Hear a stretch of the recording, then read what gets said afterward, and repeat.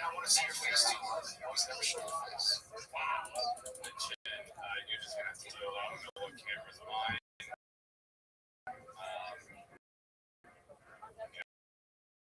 Okay, that's fine. I'll just imagine. Live switch. I'll just use mine now. What'd you guys? I played golf. Shocking. Well, did you play well? I played totally. Fair about it. Did you follow the way we got home? So I'm doing now, kind of curating.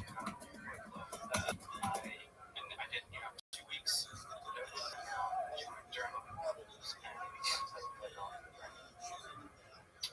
but I think I eat breakfast before I played golf. Before I was still a fasting because I was working in New York. And now I'm eating a big ass breakfast, so now I can have all these lunches on wine. But yeah, I had a putt on the last hole to shoot even part. Wow.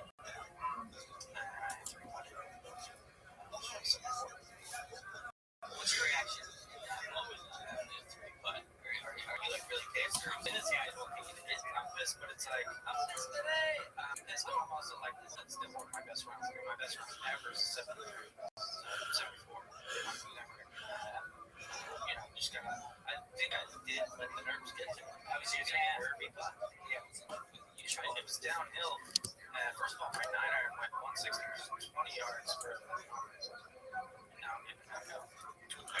Yeah, leave the audio. And get this guy. He knows. Thumbs up.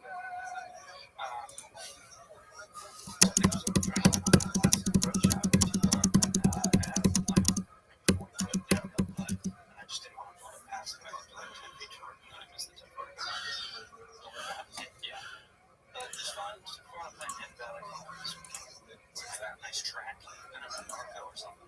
Yeah, it's up there. Shout out Fluffy. Fluffy Hernandez just beat Roberto Lize for his 8th straight win at 185 pounds. I've been saying he's going to be champ for like 5 years. I had a long time. I love him. I wanted business from yeah. NorCal. Different. I just read there. That's different. Something different. Yeah. Whatever. Shout out Fluffy.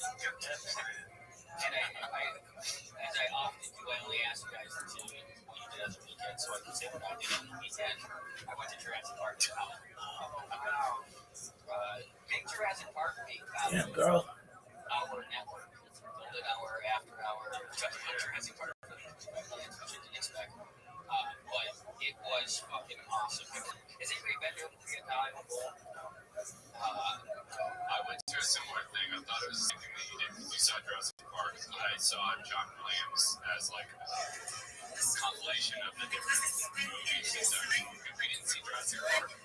Also, I got a little bit screwed. He was ordered sick that day, so it was like his people, but not him. So you watch little scenes. So we got like Star Wars and everything but Jurassic Park, which kind of sucks. They didn't do any Jurassic Park. Unfortunately, it is not. One of the best. Thank you, Mark, for fixing it.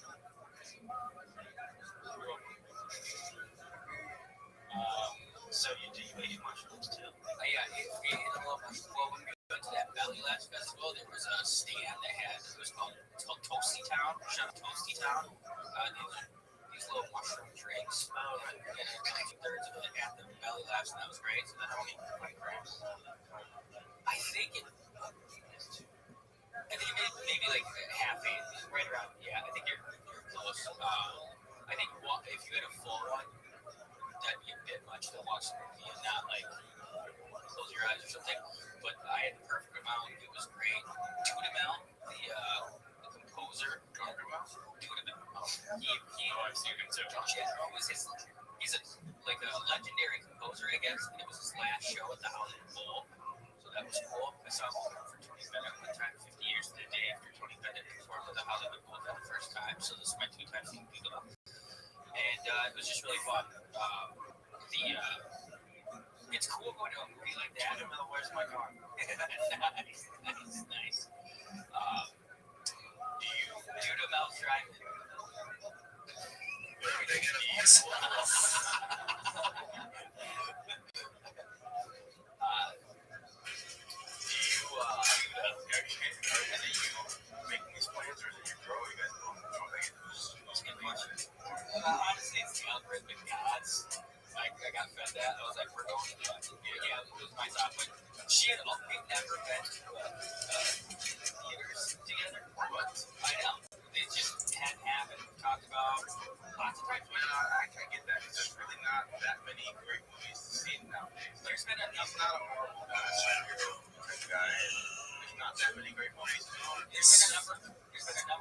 we're like, okay, this is the one, and then we look, and it's like nothing really appeals to me. I know there's a lot of movies that I haven't heard about, watched, and I've not enjoyed. So that's not what I'm going to do. But I have seen, or we have seen the Jurassic Park, the Hollywood Bowl for Lion King, the Hollywood Bowl, which Lion Kid was probably a little cooler because they had like the costumes and stuff on stage and live performances. Like Jeremy Irons' skull came out and sang from the movie, so that was really dope. But I think I think that scene is dinosaur Jurassic Park is the best scene. Like it's the first time they dinosaur. Yeah, and then it raises and it drops and welcome to Jurassic Park. Yeah, she's like, yeah.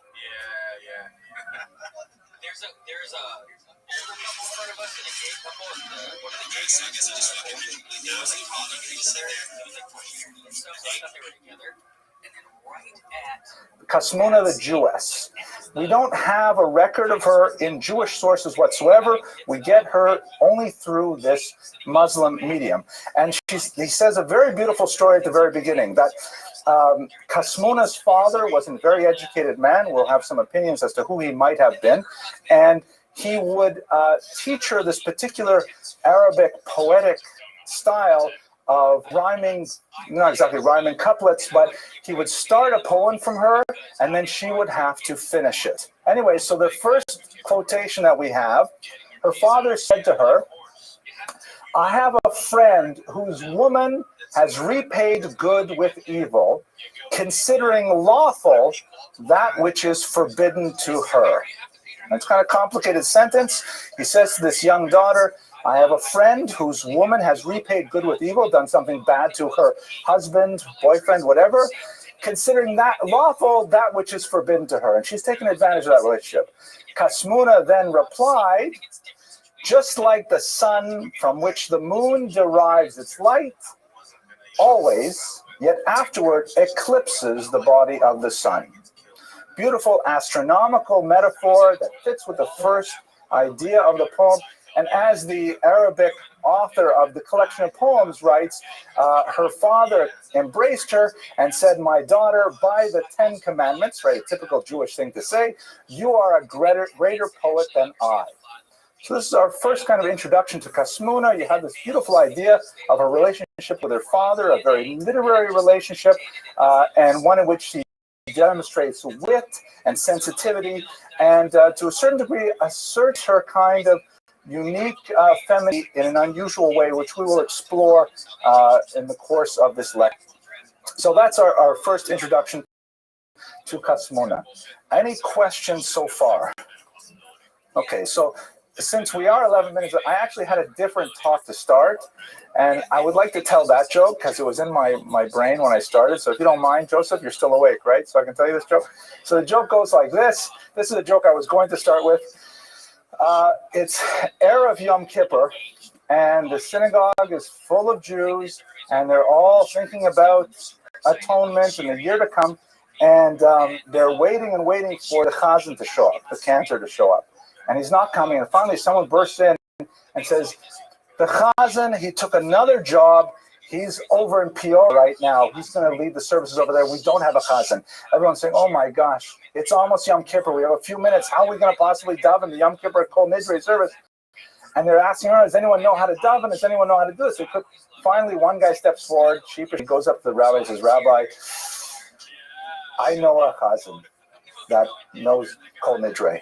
And he says, okay, bring him here. He says, well, you know, it's not so easy. You see, he's a dog. And the rabbi says, a dog?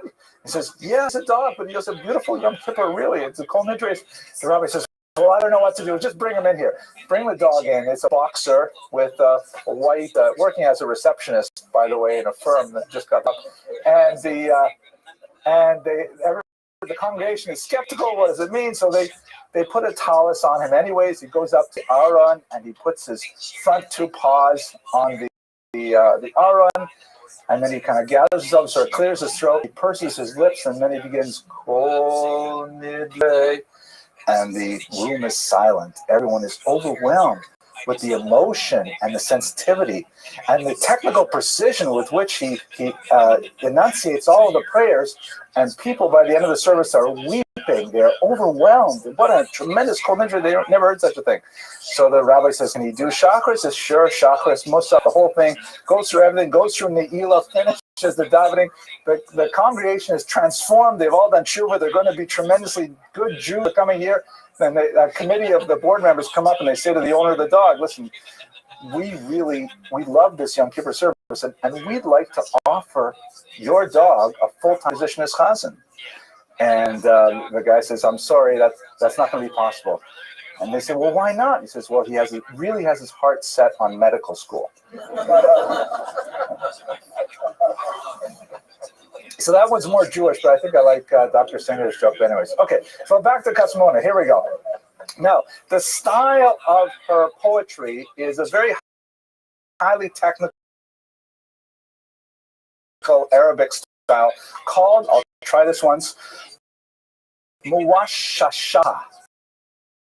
My Arabic is terrible. It's just a little bit worse than my Urdu and my Swahili, but considered, as I've read in literature, to be an extremely complicated style that poets really enjoy with tailed, rhyme, and so on, and we can only assume that it is as great as the poets. The way that this is described is Kasmuna the Jewess, and she is named Bint Ismail. Sorry, it's Bint Ismail ibn Magdala. I might have a typo on this here. The daughter of Ismail of Baghdad. And one particular scholar named Bellamy argues that, in fact, when you look more closely at the literary evidence, it's quite possible that was actually a misprint, and it was none other than Shmuel Agid, which is Shmuel ibn Nagrela. An absolutely fascinating proposition, because Shmuel HaNagid, that's his Hebrew name as opposed to the Arabic, was one of the most famous Jews of the Spanish Golden Age, a tremendously talented figure of phenomenal importance. And if this was in fact his daughter, it opens up a whole new venue into what we know about the world of Iberian Jewry and about Jewish women in the Spanish lands. As we shall see, there's a lot of controversy over that particular assertion. It's far from clear that this is in fact her father, but it certainly does place her life within a royal context, a long rabbinic context, and in fact a royal context. So before we go into it, let's just talk a little bit about why we know so little about her. The unfortunate reality is that women basically drop off the radar screen for almost all of Jewish history. We have some exceptional women who stand out in the biblical period, of course, foremothers, women like Zipporah, Moses' wife, and so on, with very few exceptions, like let's say Uriah, with very few exceptions, they always tend to be, living in the shadow of a male, either their husband, their father, sometimes sons, but they rarely stand out on their own. And the historiography, the literature that we have, basically ignores women's history. And there are a lot of reasons for this. It's hard to believe that Jewish women were not so exceptional, since we know how exceptional are even today. And I said that even when my wife left the room. She actually walked out of the room for a second there.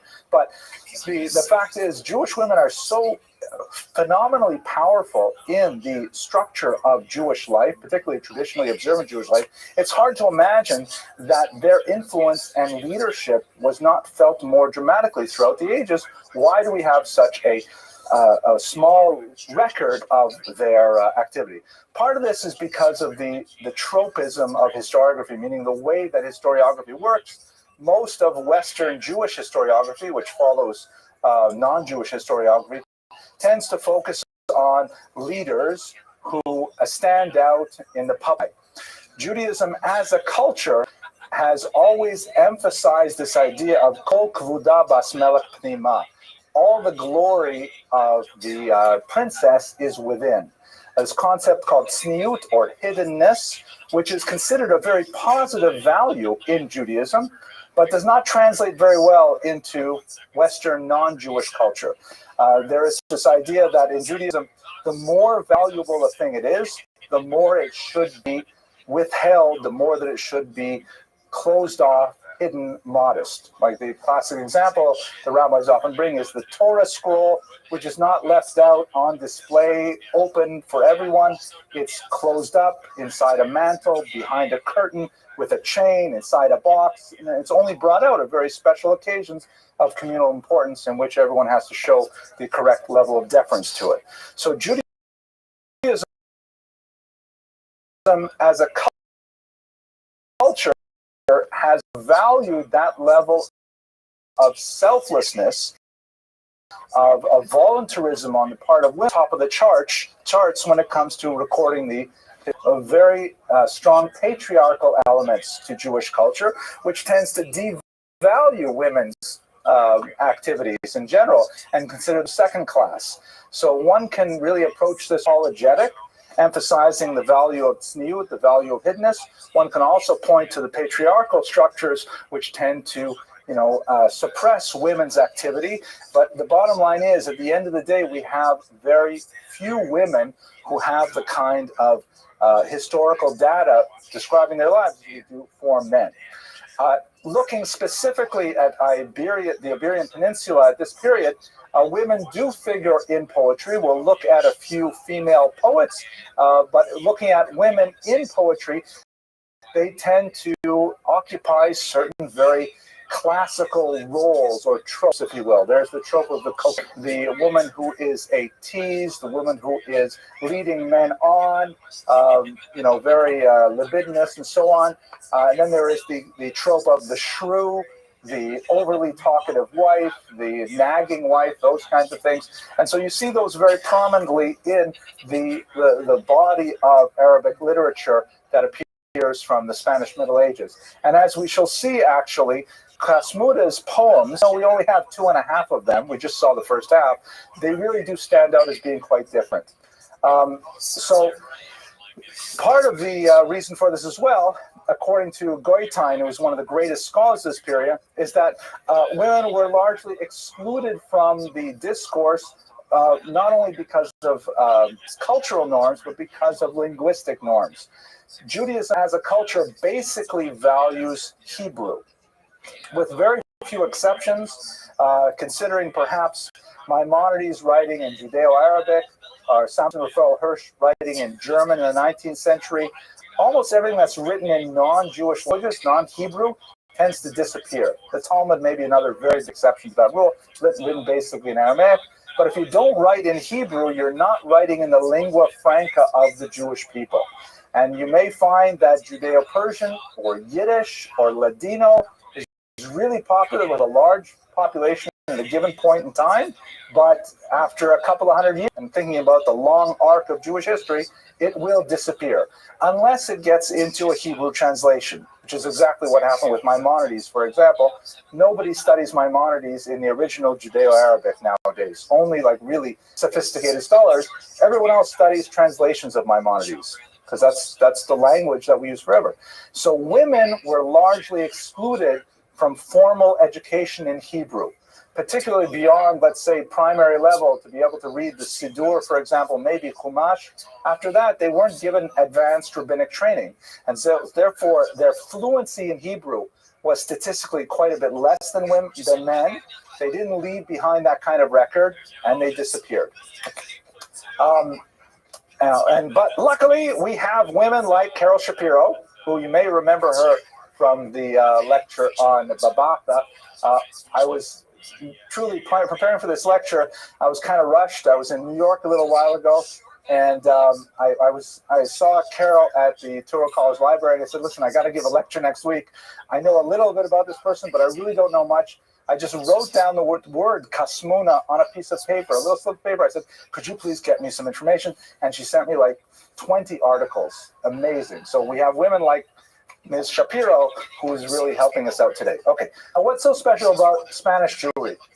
There is this golden age of Spanish Jewry, which scholars differ about the exact chronological parameters, but let's say basically from the 9th century to the 13th century, you have this tremendous effervescence, an explosion really, of Jewish culture in Spain.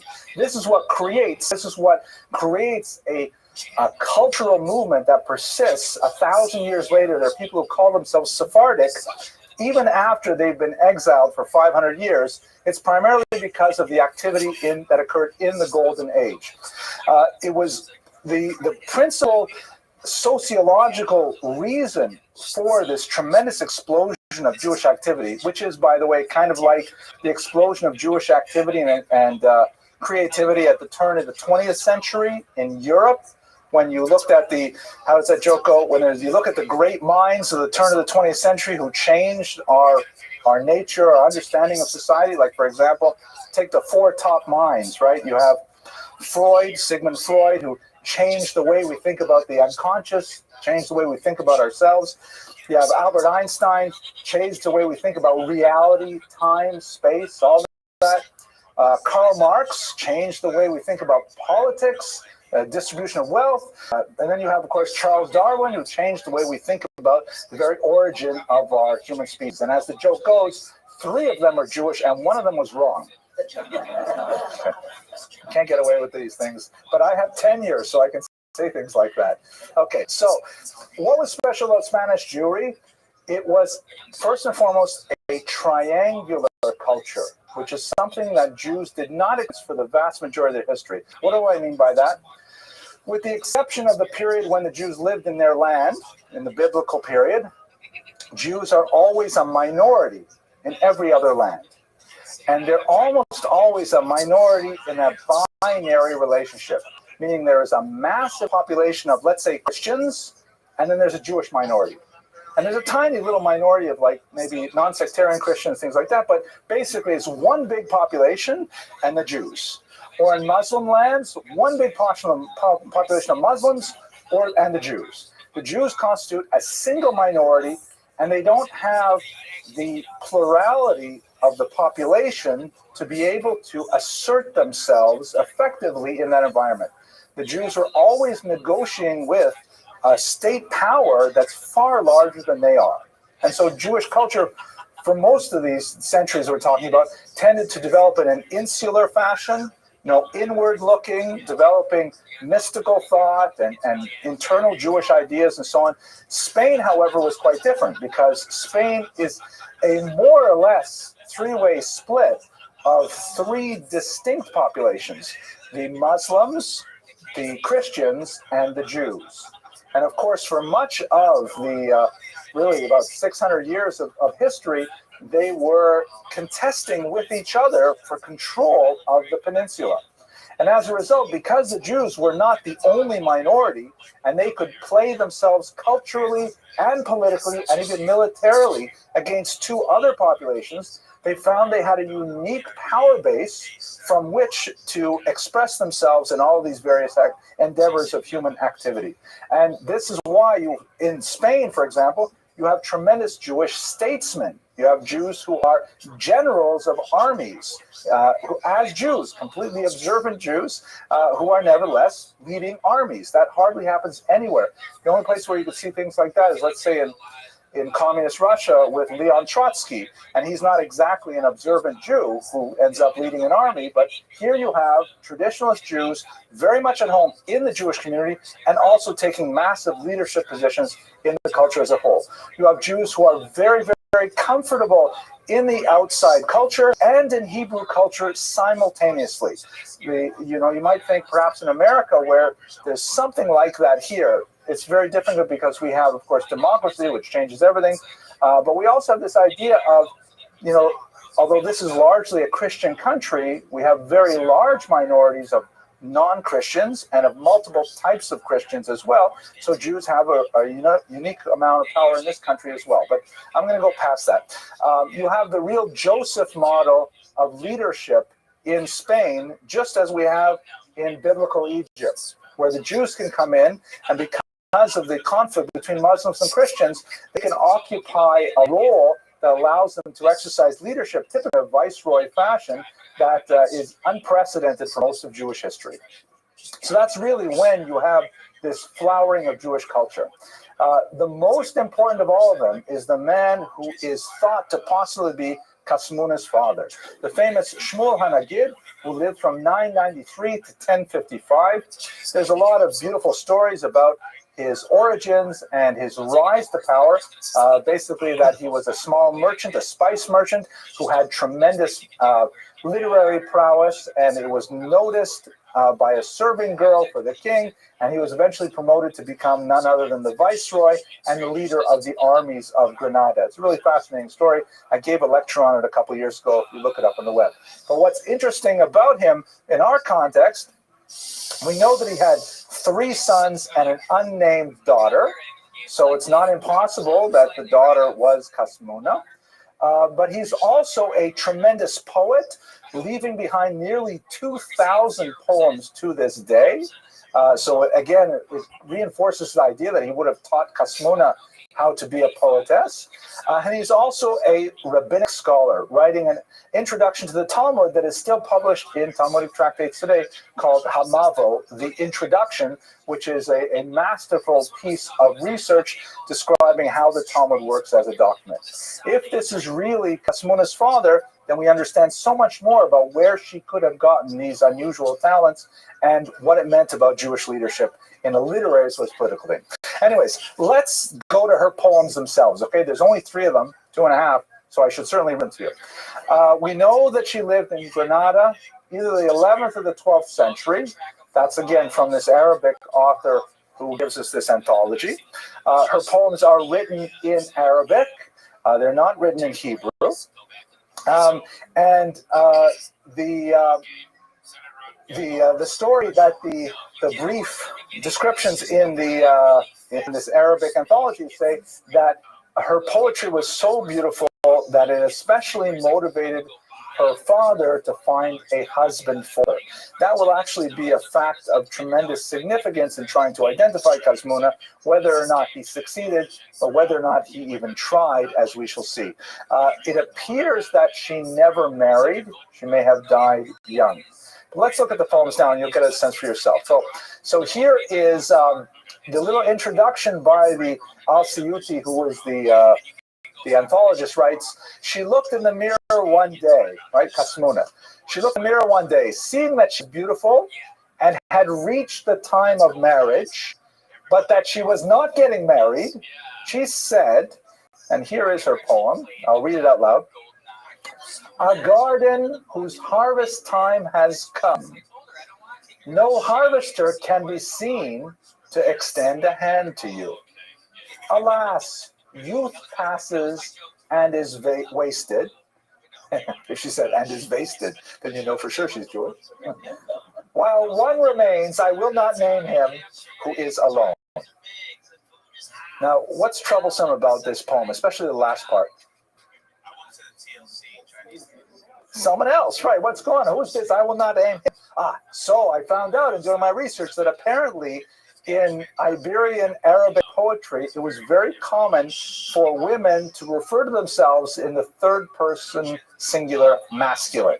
So when you read it with this weird convention you would never think of unless you read this strange article on Kasmuna, that I will not name myself who is alone. Right? Like, so here she is, she's describing herself like, you know, a garden in flower, ready to be harvested, ready to like start a married life, and yet no, where's the guy, where's my bashert? He's not here, I am alone. So you can see a kind of a melancholy there, a very beautiful kind of metaphor of the garden that's waiting for the gardener, so to speak. It's a very pretty poem. I'll show you another translation. This is a translation by a scholar named Nichols. Here's a translation by a woman named Gallego. I actually like this one better. I see a garden with ripe fruit, yet the gardener, it seems, will not stretch out his hands to it. How pitiful! Youth fleets by and is lost, and something I will not name remains lonely.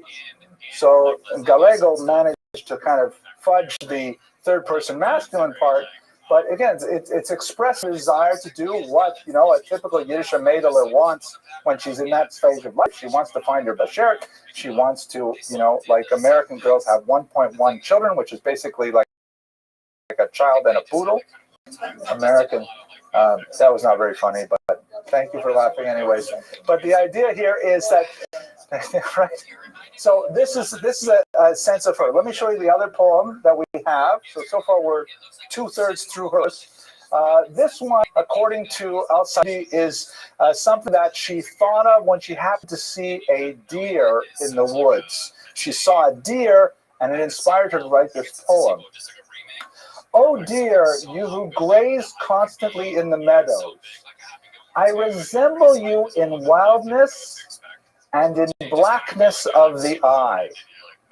Both of us are alone without a friend, and we heap blame always on the decree of fate. Another interesting, thought-provoking poem. Let's look at it for a second. Obviously, the deer who's out in the meadows, she says that she resembles the deer both in wildness, like being untamed, undomesticated, not being attached to a mate, and in blackness of the eye. What could that blackness of the eye possibly mean? I'm sorry? The surroundings, interesting. This is crying. Very cool. This is something that's so cool. Oh, Raphael, go ahead.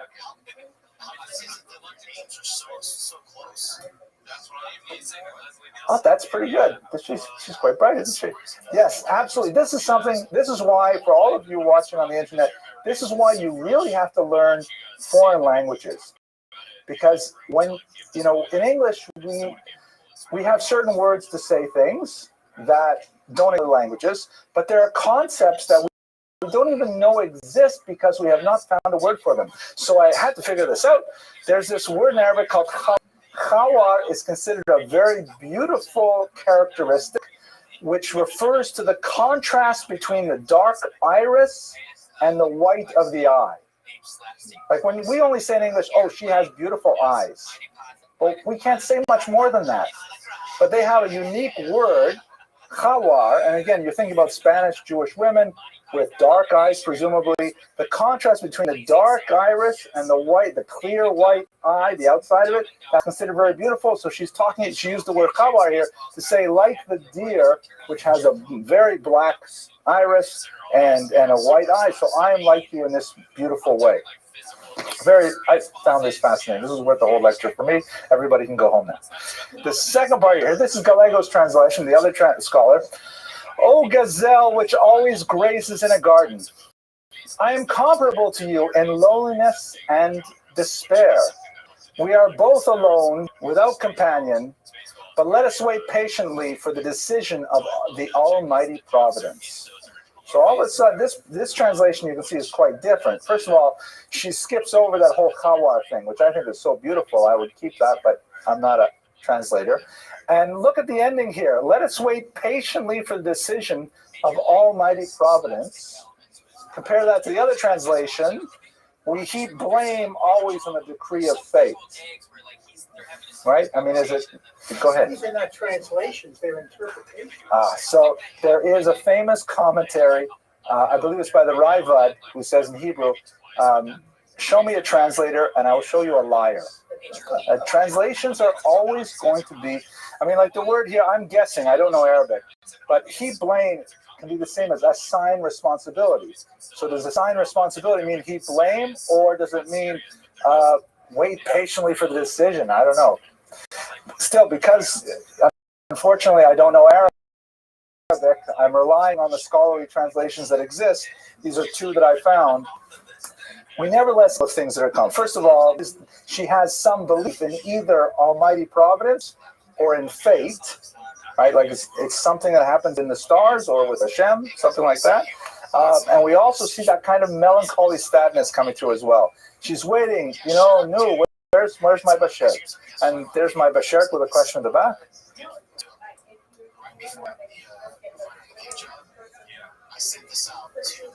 Oh, I should get the guy who wants the voiceless fricative. And we need that guy over here to tell us exactly what this means. Let me show you where I think we really see her personality emerge when you compare her to, as Gallego did, to typical poetry of Arabic women of the period. We'll see some images. Hang on a second. I'll just show you these poems and I'll come back to you. So here we go.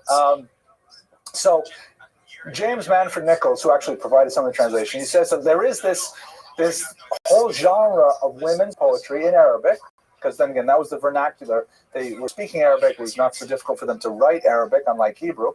And there's a lot of essentially love poems. By the way, Shmuel HaNagid also wrote a tremendous amount of love poetry. Some of it is really quite heated, really erotic poetry.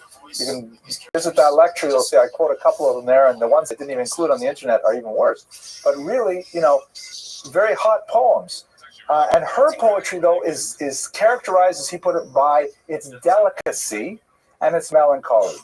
Lots of metaphors, not too graphic, and again evokes that kind of sadness, that tristesse, to use the French word, rather than a some kind of more graphic. Also, the very common genre, which we find strange reading about in the 21st, but the Iberian poets had a whole genre called boast poetry, in which actually it's not so weird. It's like rap is like that. Do you ever listen to rap music? Where it's all about, I'm so tough and I did this and I got that, I got into jail and I got out. So it's all like, I know Rafi's laughing, but that's so they had that kind of genre of boast poetry. I beat that enemy of mine, was so embarrassed and stuff like that. And Jews wrote that poetry too. Jews love that stuff. So it doesn't have the kind of narcissism that you see in a lot of the genres of poetry, and it does not have that coquettishness. She's not like, flaunting her youthful beauty and the effects it has on her male admirers. Check out these examples. So here's a poetess, a female poet named Walada, who wrote, "Worthy am I, by God, of the highest, and proudly I walk with head aloft. My cheek I give to my lover, and to those who wish them, I yield my kisses." Right? So there's very strong, very graphic, very sexual kind of. You don't see that in the few poems we have of Kasmuda, who's comparing herself to a deer, a lawn, a garden, things like that. I mean, they're metaphors for relationships and for sexuality and for love, but they're very much more tznius. Another example, Najwan from the 12th century. "I paid a poem with another. Tell me, by my soul, who is the better poet? If woman be my nature, my man is my poetry." Right? If woman be my nature, man is my poetry. And the Arabs as a culture, going all the way from Spain to Malaysia, worship Arabic as the ultimate language. Just like Jews with Hebrew, Arabic, even if your native language is, Urdu, or, well, actually Swahili is a good example. Your native language is East African dialects. You're going to try to imitate Arabic, and that turns into Swahili. I'm not sure if that's even close to, but it's time for the talking dog joke, okay? It's the last talking dog joke. Do you want to do your question first? Let's hear you, Joe. Talking dog joke. Okay, 3 talking dog jokes. Joseph, you're still awake. You're really waiting for this. So it goes like this. There's an ad in the paper, dog for sale, $50. So a guy wants a dog, so he goes and finds the classified ad, he goes to the door, knocks on the door, dog answers the door. Boxer with a white patch in his eye. Dog says, "Can I help you?" He says, "What?" And he says, "Can I help you? Are you here about the ad for the talking dog?" And the guy says, "I can't believe it. You talk. How do you talk?" He says, "Yeah, I know. It's a long story, but basically, before the fall of the Soviet Union, the CIA had a secret project where they genetically modified dogs and gave us special training, and the plan was to paratroop us in behind the Iron Curtain, befriend high Soviet leaders, and then once we learned state secrets, we would run away and get across the border undetected, report to our handlers, and we would be debriefed on everything. And then what happened was, Reagan and Gorbachev and Glasnost, and it all fell apart, and I was out of a job. And the guy says, "That's amazing. Where's your master? I want to buy you." He says, "He's in the back room." So he goes to the back room and he sees the master. And he says, "I want to buy your dog." And the guy says, "Oh, great. Thank you." And he says, "Okay, great. I have $50. He says, $50? No, let's just take him. You don't have to pay for it." "Don't have to pay you for anything." "What are you talking about? He's an amazing dog. Why do you want to get rid of him?" He says, "Well, for one thing, he's a tremendous liar." Did he tell you that story about the CIA? Okay. Okay, let's go on. So, okay, question. I'm sorry. Other than the last 50 years or so, can you think of any Jewish women who have had any influence in the world, in the arts? Are you kidding? We only have 15 minutes left, and I don't, In politics? Gloria Steinem jumps ahead, Betty Friedan. Oh, other than the last 50 years. Well, there's some very significant women. If you go back just in the headers of the lectures that I've given, there's a lot of early 20th century leaders. There's women like the founders of Hadassah, Henrietta Zold. There's the poetess who wrote the Colossus, Emma Goldman. There, give me your tired. There's of course the great Rosa Luxemburg, phenomenal socialist leader, very radical socialist leader. It's much easier to find people in the 19th century onward because of the impact of feminism. So if you take me back to the 17th century, then we'd have a hard time. Then we would only dig up maybe a dozen before we were really having a hard time. But 19th century, definitely a tremendous amount of Jewish female leaders. When I went to theater at school, there was not one girl in my class. I don't know what it is today, except my kids belong to a reform campus. Well, I don't know what's happening in the Orthodox. I will recommend one book to you, and then I take us back because I'm worried my jokes took us too much time. There's a brilliant book out there called The Breath of Life, Feminism in the American Jewish Community by Sylvia Barrett Fishman, who's one of the greatest scholars of feminism. And she has written really quite persuasively about the impact of education on Jewish women in the last 100 years. Since, for example, Sarah Schinnerer, who founded the Beis Yaakov movement of schools for women. And she says that, most Jewish girls leaving at 12th grade Orthodox education, meaning they're 17, 18 years old, they have superior knowledge to most rabbis 50 years ago. And that's just typical graduates. There are two of them in this room right now who have, skills in Hebrew translation, tremendous amount of textual knowledge, tremendous amount of contextual historical knowledge, ritual knowledge, that's literary, that they can write about and they can speak about and they can teach about. So we're living in very revelatory times in which we have fundamentally altered the tectonic plates upon which our society rests by giving women that level of education. And now we're really in trouble. Okay, let's go weiter. Okay, now, the connection to Shmuel ibn Nagrela is problematic. The last argument for it, besides that possible misspelling of the name, is that Shmuel Hanagid lost a daughter, and he composed a poem as a eulogy. But it's somewhat problematic poem. According to what we know about his life, because he was, again, a very famous Jew of the period, his daughter died of during a smallpox epidemic in 1044. And Shmuel Hanagid wrote a poem to his favorite son, Yehoseph, to whom he dedicated, maybe 500 of his poems or 300 of his poems, consoling him, his eldest son, on the death of his younger sister. A eulogy for the sister. It was a poem consoling his son at the loss of his sister. And that's a little weird. Shmuel Hanagid, based on his poetic record, was not exactly the kind of person you would expect to give his daughter an advanced education.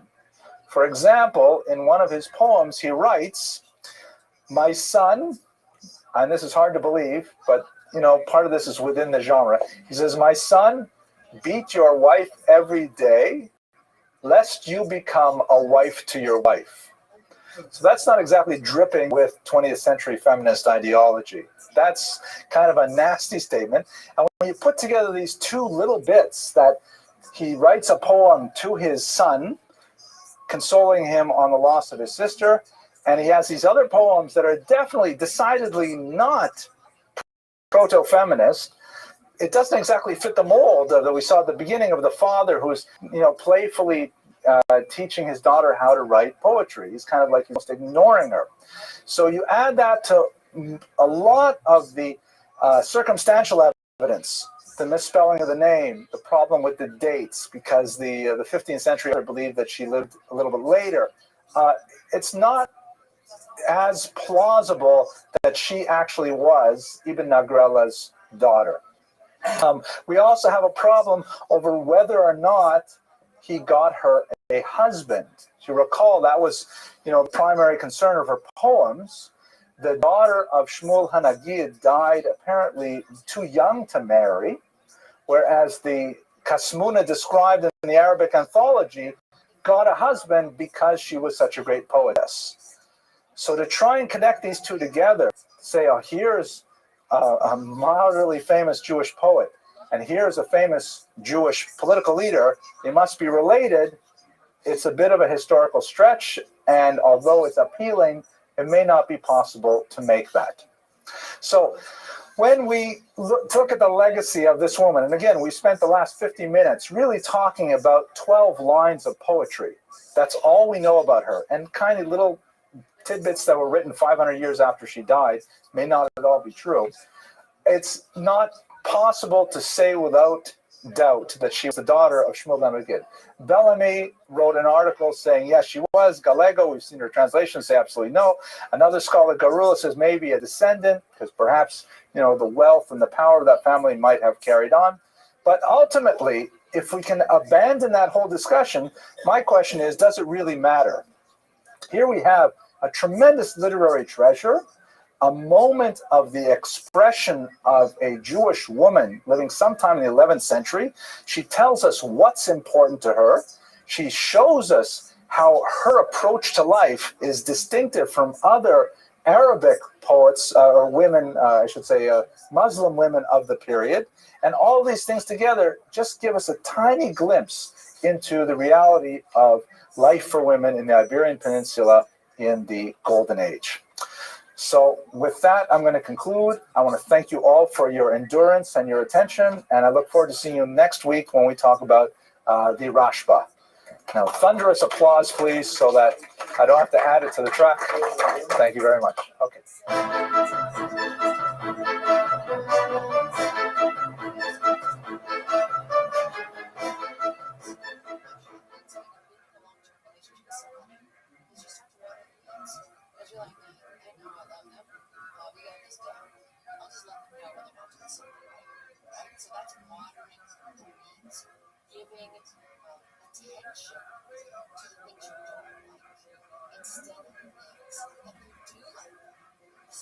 Okay, I hope you're all doing well. It's great to see you again. I hope you had a fantastic holiday with Yom Tov.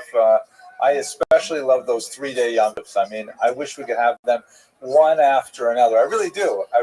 They're fantastic. It's the fourth day when you have to come back to the real world that's very difficult. But otherwise, if I were to make my own religion, the only thing I would do is I would just make the holidays a little longer.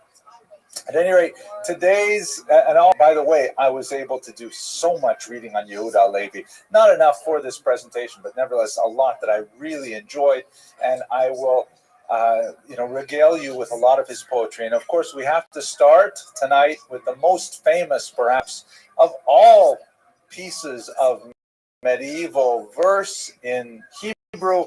We certainly have this famous poem. It's only a few lines, but I'd like to begin with it. What it is, Libi b'mizrach, my heart is in the east. Let me try and read it with a Sephardic accent. You'll forgive me, please. Libi b'mizrach v'anochi b'sof ma'arav. Ech et ama et asher ochal ve'ech ye'arav. Echa ashalem nedarai ve'asarai ba'od Sion bechevel Edom v'ani bekevel Arav. Yakel be'enai azov kotov Sfarad kmo yakar be'enai raot afrot dvir necharav. And now here's the English translation. My heart is in the east and I in the uttermost west. How can I find savor in food? How shall it be sweet to me? How shall I render my vows and my bonds while yet Zion lieth beneath the fetter of Edom, and I in Arab chains? A light thing it would seem to me to leave all the good things of Spain, seeing how precious in mine eyes it is to behold the dust of the desolate sanctuary.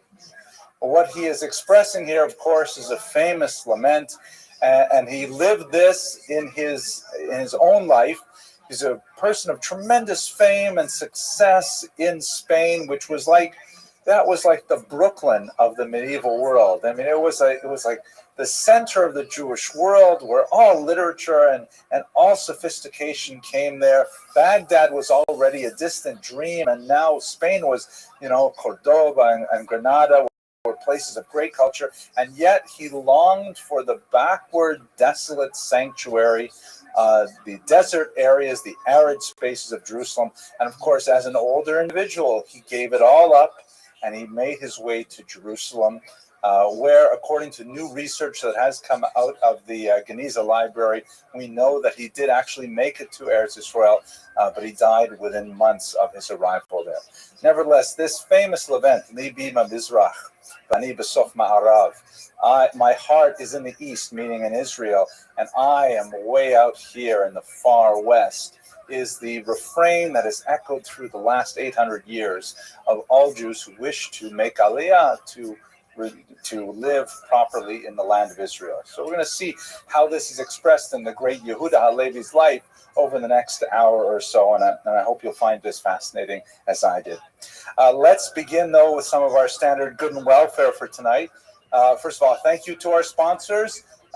Once again, we are fortunate to have the generous sponsorship of Vic and Kathy Crespin, friends of mine, students of mine from Miami, who after Hurricane had sponsored 2 lectures, and we thank them.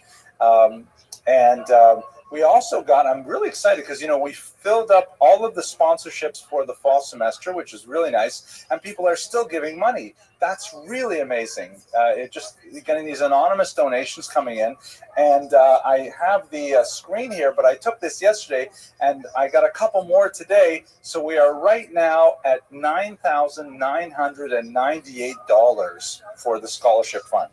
So would someone please give $2 just so we can get one more? Okay, good. Thank you. We got $2. Can we have $2.50? No, that's great.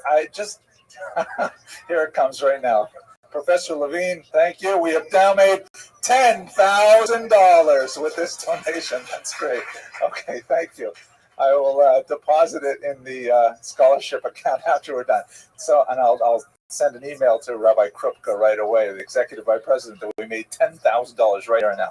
But we can go further. Our goal is $100,000. We have at least a few weeks to make the other $90,000 up. Professor Levine, can I? Okay. So, anyways, that's really cool. Please do continue to give to our fund.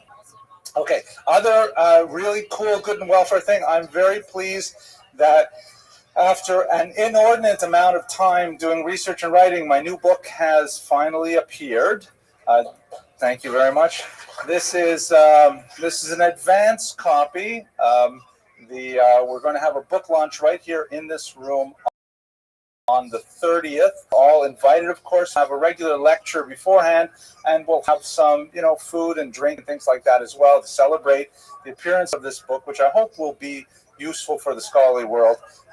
It's a study of the Holocaust writings of a Hasidic rabbi named Kolonimus Kalma Shapiro, known as the Eish Kodesh, the Holy Fire, after the title of his work. And basically what I've done is I've taken his work and placed it in the immediate micro history of the Warsaw Ghetto, which I believe sheds tremendous light on what he exactly said in his weekly sermons in the ghetto. I'll pass this around if you're curious to look at it. We'll have copies for sale, of course, at the book launch, and there are copies available on Amazon. There's a 20% discount for the pre-orders now, not on Amazon, but on CreateSpace. Go to the website and you'll find it all out. Okay, let's go to Yehuda Halevi, though. Okay, so our major source for today, I read a ridiculous number of books for tonight's lecture, and sometimes when I have many books, it doesn't always come out in quite as fluid a lecture. Sometimes it's better when I kind of make it up as I go along, but nevertheless, I had a lot of fun. I especially enjoyed Hillel Halkin's excellent biography. Hillel Halkin, of course, is one of the great men of Israeli letters. He wrote fantastic biographies of Vladimir Jabotinsky, which we relied on last year, and his biography of Alevi is really a work of great poetry. I'd like to point out, he has a tremendous sense of humor. Let me show you the table of contents. Here it is. Contents, Yehuda Alevi, page 3. Appendices, page 315. Right? So it's really useful if you want to look up a particular chapter in his life. It's all in that first 300 pages. And then you have the appendices, which are useful reading. Then you have chronology at the end. But it's really well worth reading. There's a lot more material than I can possibly present in the scope of one lecture. I also like to point out this really book, which has a certain amount of material on Levi's life, but it really is an interesting take on the entire period that we have been studying since the beginning of the semester. The Ornament of the World, which was a term used to describe Granada at its highest point. The subtitle is How Muslims, Jews, and Christians Created a Culture of Tolerance in Medieval Spain by Maria Rosa Menocal. She wrote and published this book in the summer of 2001, and it was in press when 9/11 occurred. And so she managed to squeeze in a little postscript at the end, a couple of pages, wondering if maybe she was being a little bit too, wearing too rose-tinted a lens when she was talking about the period that we're studying. And she has been, I think, she's been heavily criticized. Just look at the subtitle, How Muslims, Jews, and Christians Created a Culture of Tolerance in Medieval Spain. It's hard to say all those words together after 9/11.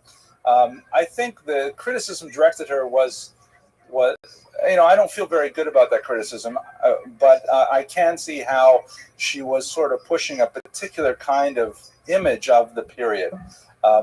It's definitely a wonderful book to read. It may not really be top-end history as I study history in my own personal approach, but it is a beautiful work of literature of how it ought to have been. And for that alone, just for the sigh, it's worth reading, and I really got a lot out of it. I enjoyed it tremendously. Basically, she gives about a 30, 40-page historical overview, and then she dives in with very vivid portraits of key individuals, many of whom we've studied, Shmuel HaNagid, for example, Yehuda Alevi, and others. So it's really worthwhile. Okay, very strong, by the way, on the role of Jews and Muslims in transmitting Greek wisdom to the Christian North, which we'll discuss later. Okay, that's enough good and welfare. Let's go straight to the material. One of the great dichotomies in medieval thought, as understood by most scholars of the 20th century, beginning with Wolfson at Harvard, was this concept that somehow Maimonides and Halevi were polar opposites. And as Hillel Halkin puts it, you could either be a Maimonidean or you can be a Halevian, but you can't really be both. You have to choose one or to other. So what is the difference? Maimonides, who we've studied in this room in the past, the great rationalist, the great, in some ways, ecumenicalist, because he believed that it's all about reason, it's all about contemplation, it's all about making a logical inferences one to the other, and theoretically the possibility of human perfection is accessible to all human beings. Anyone who is willing to take the path of the philosopher, to reason and to move through the vagaries of logical deduction will come to this great spiritual person. That's kind of a little bit of a caricature, but nevertheless a generally correct Maimonidean approach. Halevi, on the other hand, is the poet. Maimonides, to my knowledge, did not write any poetry. Halevi, although he is classified as a philosopher, we will, towards the end of this lecture, think about whether or not that's an appropriate term. Levi was ultimately a poet, a professional poet, and he approached life poetically. He approached life as an artist. He approached the concept of human perfection as an art, something which is perhaps innate, essential in the sense of being at the core of a person's identity, not necessarily related to the life of the mind alone, and perhaps not readily accessible to people who are not initiated prior to the pursuit of such perfection. So they're very different in their approaches. They're, on the one hand, you have the thinker who is, kind of a generalist who is open to everyone, and on the other hand, you have Halevi, who is like thinking about there are only certain people, Yechidei Segula, to use a Hebrew term, who are especially well positioned to take advantage of the breadth of human wisdom. So we will explore this question throughout today's lecture. Nevertheless, they're rough contemporaries. It's not at all impossible that Halevi may even have held the young Maimonides on his knee, because they did overlap very slightly in years, and it's not that big a community. Halevi, of course, was already at the peak of his career, but Maimonides was from also quite a distinguished family, so it's not impossible that, at a bris or a simcha or something, he may have actually tweaked his cheek at one point, but nevertheless, they led very different lives afterwards. Okay, so let us do a little bit of the geopolitical context. What's going on in Spain at this time? You'll recall that we began the series in the Visigothic period of incredible persecution against the Jews, ends rather dramatically with the invasion of Spain from the Muslims in 711, and thereafterward, Spain is consolidated under an Umayyad rule, which is led by Abd al-Rahman the First, the only surviving member of the Umayyads from Baghdad, who has gone as a refugee to Spain. And under his vision and his direction, really, he brings Spain up to a particular level of sophistication that is fantastic for Jews in particular. Unfortunately, Abd al-Rahman's kind of vision eventually declines in the 10th century, and we begin to see the seams of that culture of tolerance begin to fray.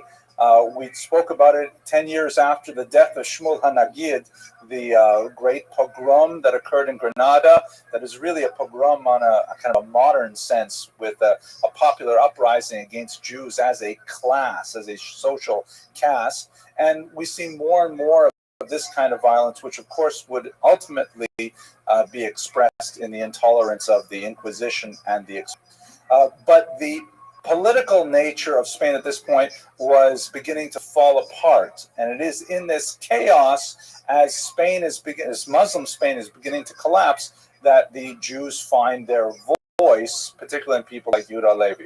This is known as the Taifa period, when the single Muslim rule that was evidenced by Abd al-Rahman falls apart, and there are many little kind of city-states. Granada becomes its own city-state, Cordoba is another city-state, and so on, and they are competing with each other.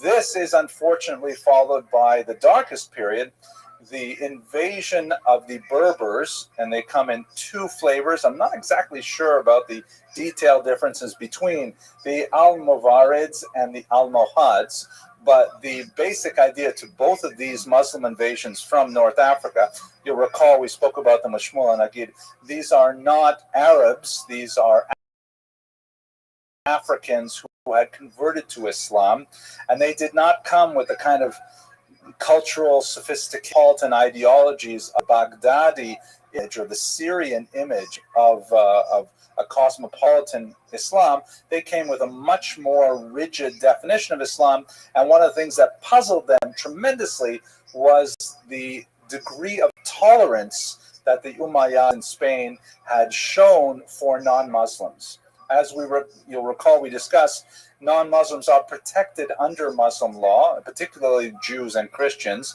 in some cases Zoroastrians, as dhimma, as people of the book.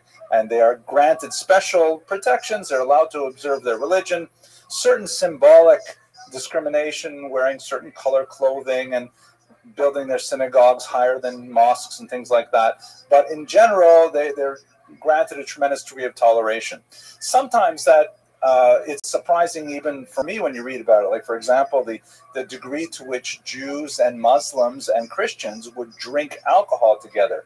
Alcohol, of course, being forbidden to Muslims, and nevertheless, drinking parties was perfectly accepted sort of cultural activity that was engaged in by multiple religious groups simultaneously in the Umayyad-influenced Spain. The Almohads were saying, what is going on? These people are just like, they're out of control. And so they imposed a far more rigid definition of the tolerance or intolerance of non-Muslims that eventually caused people like the Maimon family to flee and to try and find shelter elsewhere. In the case of Maimonides, of course, he made it to Fustat outside of Cairo, where he launched his career. Halevi and others managed to eke out an existence despite the new restrictions imposed by the Almohads, but eventually they too felt the pressure, and emigration was a concern. Here is a map that shows you some of the breakdowns of the various sites. It's hard to really pick any map for the period because the boundaries were shifting quite significantly. But in general, you have a Christian north and a Muslim south, and there's a lot of shifting boundaries in between. Over the period that we'll be studying till the end of the semester, the Christians, of course, will push their way down, and eventually they will drive out the Muslims from the great citadel of Granada and the red fort known as the Alhambra, the foundations of which were laid by Shmuel Hanagid's son, Yosef. Now, let's just keep in mind how diverse the Spain is at this point. We have several different groups. We have what I just made up this term, old Muslims. These are the fans of the Umayyads. Remember, the Umayyads are like the Baghdadi Arab Muslims who think of Islam as this, cosmopolitan, tolerant kind of society and culture.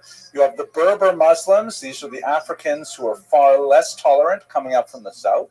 You have straightforward Christians and straightforward Jews. And then just to make it a little bit more complicated, you have the so-called Mozarabs. And these are Christians who have become thoroughly Arabicized, meaning they speak Arabic and they're comfortable in Arabic culture, but they are worshiping Christian values and so on and identifying as Christians. And you have the Muhaddar, who are Muslims in the north, who are Latinized, who understand Christian culture and live as minorities in Christian lands. And they're all kind of like sort of trying to eat out their existence, living alongside each other, sometimes quite difficultly. Later, you will have so-called, and these are derogatory terms, Moriscos and Marrano are people who have outwardly disavowed their faith. In the case of Moriscos, those are Muslims who have pretended to become Christians, and Marranos, those are Jews who have pretended to become Christians, known more appropriately as crypto-Jews or conversos, and we'll talk about them in the next few weeks. So we're talking about a period of history in which there are many different ethnic identities, national identities, religious identities, quite fluid in the period. And the last thing that we have to recall is, of course, in 1095, everything becomes much more serious with the First Crusade. Welcome. This is when we'll speak about it in a How are separate you? set of slides. But What with up, Happy? the Christian... What's good? Happy, how'd you find out about me, pimp?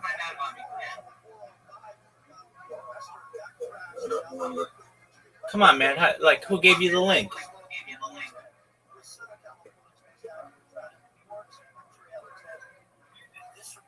Happy, how's your day going? Happy, you sandbagging some. I don't remember. Dog, who gave you the link to get here? Huh? Attack on Islamic Israel, meaning Israel at that time was under the Muslims, you have really a geopolitical conflict that shakes the entire Mediterranean basin, and everyone feels threatened by the new level of hostility. So it's a period of tremendous change in the 12th century that we're talking about right now. Okay. So taken all together, is it possible to think about the book that we mentioned earlier, the Ornament of the World, to speak of what's called la convivencia, the coexistence, a period of living together? Menachal was criticized for being a little bit too rosy about it. I think there's some value to that criticism, but perhaps it's overstated with the hindsight we have living in the current period we do. But we definitely have elements like, for example, here's the tomb of Ferdinand III, a Christian king who died in the 13th century. And his tomb is famously marked in 4 languages, in Latin, in Romance Castilian, in Arabic, and in Hebrew. And they're not simply transliterations of each other. They actually say different things. Like, for example, the Hebrew transcription actually uses the Hebrew names of the months, not the Christian names of the months, the Hebrew date, and so on, things like that. So it is, I think you still can make an argument for a period of tolerance among these cultures. The fact that the king himself would decorate his tomb with this multicultural statement is quite significant. Enough background. Let us now look at Yehuda Halevi's life. So he came from the north, possibly Toledo, but more likely the Christian town known as Tudela, which is in the Pyrenees region. Tudela is perhaps most famous for another medieval individual named Binyamin, one of the great medieval travelers who made it all the way out to the what would be today Russia, and he wrote about it quite a bit. So we have the travels of Binyamin of Tudela, not too much far away from this period of time. But he was a literate individual, well educated in Jewish subjects as well as secular subjects, and he made his way to the cultured south, to, as I mentioned earlier, the Brooklyn of the Iberian Peninsula, because that was where everything was happening. I smile about it again. He hoped to attract the attention of some of the great poets living there. He succeeded. He especially made a splash on the Jewish scene when he engaged in a little bit of wordplay with the great poet Moses ibn Ezra. No relation to Abraham ibn Ezra that we'll speak about next week, but the senior poet of his era. And in a series of missives that were sent back and forth in between some of these drinking parties, Halevi, in public, on the spot, composed some extremely clever verse that would take too long to explain exactly why it's clever in this audience, but by making word plays and numerical plays on how young he was and how he was seeking to, find the patronage and shelter of the great poet Moses ibn Ezra, he charmed the elder scholar and was invited to his home. And in fact, I just had so many poems to choose from, but I thought I was not going to read this one, and now I decided I really should because it was so much fun. Let's see if I can find it right now. Maybe I will not make it. I will just... I have to be better prepared for these lectures. Okay, here he is. Yes, there it is. Here's after this back and forth between Yehuda Halevi and the senior poet. Eventually, Moses ibn Ezra writes to him, and Hillel Halkin rhymes it for us. Have him make haste, meaning he writes back to Yehuda Halevi, who is in the drinking party. Have him make haste, no time to waste, to the grounds of my estate. There where flowers scent the bowers, he can rest and rusticate, and eat good things, love's offerings, at no expense, till satiate, and live within my spacious inn, no shuts the gate. Beautiful poem. Yeah, Moses ibn Ezra was a very significant poet. Hillel Halkin is a translator of some skill as well. He ended up made way into the center of literary society in Spain, in Jewish Spain, and he became a poet for hire. He wrote all kinds of poems, particularly for money and also for the art of it. You see he's written, for example, a significant amount of what are called tribute poems. Like, for example, here's an epitaph, or something that's written on a tombstone. Possibly he didn't even know for whom it was written, but he was hired to write this. And this is a society that loves poetry, a society that values poetry, not like our society. This is where it's like, if you can imagine, calling up Brad Pitt and say, okay, I need something for the bar mitzvah. Could you please make a movie for me? We'll show it at the bar mitzvah. That would be the closest possible thing. Even that is crazy. Okay, here's the epitaph on a tombstone.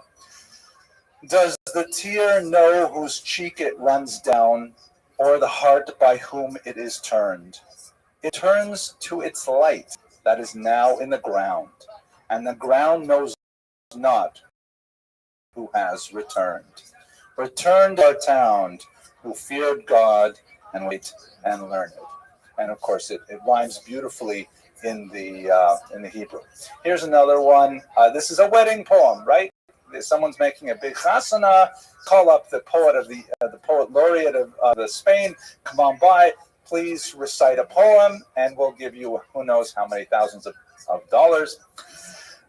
Leave what was, and this is at a wedding. Okay. Leave what was and what will be. Stick to what you plainly see. Every lad must hunt his lion, and each lass should keep her eye on her young man. One look can bag him, and a single word may snag him. Yet when to a gem engaged is, God joins them in a rock of ages, whose bright rays light up the dark, and of this waste make Eden's park. By two such souls we now stand blessed, as though by Levite and by priest.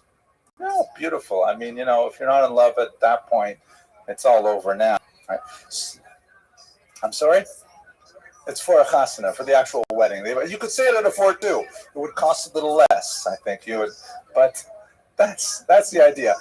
He's also, but that stuff is all really cool and we enjoy it. But what he's really known for, besides the devotional poems which we'll go to, is the influence of this amazing work by a Muslim known as Ibn Hazm, who is a philosopher who wrote a lot of books on a lot of really subjects, but the most famous of which, without doubt, is The Neck Ring of the Dove.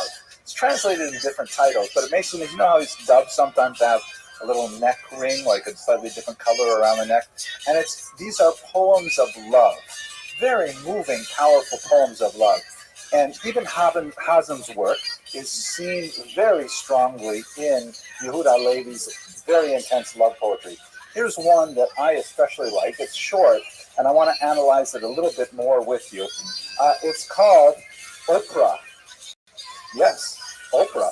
They translate it as Ofra, but it's the same person. And who knows? She could be our next president. So we'll read that at the inauguration, right?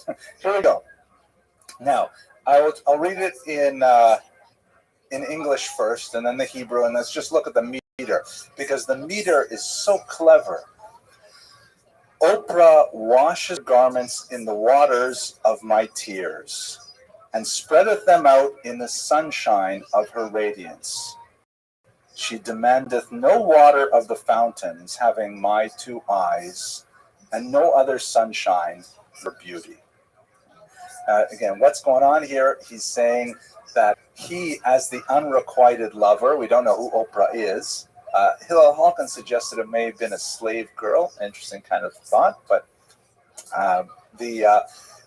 he's so taken with her. She is not interested.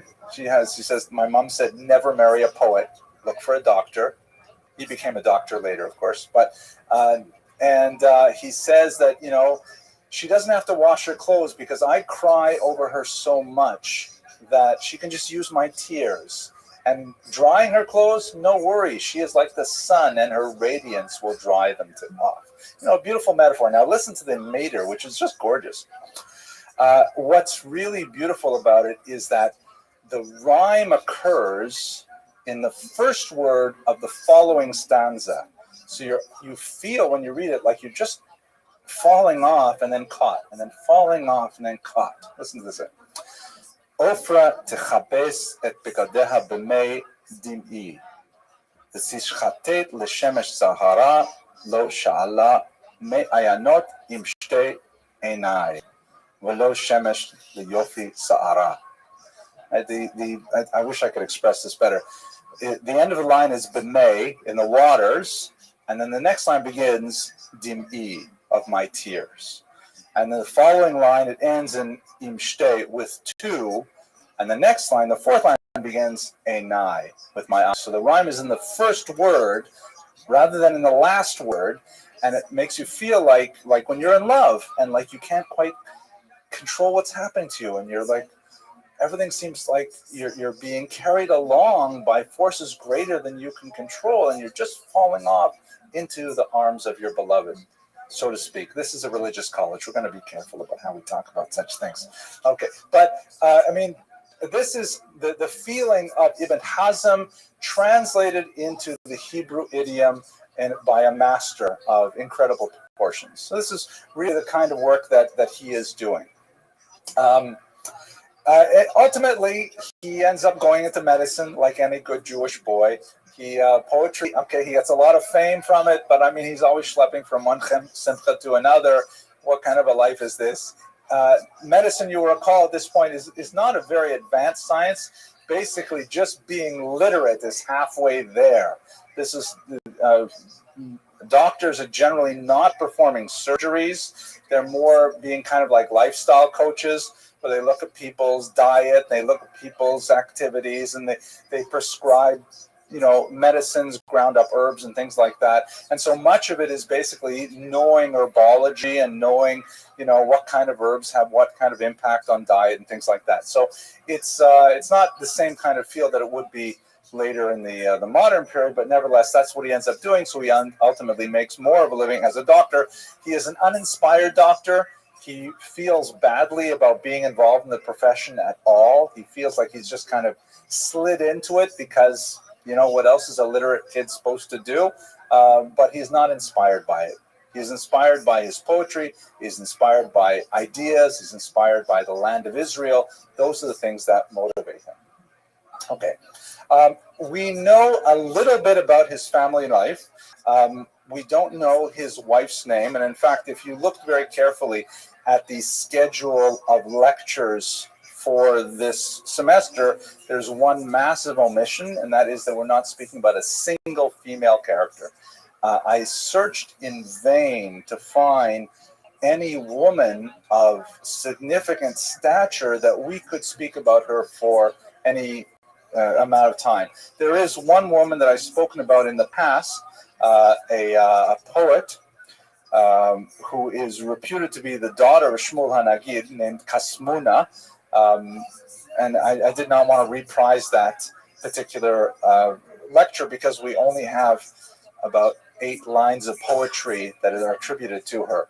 So it's a really hard lecture to give. I'm proud of myself that I did give it, and I even got a Wikipedia article started on her that it should be in Wikipedia, right? I mean, come on. How many medieval female Jewish poets do you know from the Spanish period? It's hard to find a lot about women in this period. Similarly, Yehuda HaLevi, we know he was married. It figured with some prominence in his later aliyah to Israel. We don't know his wife. We know almost nothing about her. We know that he had at least one daughter that survived to adulthood and was married, but we know about her primarily through his son-in-law. We know he had a son-in-law who married his daughter, but we don't know very much about her at all. We also know that she was a mother. Again, we know about that because we know about her son, Yehuda, who was the grandson of Yehuda HaLevi. By the way, the Sephardic custom allows children to be named after living relatives. The Ashkenazic tradition does not. We know that adult daughter married someone named Yitzhak Ibn Ezra, who was a traveling companion, and most likely was the son of Abraham, we'll speak about next week. There's a discussion about that in Hillel HaLach. It is possible as well that he lost one daughter in infancy. We read a poem translated by Hillel HaLach on that. We read a different translation I think it was Peter Cole's translation.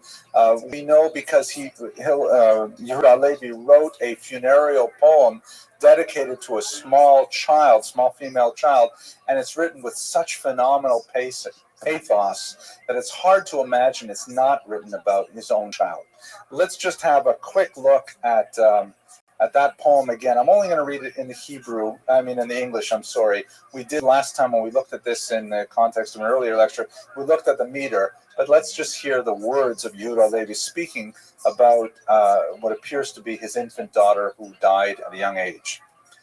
My child, had you forgotten the way to your own home, that your pallbearers strayed to the underworld's gloom, leaving me with, since you are not here to ask how you are, a grave's clods to kiss and your memory. Ah, death has come between you and me. O daughter torn from her mother's rooms, what life have I left when, shaped from my soul, she makes my tears flow like a spring from split stone? How can she be so changed, once white as the moon, that she now wears the earth as her bridal gown? It sawed the sweets of her wedding feast. Bitter as my own misery, for death has come between you and me. Like a flower before her time, she always will be before my eyes like a frontlet, like tefillin. Were I to cry whole rivers for her, still she would lie a fallen star in a wormy pit, deep sepulchred, earth bonneted. My child, there is no clemency, for death has come between you and me. Languishing, her mother's voice bereft I hear. Ah, let her be, she too grieves bitterly. Death scaled her walls and pierced her side, and drove her pride from its abode, and turned her joy into a dirge the day it ripped the vine she planted from her heart. What good, my child, does it cry to what good, my child, does it to cry your ears are deaf, you are silenced utterly, for death has come between you and me. Alas, my child, you have laid me low. O mother, oh, you should not have had if you meant to spurn me. And when my turn came to minion to wed me, and with dirt to wreathe me and cruelly lead me under doom's canopy, yet truly you did it not willingly, for death has come between you and me. If you notice there, he switches the voice from himself as the father to the mother, child, the dead child, saying, you led me to death as my bridal canopy. And then finally, because this is Yehuda Levi, this is a great religious thinker, he adds, may he whose judgments none repeal unseal your bonds and hear sleep with angel song, and be not wroth with his own flock, and stop the plague that he sent forth, and comfort every heart for what it lost. And may you wake on the last day to light like dew and rise in the arms of his mercy, for death has come between you and me. It's a very powerful, emotive poem, and you can feel the depth of his own sadness at the loss of this child. Okay, so we will return to his family life momentarily. But to look at his thought now, because we've got a sense of what he was like as a poet, what we may be seeing happening here, and you recall the kind of geopolitical context in which the Umayyad vision of a multicultural convivencia kind of environment begins to devolve into kind of cultural city-states in which people guard their ethnicities jealously and view other societies being fundamentally toxic. It seems that may be the trend that was happening in Yehuda Levi's thought as well. We see that most clearly in his work, the Kuzari.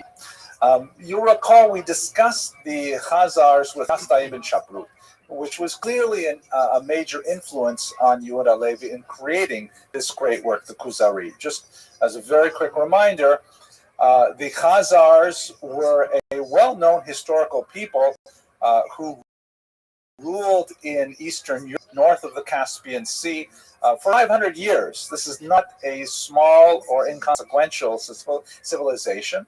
The great Ukrainian historian Omelian Pritsak argues that Kiev itself was founded by Khazars.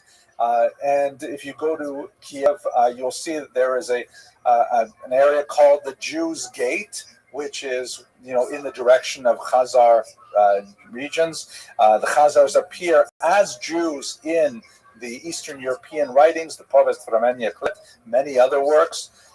So there's no question that there was this big group of people there, very powerful, fought with the Russians, the Pechenegs, many other peoples, and then they kind of disappeared mysteriously sometime in the 13th century. The most likely assimilated into the larger peoples of the region. They had some attachment to Judaism, which is a matter of extreme debate, really for the last 800 years. We don't know enough about how Jewish they were. We don't know if it was like a widespread, if it was only at the top of society. There are some major scholars, such as Shaul Stampfer, that says that they weren't Jewish at all. It's just that we've been talking about it so long. We believe it because we've been talking about it for so long. So we're not going to solve any of those problems today. If you are curious, I do have a couple of lectures on the Khazars, standalone lectures. But for Yehuda Halevi, he saw the whole Khazar story as expressed in the Ibn Shaprut correspondence as a pretext for a much larger and more important discussion about Judaism and its place in the world. You'll recall that according to the letters exchanged between Chasdai ibn Shaprut and the purported king of Khazars, the Khazars described their conversion to Judaism as a result of a multi-religious debate, where there were figures from various religious backgrounds who presented their case to the king, who ultimately decided to become Jewish. So Halevi took that starting point, and he scribes in the Kuzari, which, by the way, the subtitle is significant, in defense of the despised faith. I believe the word is bezuya, which means insulted, derided, the looked down upon faith. So the king is troubled by this dream that he has frequently, in which God says to him in the dream that your intentions, your kavanah, is good, but your actions are not. Meaning, God is pleased that this King Joseph is well-meaning and wants to become pious and so on, but in reality, he's not doing the right thing in life. And Joseph is troubled by this, and so he reaches out to some other religions, and significantly a philosopher, really an Aristotelian, to ask him, what could this possibly mean? How is a person supposed to live his or her life? And he has these debates with these various characters, and most significantly, there is a Jewish figure, not a rabbi, a chaver. Chaver means like a learned individual, literally a friend, but in the Talmudic parlance, chaver means someone who is at a level of society that he is one of the collegium, he's one of the people who are really learned and part of the society at the highest levels. And very early on in the Kuzari, the word, of course, Kuzari means the Chazarite, the person of Chazaria. The king says, that's it, well, I'm going to be Jewish. And then the rest of the book is all about aspects of Judaism as he explores them. Fascinating work in many ways. So there's so many different ways that we can approach this. I'm just going to look at really two aspects of it. There's actually an entire book published by Adam Shear, Cambridge University Press, a big monster honker of a book, which is about how the Kuzari has been understood over the last 800 years. Not about what the Kuzari says, but about how it has been adapted for use by various political, religious ideologies for various ends, none of which may have actually according to what Yehuda Halevi was personally intending. At any rate, what is one of the more controversial elements of it is where you see the contrast with Maimonides sharper than anywhere. Maimonides is all about the mind, and anybody who can think can climb the ladder of spiritual perfection. For Halevi, it's only really for Jews. Non-Jews can achieve great heights, but ultimately, the path to perfection for Yehuda Halevi is somehow in the blood, almost genetic. And many have championed this and have said, "Oh, he says it like it is. He's like he's he's talking about chosen people without speaking in a very forthright way to the king, saying, 'Listen, king, you would do great to convert to Judaism, but in reality, it's going to take a few generations before you can really reach a high level. At your generation, not so much.'" And that's kind of shocking for us in the 21st century, especially when we read about his love poetry and things like that. We tend to think of these values kind of coming in a package, but they did not. Halevi is much more of an essentialist, much more of a saying that this is like an artist. An artist cannot be trained. An artist has the vision and the inspiration within him or her, and then the craft is what allows him or her to develop it. But it's not something that you can be trained. Here, be inspired, be Picasso, be Michelangelo. It doesn't work like that. So this is a very sharp distinction between Maimonides and Halevi in particular. Secondly, very significantly, I mentioned that the hero protagonist is not a rabbi, but a chaver. So what exactly is the role of philosophy in Halevi's Kuzari? One of the most important figures early on in the book that is dealt with most significantly before he's finally pushed away is the Aristotelian. And that's really that the Aristotelian is Maimonides' hero. He is very much enamored of Aristotle's thought. He refers to him as ha-philosoph, the philosopher. And for Halevi, that's his primary interlocutor, whom he has to demonstrate as being out of touch.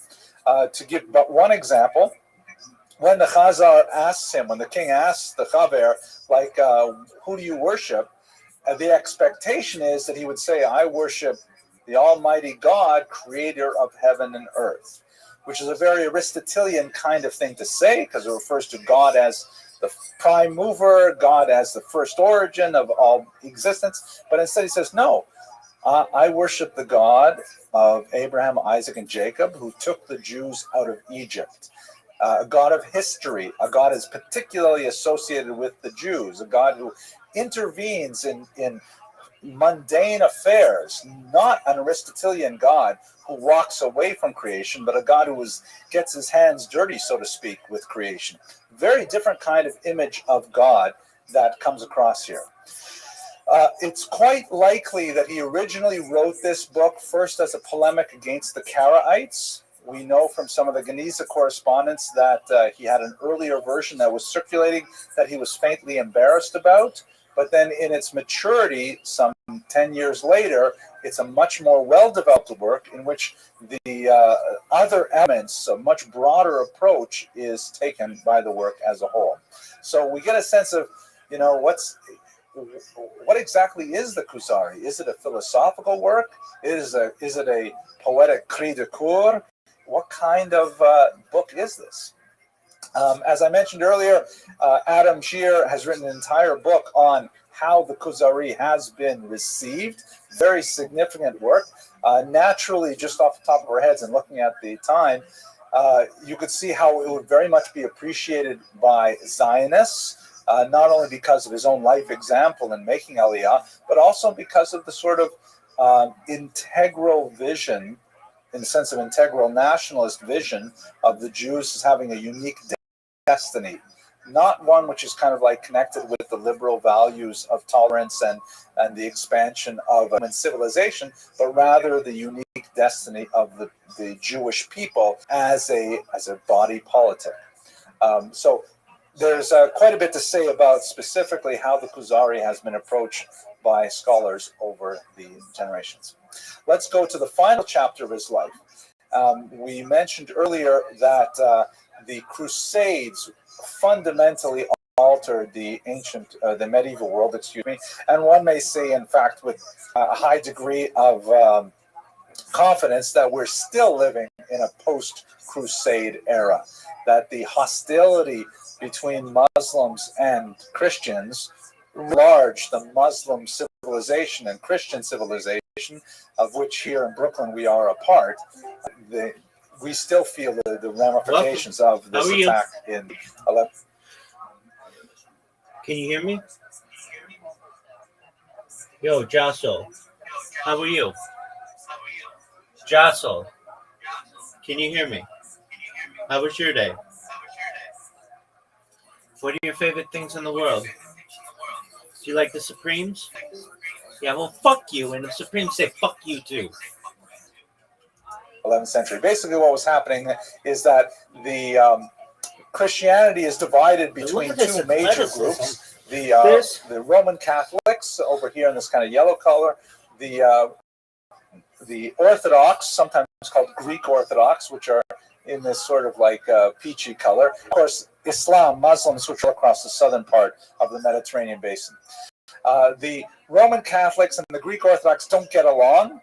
They've been fighting quite some time, and after 1054, they have a major schism where they're really not getting along.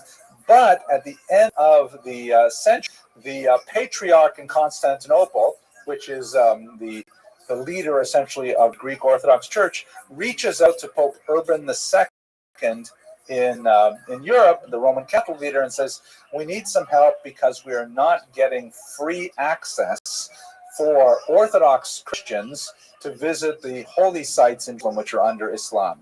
This was a rather unique ecumenical moment where these two warring Christian factions got together. Kicking ass, taking names. Hey, but you brought some people in recently. How you living, pimp? I'm alright. I heard Zai was there. He was saying that he's asking about documentary recommendations. Word dog. He was asking me how sexy I was, and I was telling him, what's good in your neck of the woods, son? Well, I've done better the buckthorn, wild crabapple trees that were surrounding my apple trees that I was trying to free from their whatever, just to clear them out. And a lot of scratches, and I got a bunch of splinters in my fingers, but I was able to free about 4 apple trees from the grasp of the wild crabapple and buckthorn. All right, do you feel like a pimp? But yeah, I feel pretty good about that. I want to ask you something. What do I want to ask you? I forgot what it was. Gee, oh, I was going to ask.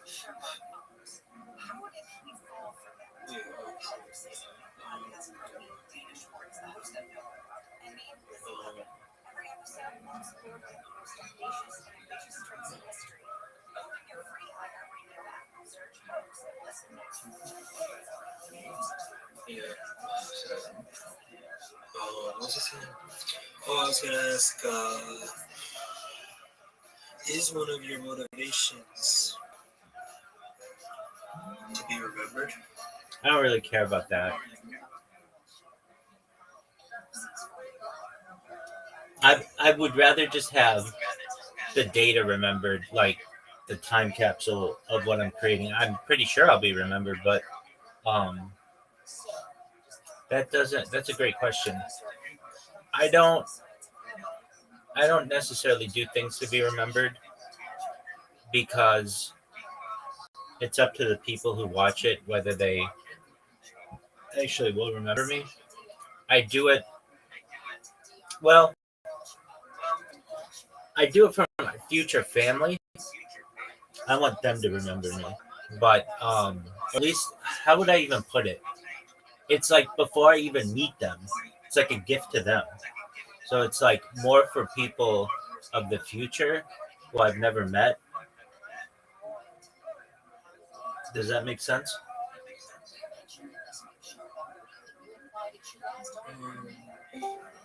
Yeah, I guess so. Excellent. Welcome, Miss Aquarius. How are you? Hi, I'm good. How are you? Kicking ass, taking names. How was your day? It was good. Anything? How'd it go? It was amazing. Are you ready for me? Yeah, let's go. All right. Here we go. I'm sending you an invitation.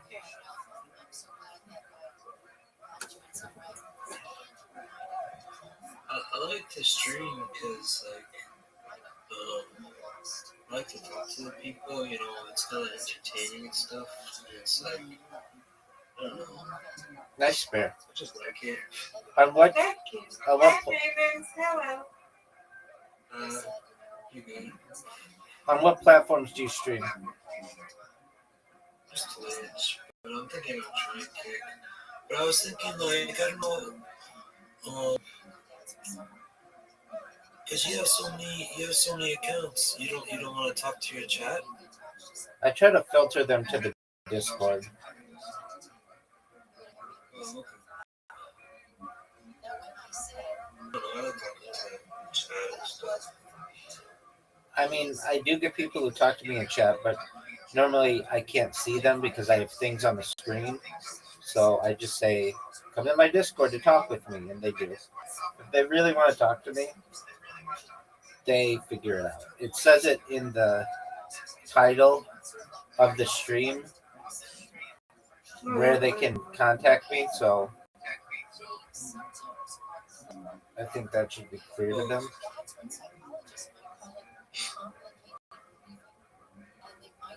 I had a good idea that if you upload your You got it right now. if you upload your maybe I don't know what we can upload, maybe your videos or maybe just like your audio or something.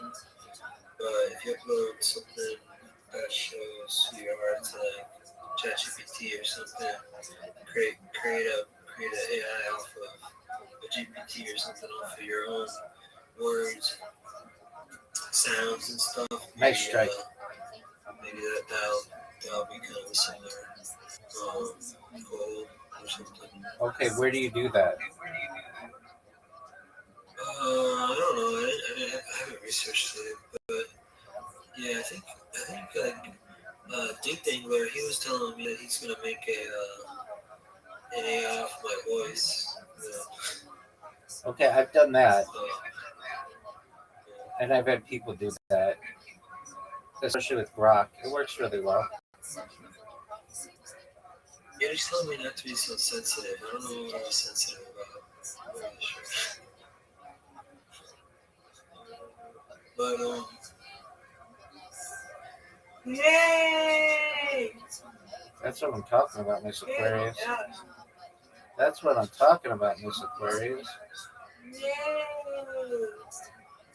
Gator thinks maybe you may not be Yay! We won.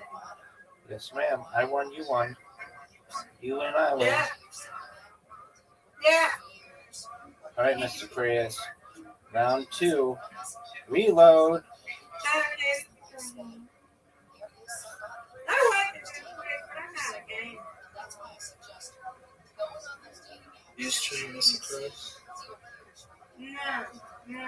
I stream on that app called Meet Me, but I don't stream like on Twitch because I'm not a gamer. Well, I don't game too much either, but yeah, there's a lot of gamers on there. But Gator was saying that Rabbi might be made up to be human, or at least like. It is human, as you see. Exactly. How much more human do you want me to be, dog? Why? 50%. Like she was saying, maybe like a cyborg or something, like half human, half. I'm 100% human, dog. She was saying that, like, As you I can don't see. know. She's kind of into like conspiracy theories type of stuff, and she was saying like the light is kind of like solar power for you, and She said that's why you can't. I don't know. She was saying something like you don't go outside, but do you go outside? I don't know. Yeah, I don't know actually, what as far she north said. as Santa Barbara, as far south as San Diego, as far west as the Pacific Ocean, as far east as the desert and mountains. I've streamed in Beverly Hills, Los Angeles, and Disneyland. So she doesn't know what she's talking about. Oh, cool. Where else streams? That's cool. Nice drive. Thank you. All right. Yeah. I had my first camping stream on Thursday. I was in my tent, and yeah, it's fun. Different types of streams. How did that go? It was good. I just because I have people working on stuff, and I want to stay in my tent. And, um, I actually stayed up kind of late because I think it was the first time staying in my tent in a long time. So it takes a few nights to get used to it because you're always like, what's that sound and all that stuff. Get it. Miss Aquarius, she had a huge score. Okay, I win, you win. That's right.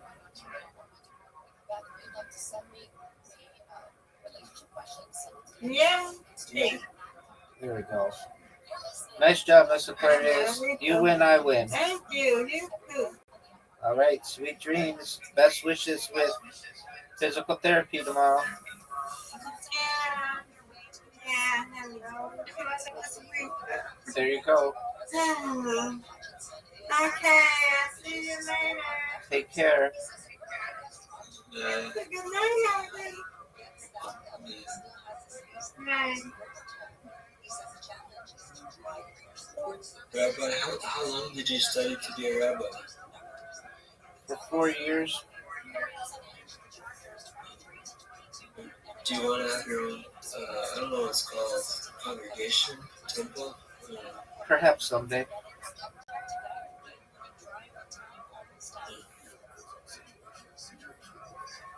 I don't think I want my own church or anything. Well, I'm not religious, but maybe if I was religious, I'd want a temple or whatever. That'd be cool. Did you, when you did your stream on your camping stream, did you have issues with like connectivity or power or anything? So I brought my big camping battery up there, and plugged my computer and my Starlink into there. So I was using Starlink. So yeah, it was alright. It wasn't too bad. Yeah, I don't think I had too many issues, but I think sometimes when it's cloudy, Starlink doesn't work as well. So it's gonna be cloudy over the next couple nights. So I'll see if I have issues. Do you have Starlink? Yeah, I got the Starlink Mini. I got the we came a lot this month, I think. So I got the unlimited plan for the data. And it's been pretty good as long as it's not cloudy, as long as it's in an open area. If you have trees too close to the Starlink, then it kind of doesn't perform as well. Does If it it's work in, like, inside? an field or whatever, it's better. Does it work inside? No, it doesn't. It has to have no obstructions to the sky. Okay, does it You work? can like leave it outside. Does it work if it's cloudy? I think it has more tranquility. Like I haven't experienced it too much, but I think when it's cloudy, it has more connection issues. Um,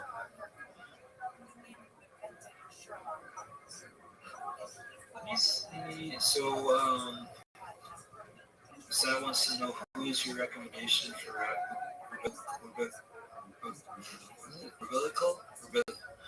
rabbinical scholars? Rabbinical? That sounds like umbilical cord. Sure. They want to know who my recommendations for rabbinical scholars are? Yeah.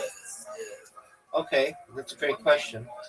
I would say, Zai doesn't know how to type it. Yeah. Zai doesn't know how to type like the word rabbinical.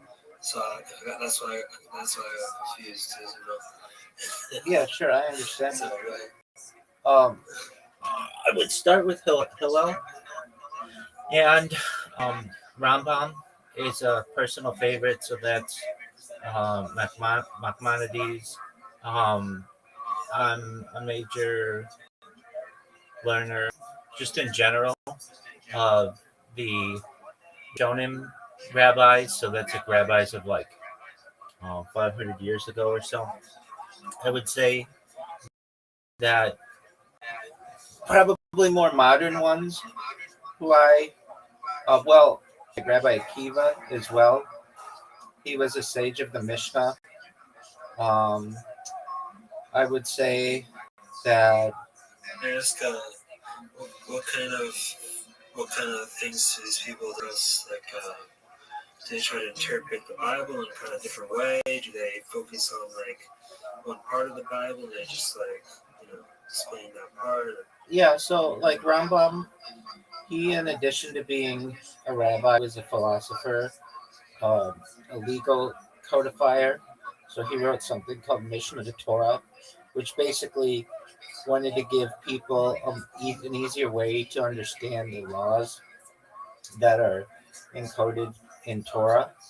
He was also a physician, and so from a history perspective, I find him to be fascinating. He was born in Cordoba, Spain, and his mother died during his childbirth, died in childbirth. His father was a leading rabbi. The Muslims invaded Spain and basically kicked out all the Jews, so they moved to Morocco. Then he moved to Egypt and was a physician there for like the caliphate, like basically the not just Jewish people, but Muslim people as well. And I just find him to be fascinating because, in addition to having all of those different hats that he wore, he really gave us the 13 principles of faith, just like what it is to be a Jew. Everything from believing that God is one, or just really encoding that, to believing in the revivification of the dead, believing in a messianic figure. These are all things that I just think that it was important of him to do in order to make things more uh, codified and simpler for your average Jew. Moving into the modern period, Rabbi Samson Raphael Hirsch, he was a leader of modern orthodoxy, integrating Torah with modern life. So basically, like Torah was like an ancient set of teachings, but around the Enlightenment, what we call in Judaism the Halacha, we had the um, issue that arose where we needed basically a modernization of it, and so he helped to do that and helped to create modern orthodoxy. Um, I would say that some of the other more modern rabbis who I respect, Rabbi Abraham Isaac Cook, he was the first rabbi of essentially Judea, um, uh, Samaria, and philosopher of religious Zionism. Rabbi Joseph Soloveitchik was a key leader in modern Orthodoxy. And then moving into the modern age, there's Rabbi Menachem Mendel Schneerson, who's the Lubavitcher Rebbe, who died in 1994. So it's much more modern. But essentially, um, what these people would do is each in their generation be able to develop Judaism for the people of their time. So Rabbi Menachem Mendel Schneerson set up a system where essentially emissaries would travel around the world in different cities and then towns of the world to set up um, essentially what are called Chabads and give Jews a way to be able to reconnect with their religion in an Orthodox manner. He also set up the daily campaigns for the donning of tefillin for maybe Jews who've never put down tefillin or it's been a long time. They would start to get into a routine practice. Rabbi Soloveitchik really used, I would say, media well and had modern interpretations of how we are to be Jews. And then even today, you can find rabbis on YouTube who I find interesting. Rabbi Yosef Mizrahi is one of them. He does a regular YouTube stream from wherever he's traveling in the world and answers questions. So basically, he answers questions from his community. So, like all of these men during their time had a certain role, whether it was be to codify the law, or whether it would be to modernize the law, or whether it would be to communicate letters with people, or eventually into the modern age where maybe they would use television or radio or even YouTube or social media. So I think each one of them in their own right has a role, and I find them all to be fascinating.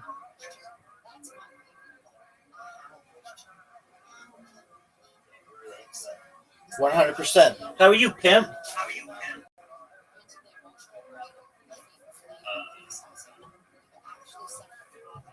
Oh, dude, aren't we all?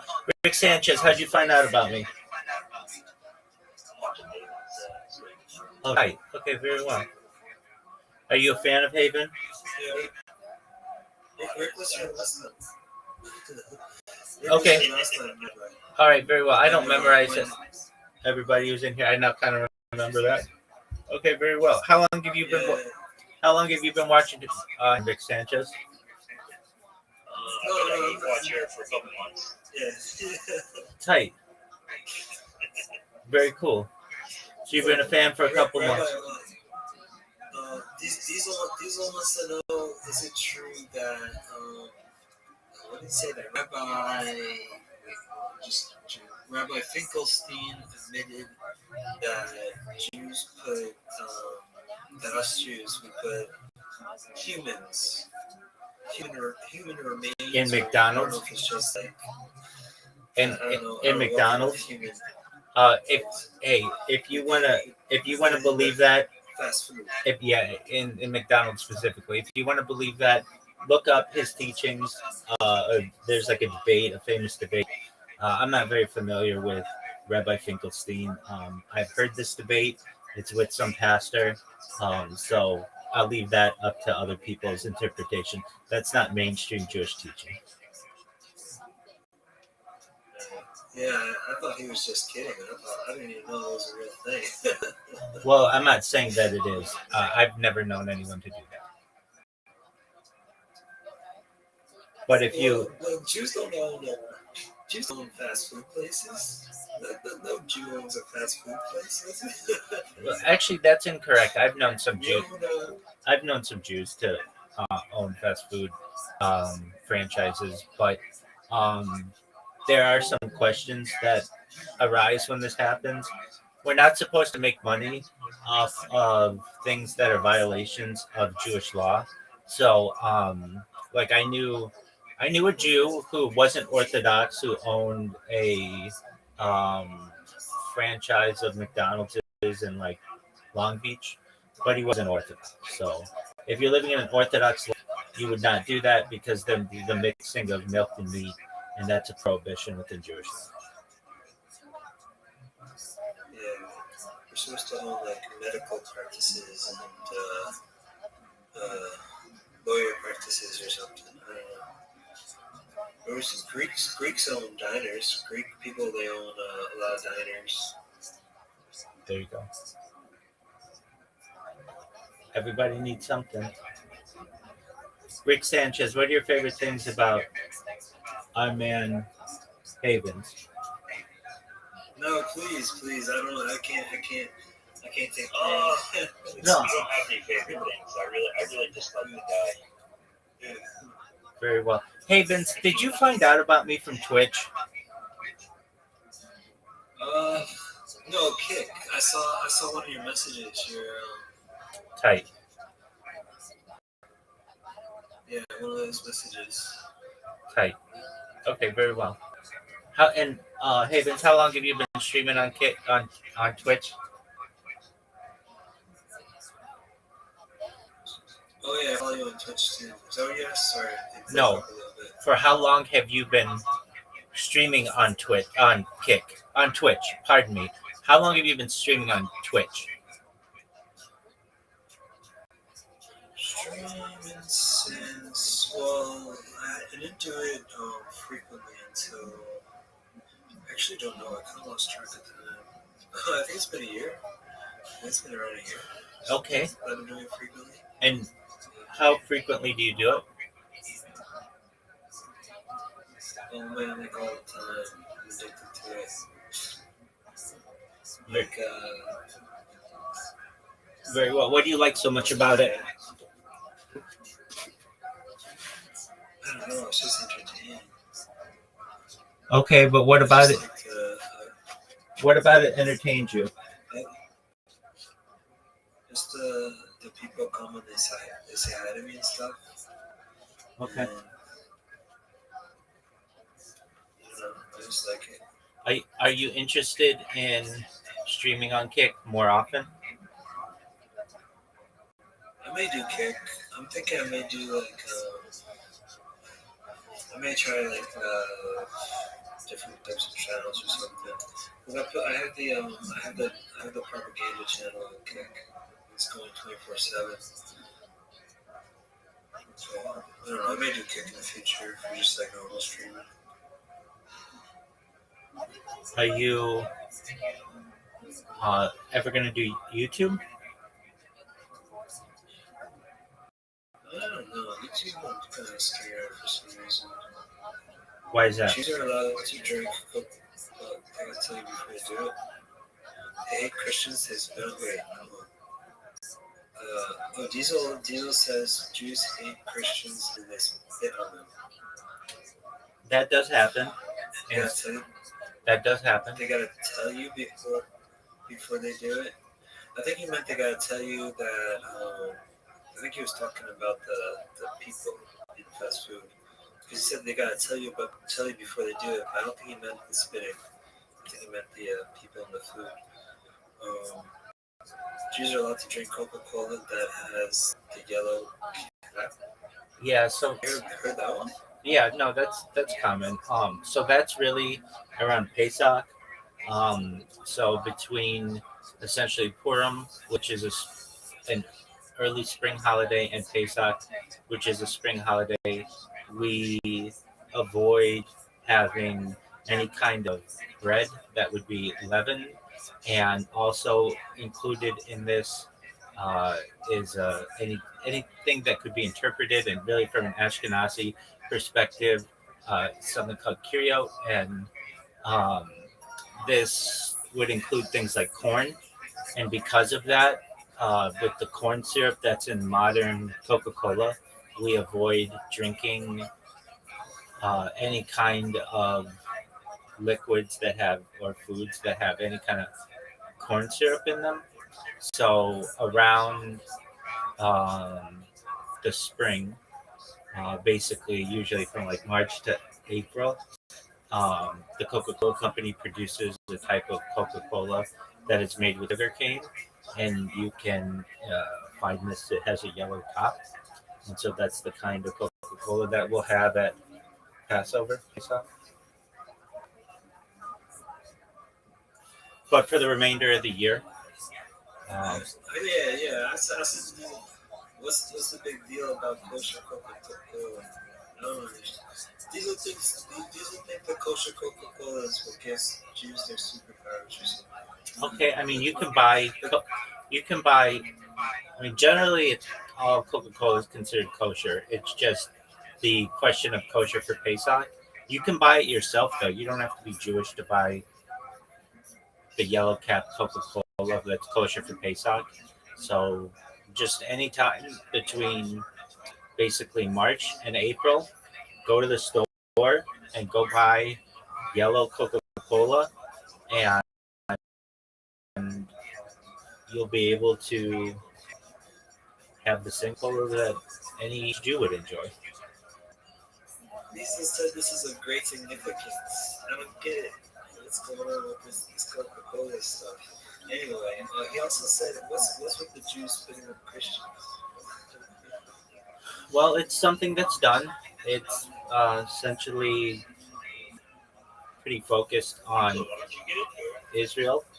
Um, we have issues with many of the things that Christians have done to us.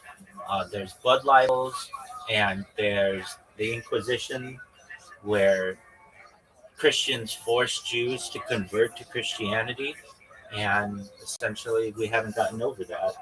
And so um, we've been blamed a lot for things, including uh, poisoning of wells, and during the Black Plague, and sacrificing of children.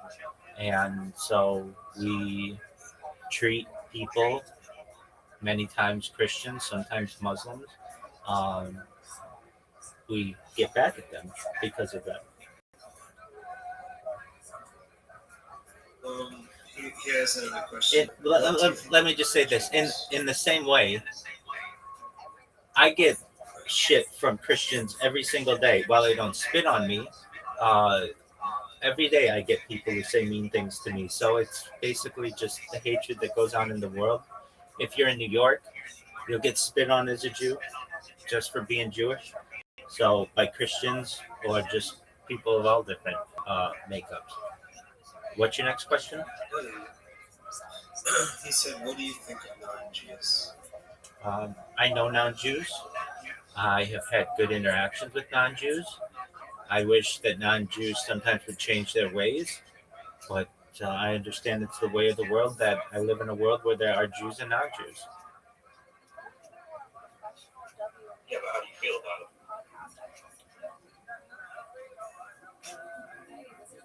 I feel that they should change their ways.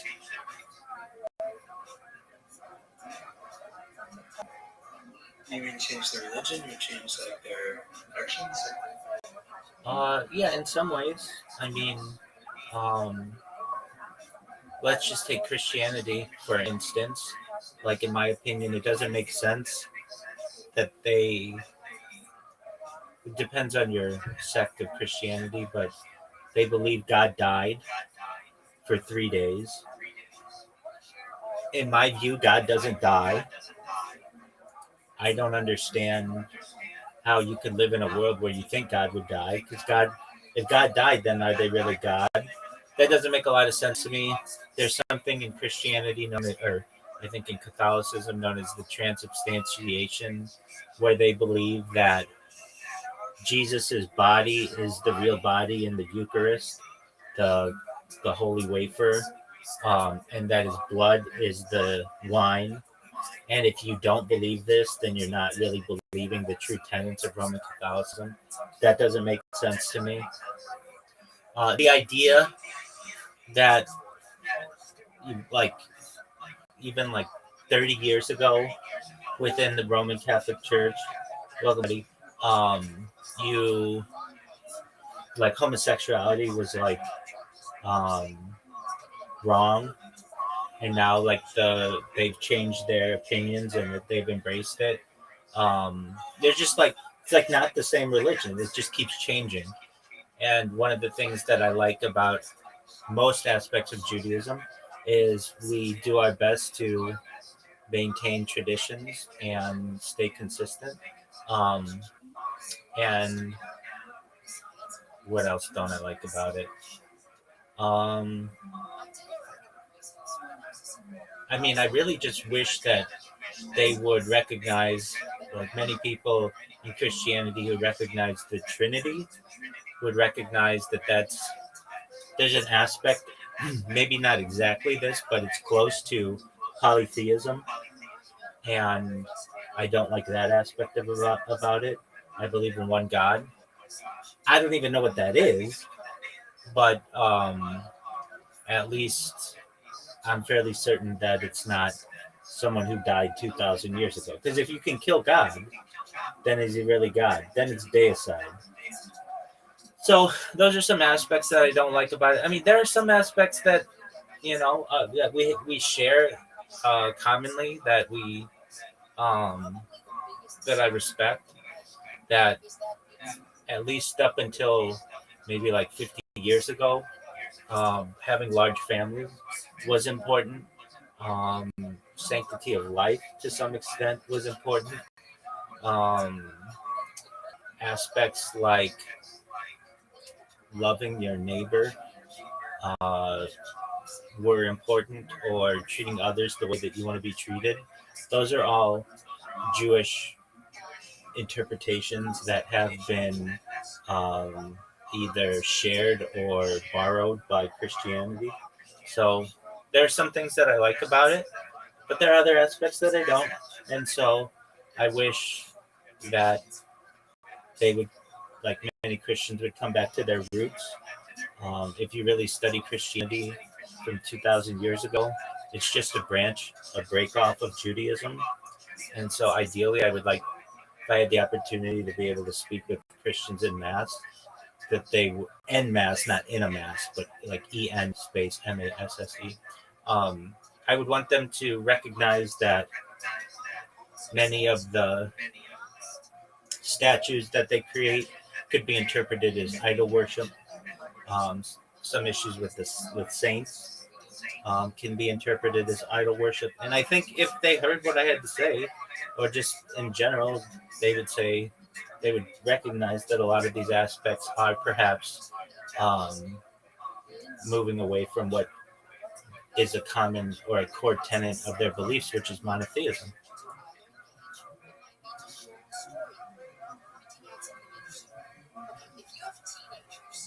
Okay. This is Diesel's point of view. Jesus had to come into the flesh to die for our sins, the ultimate death, which is the ultimate sacrifice. Is the difference between his and my life.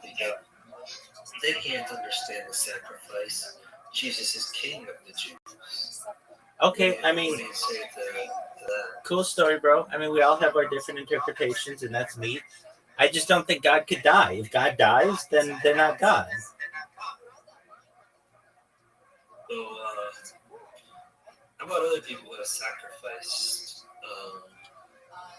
A lot of people, they die for their causes and stuff. And we don't consider them God. Yeah.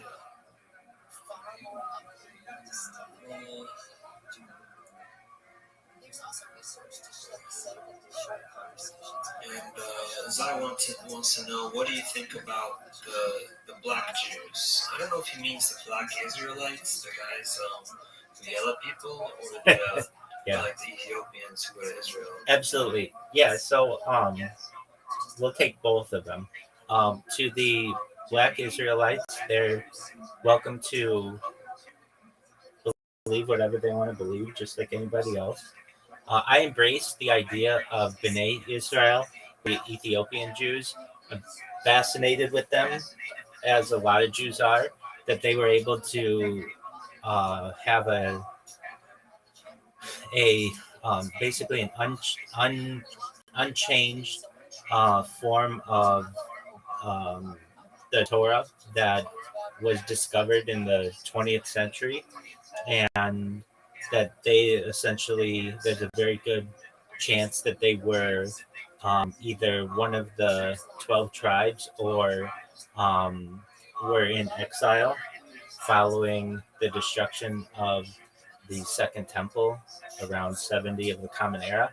I also find it very interesting as well that they had preserved a type of Kohanic system, like the priesthood, and that their version, their Torah scrolls, were exactly the same as what we have in Sephardic Judaism and Ashkenazi Judaism.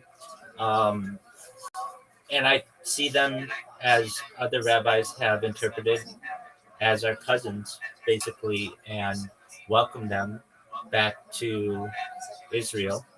And I know that there's been some issues with the blending of them within society or the assimilation of them within um, Israeli culture, but I really feel that we should embrace them.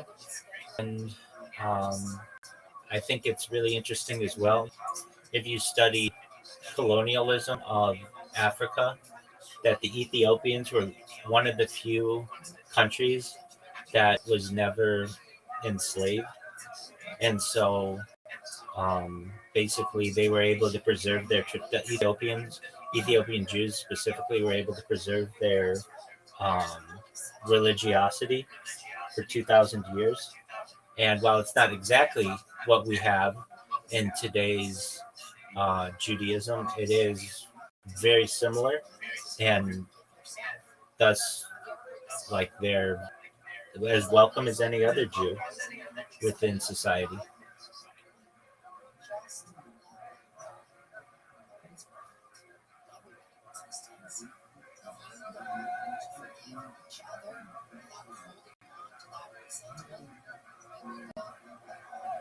Sorry, man. I was muted there for a second. You're good, Tim. I was saying thanks. Thanks for answering those questions. Absolutely I no want to problem. ask Diesel, what kind of stuff does he know about Jews? Because he seems to have done some research into the topic. So I want to see what other things there are. But I'm just gonna mute him to that. While he's coming up with those, to anybody watching this, either on my stream or in Haven stream, if you are interested in learning more about Judaism, I highly recommend. I mentioned him previously. Shit, shut your bitch ass up. Hey yo, why you keep clipping shit in my fucking streams? Hey Winter, how you living, pimp? What's going on, son? Shut your bitch ass up. Oh, dog, you love it. You fucking love it. You're my biggest fucking fan, aren't you, dog? Why are you clipping? Yeah. Yo, you think it lives in the stream? Yeah, dude. Yo, Winter, you're my biggest fan, dog. Look, shut the fuck up. Dog, you love it. You fucking love it, dog. You love my clips. Yo, dog, you love my clips.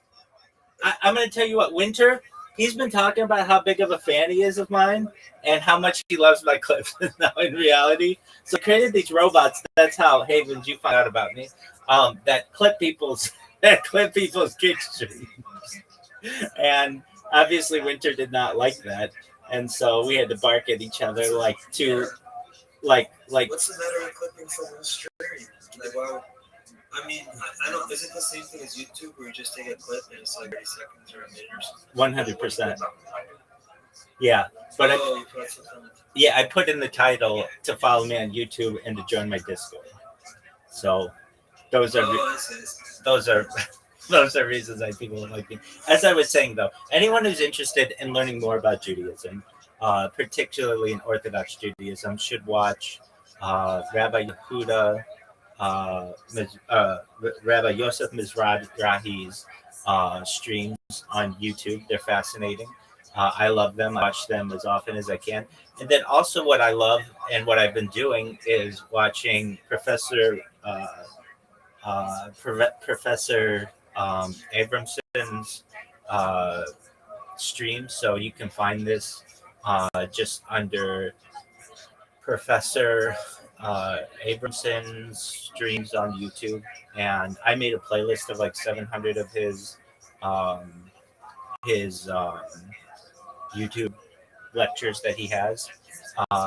His name is Professor Henry Abramson. He is the head of the history department at Touro College, now Touro University in New York, and also they have a branch in Florida. And he has fascinating lectures on everything from uh, daily kosher living to the history of Jews in Portugal and Italy and in the Levant and in the New World and and and just our history as a people. So that's what I like to watch in my free time. I've got it on right now. You can actually see it. Um, that's what plays whenever anybody's And watching it- in here. That's It what you can see totally playing there. energized your. So I highly recommend those to anybody who wants to learn more about Judaism. And yeah, so thanks for letting me make that plug.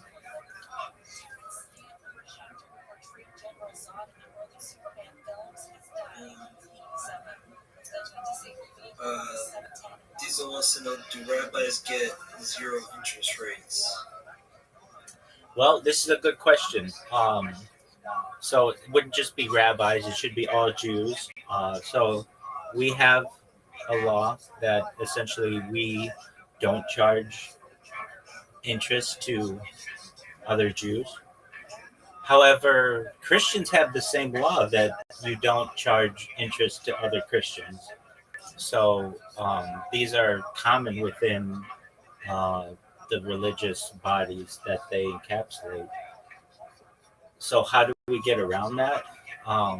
We have things like the Free Loan Society, which allows you to get a loan from an organization without interest. Um, there's it's interest free loan society. Um, the reason why One of the reasons why we've been kicked out of so many countries is because we as Jews were able to make loans when Christians could not. And so we would charge certain tax rates or certain interest rates, I should say. And then eventually the leaders of the country would not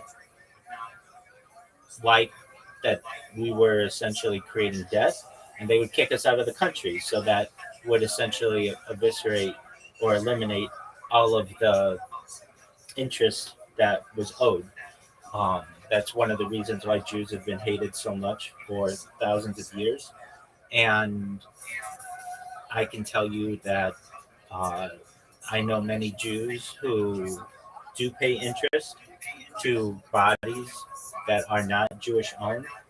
But if it is Jewish owned, then there's the argument to be made that we do not charge interest to another Jew, just as Christians are not supposed to charge interest to other Christians. The reason why Jews became money lenders in medieval society was because could not loan it interest, so they had to find somebody else outside of their religion who could charge interest. But this is not just something for rabbis. This is for all Jews.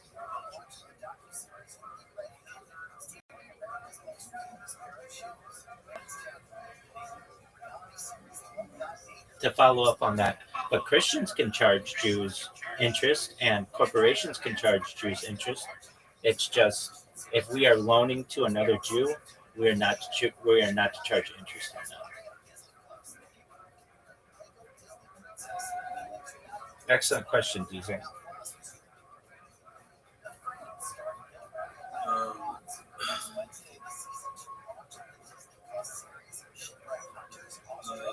Zyla wants to know, is there anything, in the Jewish religion, similar to like, in the Christian religion, they say money is the root, or love money is the root of all evil, or something like that. Is there anything about rejecting the pursuit of money, the pursuit of greed and materialism, and living humbly or something like that? So yeah, there certainly is. Um, we see money as a way to separate ourselves as people. Specifically, if you're a young person, there are teachings that there are three ways to essentially succeed in society. One is coming from a good family. Two would be to have a lot of money, and three is to be a Torah scholar. And um, those are basically the three ways that we traditionally have been able to become successful. Now, we see wealth as a blessing.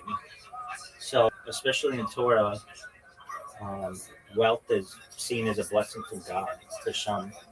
Um, we see God as the being that uh, gives us wealth, which gives us power. And um, we see our patriarchs, specifically like Abraham, Isaac, and Jacob. They were wealthy, but they didn't necessarily start off wealthy. It took time, and their stories are basically the stories of our early accumulation of wealth. Now, there are dangers of making money as the ultimate goal. So, like, there's a saying, the more property that you have, the more worry you have. There's the idea, I think, in hip hop, more money, more problems. It's kind of the same idea. And too much focus on possessions can consume a person. Um, and then we talk about like who's rich. In at the culmination of your life, it's not how much money you necessarily have. It's who he who is happy with what they have. And so those are aspects of wealth that um, we tend to have, or beliefs on aspects of wealth. Um, when it comes to business dealings, it's really important that we're honest in business, particularly with our neighbors. So, one of the things that we want to make sure that we do is conduct ourselves, especially in our business affairs, faithfully. And wealth that's pursued through dishonesty or exploitation, many condemn. Um, it's really balance, I would say, and at least in the teachings that someone who earns a livelihood, it's it's considered a commandment or a mitzvah because that allows a person to support their family. I would say as well, this balance is something that we shouldn't let overwhelm us. So we have other commandments, and those are like, for instance, to pray, do acts of kindness, have a family life, study Torah. Now, in terms of like um, being overly wealthy to the point where you're greedy, um, that's to be avoided. It's in Proverbs that it says something like, "He who is greedy for gain troubles his own house," and um, so we do our best to avoid being greedy. We do our best to balance uh, money making and familial life and prayer life.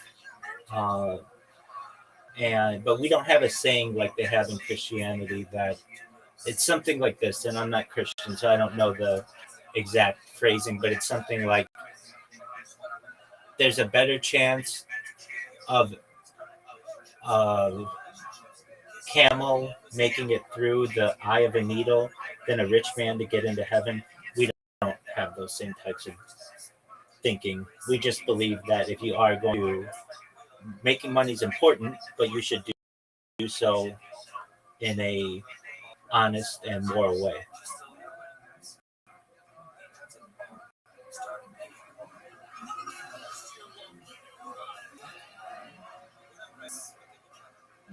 Thanks, man. And sorry, one more question.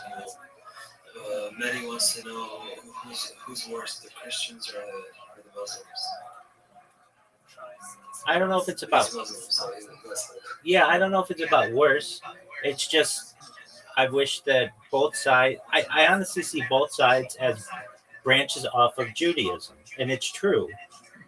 So Mehdi, who's Muslim, knows the importance um, of Ishmael within um, within Muslim teachings. So we as Jews take our ancestry through Abraham, Isaac, and Jacob, and Muslims take their uh, a descendant of Abraham, Ishmael. So basically, sons of Abraham, and Christians are a branch off of Judaism that happened about 2000. And so we all have the same father, essentially. All branches. A question of who do Jew more, Christians or Muslims. We both see them as not practicing correct religion, but I could say that amongst Jews as well. Many Jews don't consider conservative Judaism or Reform Judaism or other types of Judaism that we have to be the correct way, so to speak. So ideally, I just would say that they, at their heart, they're there's good in everyone. They just need their teachings changed, and we are all these sons of Abraham, and we have that commonality. And I personally, when I just talk to people, want people to recognize that so many things in common that to fret over these small differences in our religions isn't always that beneficial to us. That we all have the same types of desires. We all like to generally raise good families and have, good meals. And we all like to at least give some kind of thanks to whatever which we believe. And it doesn't have to be Hashem. It doesn't have to be Allah. That doesn't have to be God. It can be whatever you want it to be. Even secular people have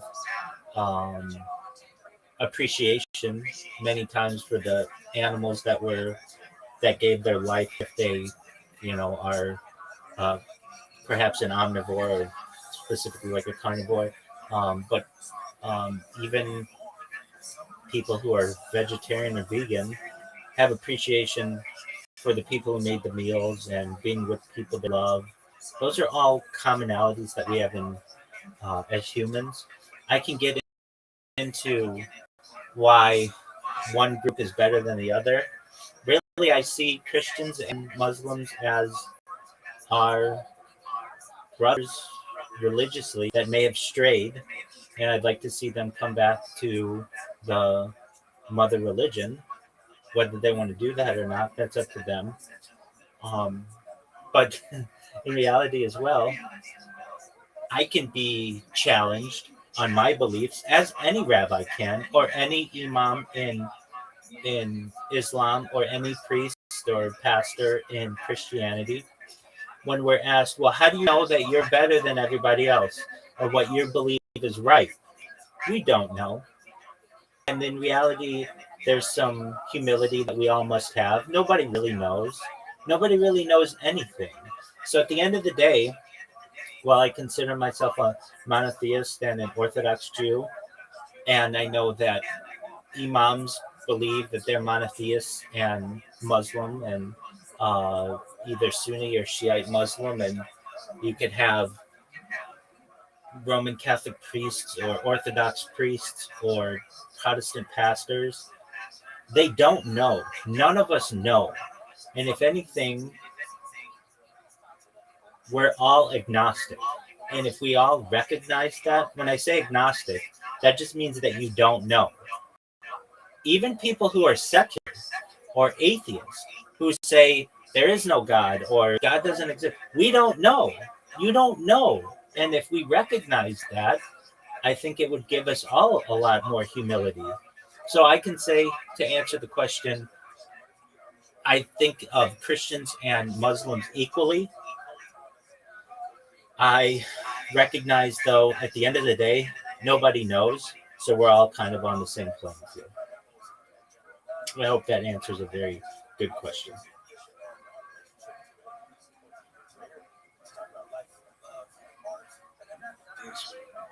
Absolutely, my friend.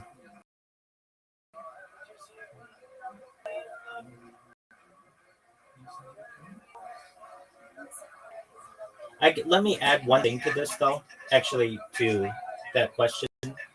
Believe it or not, we are, as Jews, permitted to pray in a mosque, but we are not permitted to enter in a church. So, if anything, I would say probably the scale slides in favor of Islam slightly, uh, at least in terms of where we can pray. And the reason behind that is uh, generally Muslims don't have images of God. They don't have images, certainly, of Muhammad. They don't have statues and types of arguably idols like you'll find in a Christian house of worship. So, traditionally, as Jews, if we were, let's say, in a foreign land and we needed somewhere to pray, we're permitted to pray within a mosque while we are not permitted to pray within a church or even enter a church. So, um, if anything, I think the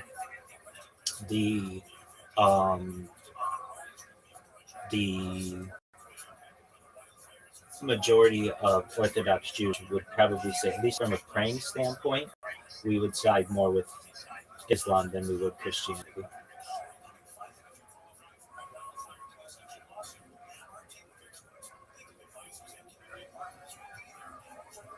So you can't even go into a Christian church. We're not supposed to.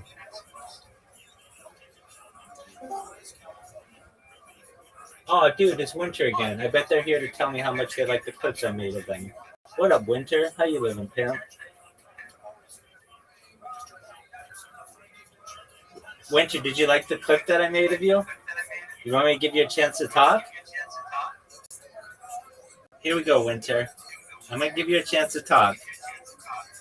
I want you to charge up. Give me everything you got. Call me anything you want, big dog. But before I do so, I'm going to just read what your profile says. It says, now me gain up all those glory. The world is mine, the world it me taking slowly. Happy days me call it now, me bun sad story. Anyway, me the inna the world, me dogs them round me. Here we go, pimp. Everybody, it's the one, the only Winter. What's going on, pimp? What's good? Subscribe to Snow Bros. Follow Snow Bros on Twitch. What's good? Absolutely. I'm clipping on my channel just to link to your shitty content. No, you loved That's it. all I wanted to say. You love it. You love it, dog. Here we go. Excellent, excellent person there. I hope he has a very successful stream, becomes one of the biggest streamers of all time.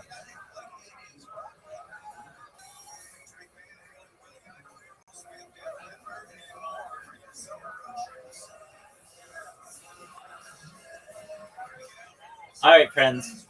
Those are really great questions. I'm going to continue watching Jewish history lectures. Havens, I hope you have a wonderful stream.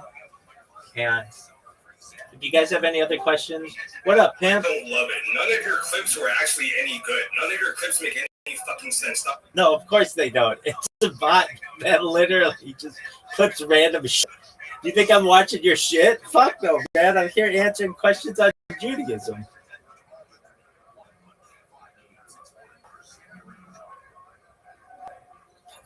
If anybody ever has any questions and I'm not here, I'm not able to take them. I do have a section of my Discord that says Ask Rabbi Andy. Feel free to ask me whatever you want. I will answer your question in a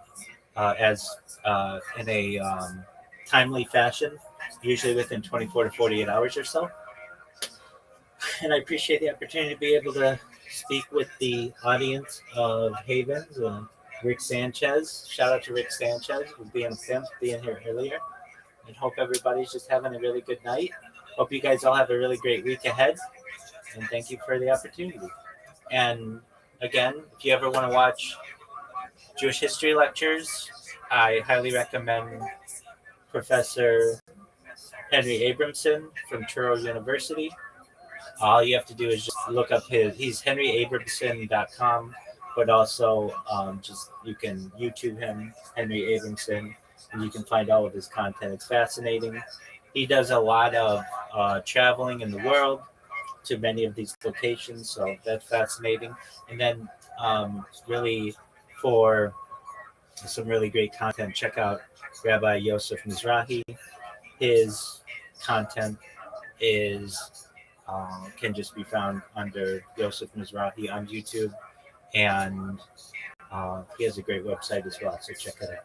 Thank you for the opportunity, and shout out to Winter. Winter, you got some really great content, dog. Everybody loves it. Everybody was just in here saying how much they love your content and how they all found out about through those clips I made. So shout out to you, man. It's amazing. You want to talk again? Winter, you want to talk again? You want to talk again, Winter? All right, Winter, here we go, big dog. Here's your chance. The bot from my channel. Yo, Pimp, what up, Pimp? What's going on? Remove the bot from my channel. I don't want it on my channel. Oh, I didn't know that. All right. In due time, son. In due time. Winter. Truthfully, Winter, if I could, I would. But it literally doesn't discriminate. It sends it to everybody. So there's nothing I can really do about that. But I hope you have a really wonderful day. I hope you enjoyed the clips that I made. And I just want you to know you're going to be famous someday. So just enjoy. All right, friends, here we go. Because all of a sudden people could unite under a single banner, follow the cross to Jerusalem, and rescue Jerusalem from the infidel. It was it had a tremendously sticky message, to use the kind of metaphor that marketers use. It just made sense. It was we use the word crusade today to refer to great epic causes, missions, right? So it comes from this particular period. The word crusade, of course, comes from the word croix, or cross in French. So they wear it down there, and there are two things that are important for us in our context today. One is that some of the one thing is that the attack on Muslims is incredibly brutal and bloody. Horrible massacres of Muslims in Israel and in Jerusalem in particular that were throughout the Muslim world, and slaughter of Jews as well, especially in areas like the Rhineland, the Ashkenazic territories, where some crusaders said, why should we schlep all the way to Jerusalem when we have infidels living here in our backyard? So it was a period of tremendous violence against non-Christians as a whole. What am I missing here? Right. Just a second. Sorry, I'm missing the words and the rest of it. Right. So what happens during this period of tremendous conflict between Muslims and Christians that's only getting worse over the course of the 11th century? And you'll recall, by the way, that this is only the first crusade. There were many, many crusades that extended over the next 200 years. They kept on getting kicked out of Israel, and then they'd come back again. They want. So They've got a there's section. a lot of back and forth. This is really a Anything war that went on for centuries. I know what they want to say. They want to say, quit bodding me. And I want to say back to them, I don't have control over it. It bods indiscriminately. Yehuda Levi, after considerable debate, says, you know what? This is no place for me. I have to go to Israel. Of all the craziest places to go during the Crusades, to go and leave a safe, cosmopolitan, wealthy home in Spain and make your way to Israel was really mind-boggling. And nevertheless, it was the one of my favorite people. Result of his thinking. I mean, everybody follow Winter on Twitch. Of Israel being Winterberry. Home of the everybody Jewish follow people Winterberry. They're amazing. Inescapable in his thought. Look at shout out to some Winterberry. of these things that he's written. He would frequently dream of Israel.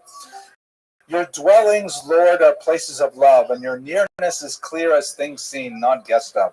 My dream took me to temple's mount to sing, and all its lovely worshipping, and bring my offering with their libations. And around me swirled thick smoke and ministrations, sweet to my ears, of Levites at their stations. Oh, dog. He's having these recurring This is dreams just the beginning. of making People it to have to do Israel. this Some literally of for which he days realizes before are I'll rather stop. absurd. Like, for example, in this famous poem, I won't read the whole thing of it, he says, a man in your 50s and you would still be young?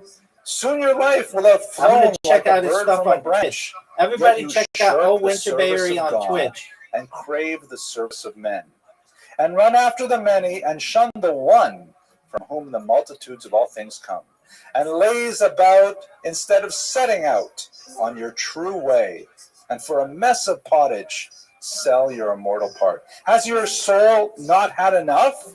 Why then yield each day to its lusts? Leave its counsel for God's. Put the five senses aside and make amends to your Maker before your last days rush away. Don't pretend you have to seek to know his will or wait for auguries. Will, but to do it. Be bold as a panther, swift as a deer. Fear not the open sea.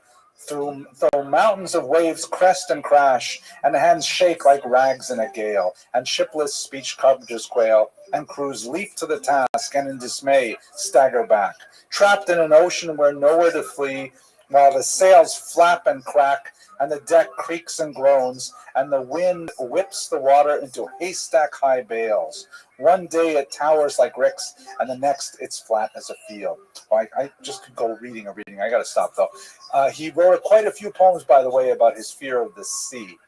He wrote. Winter, he was come greatly on back, terrified dog. of, traveling There by he sea, is. which was a dangerous proposition. There he is. And it appears frequently in his poetry, almost as frequently as when he writes about. I love you, When Winter. he was giving up I his love you, Spain Winter. to go to this backward, desolate, dry place full of violence in Israel. What ends up happening Oh, for is sure. he leaves. I with help everybody. his son-in-law Those who hurt Yitzchak. me, those who help me. And he leaves Anybody we've behind touched over the possibly course of his this wife. stream, We we're don't going know to make much sure about to be her. a He leaves trillionaire. behind his daughter and his grand Yehuda, and he makes his way across the Mediterranean basin where he lands in Alexandria in the month of May. And then he gets stuck there. And for 800 years, we didn't know what happened. We know he made it to Winter, Alexandria. we love you. We didn't know if he made it to Jerusalem. Winter, we don't know you want me what to happened unmute to him. you? There was a legend Winter, you ready? reported that he made it to Jerusalem. Winter, are you He ready? got there, and when he saw the Yo, holy Winter, temple, what's the up, ruins Pam? of the temple, he bowed down and kissed the stones of the ground. And as he Winter, was we bowing love you, down, dog. the You're hooves the man. of a You're the mounted man. warrior. We're going to Some make you a versions have it as an trillionaire, Arab, dog. Shout other out to versions have it Winter. as a Everybody Christian follow Winter crusader on their trample him social to death, media. and he dies Everybody there in the loves dust Winter. of his beloved Jerusalem.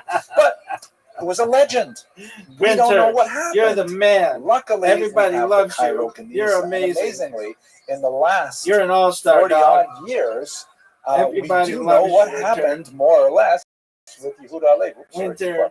With Yehuda Halevi. Everybody's going to love the clips of you. The Cairo Geniza. Everybody's going to love your stream. Several key Everybody's letters going to love your between social Yehuda media. Halevi and You're a his pimp. Spanish colleagues. Everybody And loves we you. know that he actually You're made one it of to the Jerusalem. all-time We know best, that he ended dog. up stuck in Alexandria from May Come on until back, Winter. November. Did I get Winter, those we can months play right? I think this it was game May for till November. days. After I about wrote a it week, somewhere then. you might annoy me. September. but Okay, the I spring. could do this Thank you. all He ended fucking there day. far too long. He stayed there way too long Yo, dog. because he had phenomenal hospitality. You're amazing. Everybody in Alexandria loved his poetry. They wanted him to stay, and it was like the last bit of temptation because he was surrounded by people who respected him and respected his poetry, wanted to hear more of it, and he really had difficulty tearing himself away from these new patrons who viewed him as like this rare celebrity to come all the way from Spain to him. But eventually, he tore himself away because he received a letter coming after him. And he said, oh my gosh, I can't let, there's a lot of, what exactly was he thinking? One idea was, I can't let Yehuda make this dangerous trip, and I'm not going to be there. I'm going to be here in Alexandria. But at any rate, he forced himself. He left, most likely alone, without his traveling companion, his son-in-law Yitzchak, and a close friend and servant. Also, not entirely sure why his servant stayed with him, but it appears that Yitzchak had decided to leave Yehuda Levi's wife. And this bit of unfortunate shalom bias difficulty also was something that was dragging against Yehuda Levi, because he's thinking, oh my gosh, my daughter has already given up her father, and she's given up her husband. She doesn't realize that her husband is not coming home, and if she has to give up her son as well, it will be crushing.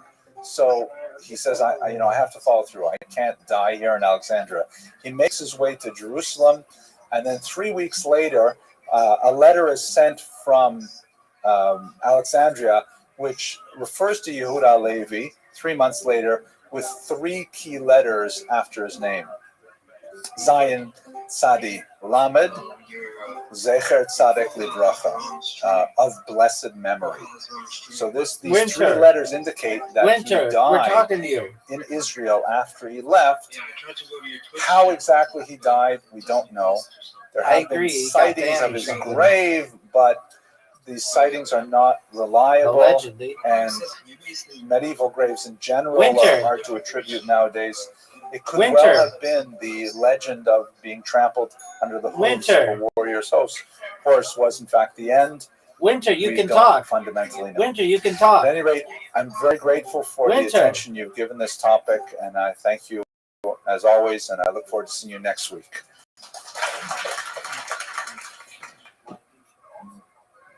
Hello, everyone. Thank you very much for watching this lecture. I hope you enjoyed it. I really got a lot out of it. I really enjoyed doing this research. It's so much fun. Winter. I just wanted to make a couple of last comments. First of all, Winter. if you are anywhere near Winter in the end of this month, October 2017, please come by for the book launch. Here's the new book. I know you're watching my video. I weren't able to pass it around. Winter, you want to talk? Winter, go ahead. Rather nicely. And, Winter, your Twitch channel is... Yo, Stop using me bot. You subhuman piece of fucking garbage. Winter, your Twitch channel isn't linked. What's your Twitch channel? Please do come by. What's your Snow Bros. Snow Bros. Shout out to O Snow Bros. Secondly, O Snow Bros. Give money to our students. That's one of the reasons, one of the biggest reasons why we're doing this lecture series. We want to try and, make it possible for our students to continue studying. So, yo, dog. Those donations coming. But yo, can you spell that? I'm not paying with y'all. Snow Bros. Y'all not stupid. Everyone in here knows how to fucking spell. Stop paying with me. Spell it. Stop using this dumbass fucking bot on small streamers, you piece of fucking garbage. Spell it. You know how to spell. You know how to spell, bro. You know how to spell. Stop playing with me. Is it Snow Bros? I don't give a fuck about anything that you're preaching. I don't give a fuck about your garbage religion. Stop fucking Tonight's presentation is, I have to tell you, I'm so fascinated by Ibn Ezra. How do you spell it? Amazing. I have given 3 lectures now on Ibn Ezra. Every time I do the research for a presentation on him, I say, oh my gosh, I'm missing so much. I gotta go back and do more. And in fact, every time I go back and do more, I learn so much about this individual. He really is a phenomenal player in the intellectual history of the Jewish people, and that is quite a complicated scene. Did you find it? I'm hoping that you'll enjoy it as much as I.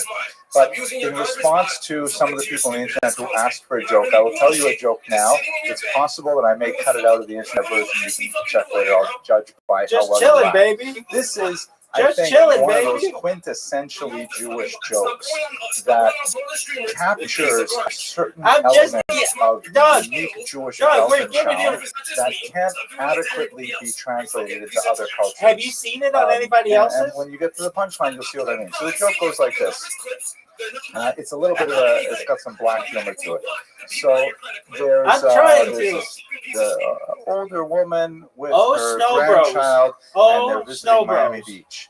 And they're walking along the seashore, and it's beautiful, and the sun is shining, and the waves are rolling in. And there's somehow a Yo, heaviness in the did air you- and a did silence, you find and it? the birds fly away. Hey, Vince, did you And all find of it? a sudden, the woman looks out and she sees that the water rushing away from the shoreline. Seen that before. And her young child, her young grandchild, goes running far into the where the riptide was, as it were, and standing quite far out. And all of a sudden, of course, I'm sure you figured it out, Dr. Levine, the tsunami, and the water comes rushing back and envelops the child, and God forbid, takes him out to sea. And the mother is left, the grandmother is left there completely bereft and broken.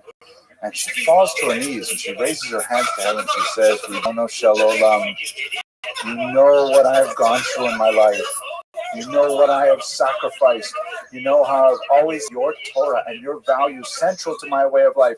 And now this, where you sweep away my grandchild into the ocean. No, it cannot be.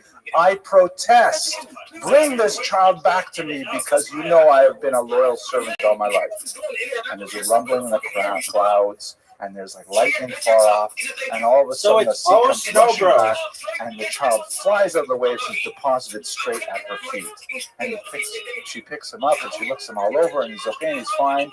And then she looks up to the stars and she says, "He had a hat." All right, there's something Jewish about that joke. Is it? Yeah, I don't know if I should tell this joke, but anyways, okay. Now, a lot of people also complain on the internet. How come it takes you so long? Winter, calm down. Winter, calm down. Is it O, and then the letter S, NOWBROS? Is it? No one can find it. No one can find your channel. No one can find your channel. We're trying to find it. We're trying to find it, son. We're trying to find it. I mean, we gotta stop. This guy's gonna get canceled. Oh, dude, this guy canceled his shit. Winter, is it O Snow Bros? Dog, look what happens when I put in O Snow Bros. Look at what happens. Nothing shows. O Snow Bros? Is it O Snow Bros? Dog, is it O Snow Bros? I don't even think it's a... Dog, you're not even a streamer. I'm so annoyed. Every time I delete a clip, a new one pops up. That's what... Then it's telling me it's doing its job. Shut your bitch ass up, Robbie. Shut your bitch ass up. O Snow Bros. O Snow Bros? You're a fucking idiot. O, what? Is it the letter O? Oh, Snow Bro. Oh, okay. Oh, Snow Bro. Oh. Snow Bro. Okay, I found it now. Wait, you were live yesterday? You have 18... There's no fucking S. Oh, Snow Bro. Are you stupid? Well, now I found it. Okay, no drama. Do not feed trolls and no toxicity.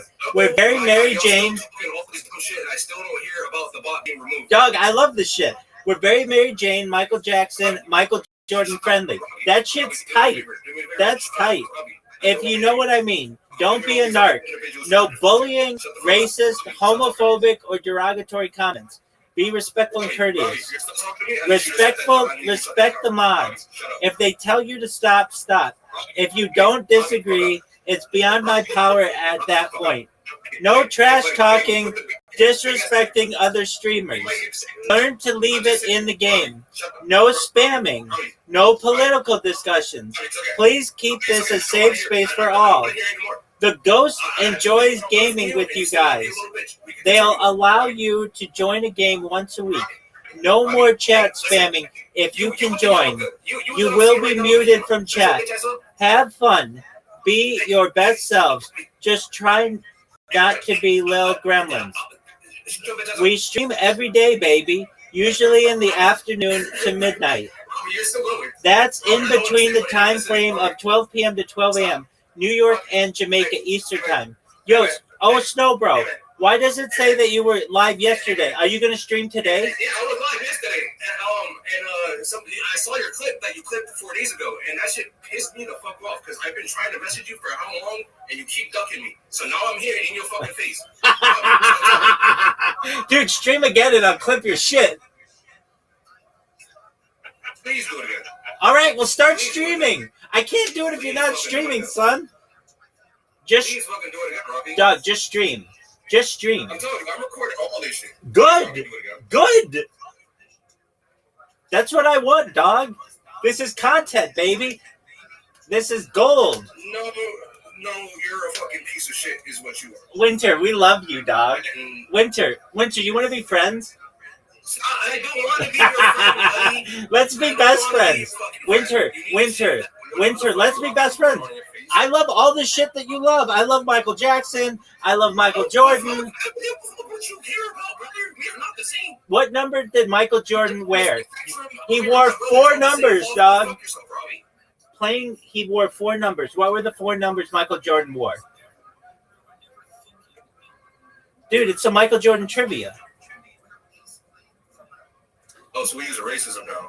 No, Michael Jordan wore the number 23. He wore the number 45.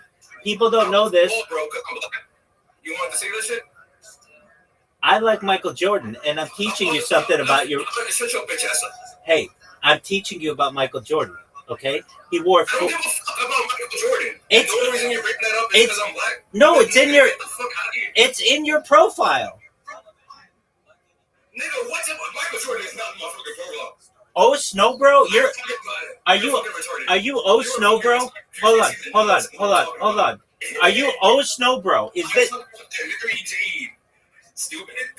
this you, Oh Snow Bro? You fucking retard. I also said don't be a narc.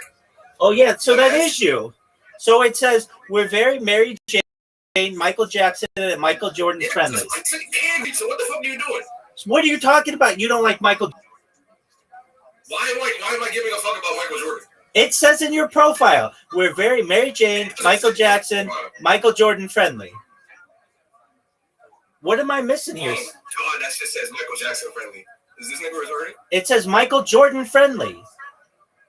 Oh damn. Oh my god, wow. I care? Okay, so I'm asking you, what 4 numbers did Michael Jordan wear? You're asking about Michael Jordan when I'm not even specifically talking about Michael Jordan. What other Michael Jordan are you talking about in your profile? You pointed on Twitch, you fucking dumbass. Dog, I'm reading. You want me to read it again? Here we go. Rules. No drama. Do not feed trolls and no toxicity. We're very Mary Jane, Michael Jordan, Michael Jackson, Michael Jordan friendly. If you know what I mean. Michael Jordan friendly. Why would I possibly be fucking talking about, retard? That you like Michael Jordan in the 1990s Bulls? Yeah, thank you for telling people how much of a dumbass you really are. What 4 numbers did Michael Jordan wear over the course of his career? Please go on. I don't give a fuck about Michael Jordan, brother. Please go on. Why does it say Michael Jordan in your profile? Please go on with your idiocy. Okay, so Michael Jordan wore number 23. Walk off of my channel and other people's channels. Doug, do you want to hear why? You subhuman piece of trash. Do you want to know why Michael Jordan wore the numbers he wore? You subhuman trash. Why don't you start streaming so I can clip you? Why don't you start streaming so I can clip you? Why don't you start streaming so I can clip you? Why don't you start streaming so I can clip you? Why don't you start streaming so I can clip you? Why don't you start streaming so I can clip you? It says that you stream every day, and you didn't stream today. It says last live yesterday. You have 18 followers. I'm gonna up that, baby. I'll get you 36 followers today, son. Just start streaming. All you need to do is start streaming, baby. Baby. All you need to do is start streaming. Baby. All you need to do is start streaming. Dude, Winter, are we best friends? Are we best friends? Dog, I love Mary Jane, Michael Jackson, Michael Jordan. I love Michael Jordan, dog. Do you know what 4 numbers Michael Jordan wore? It is crazy. Like I can keep this up forever. I can too, baby. I can do. I've been doing this for 3.5 years. You can't even stream today, son. You can't even stream today, son. Dog, all day long. I love this. You have no idea. This brings me joy. This brings me inner joy. Let's talk Michael Jordan. I love this. Winter, you're one of my favorite people I've ever met on the internet, dog. I love you. I can't believe we're such good friends. I fucking hate you. Dog, I can't believe we're such good friends. Dog, I can't believe we're such good friends. Are we best friends now? Are we best friends? Do you like Supremes? Are we best friends? Are we best friends? Dog, are we best friends? Are we best friends? That's my question for you. Winter, that's my question. Winter, are we best friends? Winter, are we best friends? Winter, are we best friends? Winter, are we best friends? Are we best friends? Winter, are we best friends? Are we best friends? You sat here and talked about Christianity and Judaism. Like, bro, shut your dumb ass. You don't even know half the shit that you're saying. Okay. You said everybody's agnostic. Like, shut up. That's absolutely Shut up. true. We're not best friends. You're an Okay, idiot. we're best friends. Stop using bots. Stop We're using best trash. friends. Winter, are we best Stop friends? using bots. You stop trash. Are we best friends? Stop using. We're not best friends. I don't give a fuck about you. I don't care who you are. Stop using You bots. obviously Stop do. using trash. Doug, I'm living rent free in your head. Stop using bots. Winter, Stop I'm using living trash. rent free in your head, baby. Winter, It's not rent-free. winter, rent free, baby. Rent free. Big dog, big dog, big dog. Rent free, baby. Rent free. Rent free. Winter, are we best friends? Winter, are we best friends? Winter, are we best friends? Winter, are we best friends? Winter, we're the best. Winter, I can't believe how much you love me. Winter, dude, you love me so much. Winter, you love me. Winter, when are you gonna start streaming, son? When are you gonna start streaming? When are you gonna start streaming? Winter, when are you gonna start streaming? Winter, we're waiting for you to stream. We're waiting for you to stream. He said that he wanted to suck you off just now. That was weird. You're a rabbi. Get the fuck out of here. Why are you here? What is your life? What do you do here? Winter. You just sit here and watch this nigga all day. Winter, are we best friends? When are you gonna start streaming? Winter, can you please start streaming so I can clip you? Winter, please start streaming so I can clip. Winter, please start streaming so I can clip you. Talking to me. What did you say? What's his name? Havens? What did you say? Your chest fucking good. Yeah, I said you have a new clip on your channel. I think the bots again. They're so fucking funny. It's so easy to remove you bitches now. That's so funny. Oh, tight. You don't even have to be streaming to clip you. Doug, I'll just clip you all fucking day because I love you, Winter. Everybody loves you. Winter, you're the man. Winter, I can't believe we're such good friends. Like, truthfully, maybe. Easy it is to report that shit. Oh, wow. I'm just telling y'all to stop fucking doing the bull that you're doing on the smaller streamer channels. It makes no fucking sense. We're just trying to get Why you. are you doing it? We're just trying to get you some influence, dog. I don't want your fucking influence, dog. I can get it myself. I don't need help from you or any other bitch ass nigga in here. Do you like Michael Jordan? We're gonna be a trillionaire. Exactly. Winter, we're gonna make you a trillionaire. Winter, Nothing. The fuck? Winter, are we best friends now? Have you calmed down? Are we good friends now? Shut up, stop saying Do you that want to be shit. Winter? Do you want to be Winter? Do you want to be pen pals? No, not really. Oh, but maybe. No. Winter, I love you, man. I love you. I love your tenacity. I love everything of you. Winter, I love everything about you. Everything. I love your tenacity. I love your fortitude. I love your drive. Winter, you got that dog. I love it, dog. You're amazing. Winter, you're amazing. Winter, you're amazing. Winter, you disgust me. Thank You're you, dog. subhuman garbage. Hey, dude, I heard you the first time. Thank you. Are we best friends now? Are we best friends? Did we just become best friends? Shut up. Winter, did we just become best friends? No, the fuck we didn't. Why not? Because you're a piece of shit and subhuman garbage. You said you heard me the first time. Why do you keep asking me dumb questions? Do you want to know what 4 numbers Michael Jordan wore during his career? No, the fuck I don't. Why do you say you like Michael Jordan and you're about? I like weed. I smoke weed. I do drugs. That's tight. That's the only thing I'm talking about. Okay. Shut the fuck up about Michael Jordan. It's in your profile. What the fuck what's in my profile? I already explained myself to you, and you're still being a fucking retard. Okay, so let's get down to brass tacks. Are we best friends? Fuck you and your brass tacks. I'm not your friend. Okay, no, I didn't say friend. I said best friend. I am not your best friend. Why you not? Fucking piece of shit. Look Why at aren't we? I made me crack too. He said, "Fuck it." I'm like, oh, this nigga no curse. He actually curse. Oh damn, I'm feeling good enough. Why are we best friends? Shut the fuck up. I am not your best friend. Winter, did you like the clip? I did not like the clip. Why not? And now you're sitting here trying to troll me to piss me off even further, and it's not really working. I can just remove the clip. It's so easy. Winter. I can also report you guys for doing this shit. It's so easy. Okay, do it. You don't think I So get please continue. dozens of accounts banned a day?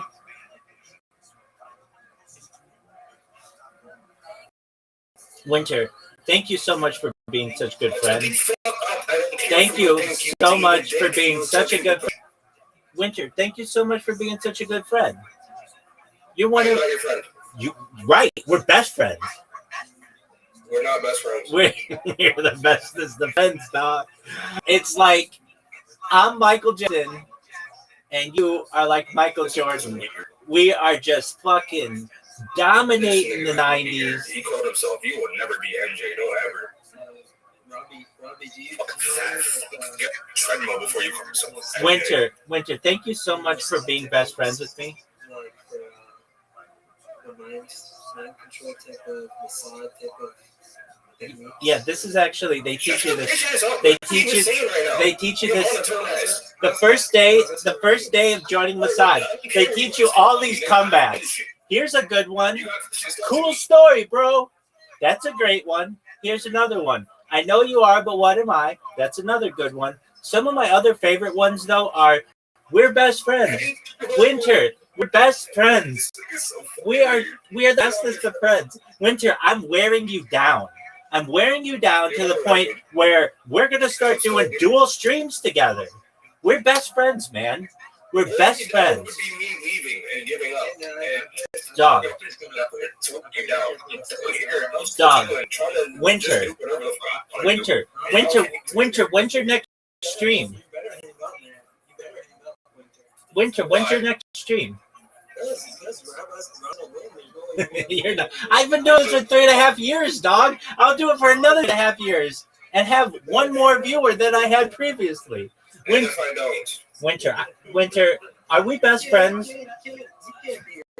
Winter, are we best friends? Keep the dick out your mouth, gay. Winter, when did we become best friends? Like, at what moment did you know we were best friends? I'll wait. Never. No, Doc, best friends. We're not just friends. We're best friends. What do you like about Michael Jackson? What do you like about Michael Jackson? Nothing. Why not? I don't even like the way he's coming out your fucking mouth, dog, bro. Stop fucking talking to me about, like, people I actually genuinely care about. And I wasn't even talking about them. I was just specifically talking about weed. You're actually an idiot. I'm going to read your about to everybody once again. It says, rules, no drama, do not feed trolls, and no toxicity. That's what you're doing right now. You're feeding me. I'm eating that shit up like pudding. Here we go. We're very Mary Jane, Michael Jordan, very Mary Jane, Michael Jackson, Michael Jordan friendly. If you know what I mean. What do you mean by if you know what I mean? From going off of my streams, he keeps going on other people's channels through a bot, apparently, allegedly, to clip shit and send them to his garbage content. 100%. That's 100. I'm here just to end all that. Just to end all that's a fallacy. I'm like, no, you're 100% right. 1,000% right, dog. Okay, cool. But we just became best friends, and I want to know at what point during our conversation did you think that we became best friends? Because I'll tell you, it was when we were talking about Michael Jordan, and I was like, do you know, dog, do you know the 4 numbers? Dog, do you know the 4 numbers that Michael Jordan wore over the course of his career? Dog. Installation is like fixed rate. Dog. Are we best friends? Are we best friends? Are we best friends? Shut the fuck up. Are we best friends? Shut the fuck up. Are we best friends? Shut the fuck up. Yes or no? Are we best friends? Shut the fuck up. Yes or no? Shut Are we best friends? Are we best friends? Shut Are we best friends? Shut the Are we best friends? Are we best friends? Are we best friends? Black girls didn't make up clapping. Clapping's been around forever. Are we best friends? Are we best friends? Are we best friends? I love you too, dog. I love you. I love you, Winter. Winter. Winter, I can't wait till you stream. I'm going to be... Can you mod me? Can you mod me? Winter, can you mod me? Winter, can you mod me? Winter, you love me. You fucking love me. Dog, nobody else would give you this much time. No one else would give you this much time. You love me. Winter, you love me and you know it. You know it. Winter, you love me. Winter, you love me. You love me. You love me so much that you let me live rent-free in your head. You let me live rent-free in your head. And I appreciate that. Winter, thank you. Winter, what's your favorite Michael Jackson song? Winter, what's your favorite Michael Jackson song? Winter, I just asked you a question. What's your favorite Michael Jackson song? When this video's out, I'm not linking your channel, but I will definitely be showing your ugly face. That's cool, dog. I want everybody out there to know that I'm amazing. You can follow me on YouTube and on Discord and everywhere else. Dog. And also, Winter and I are best friends. I want everybody to know that Winter and I are best friends. Winter, at what point... Will you at least send me the... Winter, will you at least send me the video that you're going to post? Hell to the fuck no. Why would I do that? Because I'm a pimp with a big dick? Oh, damn, you're actually retarded. Winter, at what point did you decide that we were best friends? I'll wait. Are you deaf or something? No, I'm asking you a question, and I'm waiting for an answer. At what point during our conversation, did you decide that we were best friends? At what point, dog? At what point? Can you hear correctly? I can hear you loudly and clearly, baby. At what point during our conversation? Second, third, fourth, fifth, seventh, eighth, time. You guys said, "No, I am not your fucking friend." I know. We're best friends. That's the key. We're not just friends. We are best friends. Oh my God. Winter. I feel bad for you, okay? Winter. They love me. You love me. We're best friends, baby. Winter, best friends. Winter, we're best friends. Winter, we're best friends. At what point did you decide that we were best friends? That's all I want to know. I know, we're best friends. We went for each other straight to best friends. It's very rare. Dog, I got time too, baby. I'm going to do this for another... Yeah. I want to see how long you keep this shit 24 hours. Let's get it. I stop it every 12 hours, but I stay in the Discord 24 hours. Stop every 12 hours? I would stay in the Discord 24 hours. Oh, your niggas must love hearing me then. Oh, I'll be here every fucking day. That's what we want, man. More people, more the merrier. Especially if they're my best friend. Winter, you do all this because somebody clicked your stream? You wild, son. No, you clicked my stream, not somebody. You and your fuck ass bot. How many times have I ever clicked your stream? How many times have I ever clicked your stream? I'm asking you a question. How many times have I ever clicked your stream? You fuck ass nigga. And I answered it. I'm not answering all the dumbass questions. Stop fucking clicking my channel. Are we best friends? I think we are. Now, at what point during our conversation did we become... Stop clicking my fucking channel. Stop clicking my fucking channel. You subhuman garbage. Stop clicking my channel. Dog, I'm gonna clip it even harder. I'm gonna clip it even harder. I'm gonna sit there all fucking day and just clip. Let's take the fuck ass friends. Yo. Reported. Stop clipping my channel. Yo, dog, do you like Michael Jackson? Stop clipping my channel. Do you like Michael Stop clipping my Jackson? channel. Do you like Go fuck Michael yourself. Jackson? Go fuck Do yourself. you like Michael Jackson? Go fuck yourself. Do you like Michael Jackson? Go fuck yourself. Are we best friends? Go fuck yourself. Do you like Michael Jackson? Go fuck yourself. Do you like Michael Jackson? Go fuck yourself. Do you like Michael Jackson? Fuck yourself. Do you like Michael Jackson? Fuck yourself. Do you like Michael Jackson? Fuck yourself. Dog, do you like Michael Jackson? Because let me just put it to you this way. You're Michael Jackson, and I'm Bubbles, the chimpanzee. Do you know who Bubbles the chimpanzee is? Do you know who Bubbles the chimpanzee is? Go fuck yourself. Do you know who Bubbles the chimpanzee is? Do you know who Bubbles? Do you know who Bubbles the chimpanzee is? Do you know who Bubbles the chimpanzee Go is? fuck yourself. Do you know who Bubbles the chimpanzee is? Do you know who Bubbles the chimpanzee is? Do you know who Bubbles the chimpanzee Go is? fuck yourself. Go fuck yourself. You're Michael Go Jackson. fuck yourself. I'm Bubbles the chimpanzee, and this is the Concorde. And you bought me an extra seat. Go fuck This is yourself. wonderful.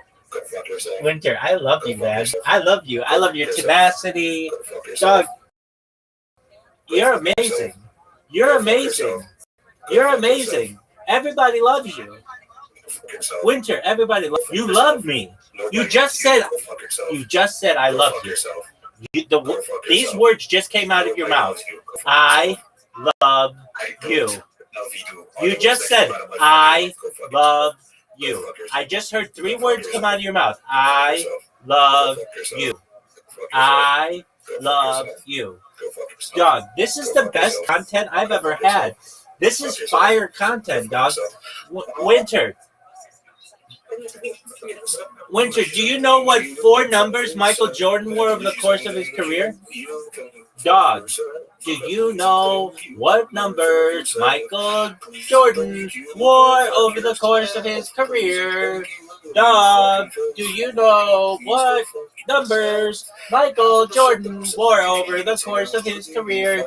This is fire content, dog. I've never had better content.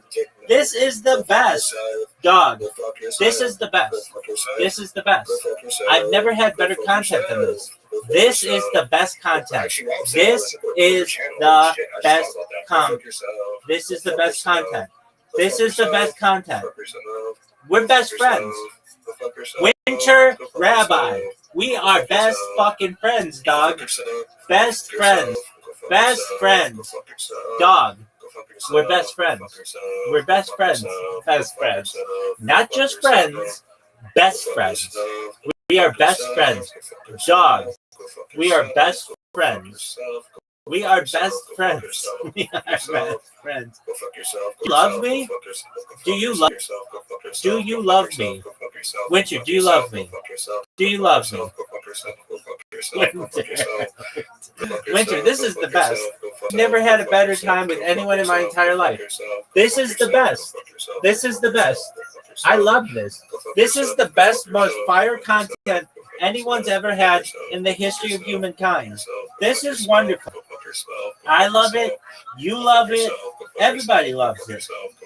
I can't believe we're best friends. We are best friends. Dog. Thank you so much for being one of my best friends. Thanks, dog. Thanks. Thanks, baby. Thanks. I like it. This is the remix of Go Fuck Yourself. This is the remix. There you go. I like the remix more, but that's cool, dog. That's cool. So are we best friends now? Winter, are we best friends? Winter, are we best friends?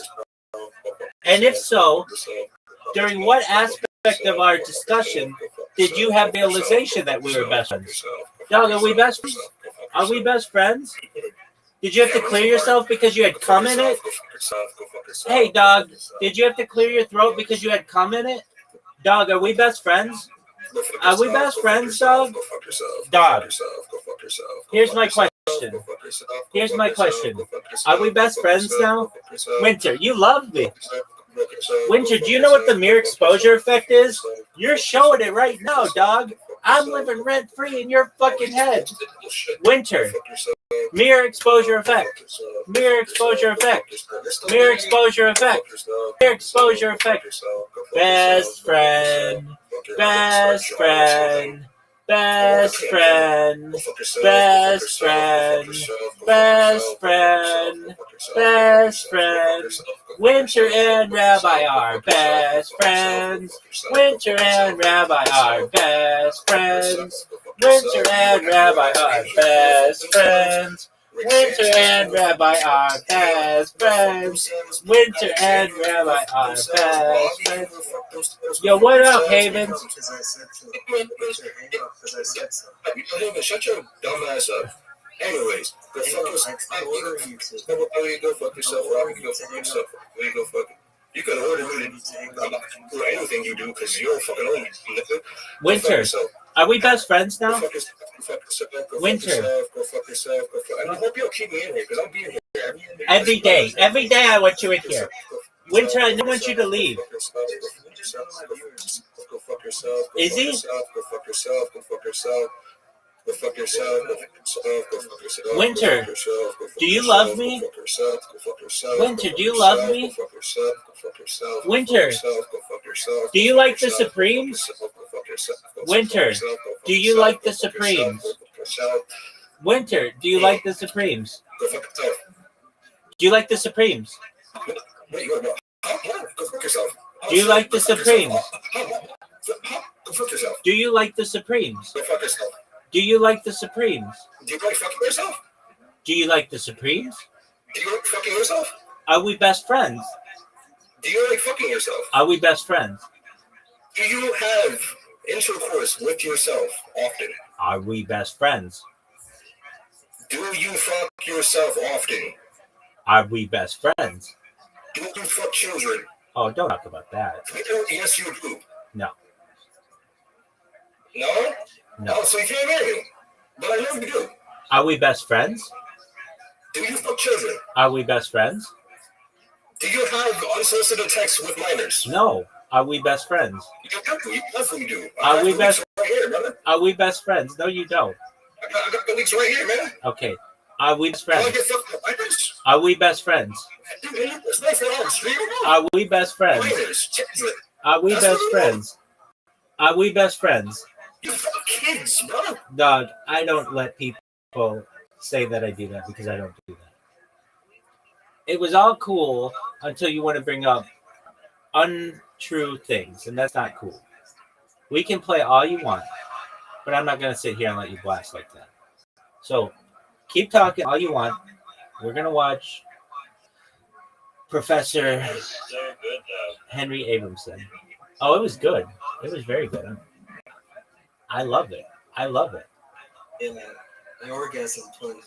We joined the same way he did by finding a clip, and he's like, "You guys are assholes and idiots because you joined the same way I did." Right. Exactly. All right.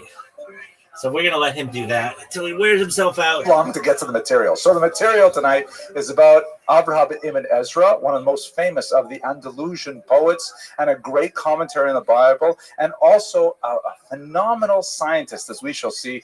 Tonight, the new stuff that I haven't done in previous classes is going to be primarily on his astrology, which is absolutely fascinating. I was really spellbound by it. Let's just do a little bit more of the delay stuff, the good and welfare that we have to explain. What's going on? First of all, thank you to our sponsor. This is Chayil Boded, Arkansas. You'll recall he's sponsored classes in the past. He's actually I believe he's a major in the U.S. Army, and he prefers to remain anonymous. He's a big fan of these lectures. He uses the term Chayil Boded, meaning like a Chayal Boded, a lone soldier, because nobody's going to clip his stream in honor, if it worked I'm for proud us. to say, of my son, who was a lone soldier in Israel. And he wishes us the best of Shana Tova for more online programs. Also important, good and welfare. Next week in this room, we have the book 100%. Launch of my new book, which I'm really very proud of. It is a historical analysis of the Holocaust writings of Rabbi Kalonymus Kalman Shapiro, the Eish Kodesh, also known as the Piaseczna Rebbe. This is an absolutely amazing story of spiritual courage in the Holocaust, and I look forward very much to sharing it with you in this room. We will have some food, and we'll have some music, and we'll have an opportunity to speak about his tremendous heroism. And by the way, this week, around the world, it's amazing the surge interest in this 20th century master. I went to an event on Saturday night. There's an event tomorrow night in Williamsburg. There's a major event in Heichal Shlomo in Yerushalayim on Wednesday night. And of course, our event here next Monday night. These are all surrounding the Yortzeit, or the death anniversary of the Rebbe, which, based on German records of the massacres in the camp known as Travniki, and a few witnesses who claim to have seen him killed, he was either killed on tomorrow or tonight, really, Dalet Cheshvan or Hey Cheshvan, but we don't know for absolutely sure which day he was killed. But it was at this time. It's his 74th year since his murder, and it's a great honor to be able to speak about him Monday night. Also kind of cool, we won't talk about it too much tonight, but the Sephardic lectures have actually been getting a tremendous amount of attention. I'm really pleased. And I've been asked to lead a tour to Spain and Portugal this summer. So we're going to go. Here's my name. I put a big arrow with the word yay over here. It's on the Douro River. We're going to sail from Lisbon into mainland Spain, and take a lot of stops along the way, and it's going to be a really fantastic deluxe trip. I'll send you more stuff on the internet about what it is, but I think it'll be a really amazing opportunity to learn about this history in situ, as opposed to here in the holy city of Brooklyn. Okay. Let's go. One more detail about tonight's lecture. A thank you to Dr. Shlomo Sella, who is my major source for today, my major news source beyond what I've used in previous lectures. He wrote some amazing monographic studies of Ibn Ezra's science, which is way above my head. It's like 800 years old. It's still science that's hard for me to understand, but it is fascinating, especially the unique nexus of the Hebraic content of his science and the history of Jews in the transmission of Greek and Arabic culture into the Western European world. So most of the new material in this class really comes from his amazing work. I highly recommend his studies. They're absolutely fascinating. Okay, so let's begin with what we know about Avraham ibn Ezra. It's kind of he is wild a very close contemporary of Yehuda Halevi, Halevi, who we spoke about last week, and in fact, they were related by marriage. Beautiful Hebrew term. I'm sure most of you are familiar with this term, mechutan or mechutin, which means the one with which I am related through marriage. From chatuna is marriage in Hebrew. Chassan is groom, and we don't have this word in English. You know, like people like the parents of my sons-in-law are my mechutanim. I have a relationship with them, even though there's no blood relationship. So he was mechutan to Yehuda Halevi.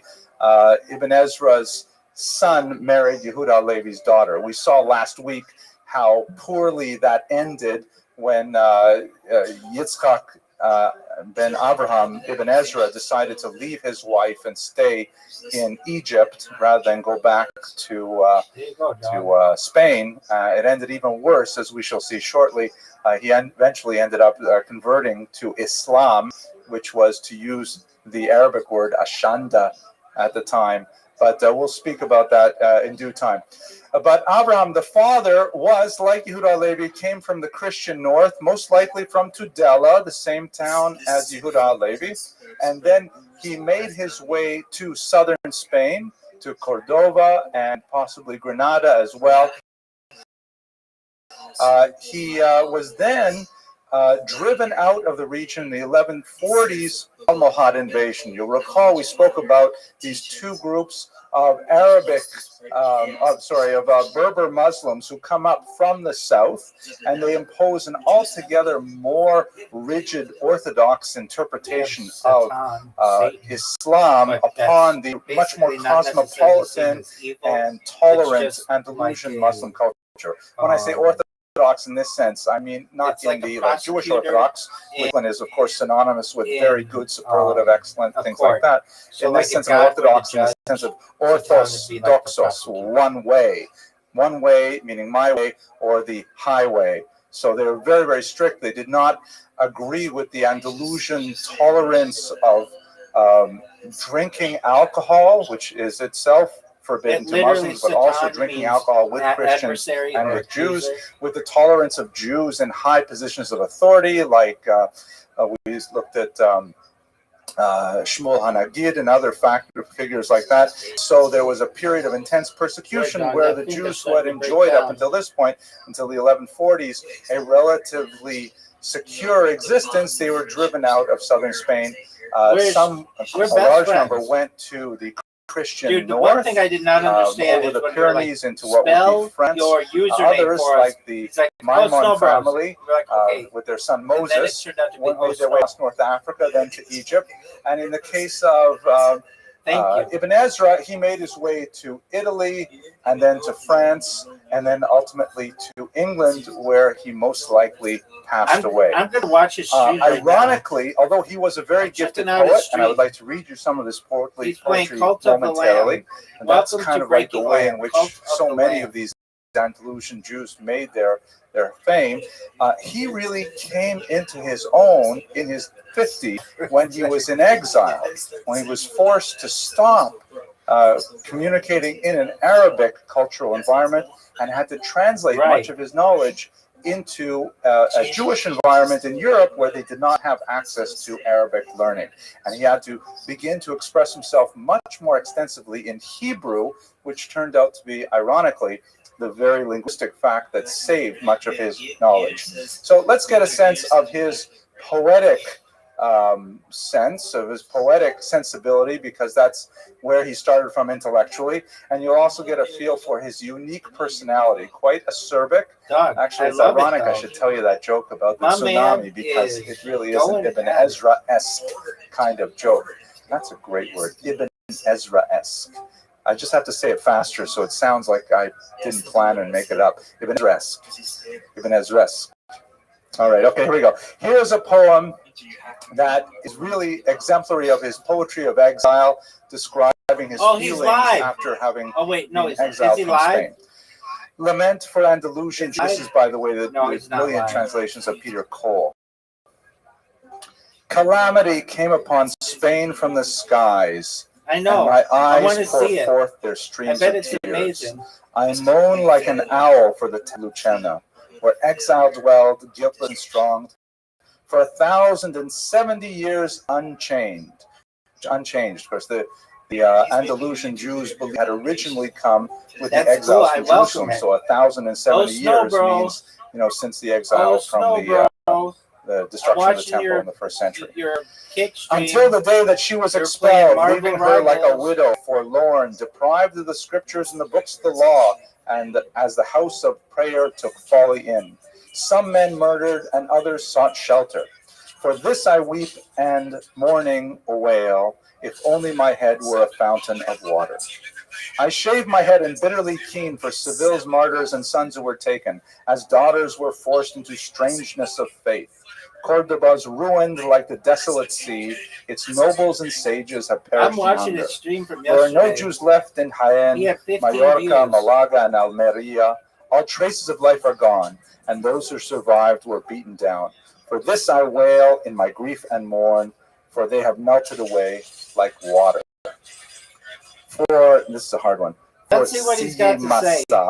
I groan in distress. Yo, dog. City of sages, whose light barred darkness. Again. Its pillar of Talmud So long was as he doesn't make false broken. accusations, Its Mishnah was trampled, cursed, and crushed. The upright were slaughtered, and no one was spared. If he makes false Fez was accusations, raised, and its brethren especially against butchered. children, Talmes and which I do my splendor best to shines protect. no more. Fermeknes and Queta, my cry is bitter. Yeah, I don't For Dera, want. I won't put let on him. sackcloth If he and says mourn. anything else, I'll Their let blood, Sabbath. Yo, will spill Pimp, like what's water. up, baby?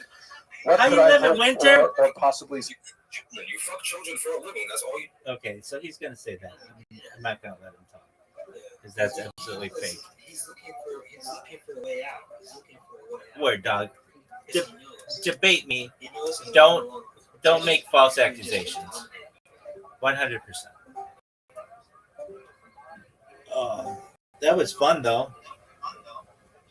How long he's gonna take to give up? Did he just give up? give up. I mean, he already gave up mentally. He already gave up physically. Oh, there he is. There he is. What up, pimp? All this because I clipped his stream. This is a little extra. I didn't even do it, dog. It was a bot. It was a bot. He's a bot. Uncontrollable. Word, dog. I like that he, knew that I clipped his stream, though. It shows that my clip bot works. Yo, dog, what up? Free publicity. I like it. I like it. Winter, I like it. I like it. Winter, I like it. Winter, do you want to talk? I might have to let him talk. Winter, you want to talk, big dog? Just don't say mean things, and I'll let you talk. What up, pimp? You can talk, dog. Oh, fucker. Yeah, I don't give a fuck if it's a bot. Okay. How's your day going? How's your day going? How's your day going, Winter? Winter, when are you going to stream? When are you going to stream? When I have to fucking do this bullshit. Okay, well, when are you going to stream? Remove the bot. I want to do this bullshit. It's that easy. Okay, there's no bot on you. Doug, there's no bot on you. There's no... So shit, you base. You child molester. You child molester. I'm seeing all. Calm down. Calm down. Calm down with those accusations. They're false. And there's really a way to defend yourself against them.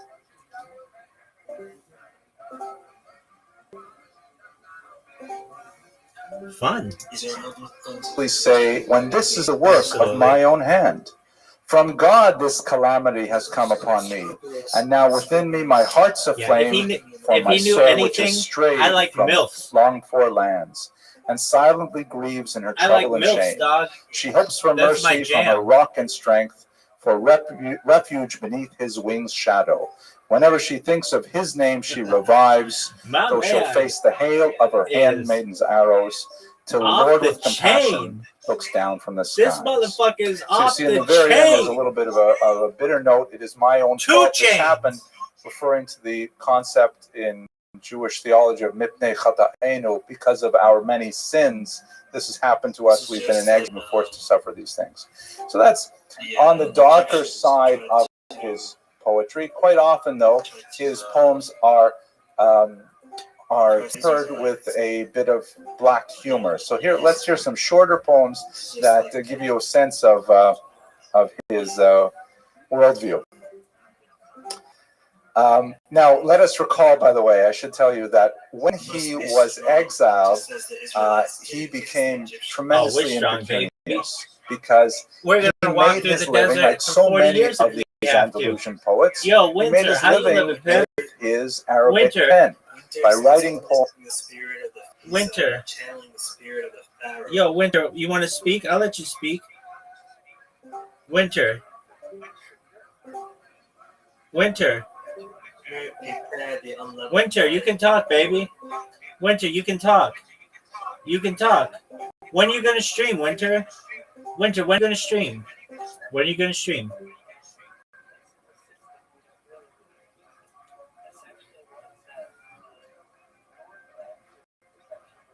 Is he coming back?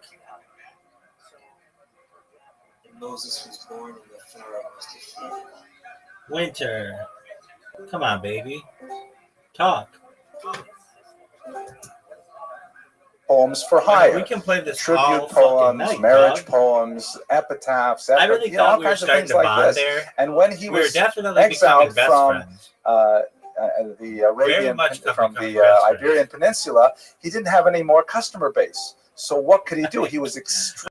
I cannot believe he's so broke. pissed off over and so one he has clip. a few poems that really speak to his penury. This is one of my favorites. The heavenly spheres and fortune stars veered off course the day I was born. If I were a seller of candles, the sun would Oh. never go down.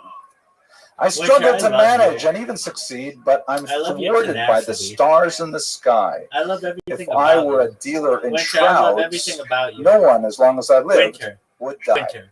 I love If I had a everything scheme about to you. profit from arms I and think you're a going to wonderful war, person. all the think foes you're in the kind. world would be friends I think and you're fight generous. no more. I think you're an Meaning absolute that sweetheart. everything goes wrong in his Thank you life. so much, If he Winter, made candles, the everything sun that would you stop do. setting. If Thank you for he being made so funeral kind. shrouds, people would And stop thank you for dying. being If he such made, a if nice he sold person. guns, people would stop Do you fighting. want to Like, talk, he just Winter? can't win. Winter, do you want to talk? Don't make false accusations. I'll let you talk. What up, pimp? How you living? Winter, how you living? Are we best friends? Are we best friends? Can you at least be real with me? Yeah, 100%. What's up? It wasn't just one clip, bro. How many clips was I it? wouldn't be acting this way. It was about 10, bro, that I had to remove in the span of 3 months. Well, that's pretty good. It wasn't just one clip, bro. No, it's not. None of the clips were doing anything for my channel. You look at the clips, it's just me doing nothing. It's just me playing my game and running around. If you want to make actual clips, how about go to my channel and these bots don't do shit for me. Okay. Except what they do for you. And that's the fucked up part. Do you want to see my You're bot? doing this to smaller channels and you don't give a fuck. Do you want to see my bot? I don't care about your bot. I want it removed. I know, but let me show it to you. Just a moment, pimp. I'll show you. All right, so I've got.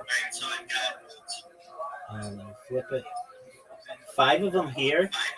1, 2, 3, 4, and then I just want to say, I do respect the grind. I respect the hustle. But if you're just shitting on smaller channels, what's the point? no. In fact, I shit on much bigger channels most of the time. You just happen to get in the crossfire. But do you think that's okay? Yeah, it's free promotion. That's not okay, brother.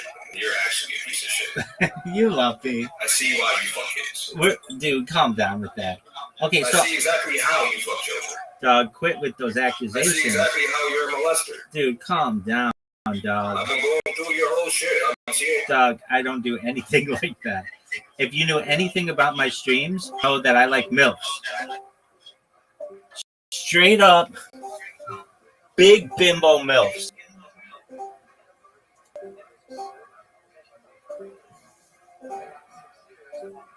Well, I liked how we were almost friends there for a second. That was really sweet. We were being real with each other. And over the course of the past 3 months, he had to delete like 8 clips. That's incredible.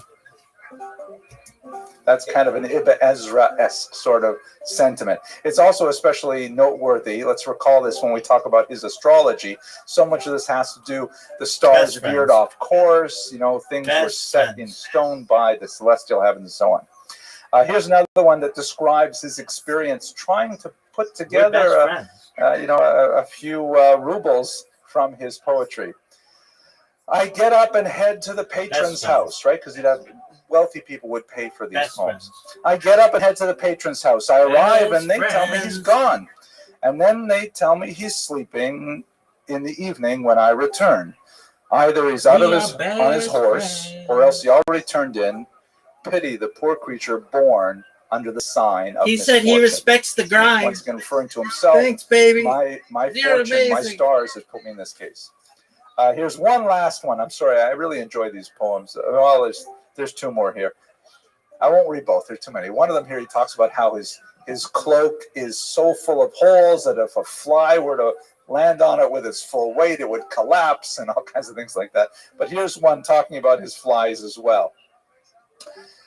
Who can I turn to in my distress? The flies have plundered my home. They will not leave me a minute of peace, attacking me fiercely like foes. Across my eyelids and eyes they race. In my ears they recite their poems. Like a pack of hungry wolves they devour my bread when I'm eating alone. And as though I'd ask them over like friends, they take what they want on their own. It seems they're only seeking their share when I offer them lamb and wine. But that, it turns out, isn't enough. They also covet what's mine. If I summon guests to come and dine at the head of the table they swarm, and so I long for winter, lest I starve because of them. Cold and rain will wipe them out. Thank God who dwells with the Kruvim. Meaning he's so pleased that in the winter eventually be done with these lice. Anyways, you get a sense of these selection of poems. He's like extremely harried. He has no money. He's going from place to place, hoping for wealthy patrons who will pay him for his Arabic-style poetry, and he's just having trouble putting it together. And in fact, he was a person of tremendous brilliance, but he simply could not communicate the old way of life, meaning before he turned 50, into this new cultural environment. He was forced to turn his attention to something else. And this attention to something else is, as I mentioned earlier, really what was his, the kernel of his success. I do not want to avoid the very obvious fact that he's a deeply religious individual. I mean, you have this sense of humor, you have this dark side. He wrote a few romantic poems, just like Yehuda Levi and Shmuel HaNagid, perhaps maybe not as R-rated as Shmuel HaNagid's, but nevertheless, romantic poems. But he also wrote quite a few beautiful religious poems. I'll just read you one of them. Oh my gosh, I read way too much poetry for this class. I mean, I wish Americans would read more poetry in general, but here we go. This one's called To the Soul. Sent down from a luminous fountain of life, drawn from a sacred place and pure, created as one, though not with form, and greater by far than honor or wisdom. Why were you ushered into the world and then in the dark of the body imprisoned? At first, its sleep seems sweet to you, but in the end, it's hard and bitter. Put the pleasures of time behind you, unless it's exile you'd always wander. Consider your glory, for this is your good, to serve the living God in awe. Listen while living within this world, and be bound to the one to come with the Lord. Very deep philosophical, religious musings about the plight of the soul coming into this body and so on. Now, we are going to leave his poetry altogether for the remainder of this class, but I have to take you to just two very difficult poems, one by him and one by his son. As I mentioned earlier, his son went, as they say, off the derech very significantly and eventually became a Muslim. The last story that we have of Yitzchak is that he refused to accompany Yehuda Halevi, his father-in-law, to Israel. They had made it all the way across to Egypt, and they had a falling out there. He says, I'm not going back to my wife in Spain, not going back to my son. I myself am a poet just like you, Schwer. He probably didn't say Schwer because that's a Yiddish word. He probably said father-in-law, whatever that is in Spanish. Abuelo, I don't know. He probably said, suelo? Suegro. Sounds like Schwer. There it is. So suegro. I'm going to make it here big time in Alexandria with my Arabic poetry. It turned out he didn't do so well. He had to wander around as well. He was in Baghdad for a while, Syria, and ultimately he became a Muslim. There are some questions about exactly how that happened, when that happened, and one of these poems here is attributed by some specialists to Ibn Ezra, writing about the conversion of his son to Islam. It's just he's got to tell me at what point he knew we were best Other scholars say no, he's not writing about it in this metaphorical sense. He's actually writing about his son after his son died. Exactly. Apparently his son predeceased Ibn Ezra. And still other scholars say no, this is a poem for hire. Like it. As we've seen, it's just a poem that he wrote for someone who lost his son. But unlike some of the poetry we've seen before with Yehuda Levi, it does not have the same immediacy, but it definitely has more, to my mind, than someone who wrote about someone else's son. Anyways, come, Father, approach and mourn, for the Lord your God is distanced from you. Your son, your one and only child, Isaac, whom you always love. You hear the shibutz there, right? The reference to the phrase, the son you love. It tells me what I do works. Quote, I am the man who has witnessed affliction and watched as joy was driven away. The fruit of my loins has been taken from me, words I'd never imagined I'd say. I'd always envisioned him offering comfort and being near me as I aged, but all my labor has been in vain. for I've given birth to my own dismay. And how can I rejoice again when Isaac has breathed his last and died?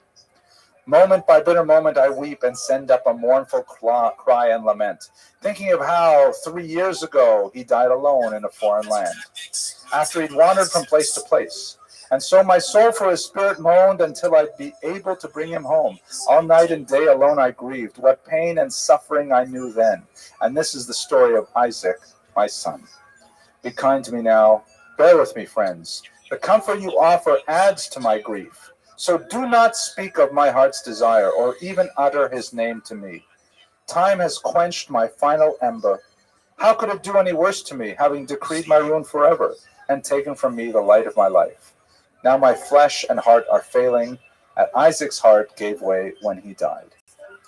Lord, in whose hands all is held, whose will extends through all creatures, speak to the heart of this grieving father who held your name in awe as a child.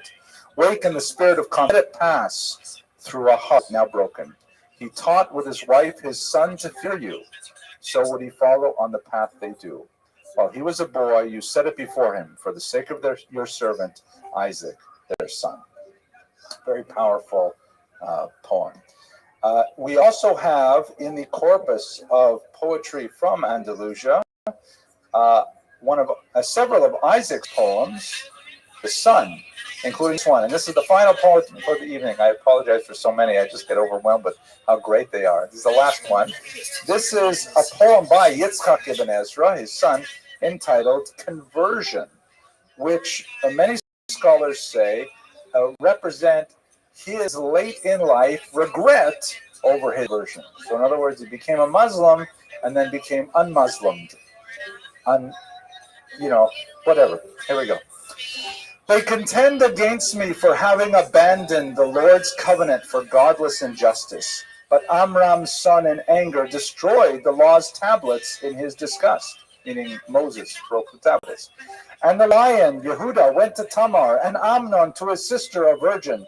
And David was tried by the Lord and erred beside Bathsheba, like Delilah's Samson. It's referring to all these characters in the Bible who committed very grave, I don't know what the right word is. They definitely transgressed in a very big way, and trying to figure out what that means. And some of the transgressions are hard to understand, and there's a lot of rabbinic commentary, but on the surface level, he's saying, why me? Everyone else has done these things.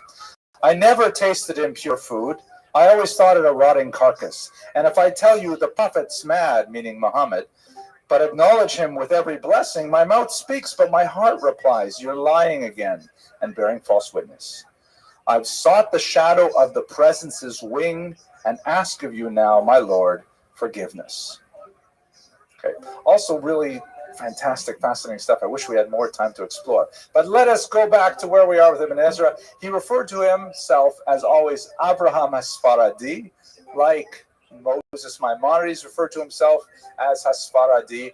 And this is perhaps, in many ways, the beginnings of the very well-established, cemented Sephardi ideology. We should bear in mind that unlike almost every other Jewish sub-ethnic group, it's only the Sephardim who really retained their specific identity as an ethnic group for so long in Jewish history.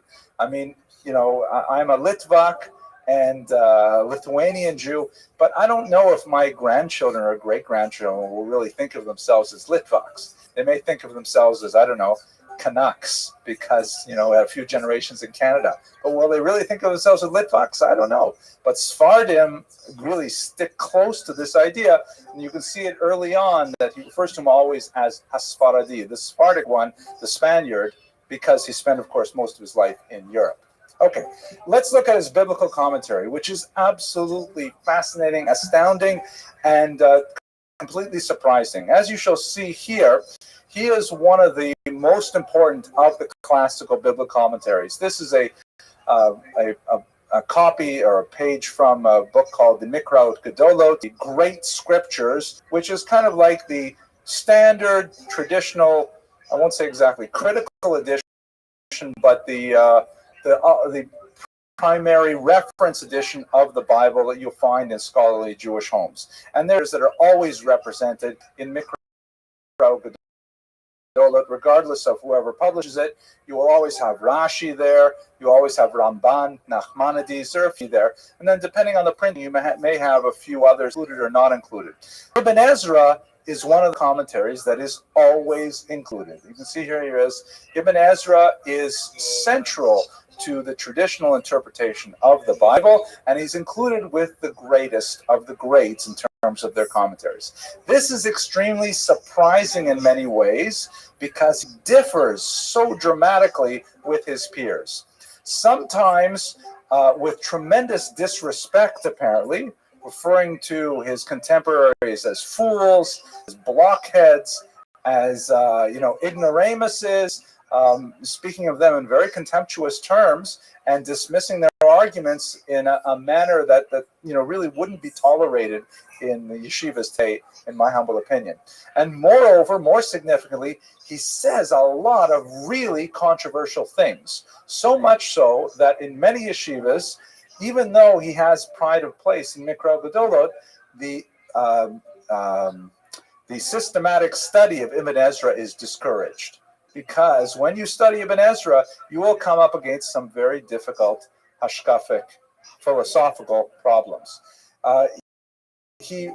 Nevertheless, because of those philosophical problems, he actually inspired the composition of more than a dozen super commentaries, meaning he's writing a commentary on the Bible, and more than 36 other rabbis have written commentaries on his commentary, trying to parse out why did he say this and solve this problem that he brought up and so on. Very, very, perhaps more than any other of the traditional commentaries, including Rashi, including Ramban. And Ezra is the one that inspired the most super commentary activity. That's just an indicative of his provocative nature. Here is perhaps why he got such a big start in the modern era. This is Baruch Spinoza, one of the most challenging figures of the early modern age. He was a Jew who advanced a series of theological notions. He's actually a Sephardi as well, living in the Netherlands at the time, who challenged a lot of core theological notions. In his theological-political Tractatus, he praised Ibn Ezra and said of him, Ibn Ezra, a man of enlightened intelligence and no small learning, was the first, so far as I know, to treat of this opinion. Now, what is this opinion that Spinoza is talking about and attributing it to Ibn Ezra? It's essentially the idea that there was human involvement in the composition of the Torah, that the Torah was influenced by historical factors. People other than Moses wrote the Torah, and this is like an earth-shattering idea that eventually would mature into the Wellhausian school of biblical criticism and so on. I will look at one example of where he gets this. Many hold that Spinoza was way off base in terms of how he assessed Ibn Ezra, but I will leave it to you to judge that.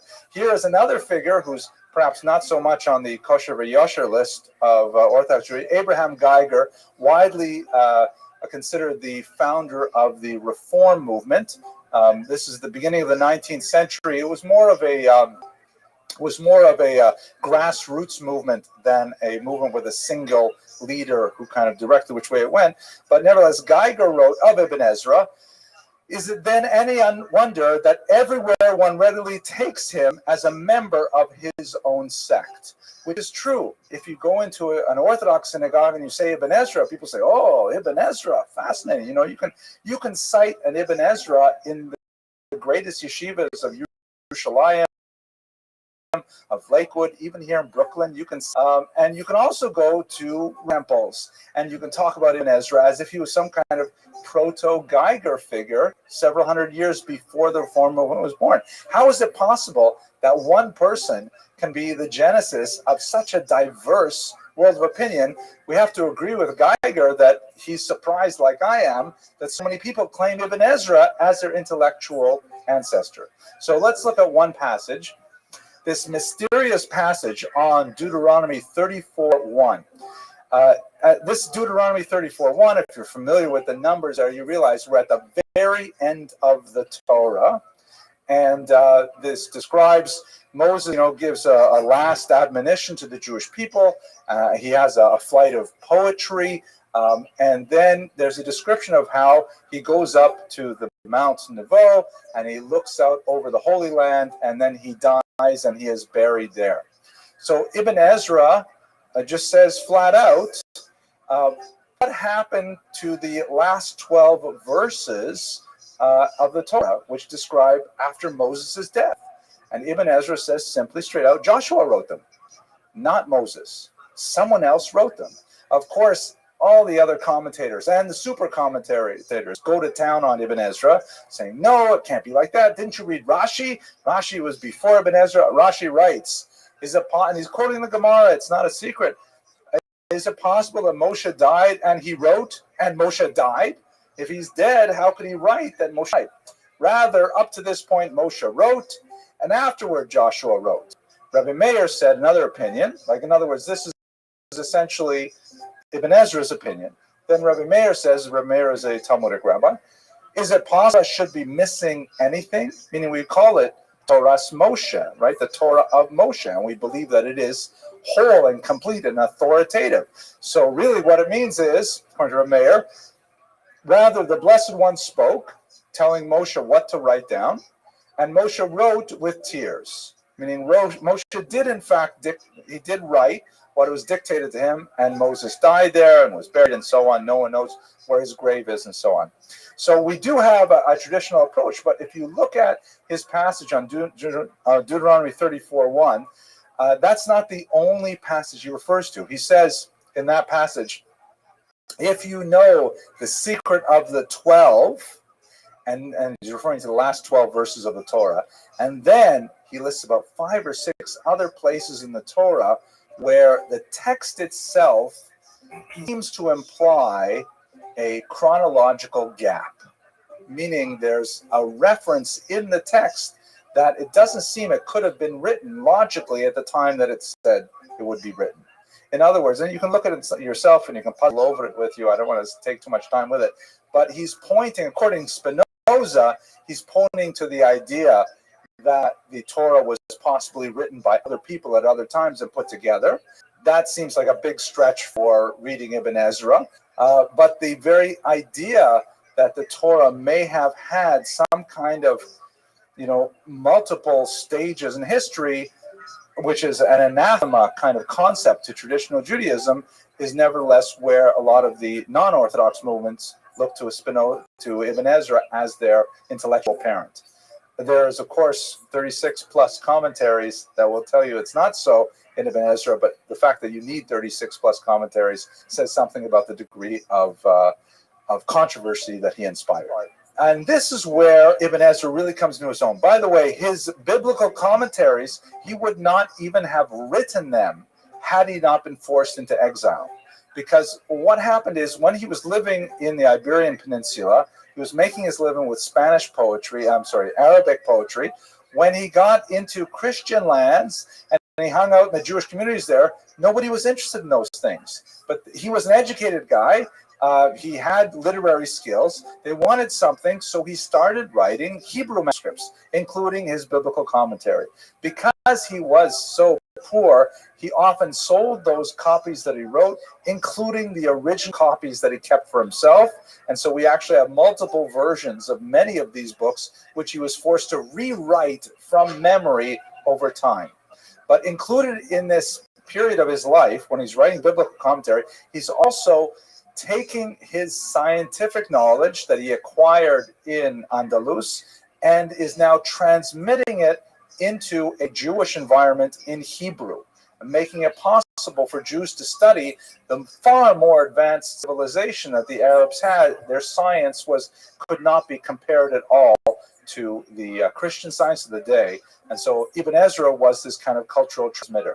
One of the most popular things he wrote, and it was like kind of the hot topic for much of the literature of a couple of hundred years before and after, was a manual on how to use an astrolabe. Here's a medieval Muslim astrolabe shown here. it's essentially a device that measures the inclination of the various stars and planets and the sun. It can be used in navigation. It can be used in measurement of vast distances. It's like essentially a pocket calculator, when nothing like this had existed before. But as you can see, it's not a very simple looking instrument to use. So there were many manuals written on how to use astrolabes. Also, they had to be, because they deal with constellations, they had to be personalized for particular areas. If you had an astrolabe that was made for Baghdad, it would not be very useful in London, because all of the various celestial positions changed when you moved that far west or east in latitude. So these manuals for astrolabes were written in many languages at the time. Even Chaucer wrote a manual on how to use an astrolabe. He didn't actually finish it, but there's one passage that's quoted in the source that I referred to earlier that says, "These true conclusions in English," meaning he's writing a manual in English for the astrolabe, "as well as sufficeth to these noble Greeks, these same conclusions in Greek, and to Arabians in Arabic, and to Jews in Hebrew, and to the Latin folk in Latin." Obviously, this was written before spell check, or maybe we say after spell check, like when you're typing on your iPhone. That would be a funny line. Chaucer wrote this whole passage on his iPhone. At any rate, what's very interesting about this particular passage, which is why it's so widely cited, is because you can see in this, in microcosm, the transmission of scientific knowledge.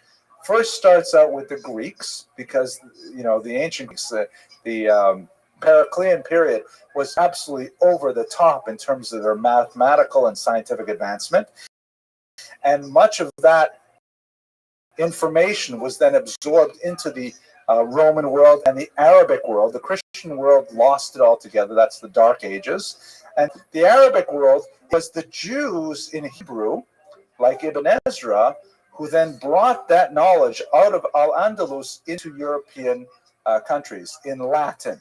And so Ibn Ezra also wrote in Latin, perhaps working with a team translating his ideas, but he wrote in Latin and he became extremely famous. Not quite as famous, perhaps, as this Jew.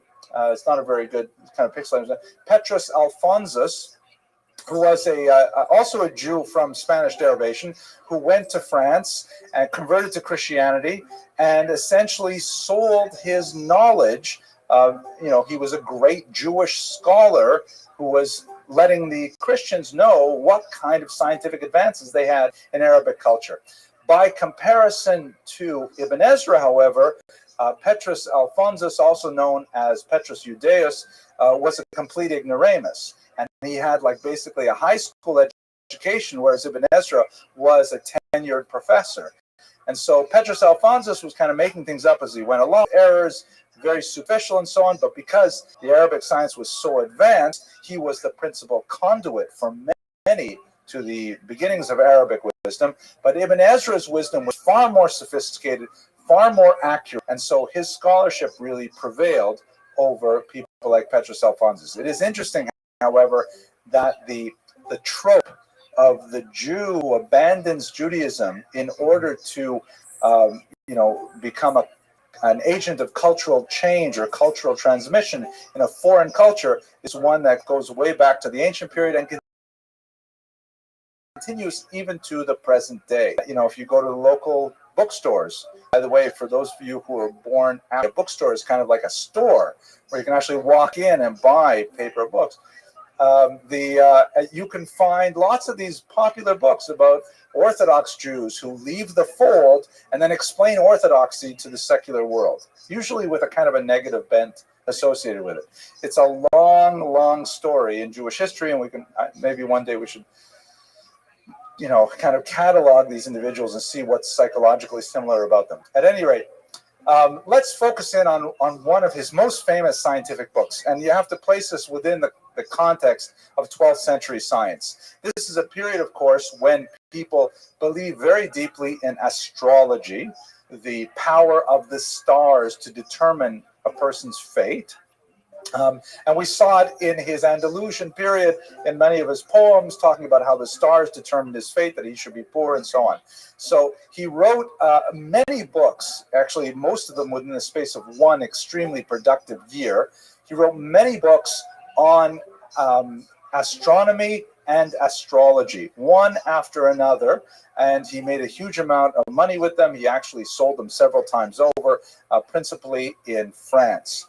Then one of those books we'll look at right now, because it's most fascinating, is called the Sefer HaMoladot, which literally means the book of things that will be born, or nativities.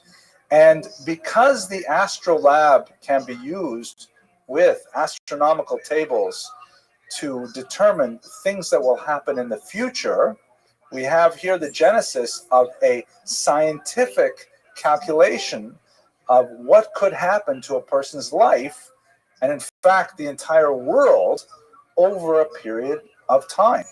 Because you can figure out, well, Venus will be in this place and the moon will be over here, and you'll predict an eclipse and all kinds of things.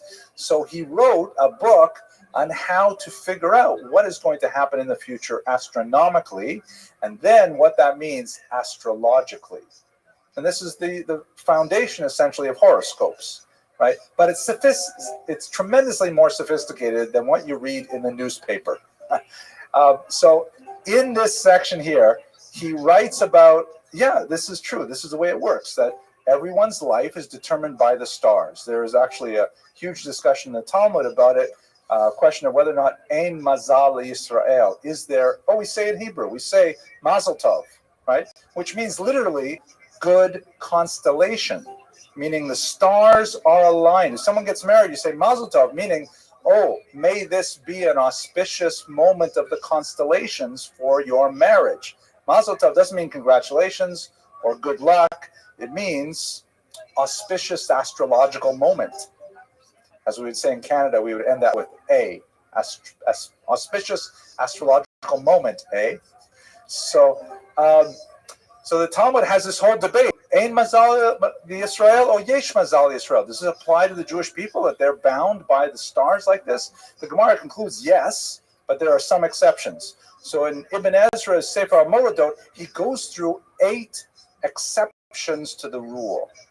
How it is that you can overcome your destiny.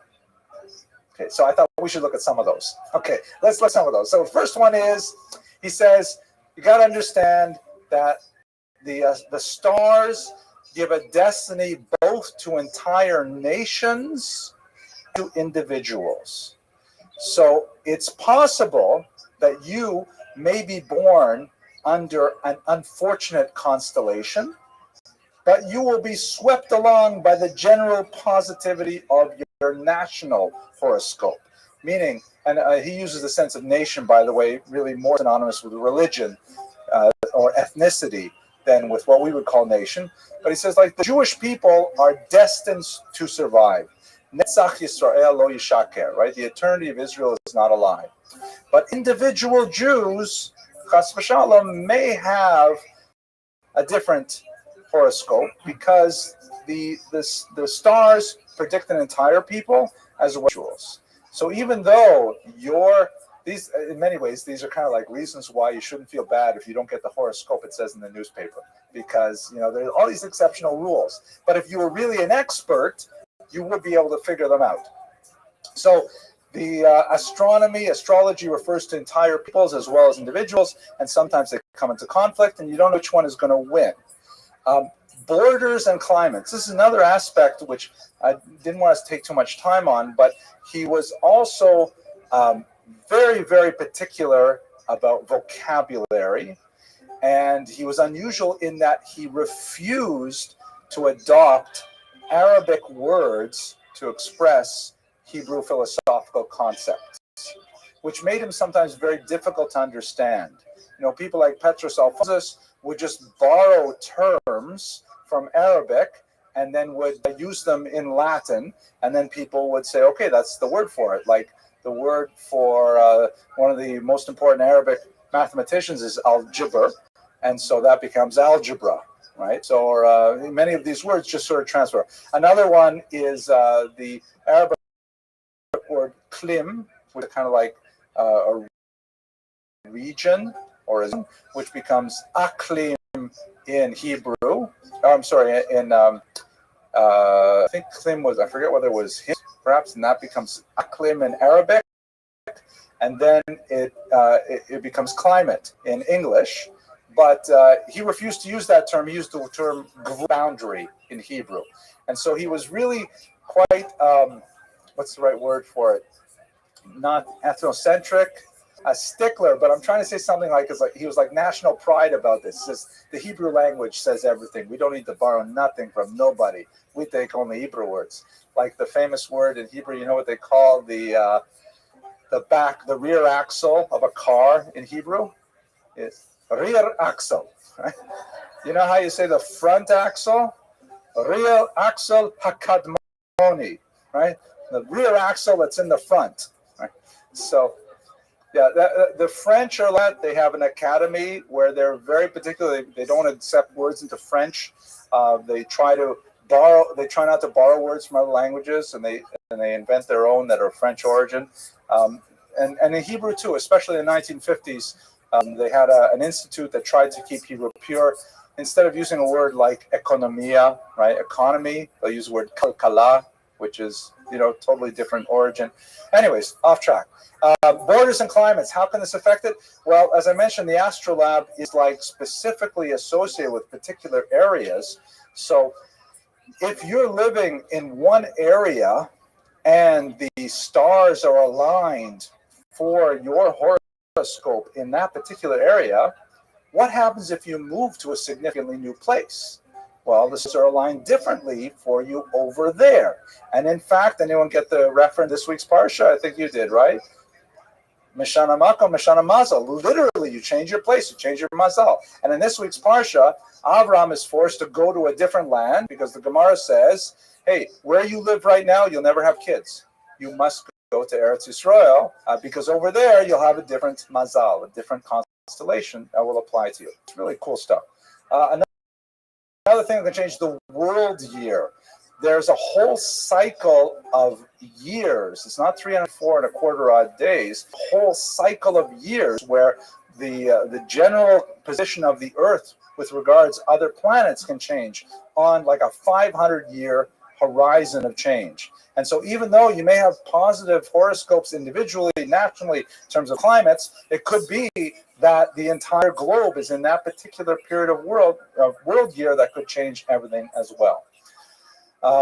And your socioeconomic background. This is fascinating stuff. You may have a mazal that says you're going to be a king, that you are going to be melech, that you have all of the qualities of a king. But let's say you're born into a slave household. Well, you'll become a big businessman instead. You'll end up, owning your own company. I'm just thinking of things I shouldn't say because it's going to offend somebody politically. But you'll end up, you'll go from, it's true, like if you were a slave and you had the mazal to be a king, you're not going to be a king. It's too far a leap. But you could go from being a slave to being a huge business owner. In other words, the general trajectory of your mazal will point in a certain direction, and the realities of where you live socioeconomically will dictate the starting point of that change. Also, forces of nature that, you may have the mazal, a person mazal to live a long and healthy life. But if you decide that you want to be a skydiver and you want to, try hang gliding and all kinds of risky sports, and you want to challenge the law of gravity, all bets are off. He used the example of you want to go out to sea. You may have this great mazal. You put yourself into a position of danger. It could be that the forces of nature have a stronger mazal than you do. They can be overpowered. Sorry, don't push your luck, right? Exactly, which is a translation of Ein mashkichin al hanisim, right? We don't wait for miracles, which is a beautiful thing.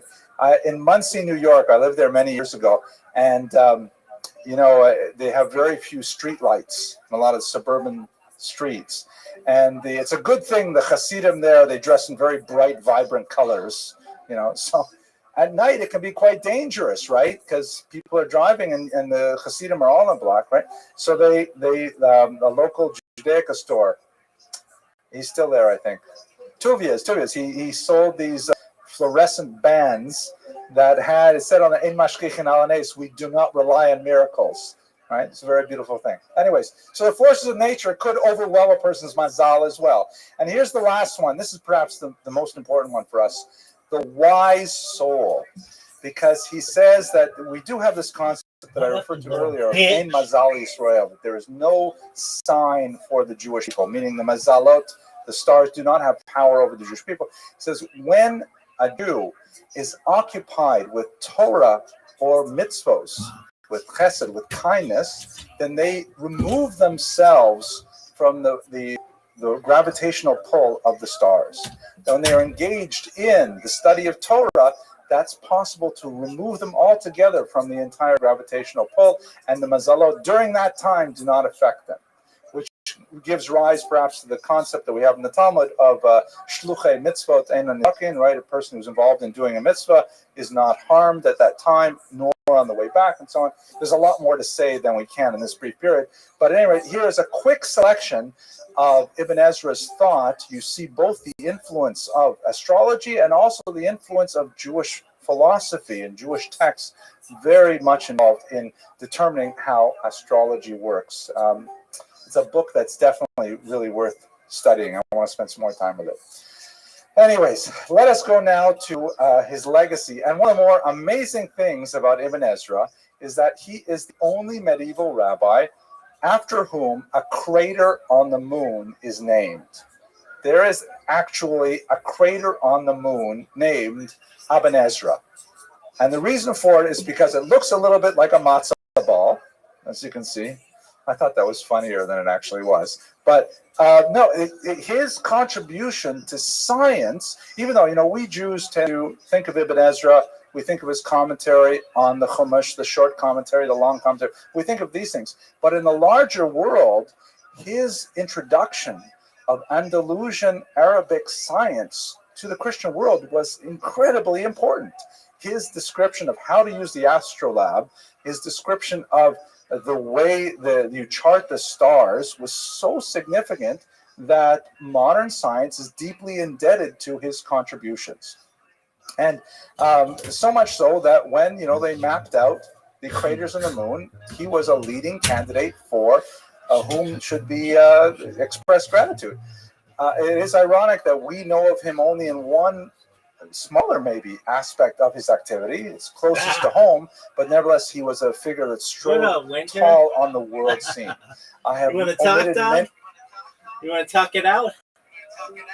You want to talk it out, dog? Dog, you want to talk it out?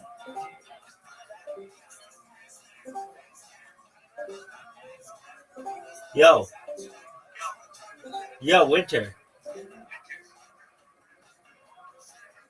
Winter.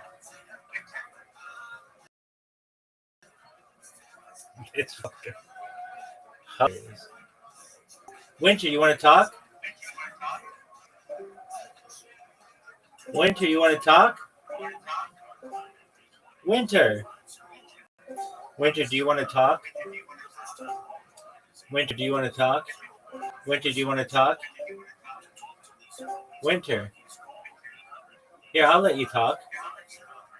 It's been a while. I wonder how you're doing. All right, here we go, my friend. I'm going to let you talk, son. Don't mess it up. Wow, your camera's on. Look beautiful. How you living, pimp? Winter. You can talk, dog. You look beautiful. Hi.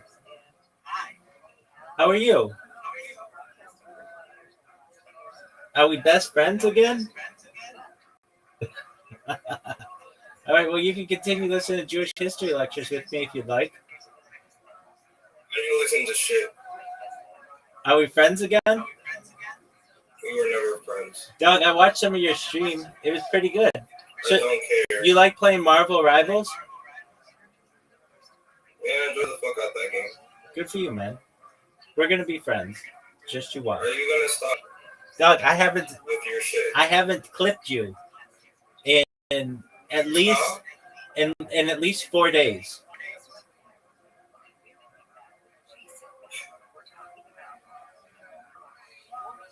Is this going to continue? Was my question. You mean my clip bots and my spam bots? Yes. Oh. Is it going to continue? Oh, for sure. Definitely. And this will continue. Okay, fun. Are we best friends though?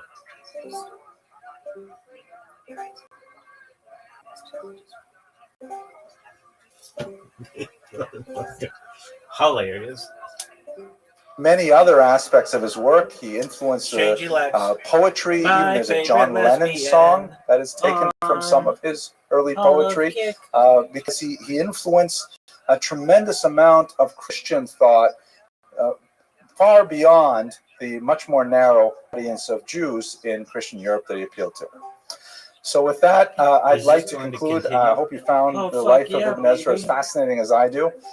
We will Why? return, as I mentioned, next week It's with a sick. very special program. I hope you're all going to come because it's going to be really great. Chance to celebrate. My family will be here, God willing, to celebrate with us.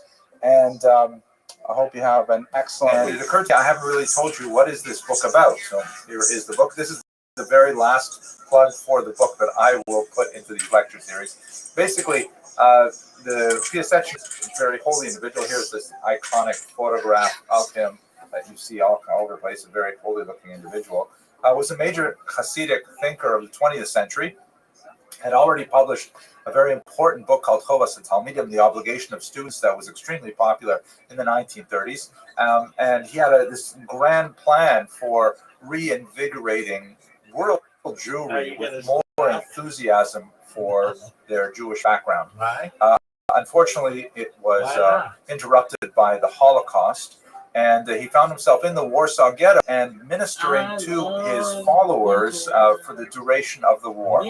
Even though he received many offers, even from the American Jewish Congress, the Joint Distribution Committee, and the Underground Resistance, he was offered many times to be taken out of the ghetto. He insisted on remaining with his followers throughout and ministering them in a pastoral sense throughout the war.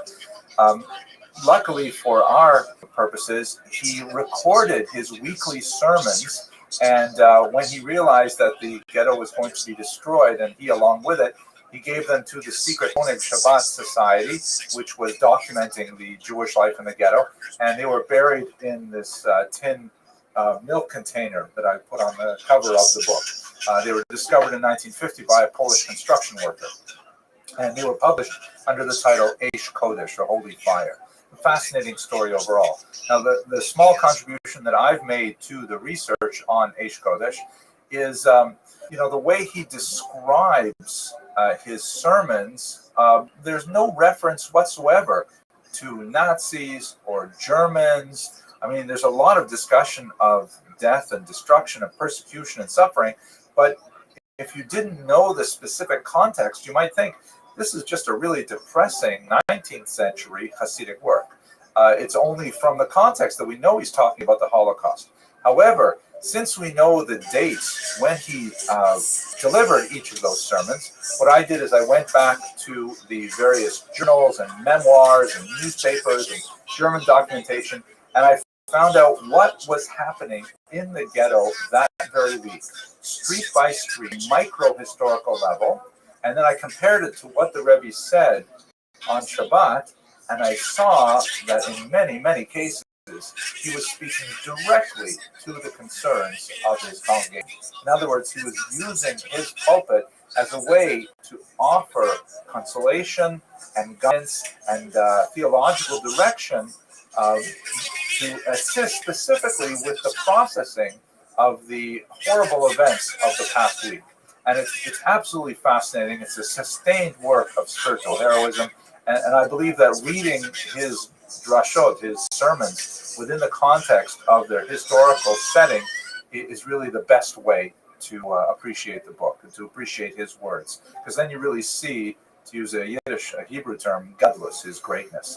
I'm very pleased that one of the premier students of Piaseczna Hasidus is Rabbi Moshe Weinberger, Winter, you who want to has talk, a big synagogue by the same name, Congregation Eish Kodesh. Winter, And you in want to his talk, big man? letter called the Haskama, or a sort Turn of that an camera on if you approbation want to letter, he writes that basically he has Turn that camera had on, this big book, dog. the Eish. Let me see that beautiful face of yours. Do you want to talk about Michael? Do you want to talk about Michael Jackson or Michael Jordan? You want to talk, baby? Winter, you want to talk it out?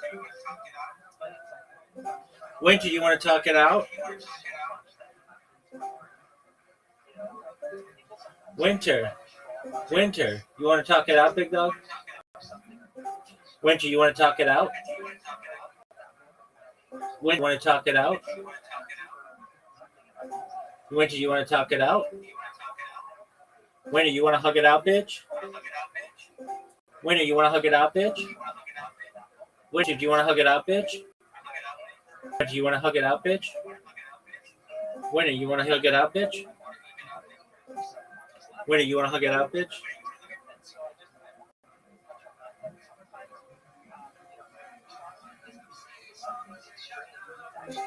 Winter, are you in love with me? I love me some Winter.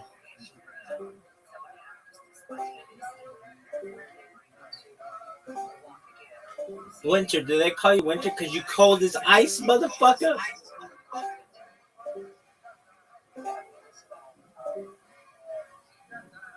Winter, you want to talk? Winter, do you want to talk? Winter, do you want to talk? Winter, you want to talk, son? Winter is one of my favorites. He's just hilarious. Just a nice, Eish Kodesh, the nice original person. Hebrew, on his desk for 40 years, and so much of it was opaque to him until he read my book, which made me feel really great, and I'm telling as many people as I can. Anyways, we have the book launch on Monday night, the 30th. I really hope if you're in Brooklyn, you're able to join us and to celebrate the life and the work and the contribution to world culture through Hasidic thought that is representative of the Piaseczna Rebbe. If you can't make it to Brooklyn, I would be very honored if you wanted to get a copy of the book. They're available, of course, on all the internet outlets, and you can certainly ask at your local Jewish bookstore, which is even better because then you support a local business. And I guess that's about it for the plugs. I'm very proud of the work. I think it represents something useful for people, and I hope you'll like it too.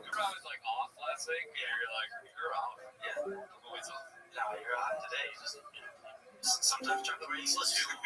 Sometimes, like, chocolate rain is just gonna play itself sometimes. Sticks sound great in there, Chase. Well, they're not. Chocolate rain. Oh, nice. You did the head that pull in. I do that too when I sing and record. I'm not a tablet. I'm kidding. I do this.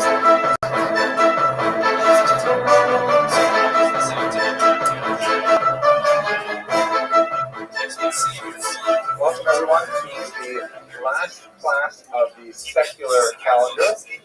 We will be continuing as normal, God willing, next Wednesday, January 7th. We will take one day off this month for the yeshiva break, which is, I believe, the week of the 26th. But otherwise, we're you want to talk? walking on through Big dog. You want to talk, big dog? Dog.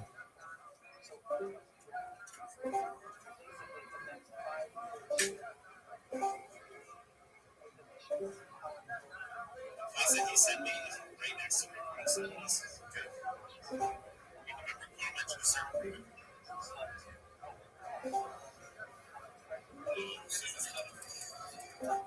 is the area I keep getting these messages. I'm thinking, we're getting 3 comments that are close. We can't get. Yo, Pimp, if you want to talk, we can. If you want to talk, we can. Big dog.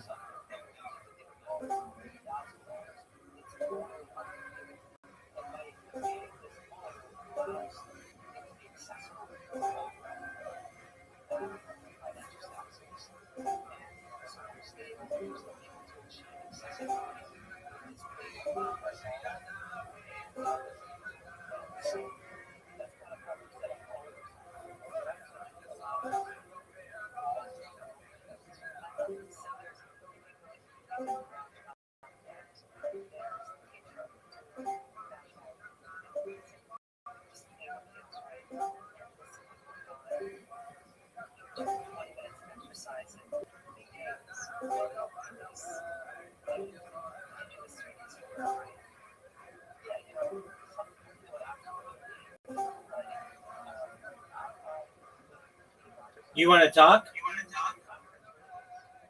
All right, big dog. You want to talk? Big dog, you want to talk? You want to talk? Winter, you want to talk?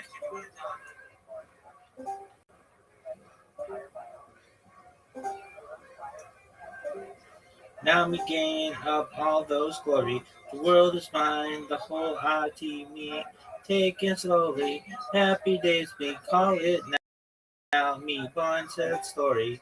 Anyway, me the Emma in the world.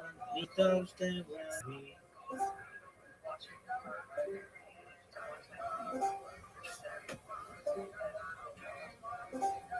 Example, Exhibit A. You know, the entire case. Do it, right? No, I just did it. Okay, just do a line. No, You want to talk? You want to talk? I'll let you talk. What's up, baby? You want to talk? Big dog, you want to talk?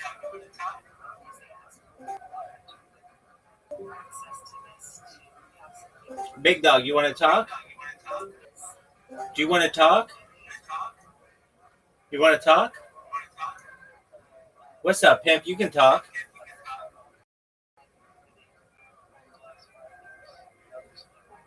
You got that dog in you, son.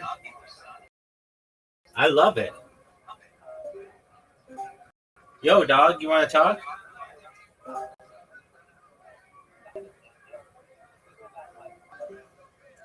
Ding. Ding.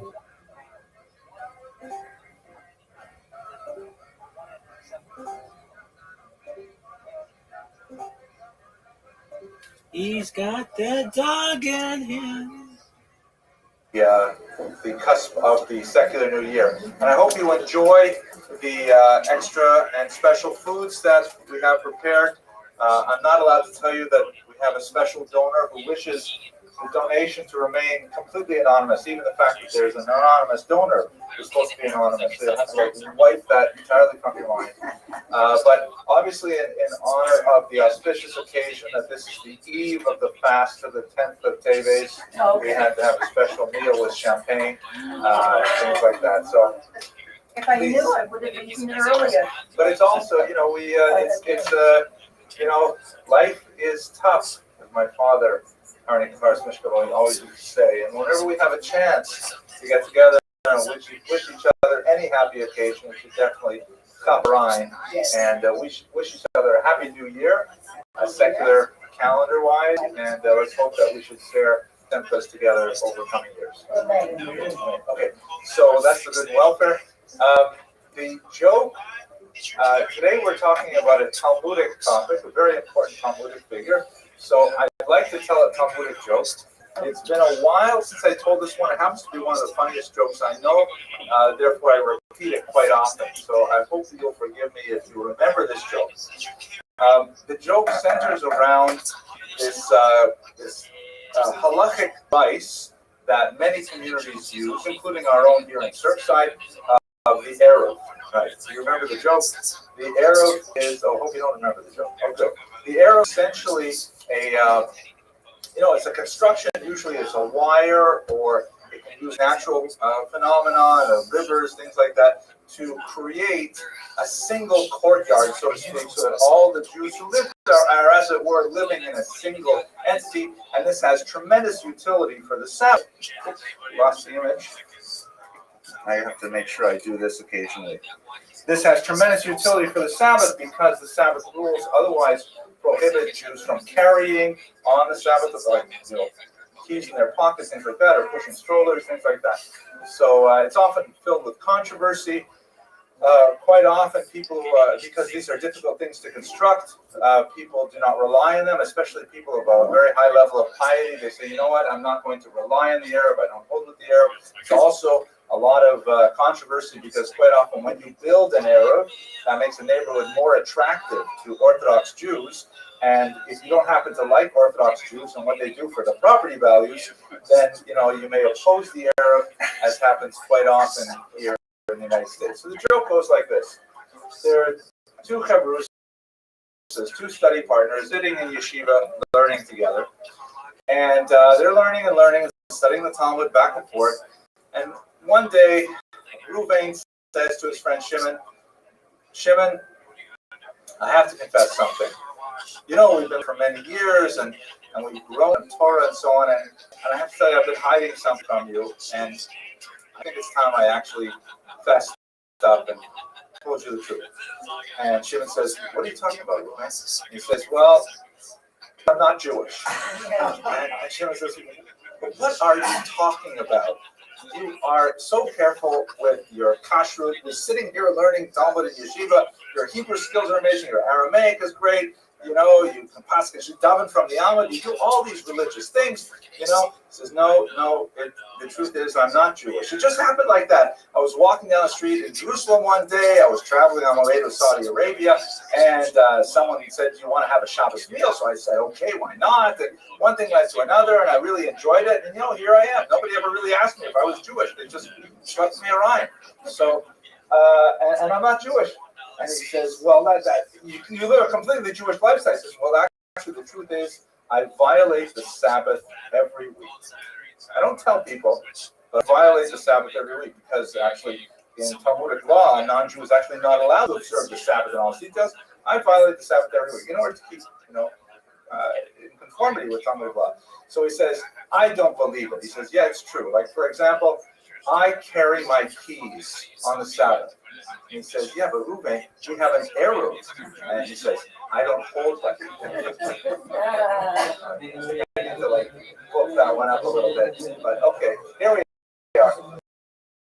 Let's go to the material. That's what you came for, not for the jokes. But I did get an email, a comment from I forgot where it was from, saying we need more jokes. So, okay. So tonight's topic is the Rashba. Very Talmudic topic. It's a great honor for me to have the opportunity to speak about him because he, as a thinker, really had a big influence on my own Talmudic education. Of course, he's an overwhelmingly important figure in the yeshivas. You may not have heard of him. I meant to ask Denise Malka, my daughter, who is now doing the filming. Mr. Rodriguez has gone on to take graduate courses on Wednesday night. So my daughter, Denise Malka, is going to be filming. Denise Malka, in your extensive education, have you ever heard of the Rashba? She has. How about Rafaela? You're in the back there. Have you heard of the Rashba?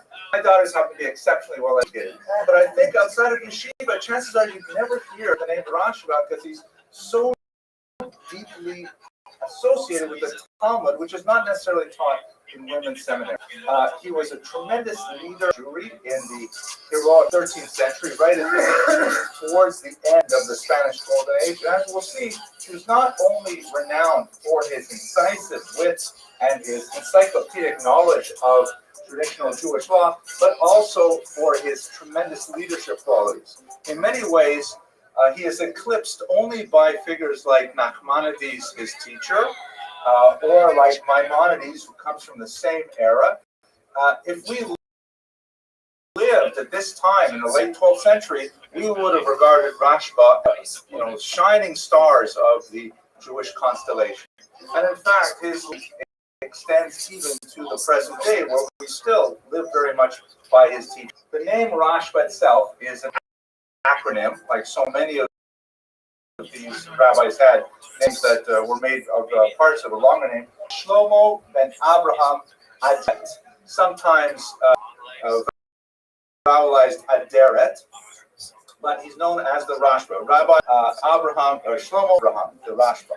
His years are 1235 to 1310. He's associated with Barcelona in particular. That's where he was most active. So let's place him in the context of Jewish history. history. He is one of the most famous of the generation Rishonim. So, philosophy of time, there are sort of large chunks of generations that can be grouped together, primarily for theological reasons, but it also has implications for how Jews work through Talmudic law. And the concept behind the grouping of these generations is the notion that the closer that Jews were to the revelation at Sinai, the greater the level of spiritual sensitivity, the greater the level of the Torah, the divine information, and so on. Not necessarily greater intelligence, not necessarily greater sophistication. Those things actually come later because you have the ability to access much more information than earlier generations. But the idea is that they were on a higher plane than later generations. And in Jewish philosophy of time, we break them up into several groups, which is outlined in Pirkei Avot. The period that we're especially looking at right now is known as the Rishonim, first ones. It's a little bit of a misleading term because there were periods before the Rishonim, the Geonim, the Amoraim, the Tanaim, and so on.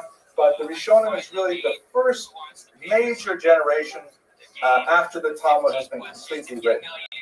The previous period, the Geonim, there were certain tractates of the Talmud still under production. The Rishonim is the first generation when the Talmud is already canonized, and so they are the first major commentaries on the Talmud. Famous Rishonim that I'm sure you're familiar with, Rashi, who is exempt of the Rishonim because one of the main tasks of these few hundred years of scholars was explaining the basic text. Rashi is famous, very pithy, concise, and commentary on the Talmud and the Torah in particular. You also have the Rishonim who engage in codifying law, meaning taking all of the complexities of Jewish law, which is scattered throughout a vast corpus of literature, and then bringing it down to an organized fashion where it's set out more or less in 3 terms with chapters and sections and subsections, things like that. The Rambam, Maimonides, shown here in a statue in Cordova, is perhaps the most famous of the Rishonim engaging in codes. We also have the so-called Monei Mitzvot, those who counted the mitzvot. As I think I mentioned just a couple of weeks ago, but I'll repeat it, why not? The Talmud says there are 613 commandments. The Talmud does not list them. So by the time we get the Rishonim, around the turn of the 10th century, several rabbis say, well, okay, let's put these down on paper. What are the 613 commandments? And of course, then they have a difference of opinion, which ones should be in, which ones should not be in, which ones are just customary or rabbinic and so on. But that's something that the Rishonim do, is they try to analyze and synthesize so that we have the Torah presented in a very different format than the earlier passages. So these are the kinds of things that the Rishonim engaged in very heavily, and the Rashba is firmly in that tradition. The most significant area of his work in terms of literature is activity as a writer of responsa. So the term responsa is Latin, and it is the plural of responsum, which is the same word as we have in English, response, answer. Basically, it would go like this. And by the way, this is the way it works even in the 21st century. A typical Jew would have a question in the observance of Jewish law. He would ask his wife what to do. She would tell him, he would disagree, and so therefore he would be forced to go to the rabbi to find out that his wife was actually correct all along. A typical Jew has a problem. He goes to his rabbi, what do I do about this situation? I got involved in this business deal, and it didn't go well, and he says I owe him money. I tell him I do. The rabbi tries to answer to the best of his knowledge, but if it turns out that if it's beyond his capability to answer, he'll pass it on to a higher rabbi, and this is census, not by any sort of formal mechanism, who's like a more well-learned rabbi, and that rabbi may pass it on to another rabbi until you have someone who's known informally as the Gadol Hador, the great one of the generation. Once again, it's not a formal designation that you can somehow be elected to become the Gadol Hador. It's just based on consensus where enough people agree that, this person represents the apex of learning in our generation, and he, typically he, becomes the person that people turn to. The Rosh, and by the way, we're talking about Jews, it's rare in any generation that you will have an absolute agreement on one person. There will always be several, maybe half a dozen, that various groups regard as the Gadol Hador, living at the same time. We did have a generation like that about 40 years ago. There was a widespread consensus that Rabbi Moshe Feinstein was considered the Gadol Hador across all movements, but that's very rare and very brief, and only episodic in Jewish history. It was the case in the era of the Rashba. He was clearly the Gadol Hador. To him were all of these very vexing and difficult questions, and he composed written responses to them all around the Mediterranean basin, in particular in Spain and all in Sal and various parts of Central Europe. And communities would cherish these letters from the Rashba, and they would become, copied over and over again into their communal records and recirculated and so on. And later on, it may have taken several years, they were eventually published. Over 3,500 of these letters, these responses in Jewish law, have been preserved and have been published and continue to be studied to this day. So it's extremely active. Maybe to put it in kind of a flippant way, he was sort of like a Dear Abby. Is that the name of the column, Abby? It's kind of like Dear Abby, except for Jewish law. People really paid attention to what he had to say. And by the way, as I mentioned a few minutes ago, response literature is still being created today. It's really quite fascinating to see all kinds of questions, which are usually initiated by technological innovations or social innovations. What is a microwave? Is a microwave an oven? In which case, you have to treat it with all the laws that pertain to an oven. So if you cook meat in it, and then you want to cook milk in it, you have to kosher it. How do you kosher the inside of a microwave oven?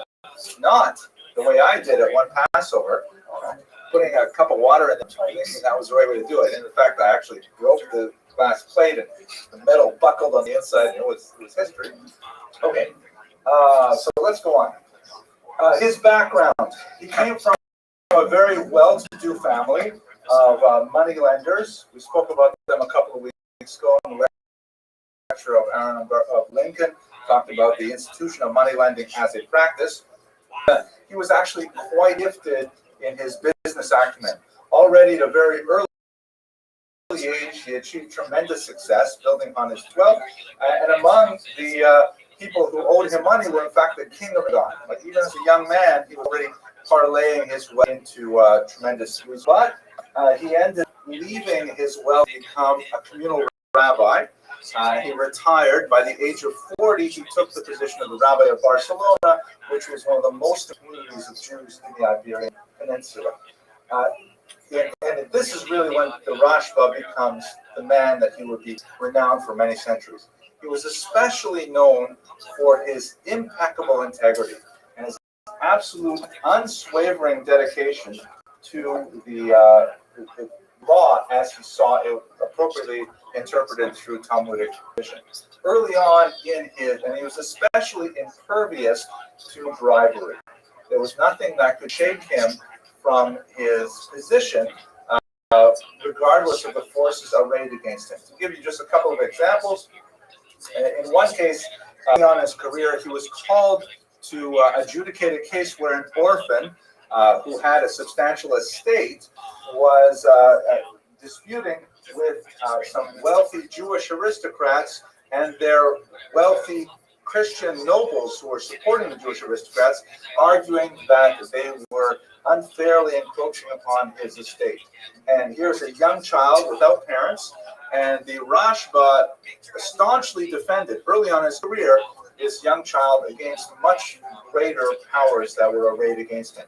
But on the other hand, another case that indicates how his integrity was sank to his activity.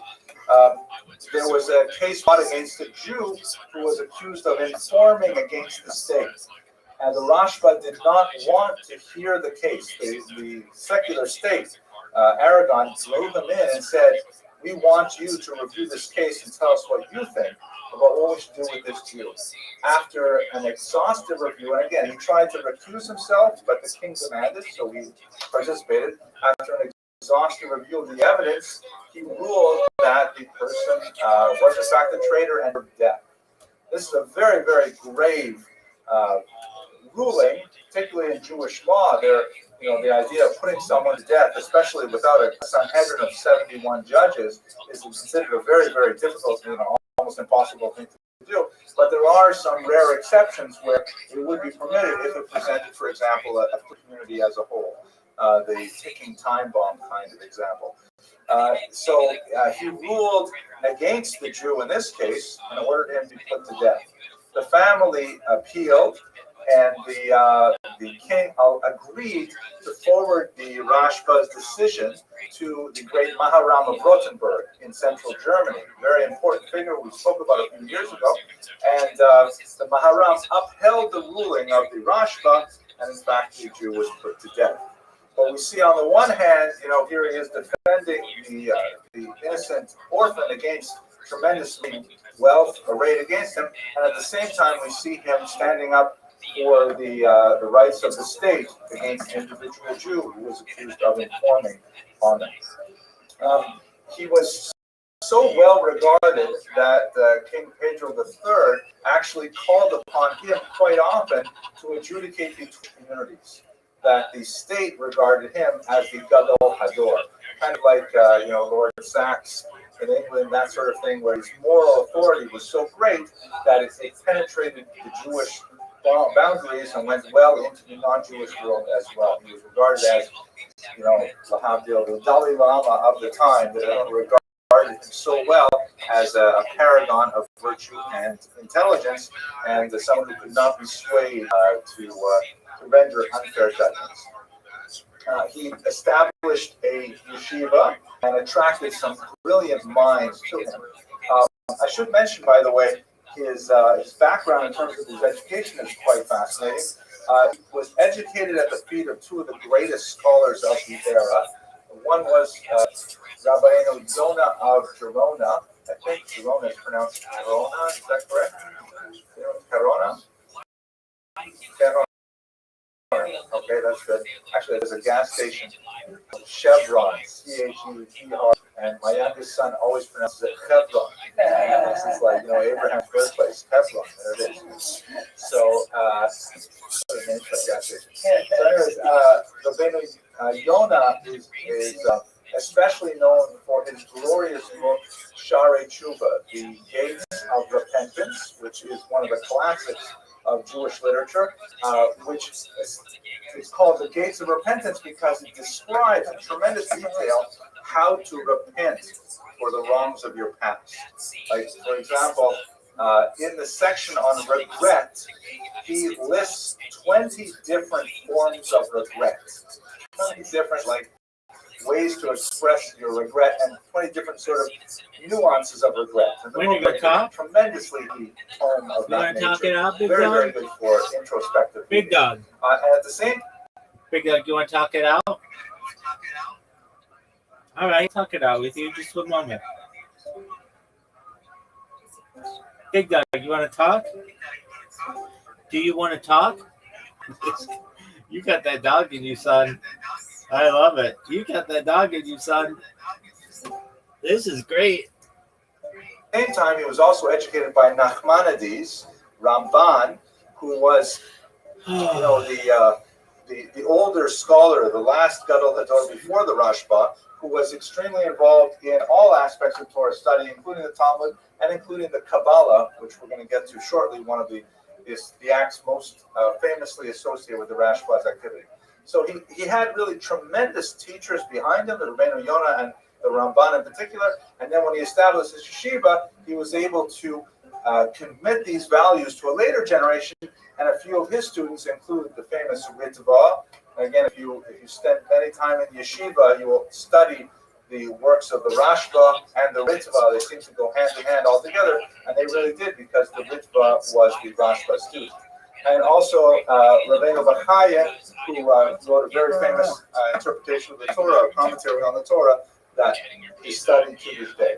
So again, we have to get the whole picture of this man, very wealthy, and yet his wealth gave him his independence to be able to focus solely on Torah. Regarded as a peerless leader of sterling moral character that was respected by Jew and non-Jew alike, and very much involved in ruling on issues that spread throughout the Jewish world. Again, 3,500 individual pieces of correspondence.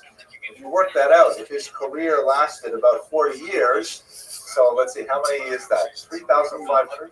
But 80 or 90 letters a year. Right? That's a huge amount. That's like 2 big letters a week. And these are very learned letters that have tremendous amounts of terminology packed into each one of them. Okay. Now, of course, since we are talking about Jews, there's going to be some dispute involved. And I'd like to concentrate on 3 main areas in which the Rashba was involved in some very significant disputes, which persist in some way to the present day. As we have a teaching in Pirkei Avot, one of the great classics of ancient Jewish literature, any controversy for that of heaven, the controversy will endure. I mean, if people are arguing really for the truth and for the betterment of the human race, then that controversy is not going to be just solved. If the controversy is solved, it means maybe it wasn't so much for the truth. And so we see that very with the Rashba, particularly for secular knowledge. So what's going on here now? One of the interesting things that's developed in the 13th century, 2 interesting things really, but let's focus on the first one first. Judaism as a body of thought was bifurcating. It was getting more complicated, and there were people who were specializing in certain avenues of research more than others. One of the last great synthesis, well, I'm not going to say it like that. Let me back up and just change the way I say that a little bit. There were 3 main bodies of thought among the Jews of the 13th century about how to approach Torah.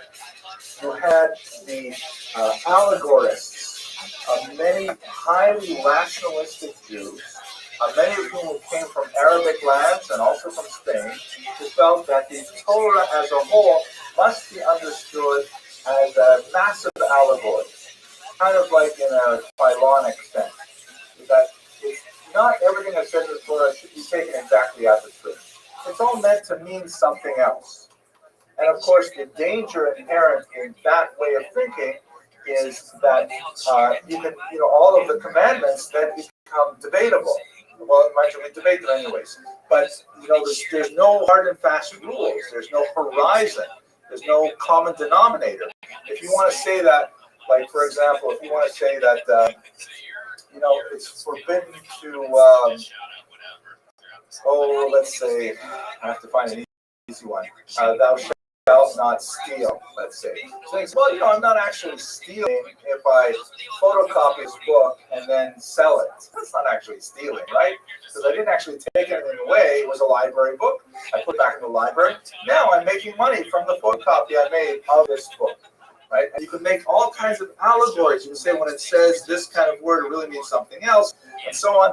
And so there was a trend in the Jewish world that was excessively rationalistic and taking the Torah away from its basic meaning.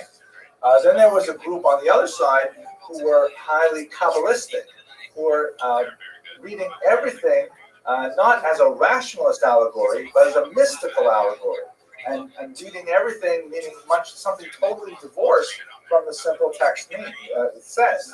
And then finally, you had sort of a moderate camp that was trying to, distance themselves from both extremes. And the Rashba found himself in the middle of a dispute over this. And especially where it became most pointed is in the place of secular knowledge.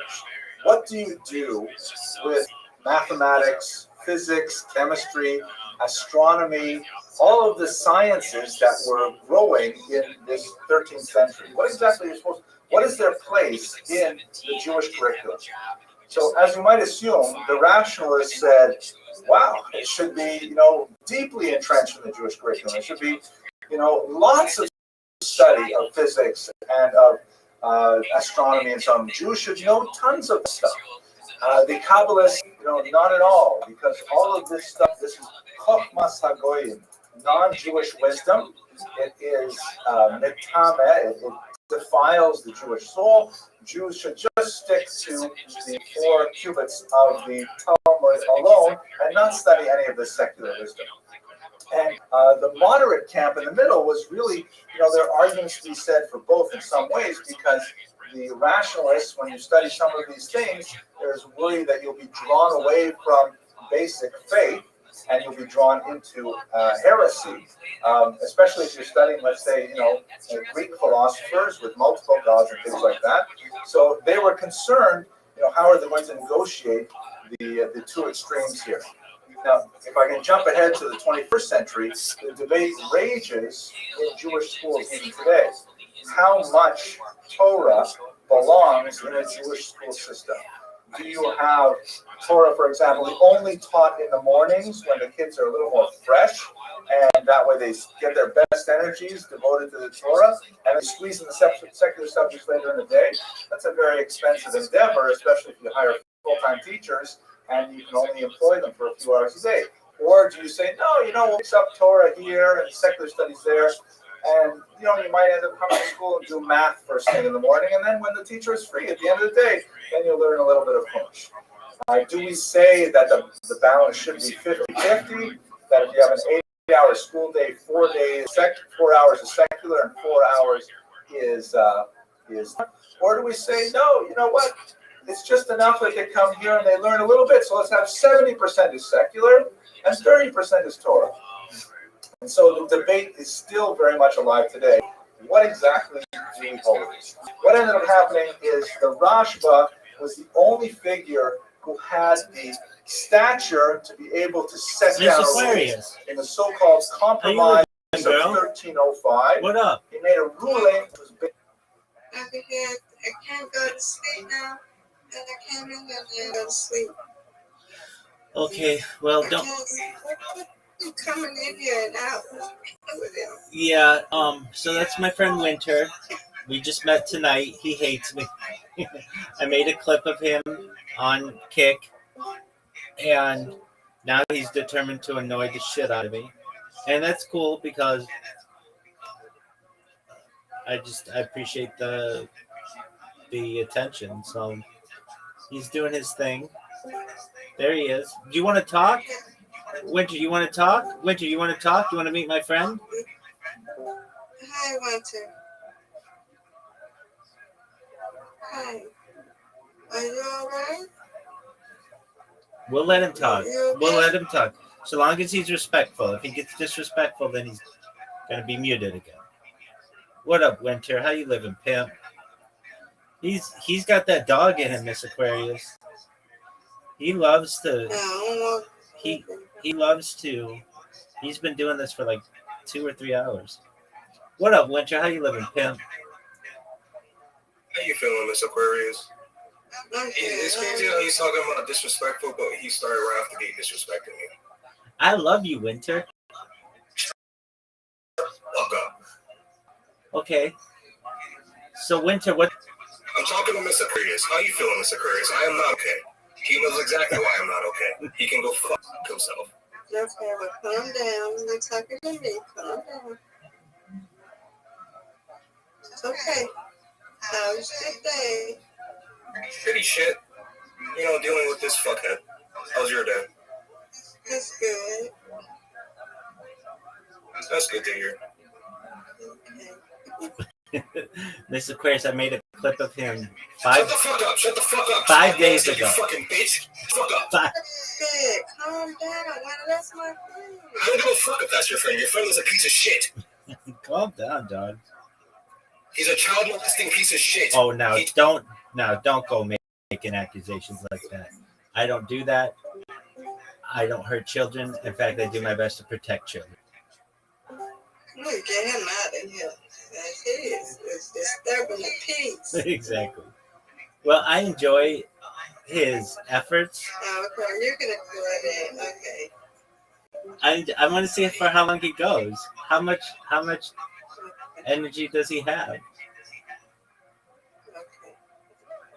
Okay. He's really fine. I mean, he and I go back and forth and whatever. But when he starts making accusations like that are completely incorrect, then I have to mute him. If anything, I want to put. I can do this later on when I'm not in here. Yeah, sure. Well, he's gonna keep doing it. I can kick him. Can you please calm down just for like a little bit, like 10 minutes, because I don't want to hear him. Just calm down. It's okay. He said, forget this. Okay, well, fine. Go ahead and act a fool then. Anyway, Grandma, what did you do to him? I made a clip of 5 days ago with a robot, and he got really upset that I did it. Oh, wow.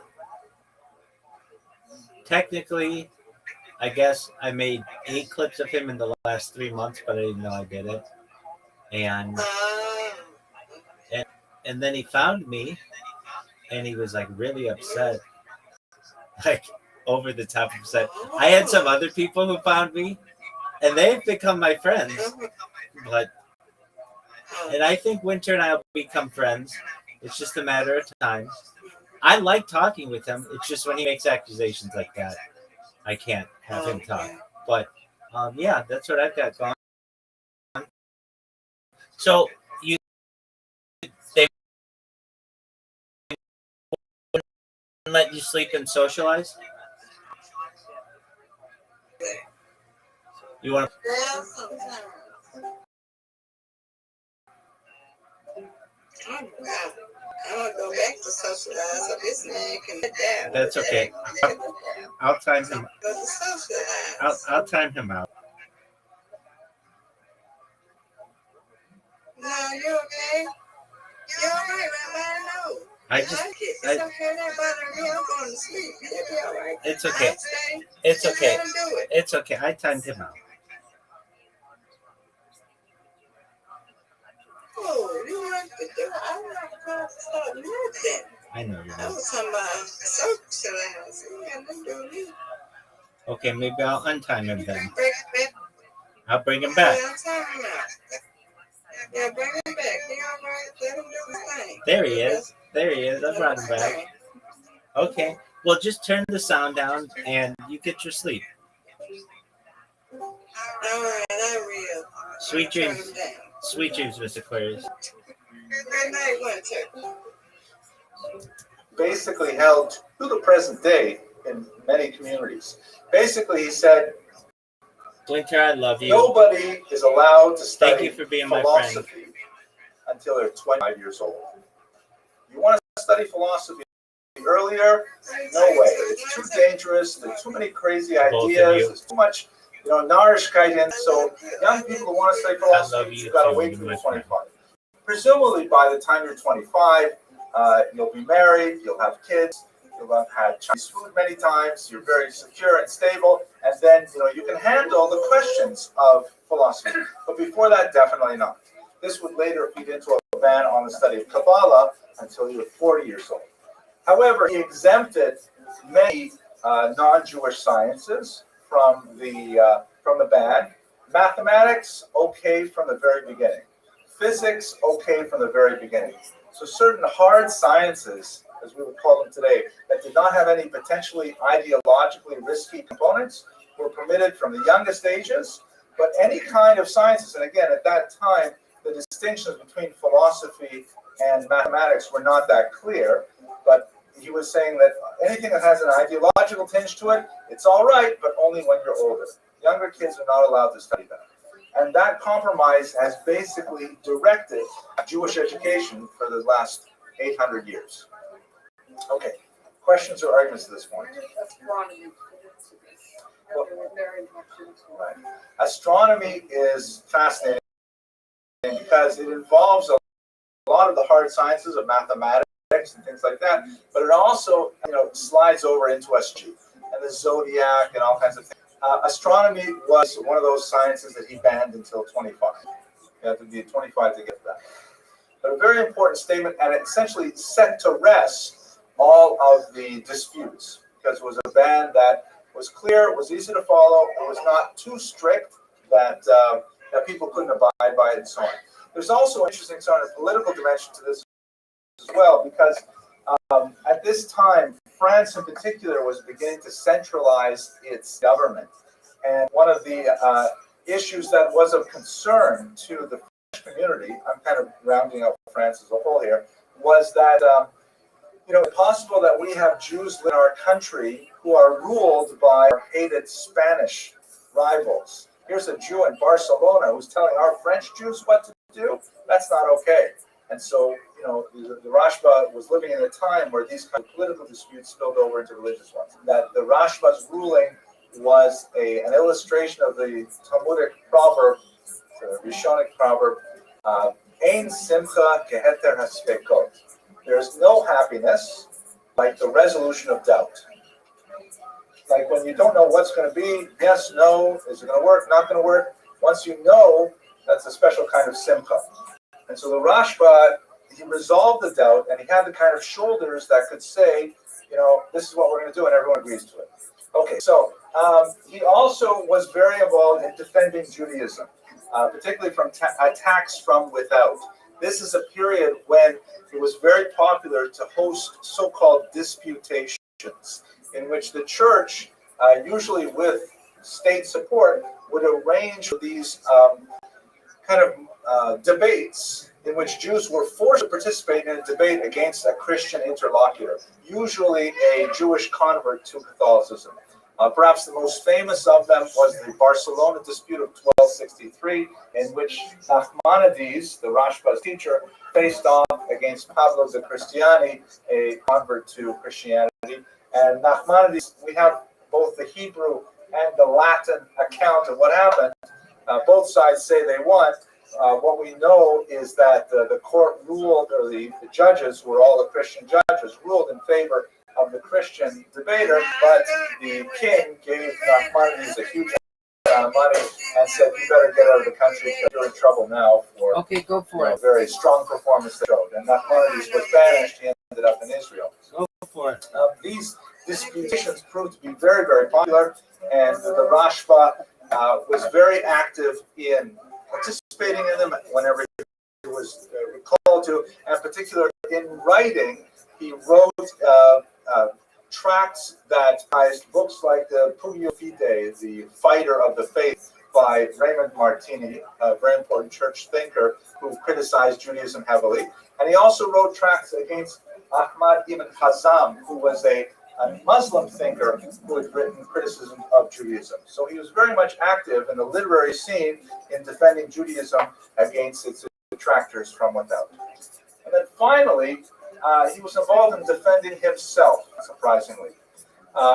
Besides his responsa literature, and besides his commentary on the Talmud, which we haven't had much time to discuss, he also wrote a few sort of halachic volumes that deal with particular topics. One of these topics dealt with the laws of keeping kosher, and it was called Torah Habayit, the teachings of home, or the Torah of the home. And it was criticized within the realm of appropriate debate by another great thinker of the period, Aharon of Barcelona, who you may recognize.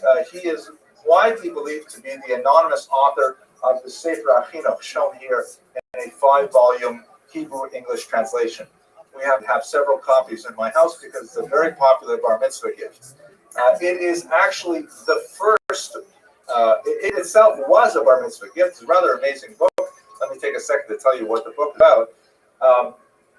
The book is written anonymously, so it's attributed to Aaron of Barcelona, but we're not positive. And basically what he does is he wrote this book for his son on the occasion of his bar mitzvah.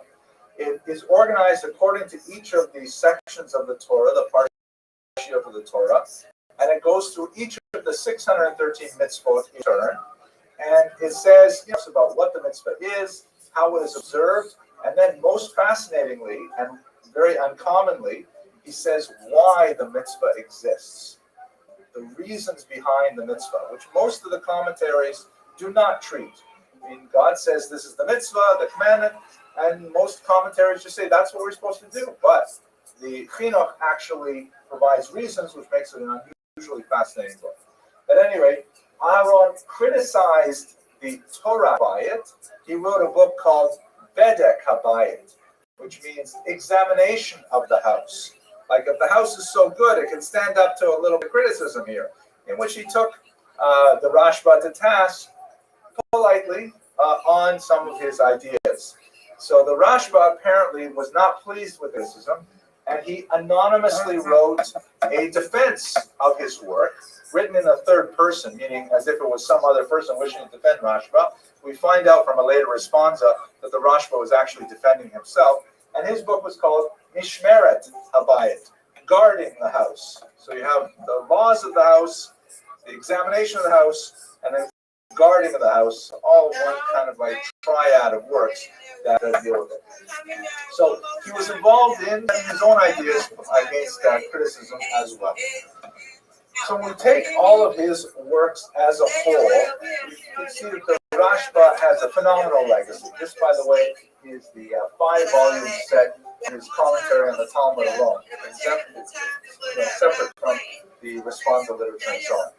The Rashba was a communal figure of tremendous proportion. He was an astute leader and a profound Talmudic thinker, very, very active in protecting the Jewish communities all around, both intellectually and in many ways on a leadership level. And perhaps the most lasting contribution to Jewish thought, besides his literary oeuvre, is his Compromise of 1305, which laid out the boundaries for the acceptable incorporation of non-Jewish wisdom into the Jewish educational curriculum.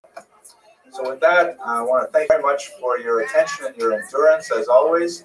Next week, we're going to speak about Kalonymus, another scholar who was especially involved in translating Arabic wisdom into European languages, and one of the principal reasons why Jews made such a phenomenal contribution to world culture. Thank you for your participation.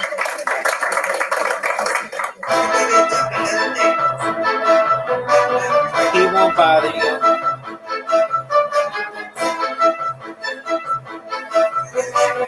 Night makes a clearance.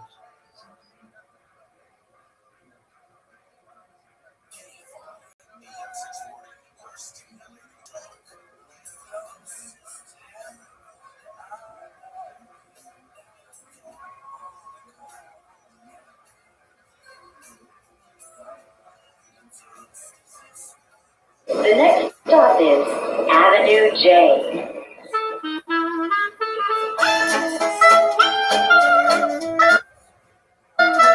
Tonight we're going to speak about Uriel da Costa, also known as Uriel Acosta. We are continuing our discussion of the Spanish Inquisition and the Portuguese forced conversion that followed for the next 100 years or so. And Acosta is one of those extremely tragic and figures in Jewish history. The story, a sad one. You will not leave here tonight feeling great about who heroically stood up against tremendous persecution. We're going to speak tonight about someone who, if anything, succumbed to persecution, albeit under incredibly difficult and unimaginable pressures. To give away the story at the end, at the beginning of the lecture, Acosta was one of the victims of the Inquisition. He was several generations along Marrano, so-called Marrano, or a converso, a crypto-Jew who had submerged his Jewish identity in the Catholic environment. He ultimately returned to Judaism, but his return was fraught with difficulties, probably because the Judaism that he had anticipated returning to was no longer there. It was, in fact, a figment of his imagination. And the disconnect between his imagined Judaism, which he had largely constructed while he was living in Portugal, and the actual Judaism lived by Jews in Amsterdam was totally different. He was unable to find a place for himself and his Jewish identity, and ultimately he ended his life after composing a very brief autobiographical statement that will be our discussion tonight. So he is a tragic figure that illustrates the problematic nature of Marrano identity and the perils of living in that kind of bifurcated existence.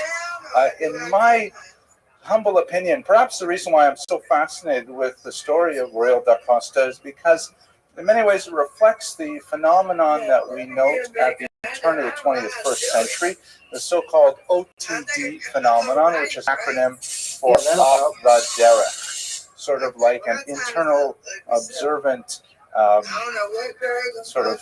catchphrase for meaning Jews who were observant and then chose to not become or no longer remain observant. In Israel, they refer to OTD phenomenon as people who are choser l'she'elah, just like there are those who are choser la'tshuva, those who return in repentance. They look at the pun on the word repentance, which means literally answer. They return to the answer. They say there are those who return to the question, those who go back to the ambiguity of a non-rooted existence. And this is exactly what happens to Acosta, because he is so desperately attempting to find his place in a religious, social, cultural milieu, and he is unable to do so. Now, the story that we're going to talk about also involves issues of most likely mental illness. From internal literary evidence from his own writings, we can see that he had significant conflict with his family that was completely unrelated to his religious persuasions and his religious yearnings. But nevertheless, just reading it at face value, we see that, as he would say later in his memoirs, he has suffered much as a result of religion. Religion was something he was at the same time obsessed with and persecuted by simultaneously. It's also illustrative of phenomena that would occupy Jewish identity for the next 400 years, phenomena that we are still very much dealing with, that is the transition to modernity. And I'll speak about this in great detail in a few slides, but basically one of the things that happens between the 16th and the 18th into the 19th century is the of control of central rabbinic authorities wanes. It erodes under the political and social pressures that are associated with greater democratization of society, scientific discoveries, and a general skepticism toward religion in general. The society that we were all born in the 20th century was radically different than the society that Jews would have been born in the 15th century, primarily because the rabbis do not exert the same control. They do not have the same coercive powers. That has a positive and a negative aspect. The positive aspect, we might like to think, is that, after all, Jews have the sort of American voluntarism and freedom, and they can choose whatever they want to do. They can express themselves however they want. At the same time, this plethora of choice led a dissipation of the power of gravity of the Jewish center. And Jews, of course, are assimilating at alarming rates as a direct result of the greater freedoms that modernity. The roots of this really emerging as a result of the Spanish Inquisition. It will become full-flowered in the French Revolution, and that, of course, will be things that we'll discuss in February, March, God willing. Okay, one last. So anyways, the parallels of occult life are very much present in today's society. A lot of the artwork that I'll show you here is ironically emerging from Eastern Europe for reasons that I think will become clear. The whole idea of the submerged identity that Acosta himself maintained under an oppressive, even totalitarian regime, very much like that of what he lived in Portugal, and then with the new freedoms of the collapse of communism, all of a sudden his ability to assert himself, as it were, as an Orthodox Jew, and finding out that Orthodox Jews were not all they're cracked up to be, was quite difficult. The parallels are eerie. The last thing I want to say here is there is this concept in halakha, in Jewish law, of the tinok shenishbo, the captured child. There is this concept that, there is mandatory observance, right? Charlton Heston, Moses is on the Mount and he gets the Ten Commandments and he tells the Jews, these are the things you have to do. And if you are not compliant, then of course you are a heretic and you are outside of the pale, or off the derech, off the path, so to speak. And then there are people who return, who say we're going back to the derech. Now, what about people who were kidnapped as children? For example, in an act of war, and it's very common in the ancient and medieval period that Jewish children and Christian children, Muslim children would be stolen and put on the slave market. And then they would be raised as slaves, living in a totally foreign culture. And then at some point in adulthood, they're able to know they're Jewish, they return to the Jewish community, and they find that, wait a minute, you mean I'm not allowed to eat that? You mean I can't make a fire on Shabbos and on Saturday? What's the big deal? So according to Jewish law, these so-called kidnapped children, even though they may return to Judaism as adults, and even though they're perfectly intellectually capable of understanding all the ramifications of traditional Jewish law, they are held non-culpable for their actions. They are considered, beyond the pale of culpability, of being blamed, primarily because they did not receive the tradition while they were children. It was not, so to speak, mushrash, rooted in their personalities, because they did not receive it as children. The great Israeli scholar, the Chazon Ish, once ruled that all of American Jewry, regardless of their parentage, are in the category of tinokos shenishbu, kidnapped children, which is an amazing statement, which says that our entire culture is one of Marano nature. We'll have to explore what that means. Let's talk about, first of all, his family background, the basic biographical data. He was born in 1583 in a small town in Portugal to a new Christian family. And for those of you who were not here last week when we spoke a little bit more about the Spanish Inquisition, you'll recall that particularly in Portugal in 1497, when there was this massive coerced conversion of all Portuguese Jews to Catholicism. Only a tiny number of them actually fled Portugal. The others were tortured into submission and forced to become Catholics. Even though they were technically baptized and should have been accepted theologically completely into the fold and subsumed within the general category of conversion, there was justifiably a lingering suspicion that they were secretly, yearning to return to their Jewish roots and really wanted to be Jews, and only had succumbed to the pressures to convert because of the torturous of King Manuel I. So this created a category known as the New Christian, as opposed to the Old Christians, who were never Jewish and converted to Catholicism. These were Jews who had become Christians, and therefore they were kind of like a second-class New Christian. And this designation of New Christian could persist for centuries, generation after generations of people who were New Christians. There was a tremendous amount of persecution directed against New Christians. They were suspected, again, correctly, of having Judaizing tendencies, and tremendous restrictions were placed on their travel, on their, in some cases, on their promotion in various fields, although they managed to get around that in many areas.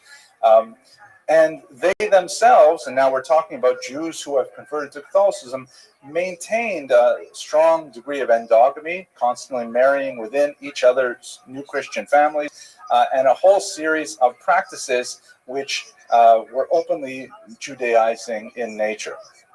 And this persisted for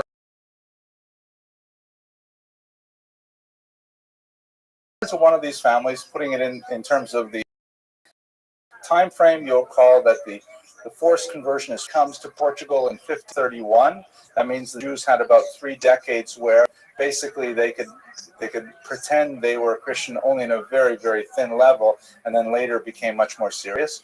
And so he's born 50 years after the Inquisition has been active in Portugal. By his own testimony, he refers to his father as a very devout Catholic. And it's clear from internal literary evidence in his autobiography that he idolized his father somewhat, although other sources indicate that his father may not have.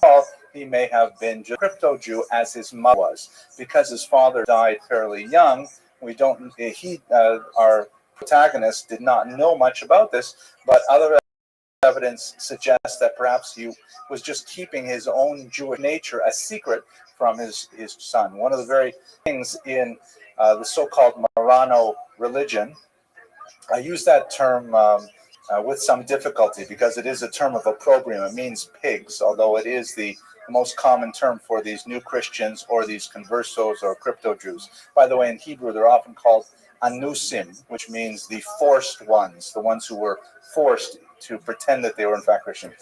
It's most anusim did not find out they were Jewish until their adolescence. When they're too young, the parents were afraid that childhood banter and playground could reveal their Jewish identity, and so therefore they led their children to believe that they were in fact just as Catholic as the next door neighbor.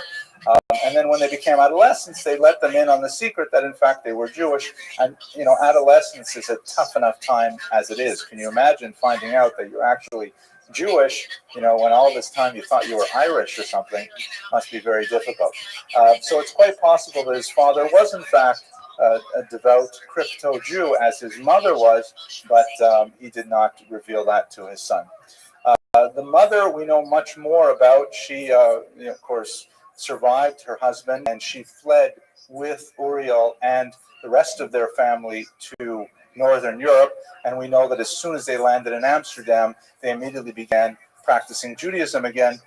He circumcised himself and his brothers and were quite involved. We also know that the Inquisition was remarkably detailed in its record keeping. We have generations upon generations of extended family members of the Acosta family who were persecuted by the Inquisition and were burned at the multiple auto da fe, or the acts of faith that were held for Judaizers. The Inquisition was known, for example, to pursue cases over decades, including the one woman who was sentenced for the third time when she was 80 years old. She was acquitted after two earlier arrests, and she was arrested at the age of 80, and she finally died under torture in prison at the age of 85. The Inquisition simply did not let go. One of the great historians of the Holocaust, Raoul Hilberg, compared the Nazi bureaucracy to the Spanish Inquisition, and in many ways I don't think he was very far off. So we have tremendous data on his extended family, and it was definitely a family of very active crypto Jews. So-called underground rabbis were noted, meaning these are people who practice as religious leaders for the crypto Jewish community and so on.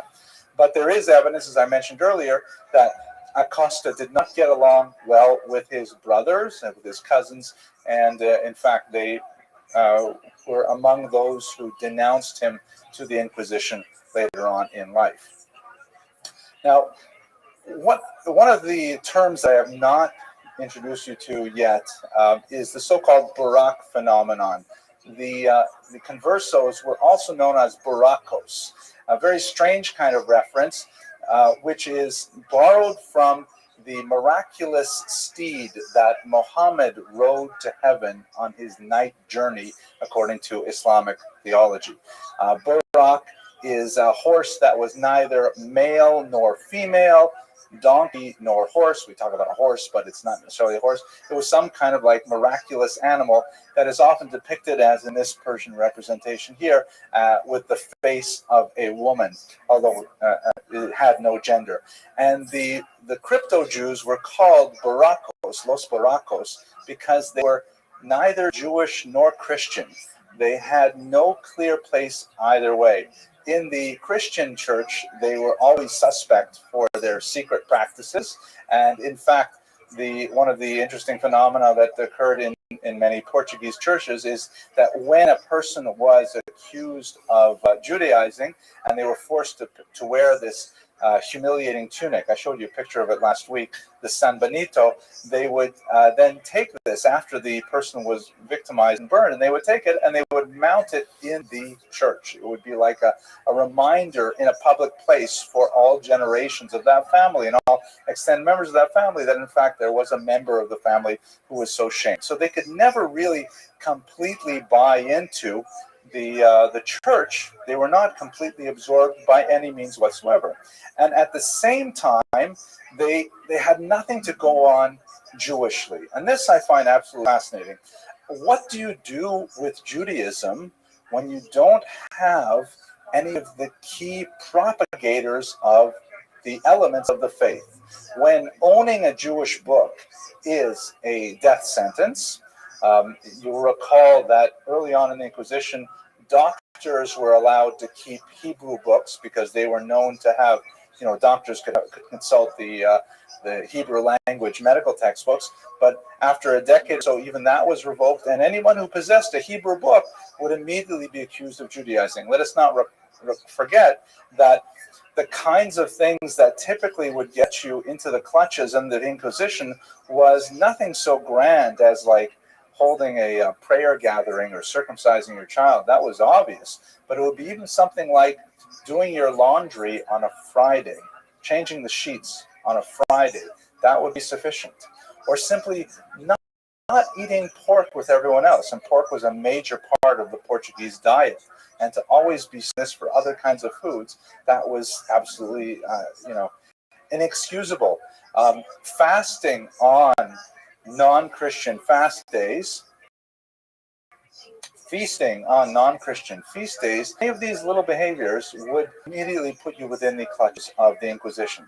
So what do you do when you have no longer any books, you no longer have any rabbis, you don't have any, anything except tortured historical memory that you only began to pick up after your adolescence when your parents explained to you that you're actually Jewish? How do you persist in your Judaism for 100 years after that? So the Marranos developed, a way of observing Judaism that was deeply spiritual and meaningful for them, but bore less and less resemblance to actual Jewish practice. For example, prayers.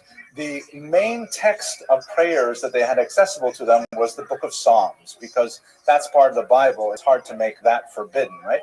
So they would literally memorize the entire book of Psalms, and most of their prayer gatherings would consist of reciting Psalms, because they knew that was authentically Jewish.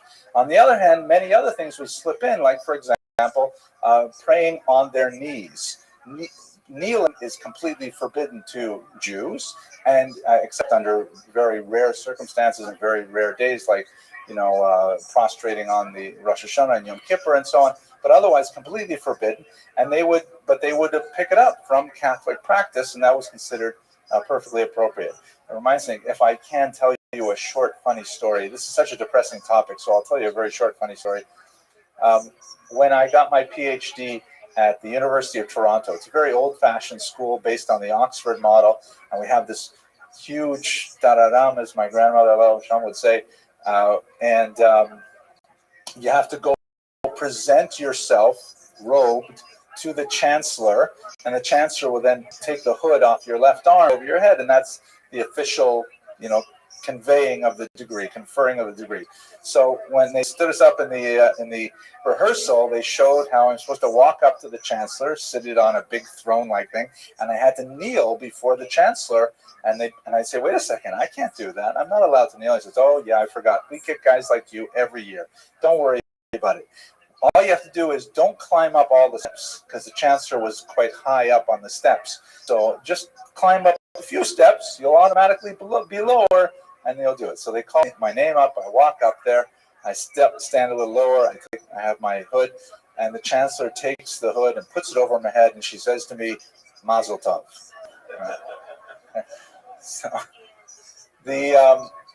So we have to imagine young Uriel, who is growing up, and he is up until this point in his late adolescence, he's totally into Catholicism. He actually achieves an order in the church. He actually takes an ecclesiastical position. He admits that he's a sensitive young man. He often breaks out into tears. I mentioned that mental health may be part of the whole story here, but he's quite a spiritual, emotional Catholic, and he learns that he is, in fact, he has some Jewish roots. And he begins to explore these roots while he is actually an officer of the church. And he starts reading more and more scriptures, and he decides, you know what? It can't be that Christianity is right. It can't be that Judaism is right. A few examples in his autobiography, like, for example, both Christians and Jews agree that the Old Testament is the Word of God, but only Christians agree that the Christian New Testament is the Word of God. Therefore, it must be the Old Testament.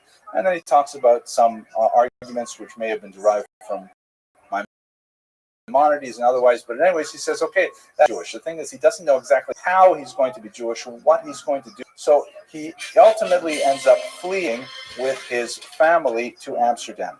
But before we do that, I just want to give you one sense of the mechanics of Inquisition, to give you a sense of the kind of threat that people lived under at that time. I'm going to read to you from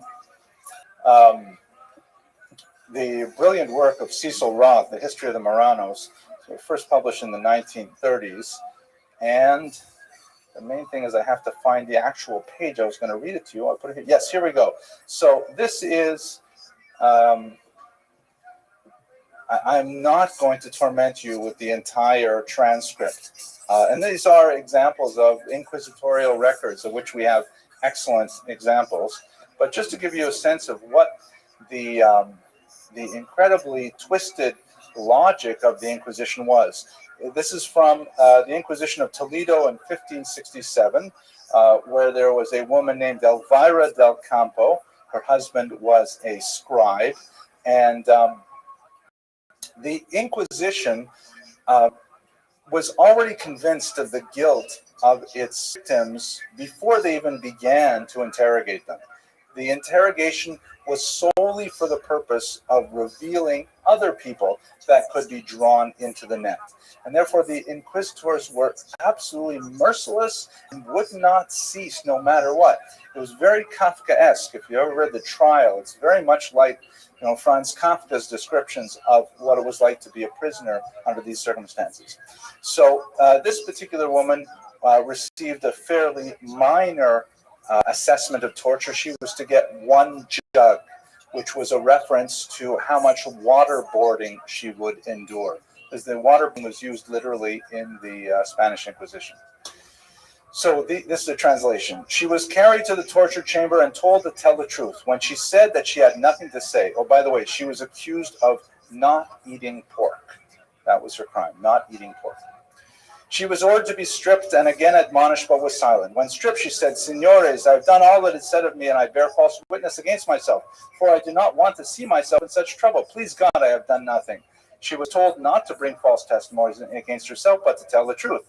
The tying of the arms commenced. You'll recall that on the outside chance that perhaps a person was telling the truth and was actually a good Christian, it was considered inappropriate to shed their blood. And so therefore, tortures that did not involve bloodshed, like waterboarding or stretching of the limbs or burning of the soles of the feet, were considered much more religiously humane. One cord was applied to the arms and twisted, and she was admonished to tell the truth, but she said she had nothing to tell. Then she screamed and said, I have done all they say. Told to tell in detail what she had done, she replied, I have already told the truth. Then she screamed and said, tell me what you want, for I don't know what to say. She was told to tell what she had done, for she was tortured because she had not done so. And another turn of the cord was ordered. She cried, loosen me, signores, and tell me what I have to say. I do not know what I have done. O Lord, have mercy on me, a sinner. Another turn was given. She said, loosen me a little that I may remember what I have to tell. I don't know what I have done. I did not eat pork, for it made me sick. I have done everything. Loosen me and I will tell the truth. Another turn of the cord was ordered, and when she said, loosen me and I will tell the truth, I don't know what I have to tell. Loosen me for the sake of God. Tell me what I have to say. I did it. They heard me, Senor. Loosen me and I will tell it. She was told to tell it and said, I don't know what I have to tell. Senor, I did it. I have nothing to tell. Oh, my arms, release me and I will tell it. She was asked to tell what she did and said, I don't know. I did not eat because I did not wish to. She was asked why I did not wish to and replied, loosen me. Take me from here and I will tell it when I am taken away. I say that I did not eat it. She was told to speak and said, I did not eat it. I don't know why. Another turn was ordered. She said, Senor, I did not eat it because I did not wish to. Release me and I will tell it. She was told to tell what she had done contrary to our holy Catholic faith. She said, take me from here and tell me what I have to say. They heard me, oh my arms, which repeated many times and went on. I don't remember. Tell me what I have to say. Oh, wretched me, I will tell all that is wanted, Signore. They are breaking my arms. Loosen me. I did everything that was said of me. This goes on for 3 more pages of simply not knowing whether she should make something up, tell something, not tell something, and just searching desperately for the right answers. What exactly do they want from her to release her? Ultimately, she would betray several dozen other people that she could think of, and they would be brought into this net. The Inquisition would look for any tiny little aspect of what they might have done, and the process would continue. Absolutely torturous and something that is unprecedented on human scale. Okay, so they get to Amsterdam, and they're so happy to finally be in a free state where Jews are allowed to exist qua Jews and are allowed to observe their faith openly. As I mentioned, he circumcises, and his entire family, his brothers and his mother, all convert to Judaism, and they're living there without too much difficulty. They later move on to Hamburg in Germany, which also has a very significant family or population of Portuguese Jews. By the way, Portuguese Jews for most of the 17th and 18th century is sort of shorthand for these refugees who make their way through Europe. And there he begins to get into trouble because he begins to say, wait a second, why are you rabbis doing these things? I never heard of any of these things. In all of my detailed study of scripture, I have never seen, for example, the way you observe the Sabbath. And in fact, if you look in the Bible, you will see nothing of the extensive preparations and observance of the Sabbath that is common to Orthodox Jews. And this is one of the ironic sort of epiphenomena of the inquisitorial process, that the divorce from traditional Jewish teachings and Jewish texts meant that these are intensely religious people who nevertheless have no access to the realities of how Judaism is practiced. And the disconnect is something that Acosta simply could not leave alone. I just have to find one more document. It's hard to do this with one hand. Here we go. This is the document I'm looking for here. And so he was censured. He began to write a little bit. He was a highly intelligent individual. He began to write and publish a little bit, and he got himself into some trouble. The leadership of Hamburg placed him under his first excommunication. He would ultimately be excommunicated 3 times in his lifetime. And this is the first and mildest of them. Now, let me take a moment just to discuss what exactly is excommunication in Judaism. The term itself is actually Catholic. We borrow it from the Catholic faith. Hebrew actually has a fairly rich vocabulary for various types of excommunications. Most common one is known as cherem.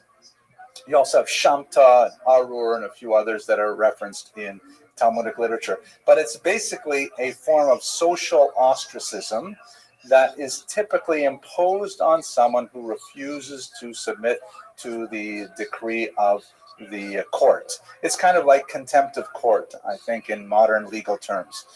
It is still very much practiced today, typically in cases where, let's say there's a business dispute, and the 2 parties agree to go to a Beit Din, a rabbinic court. Mr. Aquarius, I'll tell you if I'm ever mad at you, and I've never been mad at you in my entire life. What the court tells him he's supposed to pay, and therefore the court places him in a form of cherem. If you read the Jewish press or any of these Jewish newspapers, and you look in the back, you'll often find these legal notices that says so and so is placed under a ban.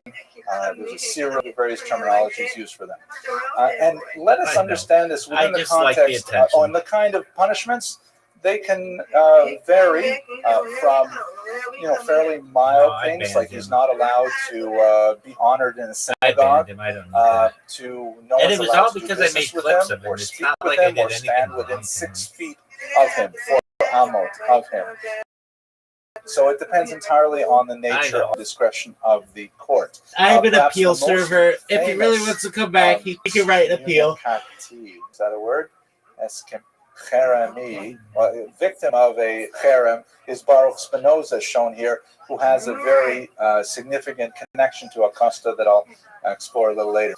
This is the text of the ban placed on Baruch Spinoza some century later, which is probably similar to the kind of text that was used in the same town against Acosta. So let me read this paragraph to you, and you'll get a sense of what this must have felt like.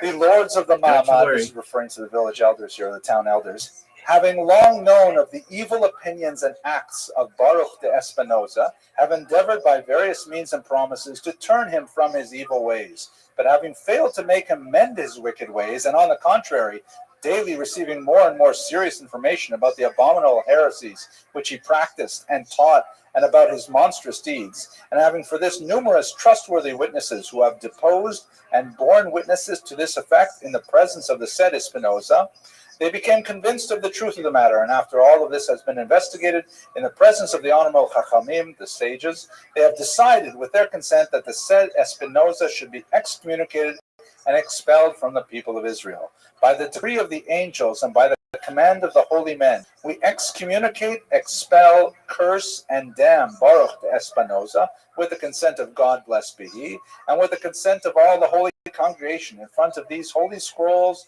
with the 613 precepts which are written therein, with the excommunication with which Joshua banned Jericho, with the curse with which Elisha cursed the boys, and with all the curses that are written in the book of the law. Cursed be he by day, and cursed be he by night. Cursed be he when he lies down, and cursed be he when he rises up. Cursed be he when he goes out, and cursed be he when he comes in. The Lord will not spare him. The anger and wrath of the Lord will rage against this man, and bring upon him all the curses which are written in this book. And the Lord will blot out his name from under heaven, and the Lord will separate him to his injury from all the tribes of Israel with all the curses of the covenant, which are written in the book of the law. But you who cleave unto the Lord God are all alive this day. We order that no one should communicate with him orally or in writing, or show him any favor, or stay with him under the same roof.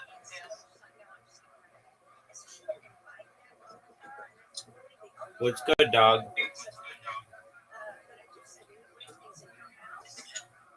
Omni Doc. Omni Doc. How are you, pimp? What's good? Anything? Oh, very cool. Stream it here if you want. It doesn't stream for some reason. It's buggy. Okay.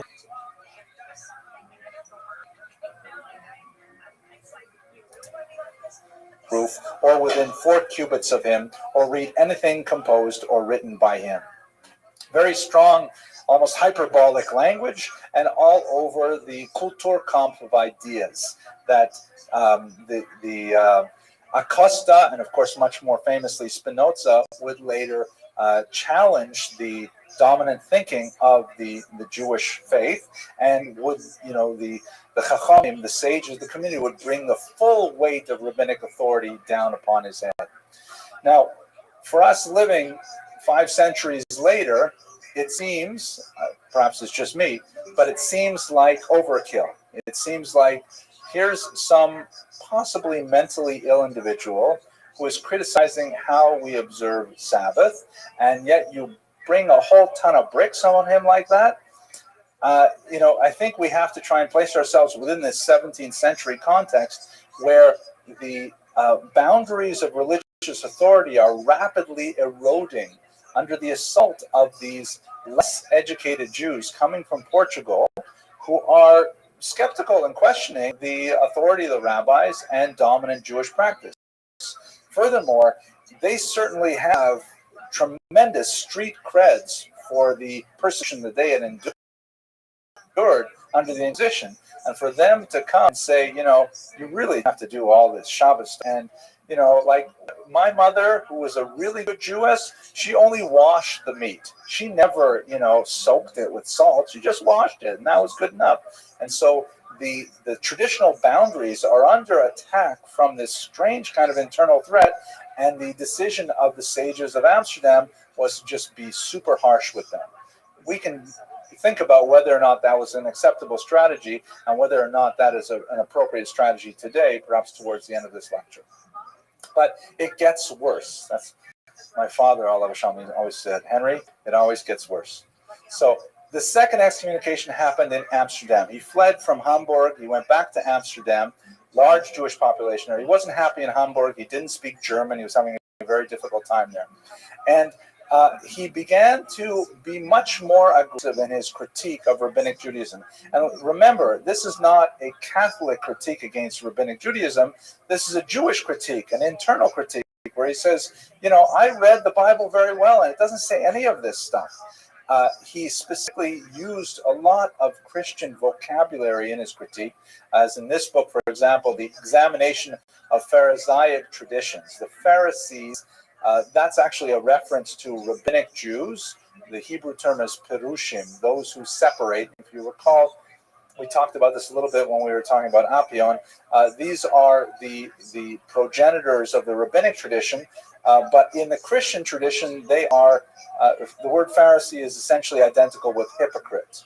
So to use Pharisee in a literary context for anyone who's familiar with Christian thought, that's considered an insulting term. And so he's saying the rabbis are just like the Pharisees. He says this openly in his autobiography. They're full of lies, just like their ancestors were, very stubborn and stiff-necked.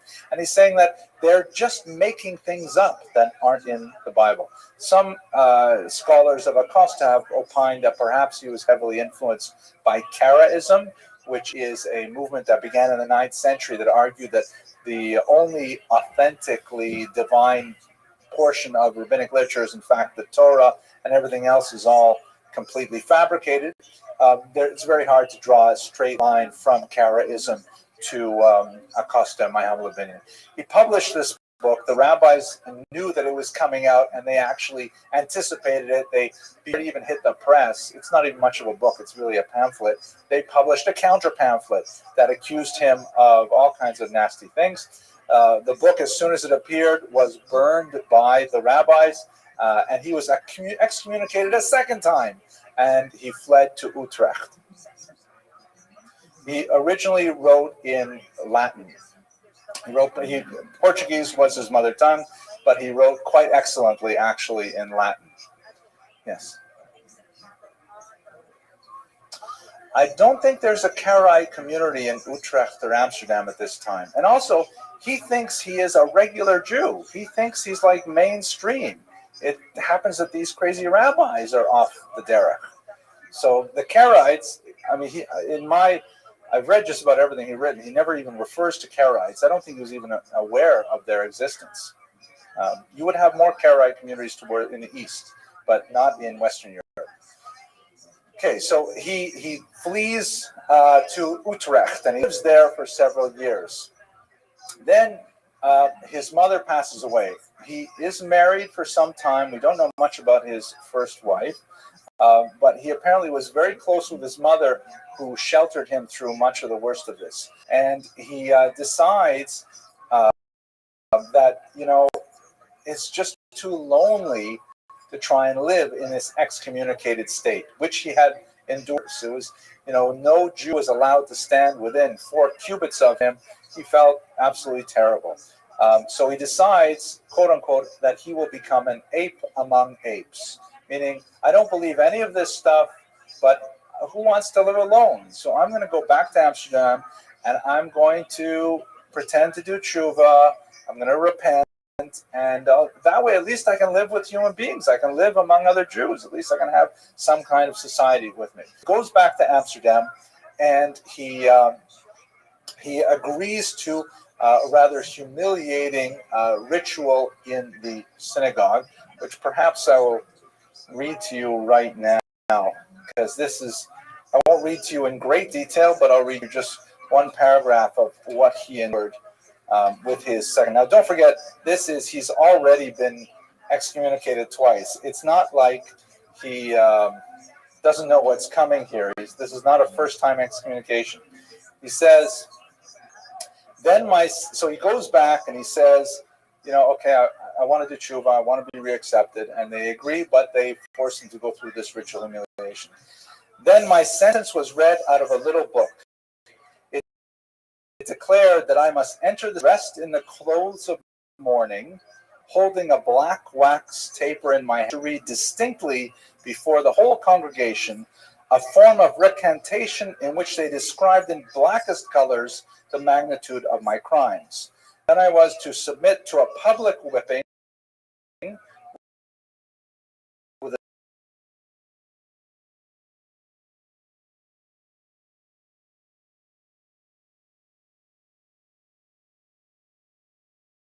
used right up until the French Revolution, that the rabbis had the authority, and in many communities it would give a person lashes in order to ensure, conform a little bit about kind of like the positives and negatives of modernity. One of the aspects of pre-modernity for Jews is that the rabbis had the authority of corporal punishment. Rarely used, obviously. It was typically in things like where a husband would refuse to give his wife a get and things like that, but definitely utilized. Anyways, after that, I was to prostrate at the entrance to the synagogue that they might all pass over me. Moreover, I was to fast a certain number of days, right? So his punishment was he had to read this public confession. He had to be whipped 39 times, and then he has to lay down at the entrance of the synagogue, and everyone walks over me. He describes this with he describes his how he endured this and how furious it made him, not surprisingly. But nevertheless, he goes through it. So then he is now, so to speak, he's done tshuva. He does mention, by the way, at the end, he says, now let nobody say they did not do me honor, for if they scourged me, yet they lamented over me and stroked my head, meaning that they at least gave him some chesed, they did give him some kindness after he went through this very humiliating ritual. But again, trying to imagine what it must have been like in the heads of the rabbis in 17th century Amsterdam, we're trying to make sure this doesn't have a really strong message. It would, in my humble opinion, backfire, but ultimately that's really what they're trying to achieve. So, but he's not done yet. Costa now, after having ritually humiliated in this, begins to want more than the specific practices of what he called the doctrines. What about the very basic elements of Judaism? I'm not talking now about how to make a cow kosher. And I'm not talking about how to observe Shabbos. What about life after death? And here he begins to contemplate that perhaps the entire superstructure of Judaism is false. And at this point, not only is he attacking Judaism, he's also attacking Christianity by saying, and he ultimately comes out explicitly and says this, that he doesn't believe in any organized religion. This is a remarkably modern way of thinking. For the 16th century, to hear someone express in these terms, that's why he's considered in many ways an intellectual forebear of Spinoza, who also argued very similarly. At this point, he is much more of a troublemaker. The flashpoint is when two Christians, but like never before Jewish Christians, happen to come upon him, and they say they're kind of interested in becoming Jewish, and he convinces them not to become Jewish. And when this gets back to the community, this again is Acosta, explaining his own behavior. It's hard to believe it actually happened. You sandbagging son of a bitch! How you living, pimp? How have you been?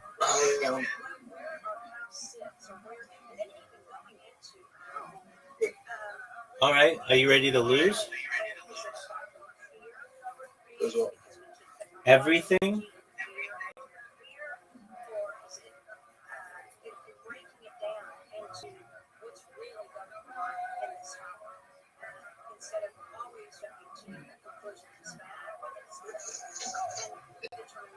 How was your day, That's Zoop? not a good way to introduce people. You think that's an appropriate way to say hello to someone? You ready for this? Well, it's the truth. Did you know that you had an invitation?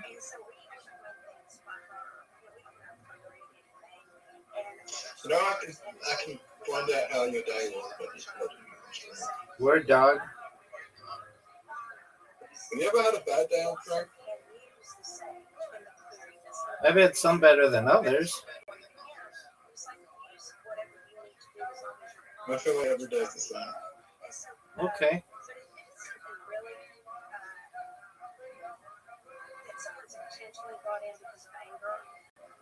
That's all right. I like the consistency.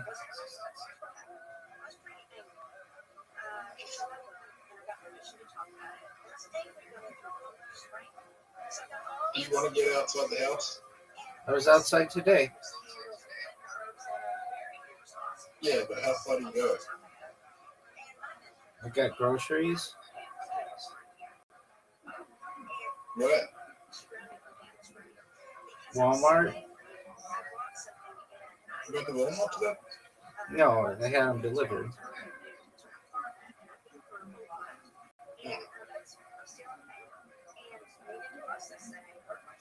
Why did you go there? Because it's free to have them delivered. I've been to Walmart on stream, though. I've both driven there and I've walked there.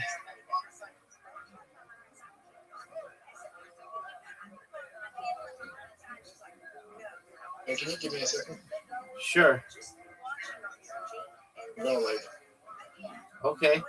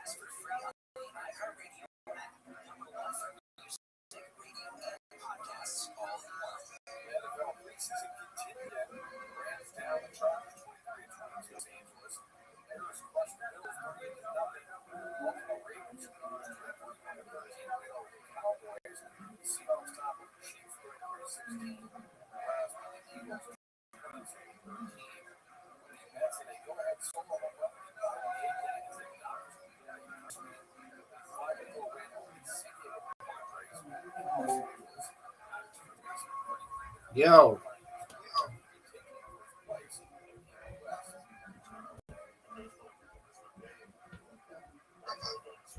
What up, pimp? Can you hear me? Are you ready to lose? Yeah.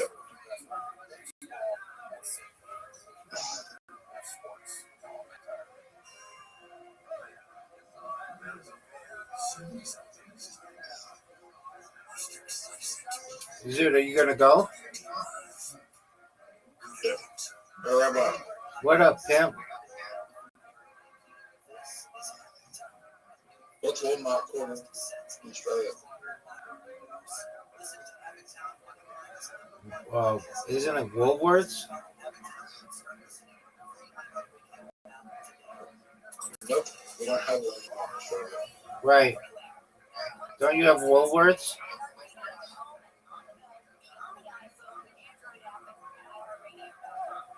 Don't you have Woolworths? That's not Walmart. That's a supermarket. I know, but don't you have? I know. Don't you have Woolworths though? Yeah, it's a grocery store. But we have something called Big W, which is its own mother. Did you know that you lost Big Kind of W? like Walmart. Zoot, did you know that you lost Big W? It's kind of like Walmart. It's kind of like Walmart, but you can't. It's kind of like Walmart, you can't buy guns.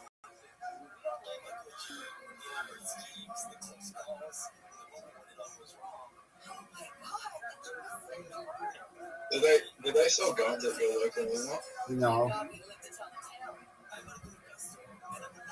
Do they sell guns at any Walmart you've been to? I think they stopped.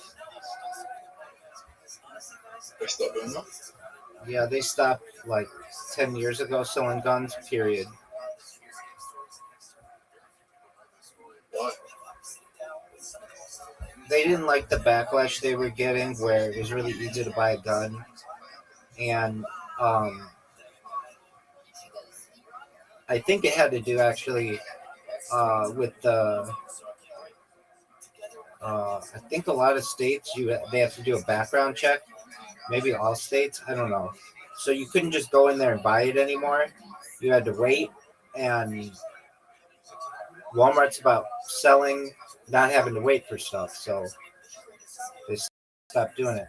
But also, I had heard they didn't like the negative press they were getting because somebody would be like, they go in there and they buy a gun and go kill their family or whatever, and that's not something for what Walmart wants to be known. But years ago,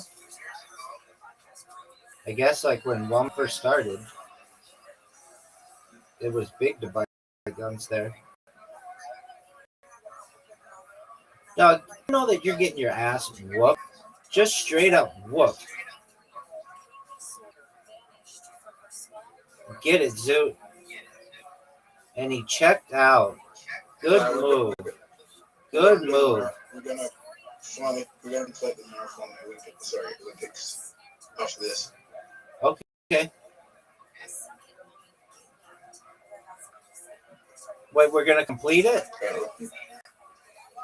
Yeah, we're gonna complete the Olympics. Are we gonna do a new one?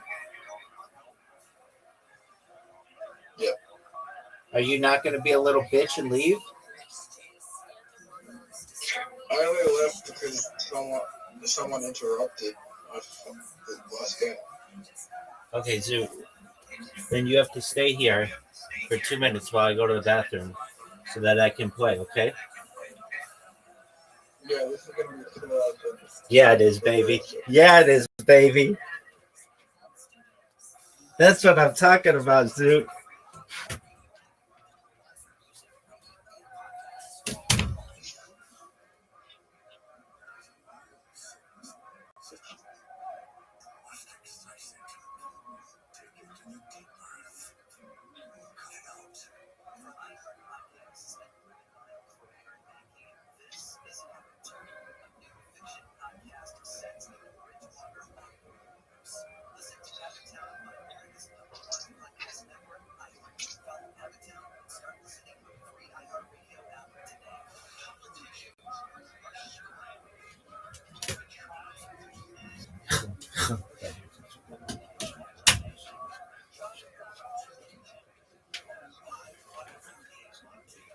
All right, big dog.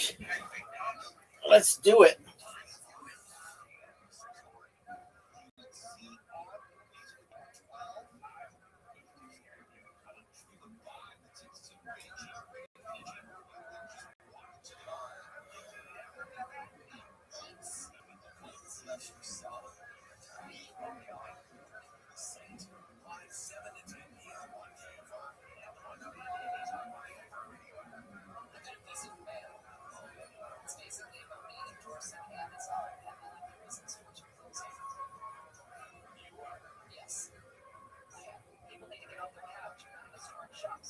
Ready?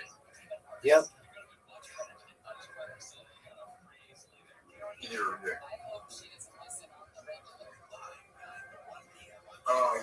Fuck. Oh, there we go.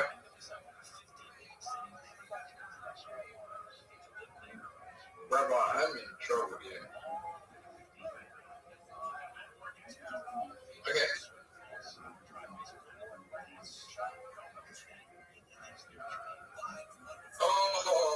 Oh, it's up to me. Okay, you're up 1-0.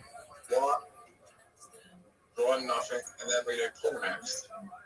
You know I suck at it. You're not terrible. Oh yes, I am. This is my worst game. That's good. I mean, who's gonna get the break?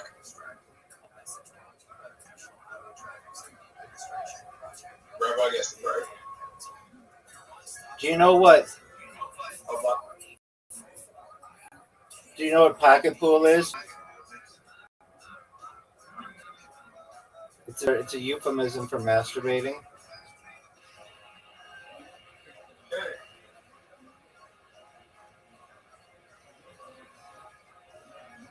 Is it one of the worst shots I've ever seen? One of the worst shots I've ever seen. Do you want to see something? I mean, it's just funny. Look how sick this shot is. Did you see that, son?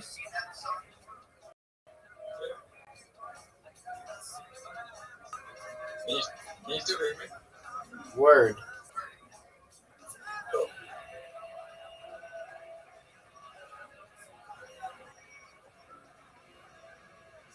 That was a 5 out of 10.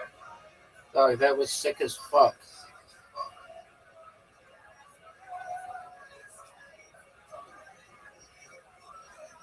What a shot! That was the best shot I've ever had in this game. Did you see that? Yeah. I watched an episode of Survivor. And how was it, son? Survivor Australia versus the world. So they have Australia versus there's 7 Australians and there's 7 people from different countries. There's 3 people from the US and then you've got New Zealand, Sweden, Finland, and South Africa. Does everybody speak English?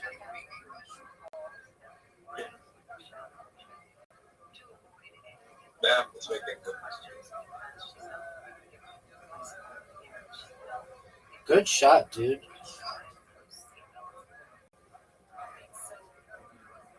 That was a great shot.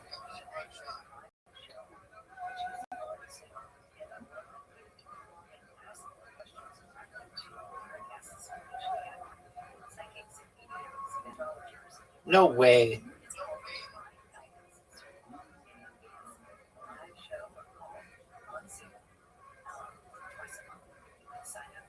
No way. You just fucked up. Majorly. They have David on it, and Who the fuck is David? from the episode people. Gotcha. Did they have that one guy who was the speed skater? No. That would have been one of the best shots ever. No. Okay, I hope you win this game. So go ahead and do it. I want to be down 0 games to 2. Dude, Zoot, you missed the UFC because I like comebacks. Zoot, you missed the UFC. I did. Yeah, dog. Did you watch any of it? No. No. Why not? I didn't even know it was on. It was UFC. It was UFC 319, and it was amazing. Yeah, but UFC say great money and crap. Like next month, September.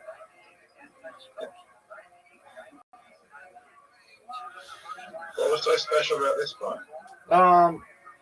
They had in the final match, the guy who won landed more punches than in any other UFC match ever.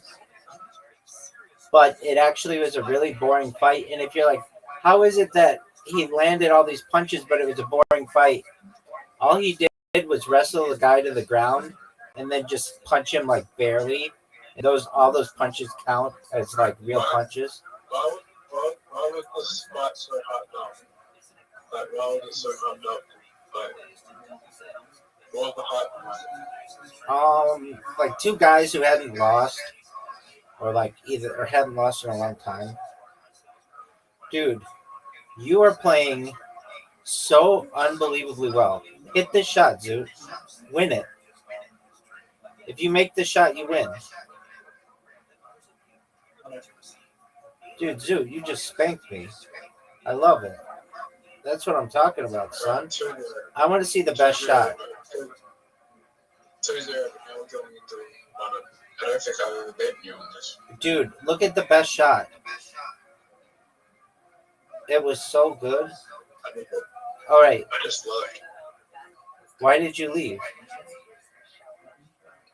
Oh, I didn't say the best shot. I feel I was going into the next game. Okay, that's fine. It was my shot, and it was amazing.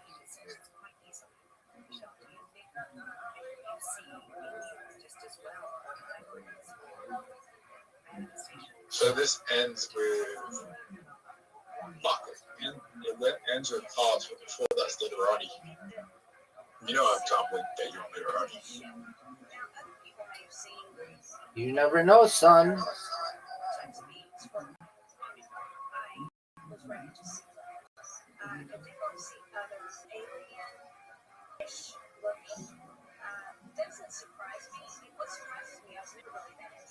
Rabbi, I want to get smarter. Okay. Have you tried iodine? What's that? It's an element. And what does it do? Increases intelligence. Has it been proven? I think it has. How do you take it? It's in food like iodized salt, but you can also take iodine supplements. It's like I take it with like a dropper, and it tastes really bad. So a lot of times I'll put it in like grape juice or something. And if I recall, it needs to be in a liquid form or in like salt. And it increases intelligence. Does it make you concentrate better? I believe so. I have deficits in attention that make me appear stupider than I actually am. I think your Tourette's makes you appear stupider than you are.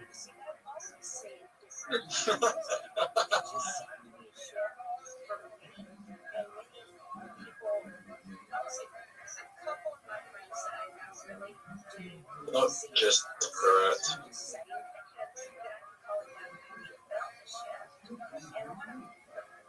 Do you have that thing on your arm?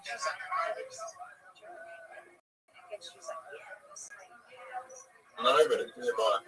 Okay, well go get it.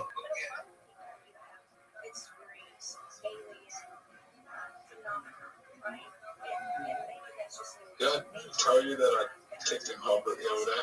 Yeah, you told a group of people that you didn't know until you were 15 years old that you were circumcised because you'd never seen a man's penis. I never really, never really looked at a young man's penis like that.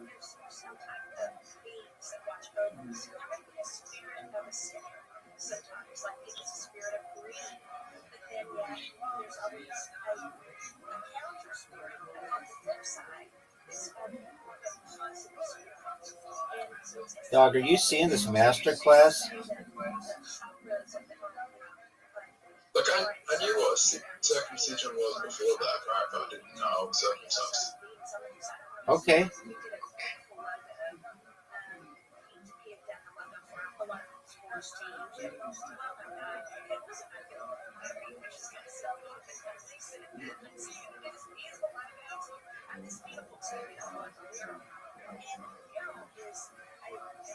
I showed Riser this thing.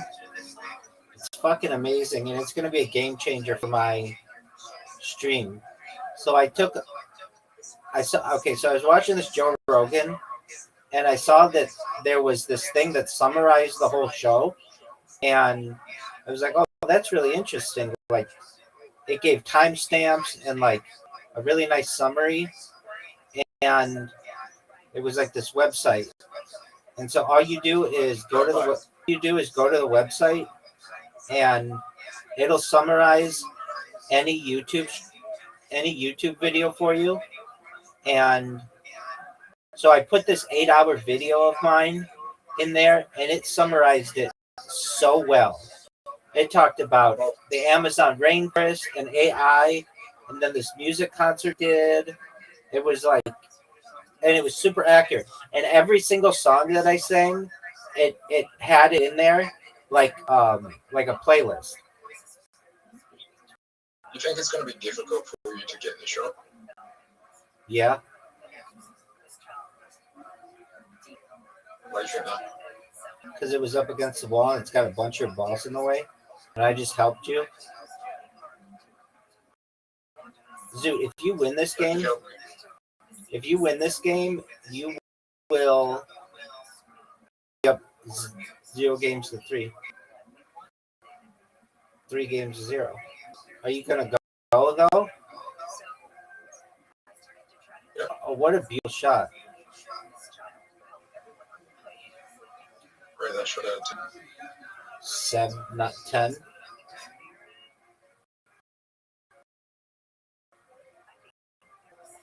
was a 0 out of 10. You ready for this, Zoot? Yeah, you pretty much good. Pretty much won.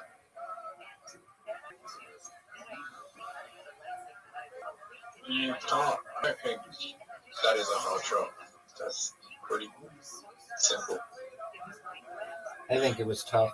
Could have won. Could have won. Yeah, we're going to match monsters.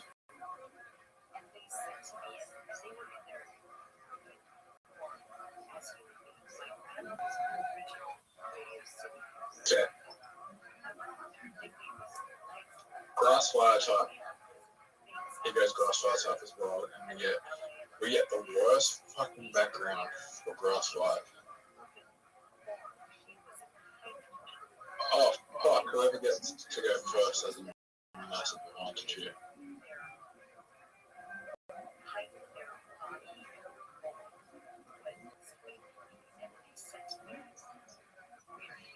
That is a very good start.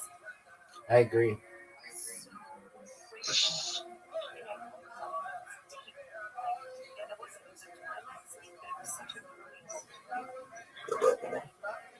Zoot, slap yourself. Zoot, slap yourself.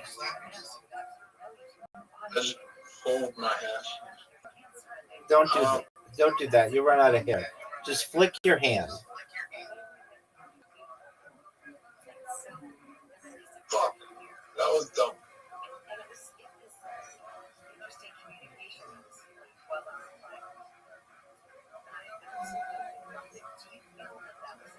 Now that was dumb.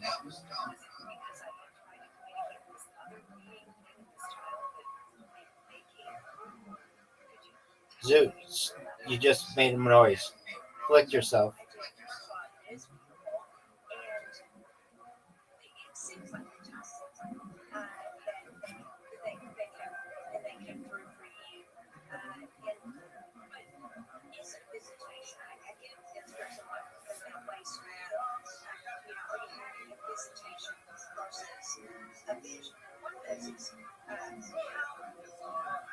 Are you proud of that shot? Sure.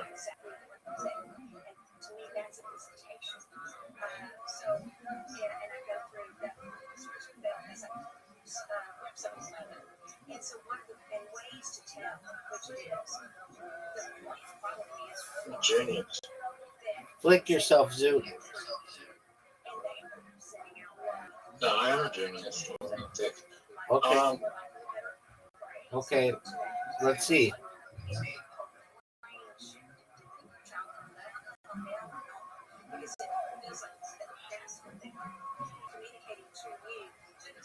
I got fucking brain.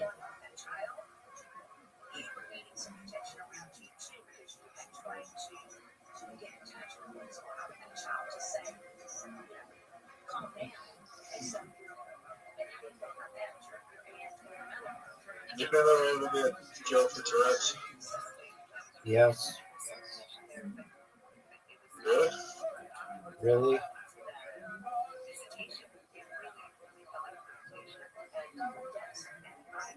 There's a woman in like a strap, like she was in high school,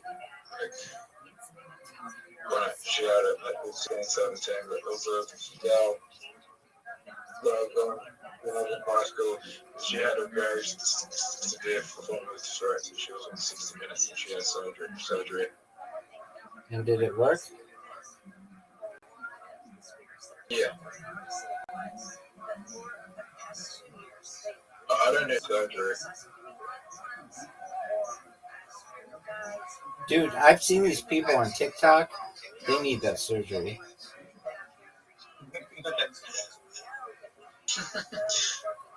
Do you think? You think the surgery is like it's I don't know, it's a risky surgery. It can make you brain damage. Okay. Oh, baby. Are you ready for this move, Zoot?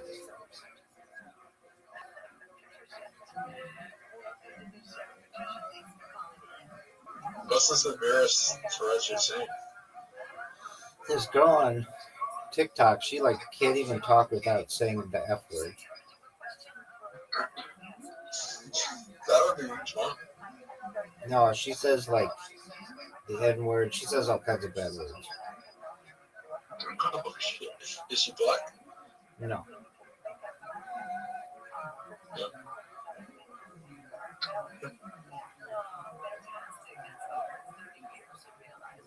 I mean,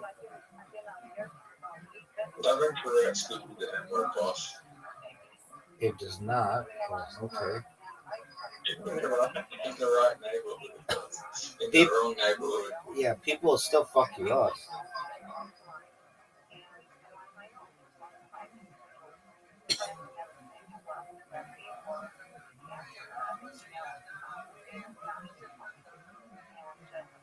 Zoot, if you beat me here, oh no, I won the last game.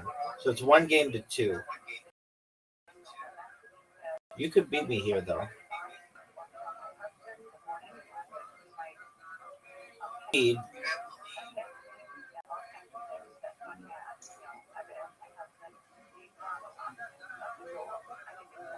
And you've evolved. Yep. Are you proud of your evolution? I mean, there's no bonus, so that pisses me off.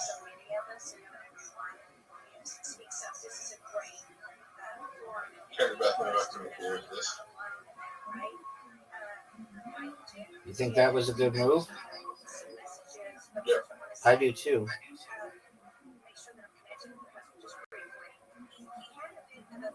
Oh, that was That's good for you. That's very good for you. I don't know why you think it was good for me. Look where the fire is. Oh, baby.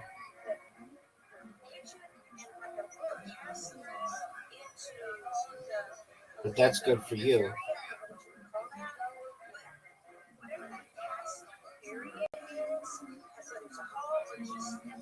This between nightmare fucking night that helps my brother lost really.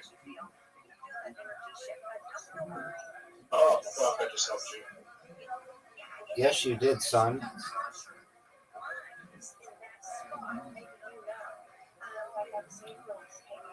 Did you not help me? Nope, not at all. I did not help you at all.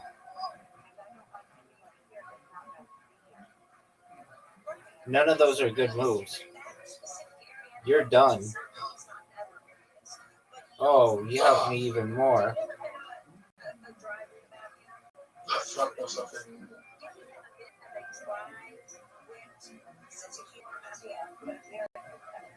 The only thing that I can say is you haven't evolved. That's true. What do I do, Zoot?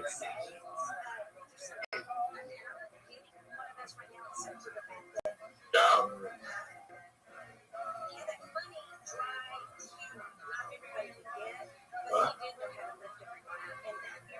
Yeah, that was good. Good nothing. I think so. You're up, pimp.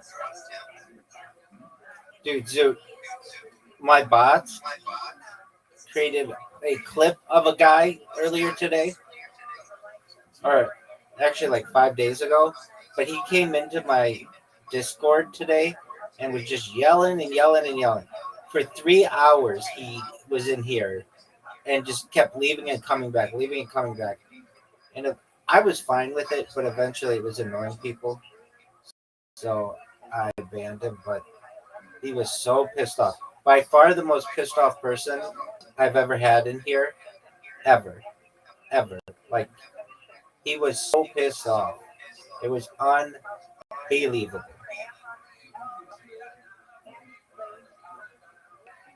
Oh, is that a good one?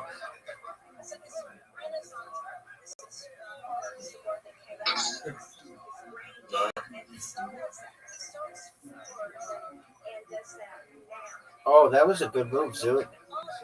Very smart.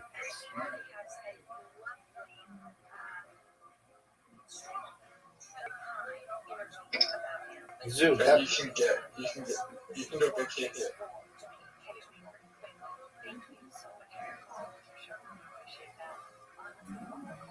Doesn't matter. Oh fuck! How'd you take that whole word? The red ones do that. They take out a whole row.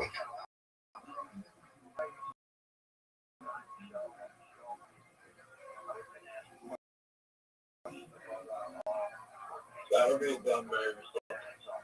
That would just help you up. Are you sure? Are you sure?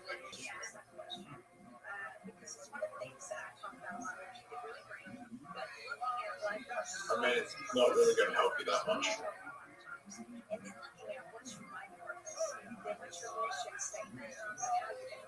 This is going to be big for you. This is going to be big for you. A heal. A heal. And we're back to even. No.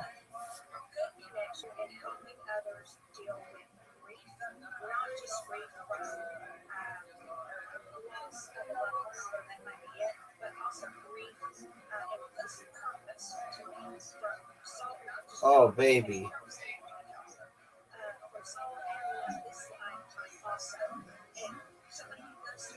What do I do?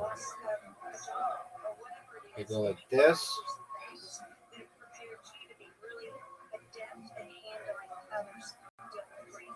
What's going to happen? It just gave me 3, but it doesn't do anything? Oh, that's a total waste. A giant waste.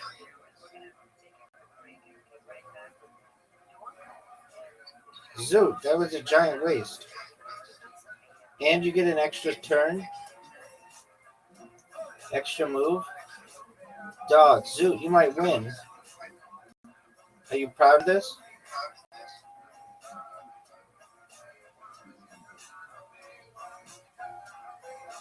That was a good game.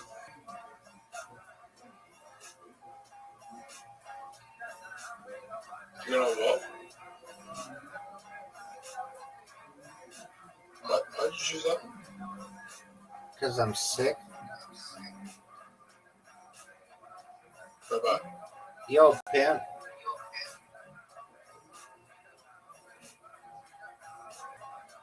I'm gonna just stand up next week. I know you are. I'm excited for you. Are you going to record it? You're not sleeping. No, you just record it. You don't have to live stream it. Just record it.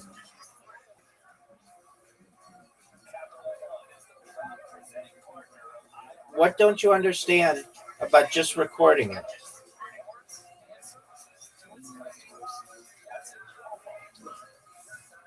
Rabbi, I fucked up. Yeah, you did. You fucked up majorly. Oh, but you got it. No, you didn't at all. That was baller. How'd you like this move, though? Yeah, it's okay. You're up, Zoot. Are you going to go? Zoot, are you going to record your stand-up? Yeah. Are you sure? So I'm trying to concentrate. Okay. I'm trying to concentrate. All right, we'll concentrate then, dog.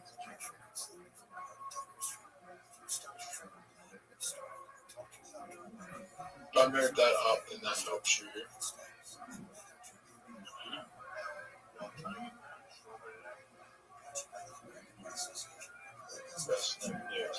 Are you sure that was the best move? Because then I'm allowed to make this move, and then I can do this move.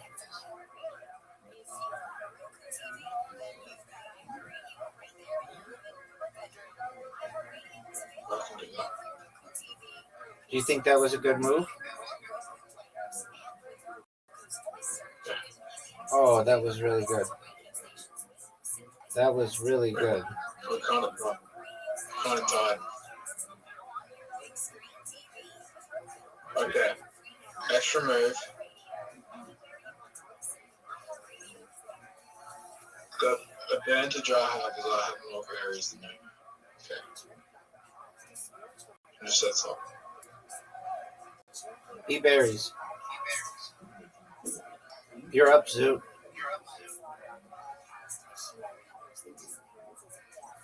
Whoa, 4 in a row.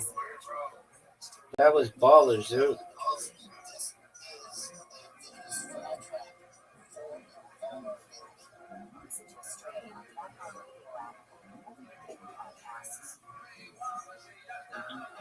How much do I need? How much do you need to win? Are you proud of that move?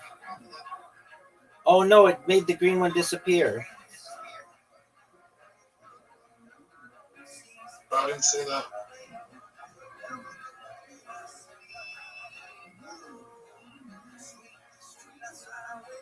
Zoot, you're I'm not proud of that move. you're basically on the. Oh, what a move, Zoot. Zoot with the. Yeah, but you can still kill me all day. No, I can't. You can. No, I can't. I haven't evolved.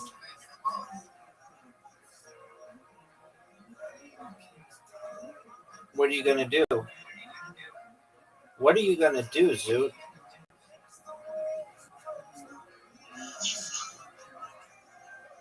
Look at this move, Zoot.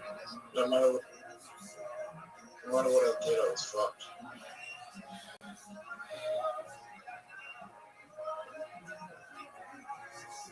Zoot, what are you gonna do?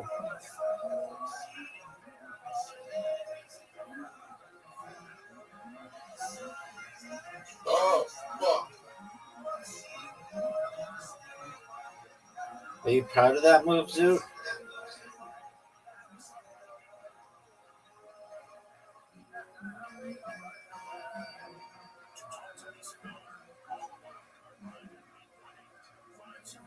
Zoot, you are one move away from losing. Look at those berries.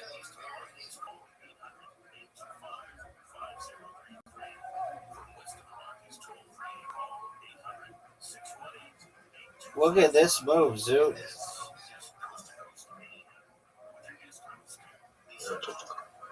Zoot, kick yourself. Flick yourself, Zoot.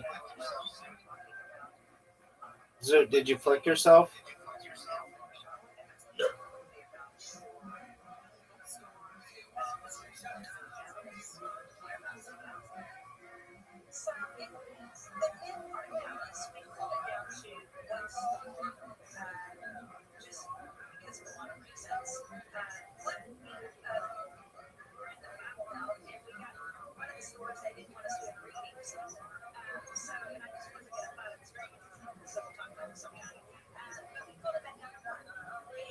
Oh no. Zoot. Zoot, what are you going to do, son?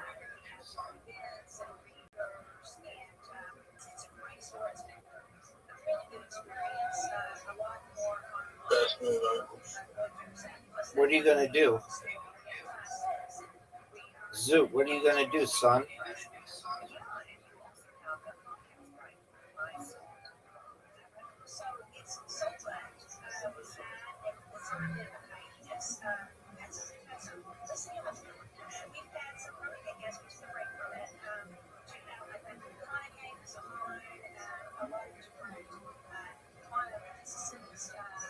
Oh, you're in trouble.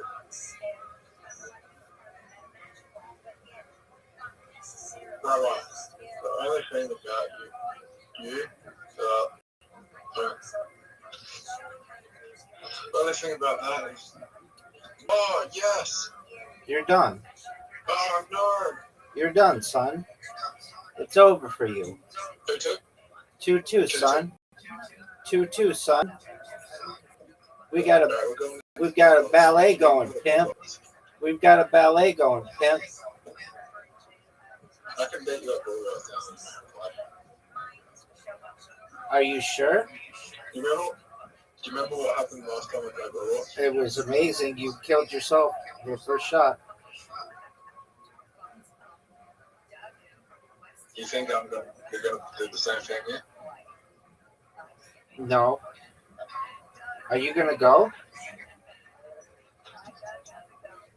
Are you going to choose a guy, or are you just going to keep jerking yourself off raw?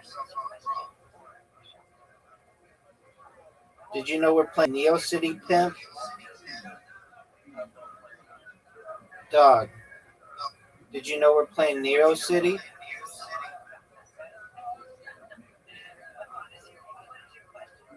Dog.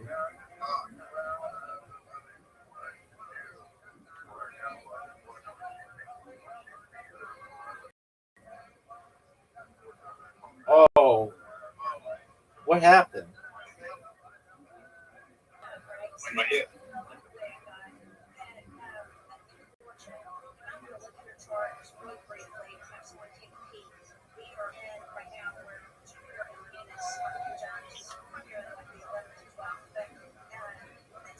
What the fuck happened? Oh, you just shoot yourself.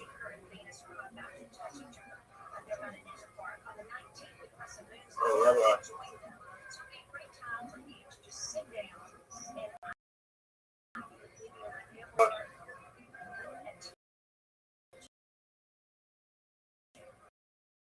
Oh, no.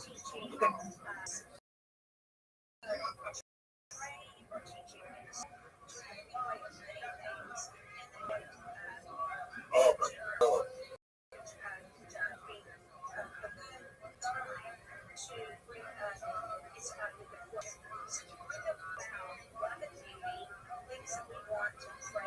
What?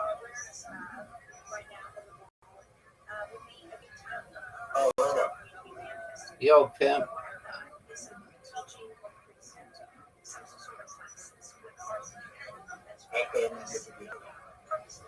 You're done, son.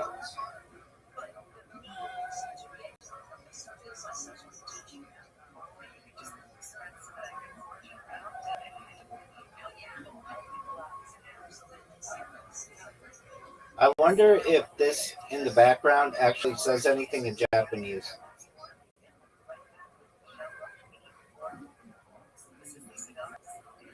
Oh, what a great shot. Zoot, are you going to beat me?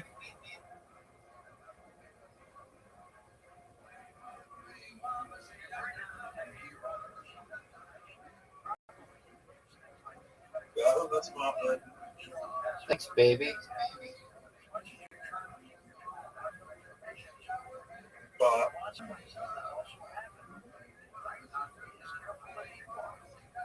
I don't know if I need that health. Let me get that health.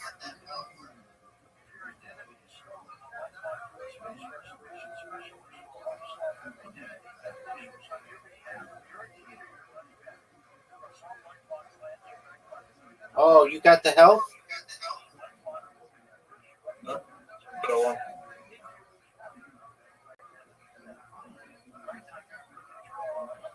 Yes, you did. 2 to 3. Are you proud of that? Yeah, but you know you're taking. You know that this is my game, and I'm better than everybody we've ever played at. You know I'm better than everybody we've ever played at this game.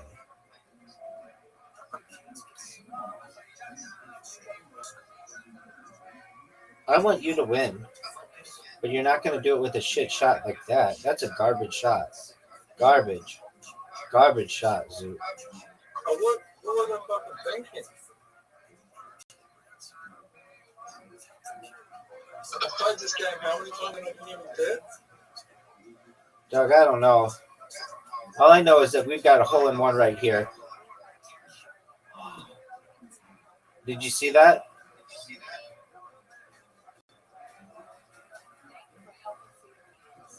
Zoo, you're done.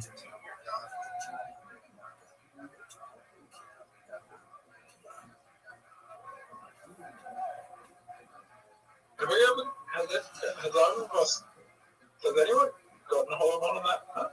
I have. It's hard. What did you think of that shot, Zoo? Yeah. Can you get a hole in one on this with like three players? Maybe. It depends where the hole is. Thank you. You helped me. I have a chance to make it in the hole. Oh, dog. You need one of the best shots of your entire career here. Get it. Oh. So you're down 2 holes to none. I've got you right where I want you. Zoot, I've got you right where I want you.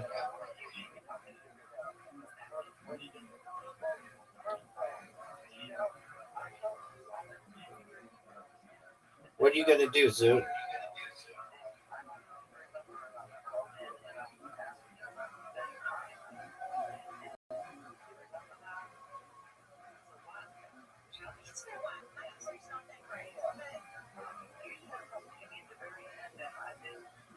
Zoot, what are you going to do?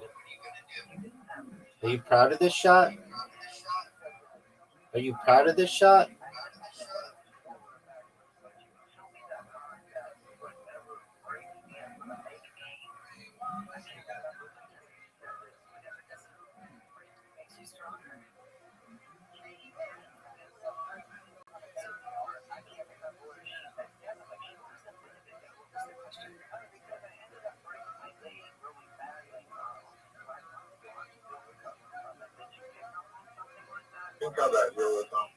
Thank you, baby. I appreciate it. That's really sweet of you. Zoot, make it. Make it. Dog. That was amazing. Should I come back? Yes. but not on this hole. As you know, I haven't lost on this hole to you or anybody in like 100 straight games.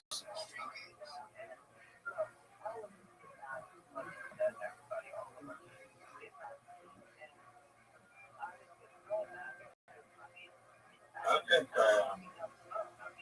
nope. Right, ready to get the greatest that you ever seen? Yep.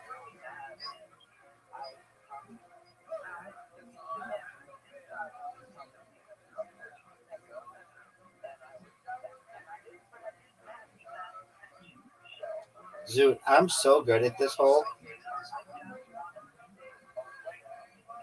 That was the shot I was meant to make. It's over, Zoot. It's 3-3, son. What's next? Table something? I think so. Well, you know you suck at table something. I'm better than you are at it. Sometimes you're asked. Table something that I most. It's sometimes you get really well at it, sometimes I do better.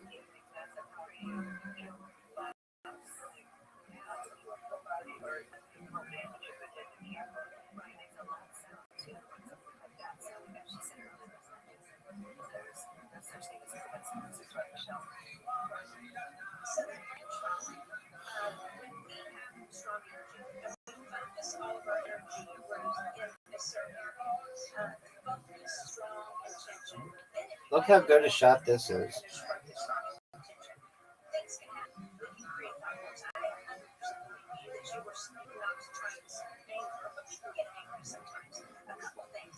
Look how good a shot this is. Look at this shot, Zoot. I just made it look like a professional. You're done. It's 3-3, son. It's 3-3, son. Table soccer's next.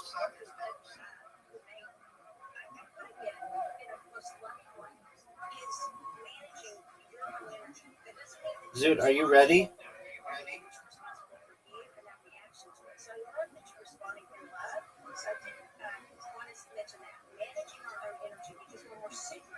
Zoot, are you ready, pimp? Do you know what the dragon attack is?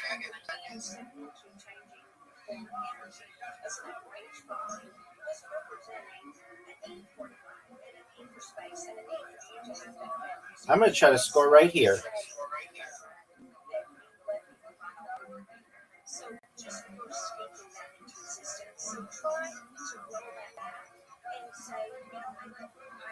You're up, pimp.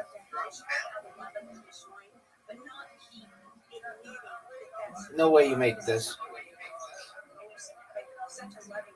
Yeah, you might be asking why would I make that move?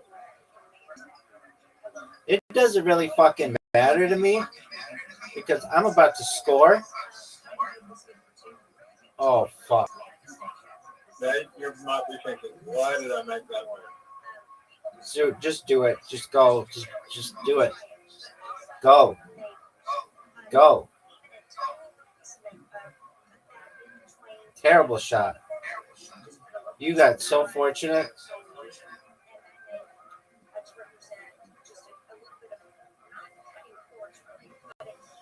Last pass, son. Last pass, son. No way you score. That was a big time goal, dog. All right, you ready for this? Whichever my defense is. You're up, pimp.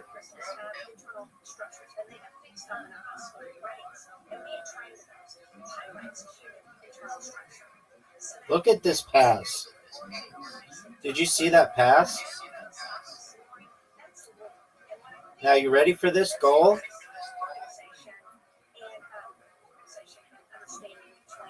What are you going to do, Zoot?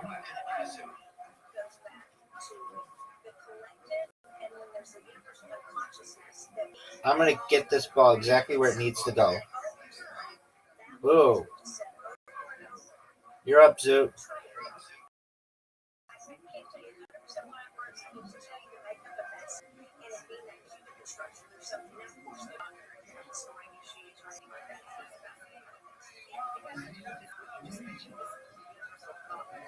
What a pass. Zoot, look at this pass. Zoot, did you see this? Zoot, do you know what the dragon attack is?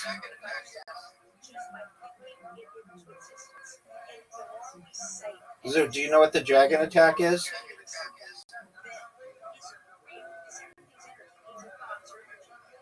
You're up, pimp. Are you proud of that shot? Zoot, are you proud of that shot? No way. Zoot, fuck you. That was garbage.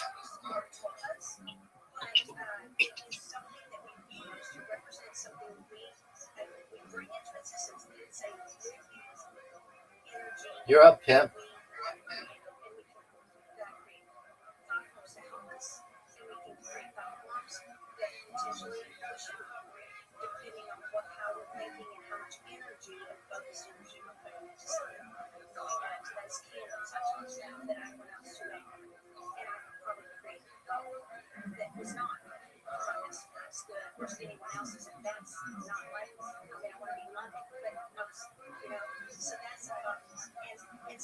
I never win.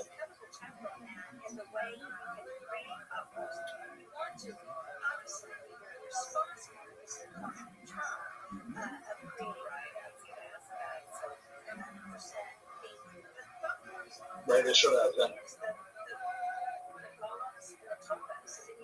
10.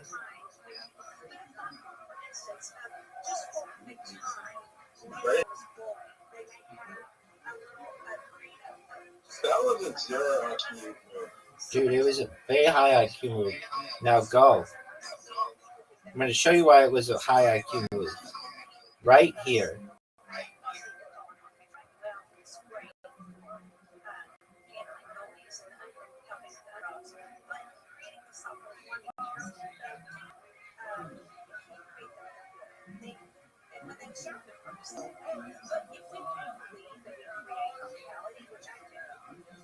Zoot, that sucked. I told you it was a 0 IQ move.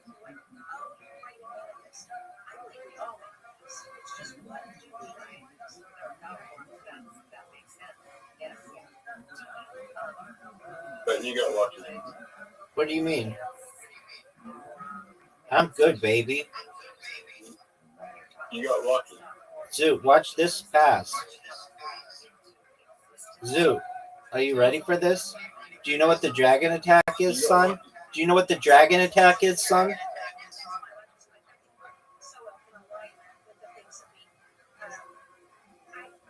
Ready for the greatest move of the day? Yeah.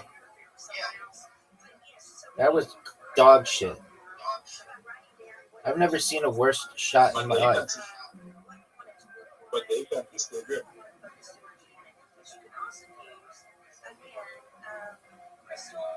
That's a bad shot.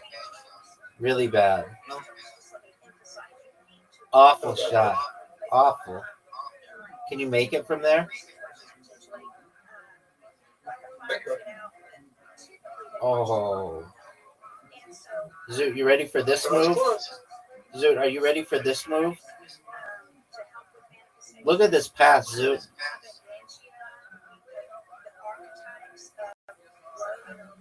I'm going to bounce it off of the wall, off of your guy, and into the goal. Almost.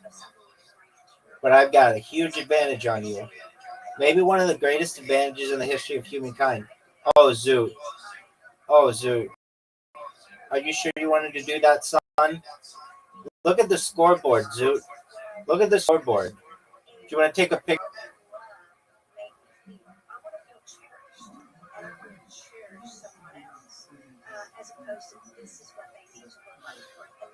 No way you hit this.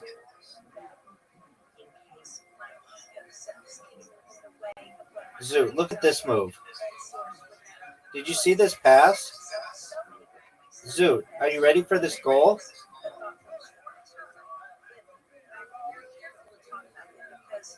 Are you going to go?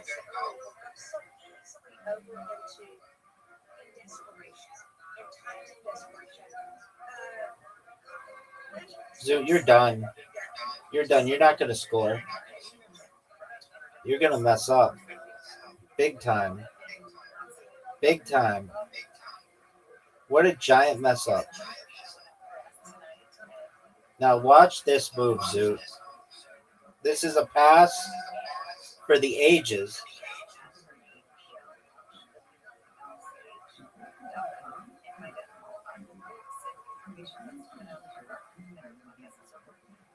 Zoo, do you know what the dragon attack is? Oh, yeah.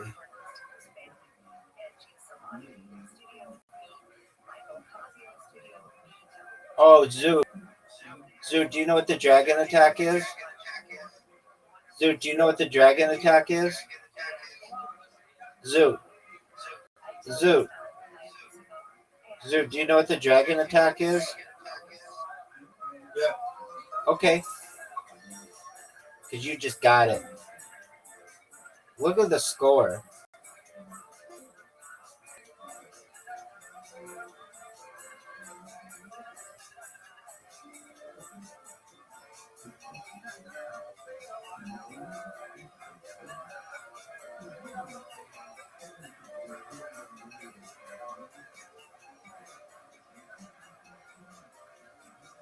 Zoo, can you hear me?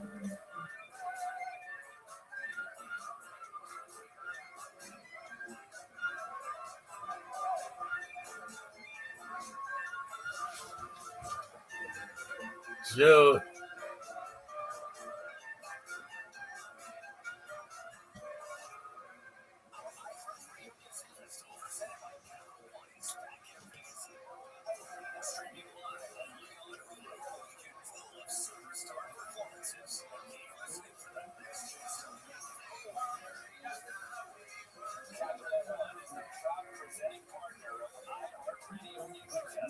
Zoot. Zoot. Zoot. Zoot. What? Oh no. No way, Zoot. Don't miss. You missed. I can't believe you missed. All right, what is it? And 1, 2, 1, 1, 2, 3. It's 3-4. Who's winning? Me. So I got table soccer, robots, Paul, and Ochi, which is Uno. Then you got Kremen, mini golf, and match monsters. You mean... 3-4. Okay, you ready? Yeah. Everybody... Going into bounce. I'm going to make it 4-4. You've never beaten me in bounce. I have. No, you haven't. Yeah, when we first started playing, you didn't know how to play. Okay, maybe when we first started. Oh, that was terrible by you. Thanks, dog. Do you see I have the lead? For now.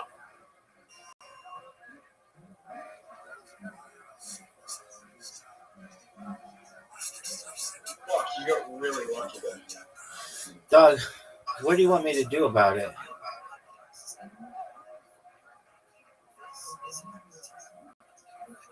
You got a lucky break.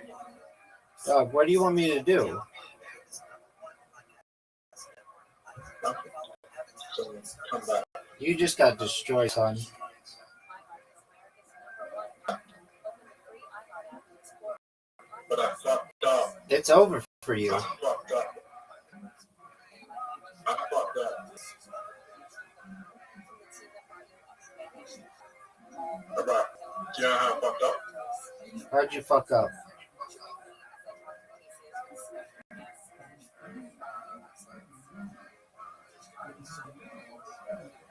On the stop.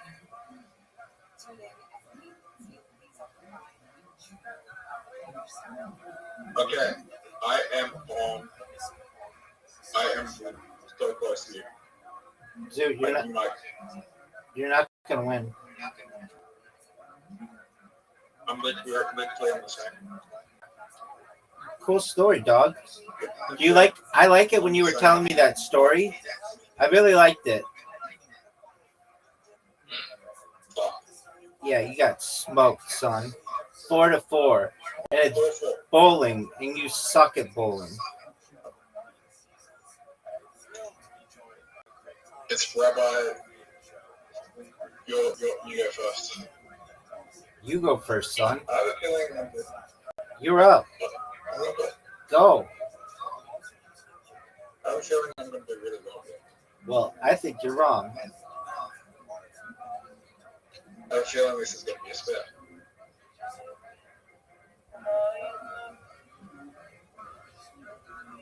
Fuck. As long as he doesn't get a strike or spec. You know I'm gonna get this, son. You know I'm a pimp. Right. I need to get a strike on the bat. I need to get a spare or it's very, very bad. It's very, very, very bad. How much is a spare give you? It's complicated. Usually 10 plus 10 for the first part of the next frame. Whoa, I almost got it. Zoot, you're done, son. No. Zoot, you're done. How much is a strike? 10 plus 10 for the next two shots. I'm going to get a spare. So I need a strike for you to come back.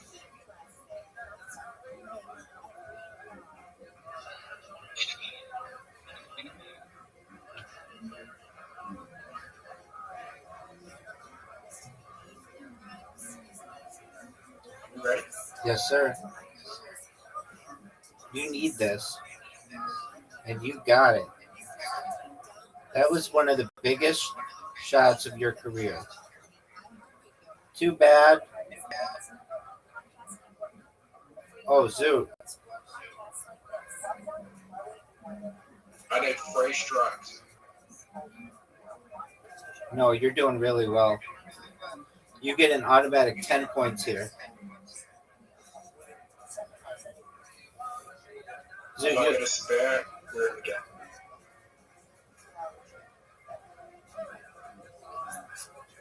Zoot, you could win.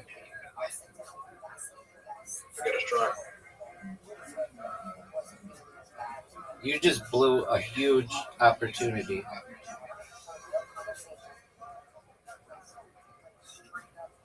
You would want regardless. Not necessarily.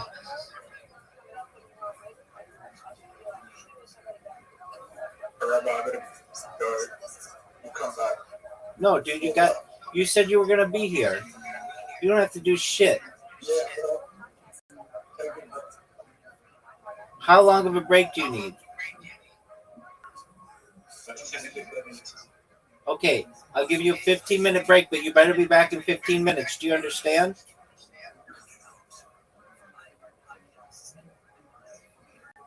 Zoot. Zoot. Zoot. Zoot, do you hear me? Zoot.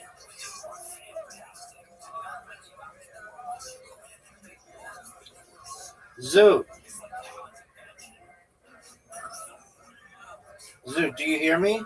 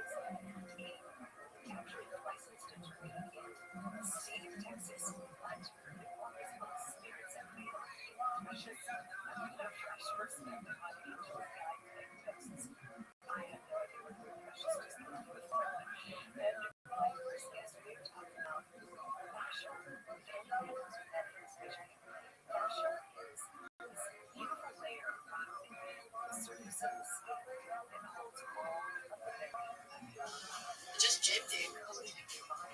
Oh, just compare DNA, obviously.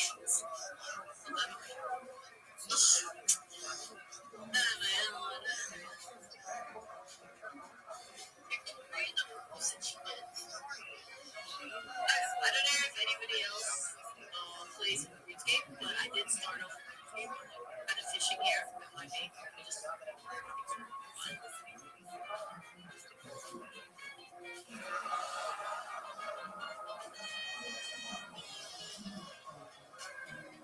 okay, back to fishing. Okay, I don't know how many people from that stream and viewers are still here. Zoot.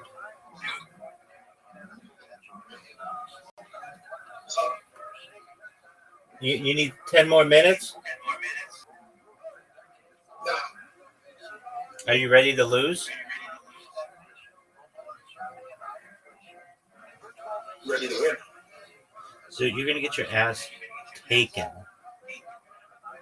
was my phone. I've had my phone on charge for 20 minutes and it's only charged 6%. Why is that? Because you have a lot of apps open.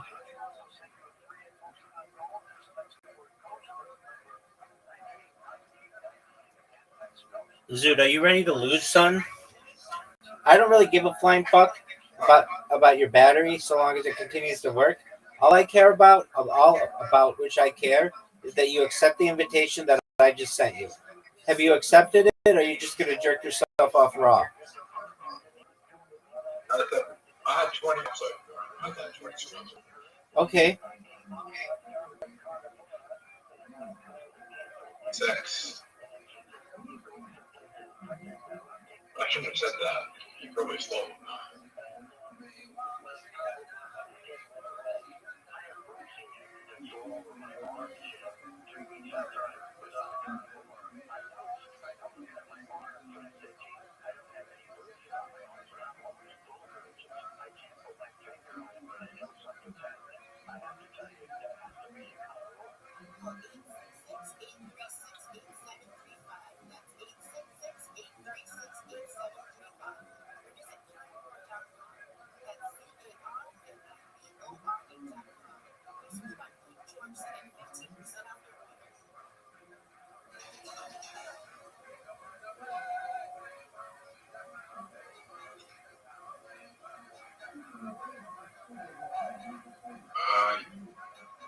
Fuck you. Yeah, I just looked you in the face and smacked you. Yeah, I'm gonna come back and return that. It's over for you, son.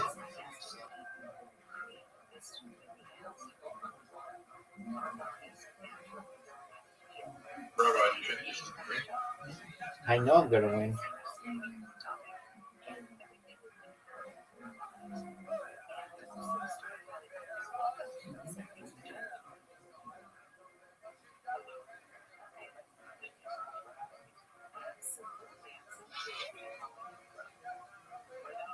What do you think of the Malcolm middle right there? What else? People like that show. You know what? Probably not. But I will watch the paper, the new Office. This new office? Word, dog. When? The first 4 episodes drop, I think, next month. It's on Peacock, and it's called The Paper. It's about a paper in the guy Oscar is going to be on it, the accountant.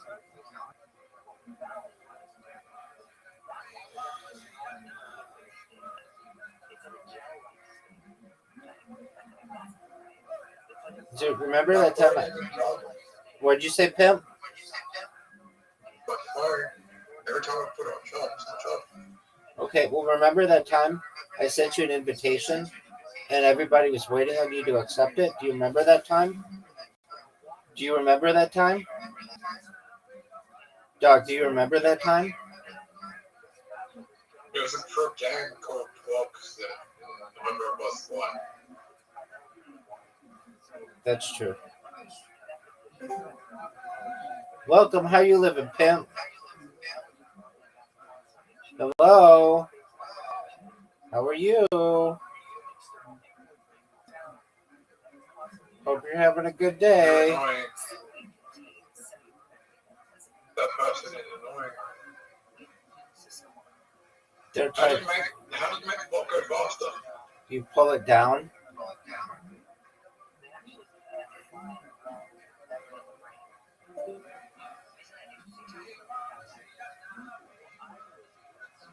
Got it. You help. Rabbi, I think you help me. Okay, that's great, man. I'm here to help people, baby.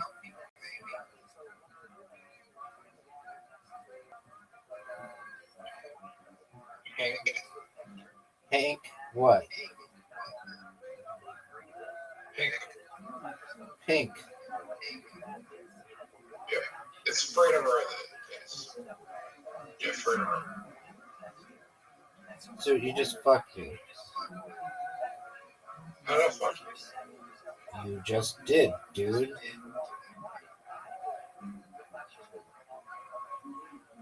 could have fucked you from your opposite sides. Because anything that you make goes to my side. Oh.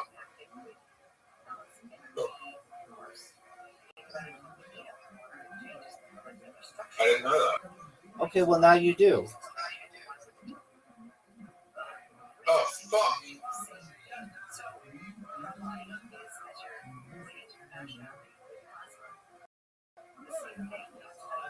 What rank flying blue? I don't know. She was 10, wasn't she?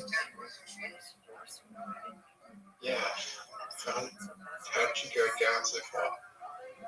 Because I wish she was 100. why do you want her to be 100? That's where I found her. You found her at 100. Yeah, she's at 100.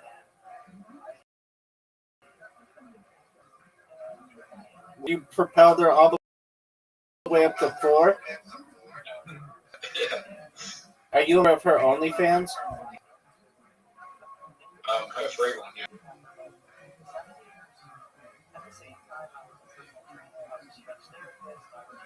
She's not on his brother. That's one.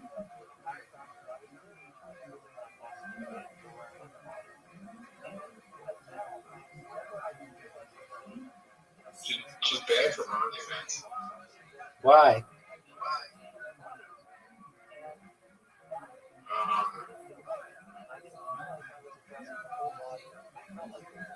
She posted videos that the gangbang about people's consent. All right, Zoot. Well, You're up 1. You're up 2. Hold on. 2-1. 2-2. 3-2 your lead. 3-3. 4-3. 4-4. 5-4. 6-4. 7-4. Zoot, it's 7-4. Okay.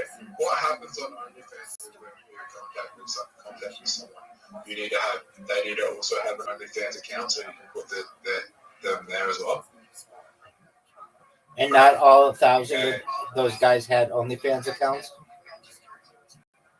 There was some people that she posted up didn't have an OnlyFans account, so they banned her. You should get consent from everyone who comes on the video. Is she permanently banned? Yep. So how does she have a free OnlyFans?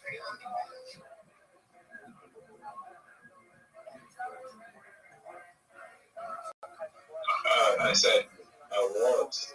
That awards. Oh, so she's totally done? I have no idea.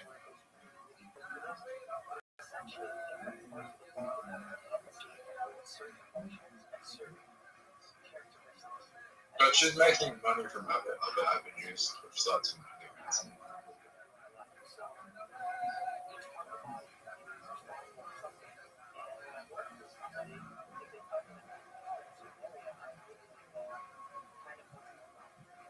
He was making $4 million a month on OnlyFans, though. Are you proud of her?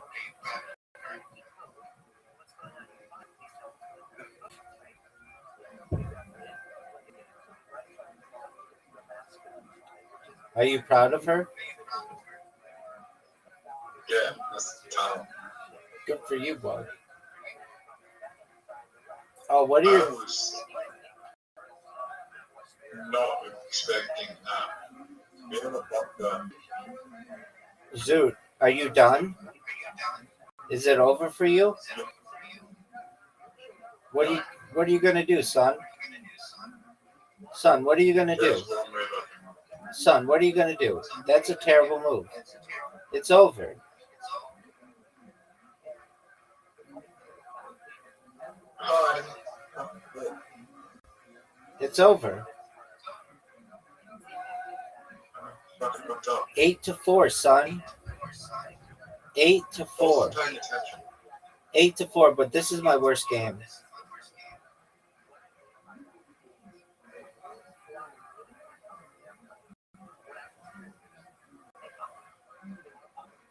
You gonna play? Okay, we're playing. Are you ready, Zoot? Are we gonna play? Are we gonna play bingo as well? We play everything, dog.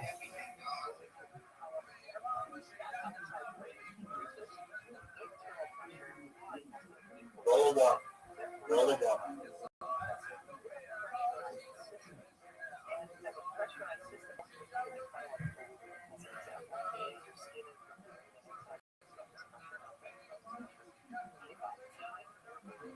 Don't the 1 or a 6.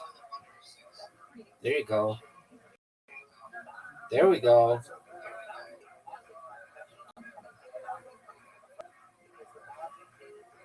Oh, Zoot, you're in trouble. Zoot, you're in giant trouble. Zoot, you're in giant trouble. Zoot, you know you're in trouble, right?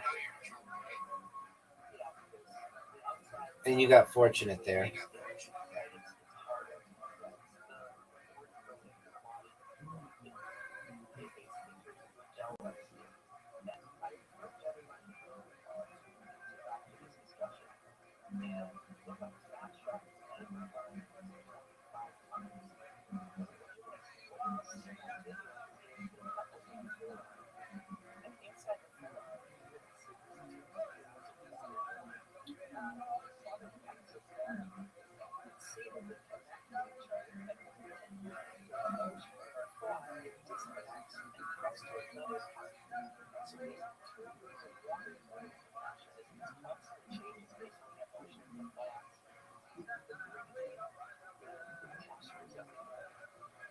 This game is the worst.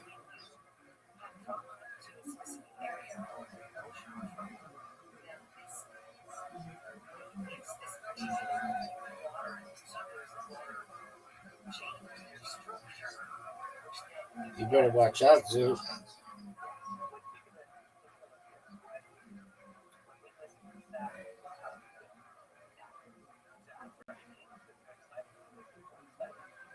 Oh, big time, Zoot. Big time, Zoot.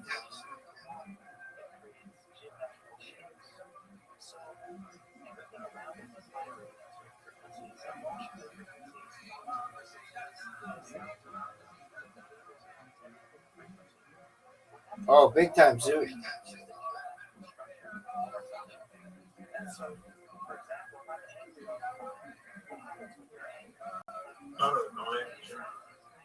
What are you gonna do, Zoot? That wasn't the best move, mate. Oh, baby. Bye-bye. I knew that was not the best move.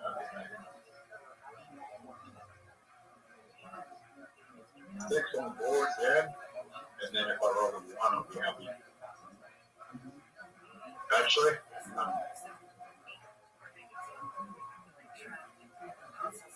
oh, right, this sounds good.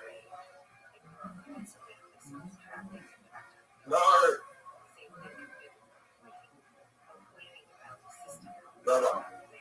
Yo, pimp. But now you get it.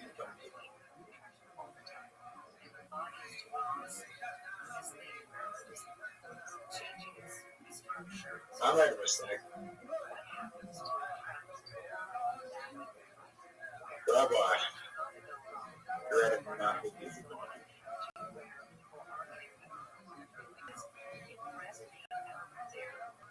You can't do good, Rabbi.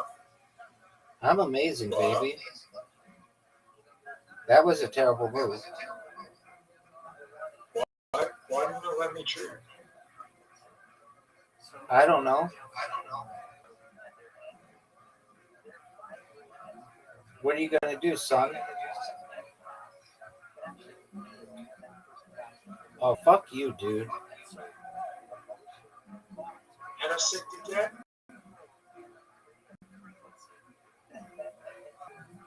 What are you gonna do?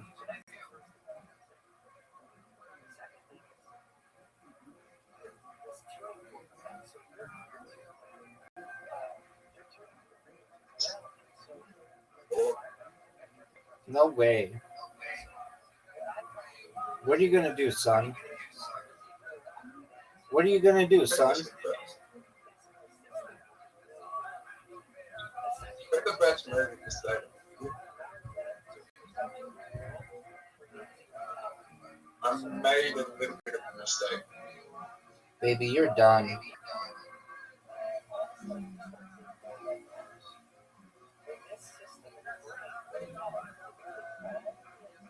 Rabbi? Yo, pimp. Okay.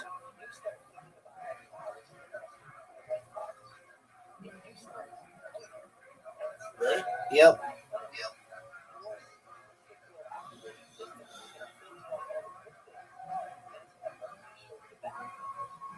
I'm in big trouble here.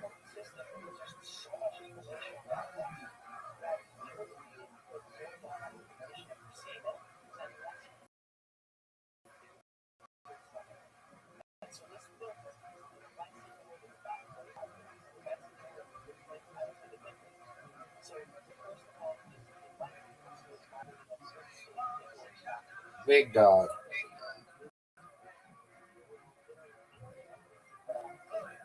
Oh, fuck. Big dog.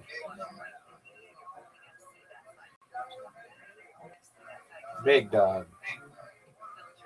It's over for you. Fuck. 9-4, son.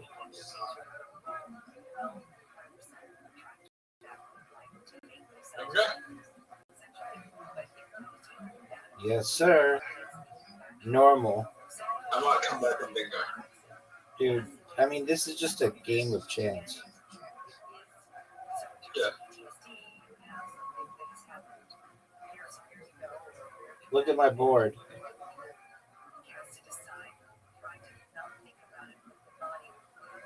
What about you, boy? Can't you see it at like the bottom? The ones that I have?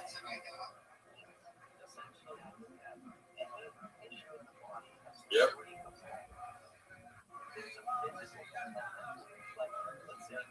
I have yet to get I anything. can't say your numbers. I know. I can't say your numbers. Oh, I just got a huge fucking leg.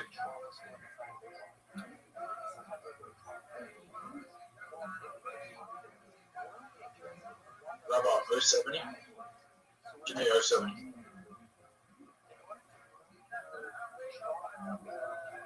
I haven't gotten a single thing yet. I still don't have anything, Zoot. You have a giant lead on me. Still nothing, Zoot. Well, I haven't had anything. Zoot, I still don't have anything. Look at the lead you have on me. Still nothing, Zoot.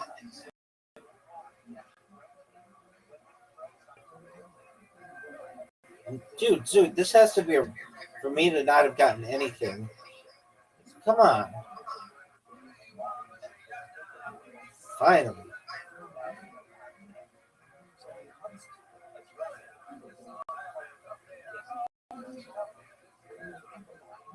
Zoot, do you think you're going to win? Zoot, do you think you are going to win? You don't think you're going to win? You have a giant lead. Son, you have a giant lead.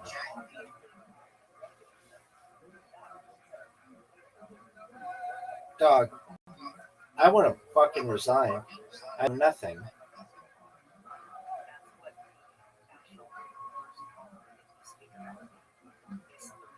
Nothing, Zoot.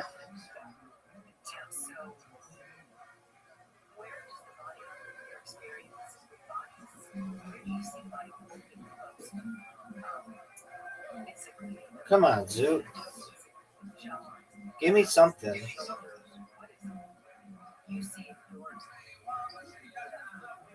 Zoot, give me something. Zoot. Zoot. Is it over? Are you going to win? Zoot, are you going to win?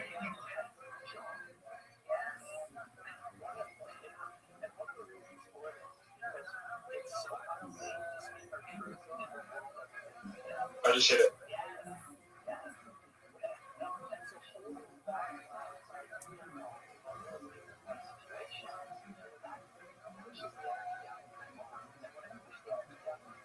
There.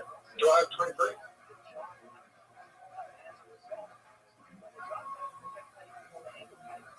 Rabbi, I'm very close to winning. I know you are.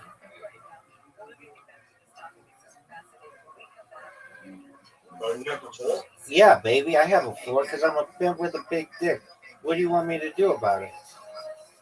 I have everything but a 4. Okay. And that's a great story. Well, And that's a really great story. can we have the same numbers? I don't know.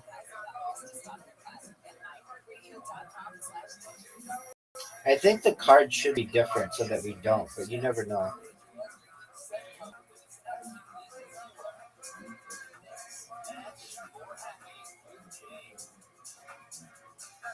I think we can. Do you think we can? Yeah. But the cards could be different. The cards are different. Okay. Do you think you're going to win? Well, I don't know, 63.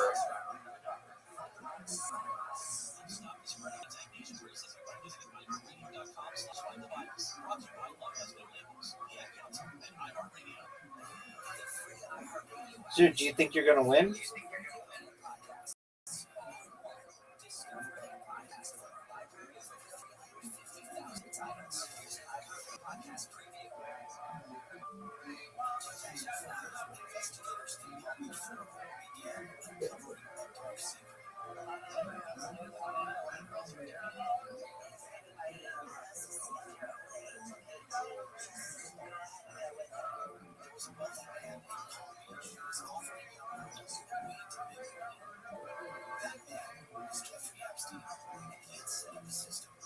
Zoot, I'm one away, baby. I'm one away. If I get I-21, it's over. And we might have the greatest comeback in the history of humankind in this bingo game, son. Perhaps the biggest comeback in the history of humankind. Do you understand what I'm saying?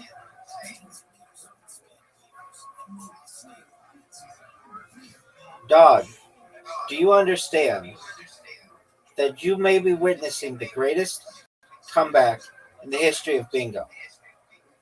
B-I-N-G-O. B-I-N-G-O. B-I-N-G-O. You might witness the greatest comeback of all time. Oh, dog. There was a farmer, had a dog, and Bingo was his name. Oh, Bingo, Bingo, Bingo, and Bingo was his name. Oh, there was a farmer, had a dog, and Bingo was his name. Oh, Bingo. Have you ever heard that song, Zoot? Zoot, have you ever heard the song Bingo?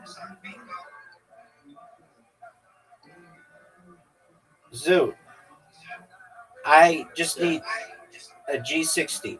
There was a farmer, had a dog, and Bingo was his name. Oh, Bingo, Bingo, Bingo, and Bingo was his name. Oh, oh, Zoo, you came so close to losing.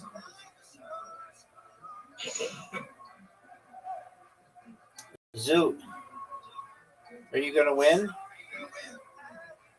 There are 20 balls left, Zoo. This game is coming closer and closer for you to lose.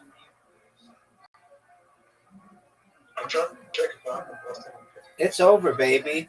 It's over. It's over, son. 10 to 4. Hang on, I think I missed. Alright, we're 31.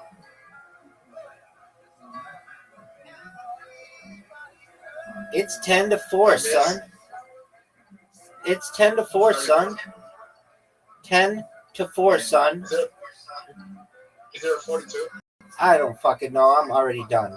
10 to 4, son. You just lost. You're up, dog. Everybody's waiting on you, son.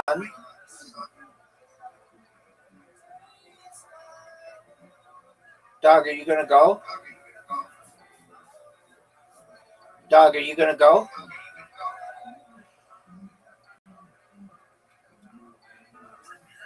Zoot, you know that you have an invitation? Zoot, are you going to accept the invitation, or are you just going to jerk yourself off raw?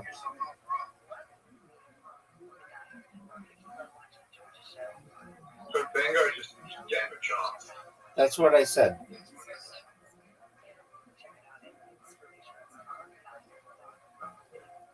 But you know I fucked up hard, right? I mean, what do you want me to do about it, son? I mean, you just did 7 damage.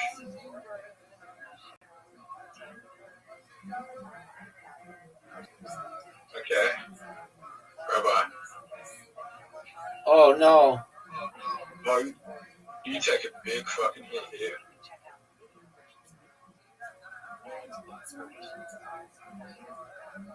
Okay. Okay. It's gonna be a big hit. Big hit here. Big hit here. I think that was a smart move, you going there. But the thing is,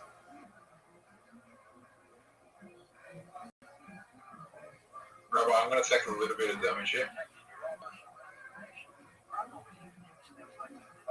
I'm gonna take a lot of damage here because you can't beat me here.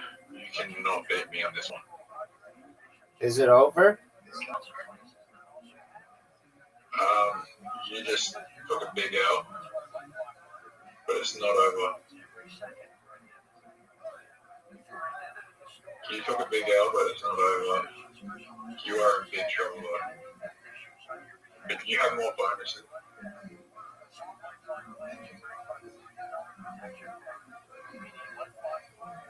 Rabbi, Yo, pimp. you just won. Because I'm sexy with a big dick. What do you want me to do about it? Get a small dick. Not gonna happen, baby. It's over, baby. 11 wins to 4. And now it's archery.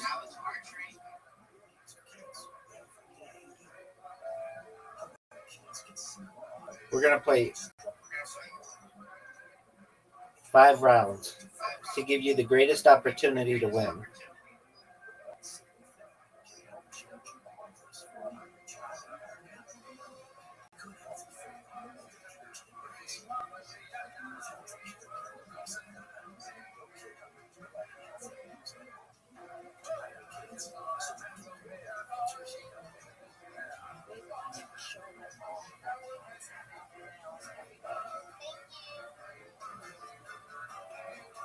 Zoot, you have a chance to take the lead. What are you going to do? His first shot, folks, is a huge miss. Giant miss. Got a 6 on the first round. Very unimpressive.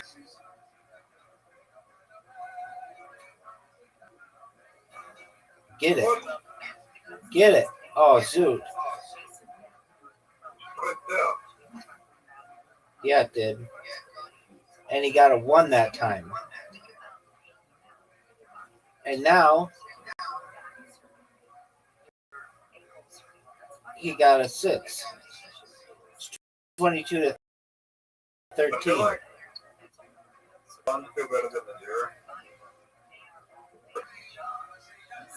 All of those are true statements.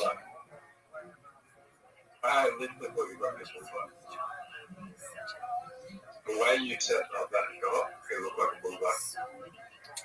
I'm in agreement with you, son. Look at this move, though.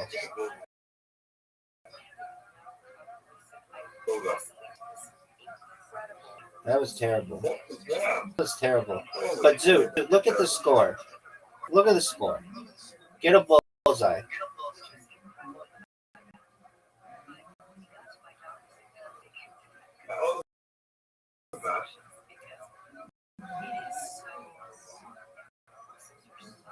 Already? Yeah, dog. Yeah. I don't know if there's a good shot. Do you remember your shot here? Are you gonna go? Are you gonna go? Hit can't. Remember how I got a better shot? Hit cancel. Hit cancel, and they'll let you do it again. It's in the upper left corner. You didn't even. It's my turn? Yeah. Then the thing must have glitched.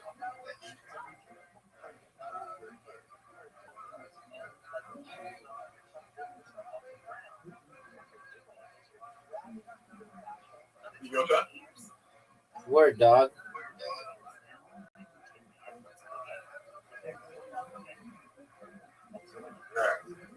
Alright. I don't know. There's some glitch. All I know, though, is I'm still beating you. And I'm not just beating you. Oh, dude, it glitched again. Yeah, I saw that. All right, Zoot. Get 3 bullseyes. Hey, That sucks. it's still higher than what you scored. That's higher than what you scored. Zoot, just get a bullseye. 7, that sucks. It's still higher than what you scored. I mean, I'm unimpressed. All of that was bad. Yeah, but that was your worst round. Dude, the thing glitched. What do you want me to do? Do that.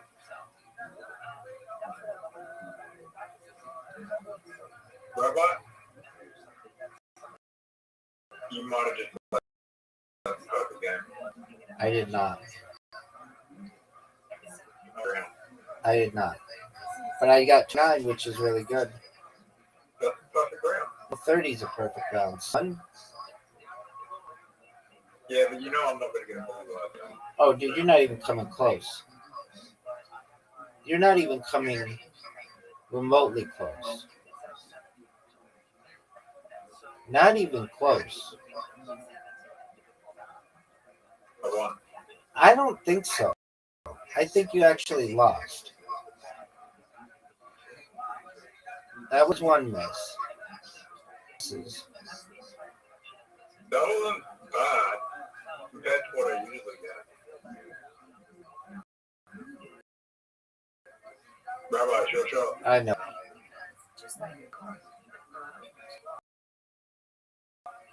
That should have been a bullseye.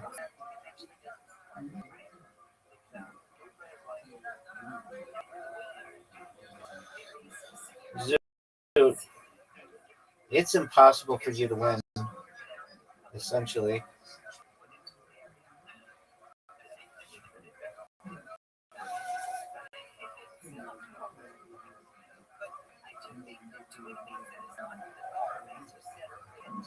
Are you going to make this?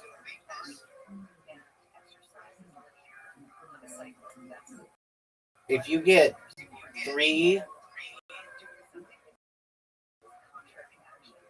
bullseyes in a row,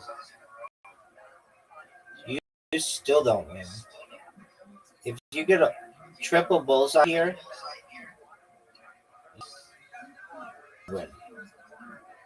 Get it. Get a bullseye. All right. That makes 12-4, something like that. Hold on. You won Ocho. You won Pool. I won Carom. I won Match Monsters. You won Brawl Bots. I won Mini Golf. You won Table Soccer.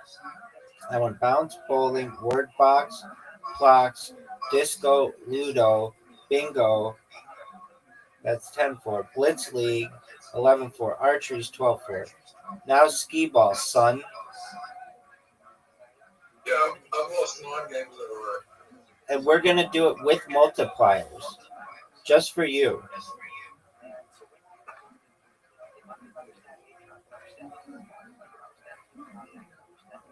Grandma, I've lost 9 games in a row. Word, son. How many of you? You've won 9 games in a row? That would make sense. I did not do well though. So you have a chance to stop my streak. Didn't hit the multiplier. All right, well get it, dog.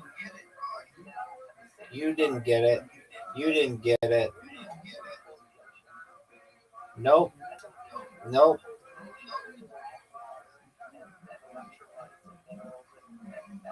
I played better than you still.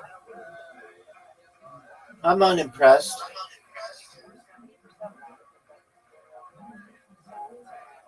Oh, fuck.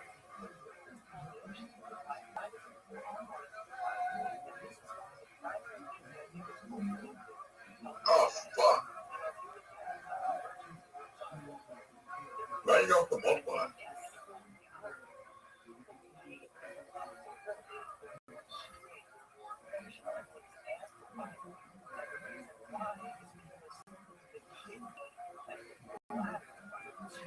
Oh, baby. Zoot. Zoot. Oh. I'm in trouble. Yes, you are. I'm in Brian, but I have a feeling that you're going to do something crazy here.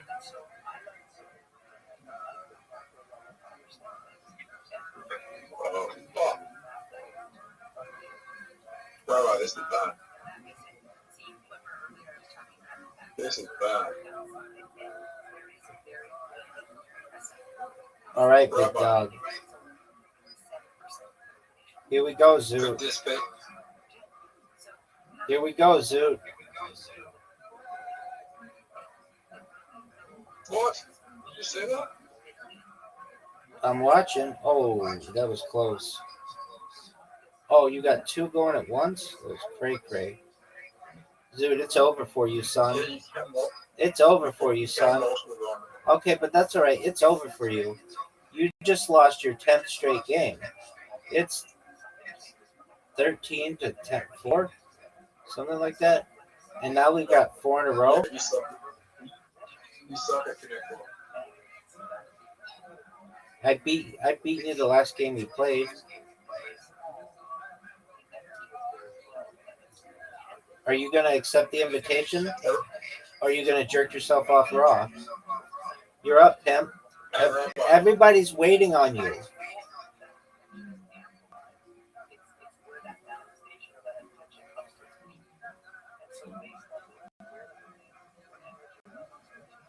Rabbi, I can remember 9 numbers forwards and 7 numbers backwards now. Amazing, dog.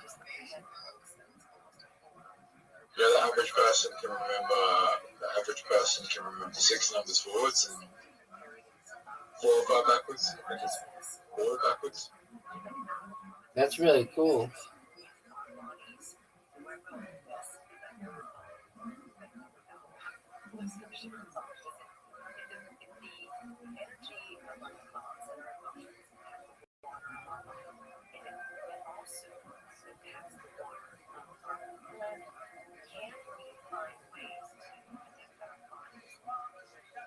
I know you can remember a ridiculous amount backwards if you just studied for it.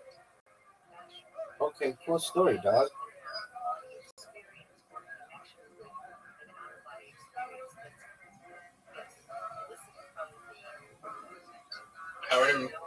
How many numbers can you memorize? I don't know. I'm focused on Connect 4 right now, dog. This isn't a game that you need to focus that on. Yeah, obviously you do. Dog, that's another win, son. That's another fucking win. That's 14-4. Now, dominoes, I don't even know how to play this. So we're going to say 2 points to win.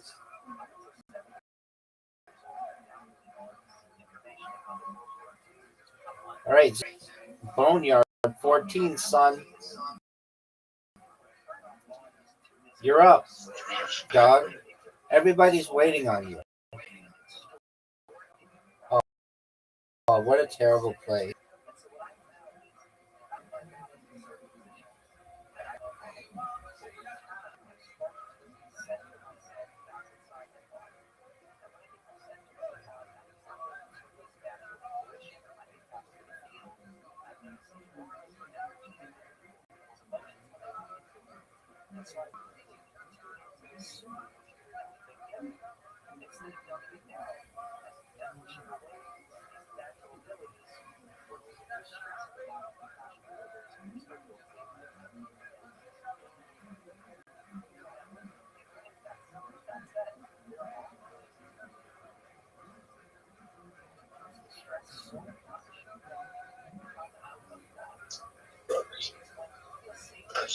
Slap yourself, Zoo.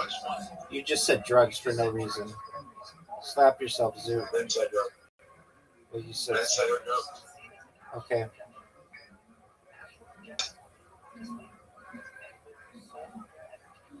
Zoo, you did really well that round. Rabbi, do you know I was just clicking buttons? Yeah, don't you know that's what we always do?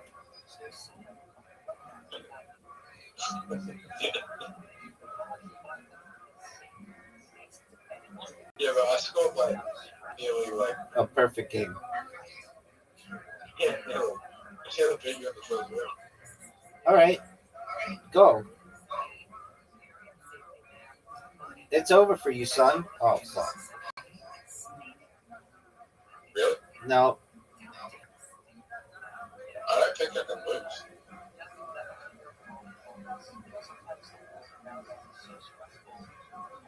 Are you sure about that, big dog? With what I got, no. I'm about to play one of the greatest moves of all time. You're done. Plus 12, baby.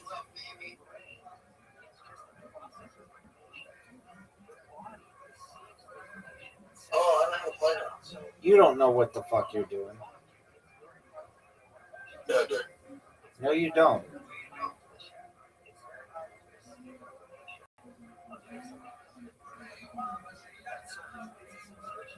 You're trouble. Dog, you don't know what the fuck you're doing. Probably gonna lose the next game. It's over for you, Zoot. Oh, whoa. 53? All right, it's like 13-5. Backgammon, this game sucks. You lost. Fuck. And you're so bad at this next one.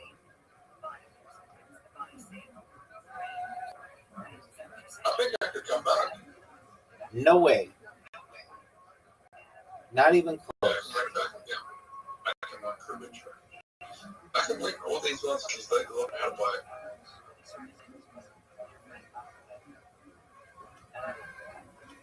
Zoot, are you going to accept the invitation?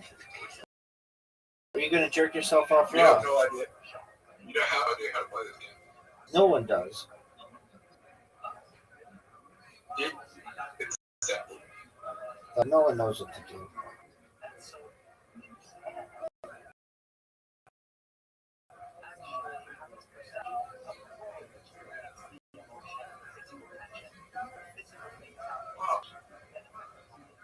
How'd you like that move, son? It sucked.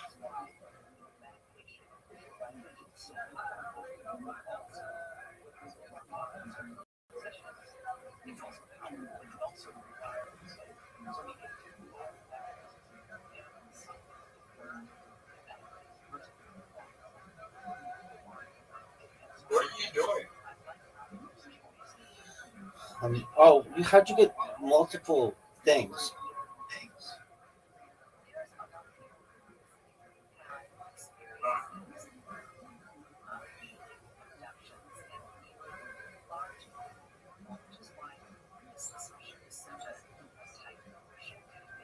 How do you keep getting double rolls?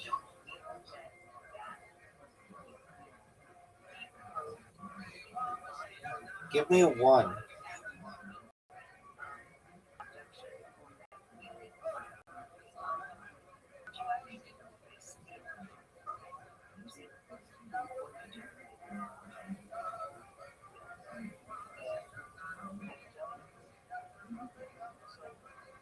Why do you take so long?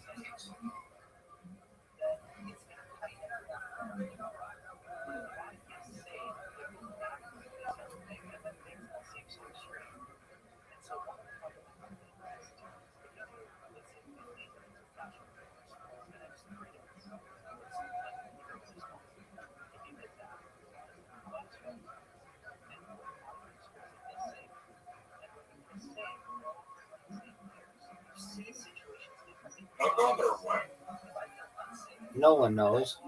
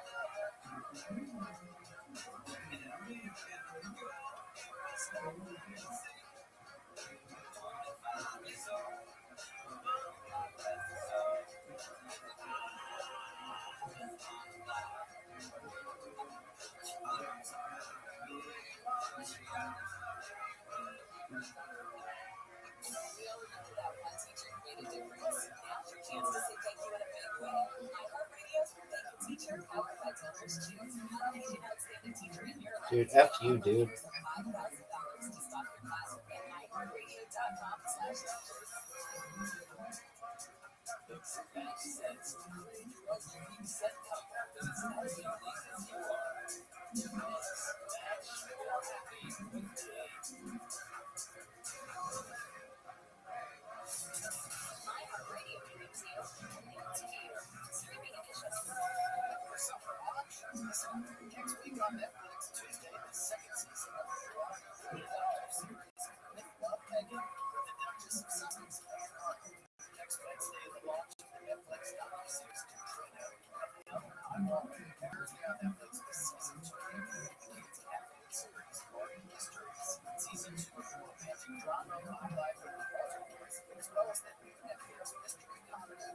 Dude, what the fuck? You keep fucking me up.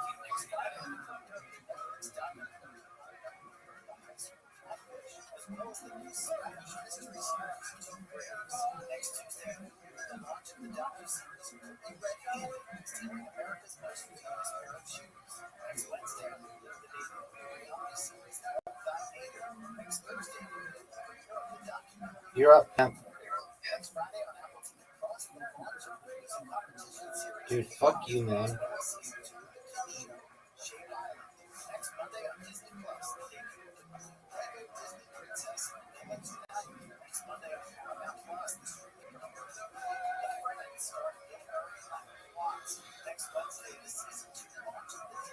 You're up, pimp.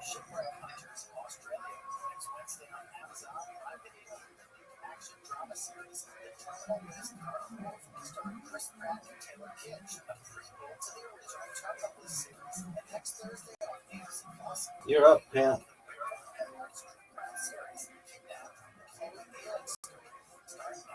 I couldn't make money. Yep. That's what happens when we suck dick. A minute ago. Yeah, there you go, big dog. You know what's up.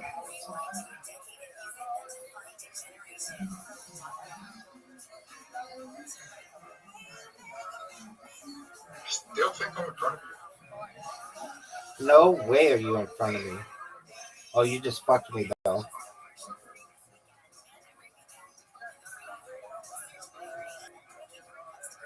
What is your guy doing all the way back there? Because you just kicked me back. Just like that. Man, Just like that. okay. Okay. Now I'm the safe side. Now I'm winning. Now I'm winning. Oh, that's a big one, dude. Yep.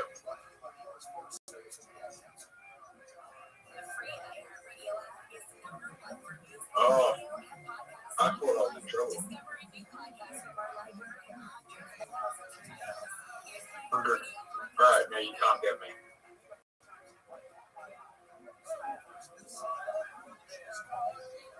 Okay, you can get me. Are you sure?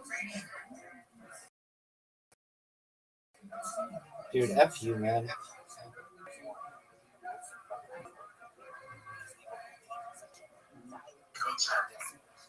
Dude, fuck yourself, son.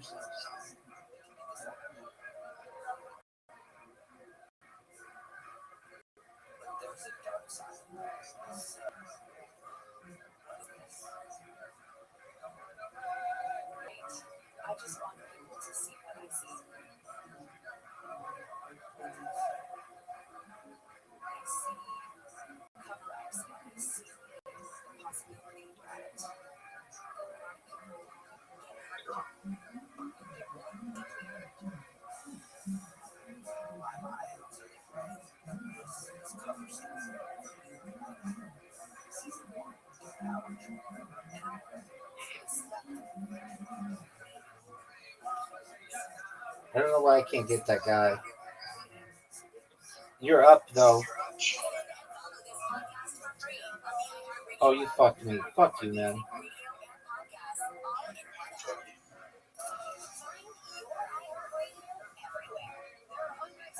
It's impossible for you to win that. Are you sure? Yep. You don't even know how to win.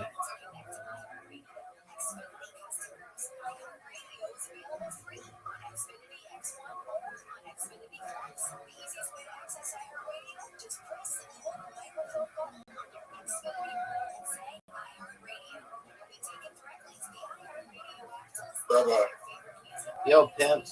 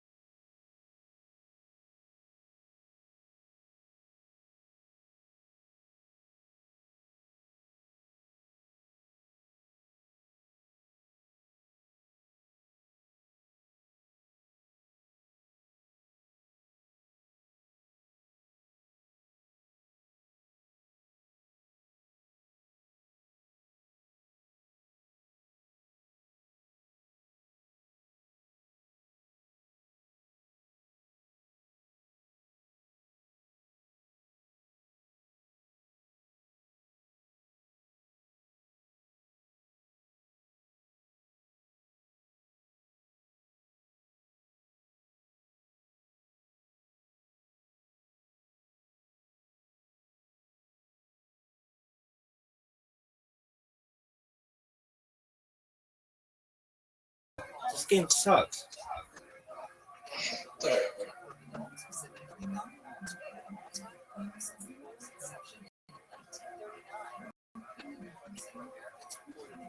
just don't know how to play. Neither do you.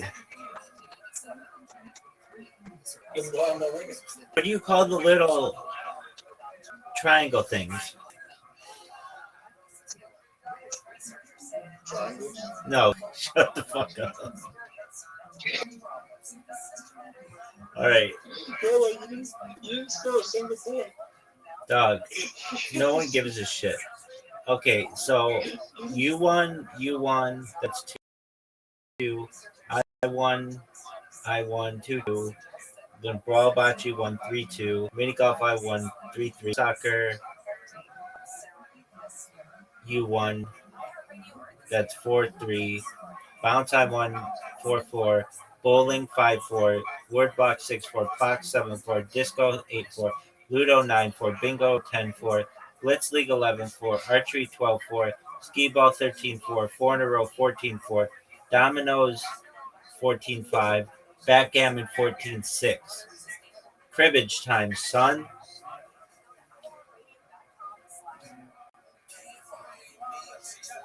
Zoot, are you ready for cribbage, son?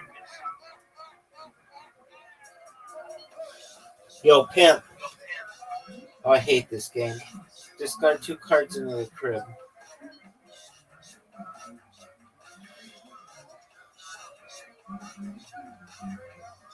None of us know how to play this game. Not even close. But do you know how to play? No. Are you ready to go? Yeah. All right, well then go. It's my turn. Sure thing. Are you gonna go though? Okay.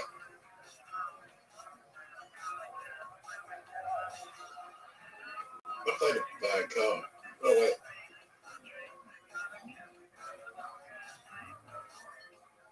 Right, what?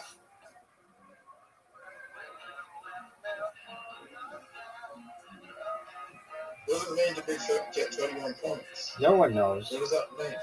No one knows. Oh, you did really well. I gotta run. Yeah?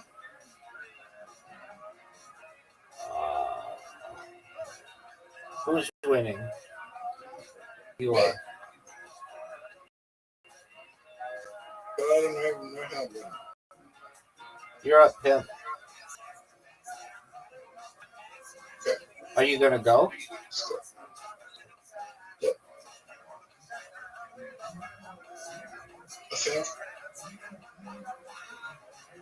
I think I did the right thing.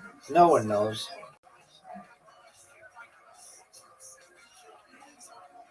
Just saying. And I just went.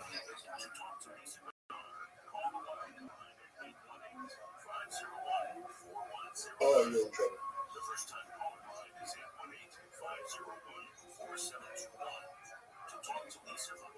Okay, pair +2, run +3, run +3, 15 +2, pair +2, 15 +2.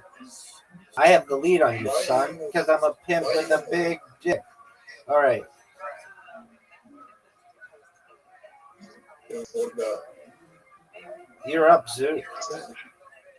Calm down with your thoughts on what I should do.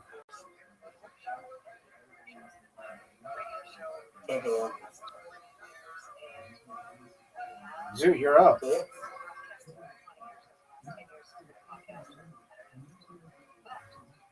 Sorry. Talked us. We both talked up. Yes, we did.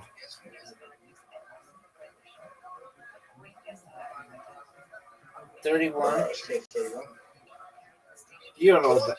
You don't know what that means. Pair 2 points. Pair 2 points. 15 +2 points. 15 +2 points. Pair 2 points. 15 +2 points. 15 +2 points. You retake the lead. Pair +2 points. Run +3 points. Run +3 points. That was a giant lead. How the fuck am I even playing this game? No one knows, Sue.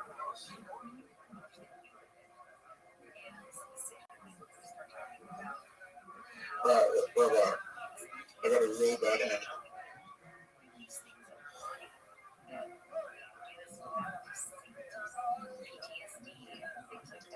Oh, here we go.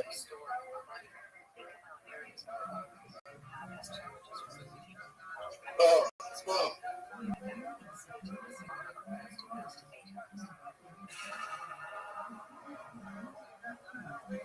I think you did really well.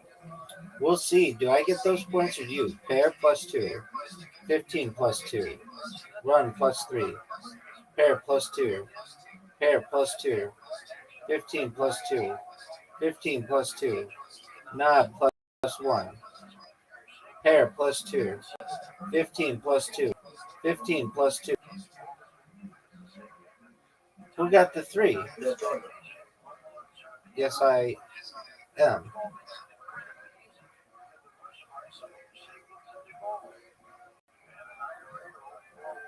Right, good time.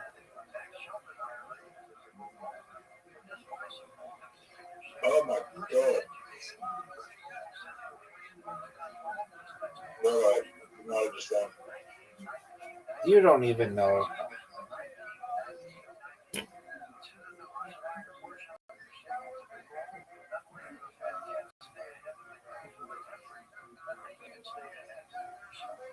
Attention, business owners. This is Jason Evans. I spent the last 3.5 decades helping companies create serious. Oh no, last card 1 point. I built a serious training program called 3 Ways to Double Sales in 12 months. Okay, pair plus 2.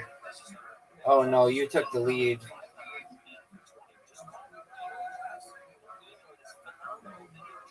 You're gonna win. All right, it's like 15 to. I don't remember. We've never made it to bankroll. So congratulations, you weren't as big of a bitch as you were last time.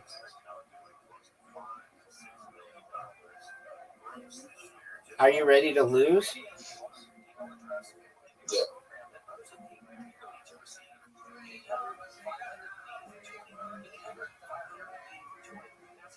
Right. What up, Pimp?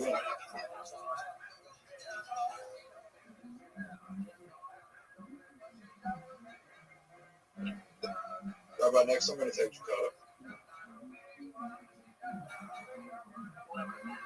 Dude, you got a huge lead.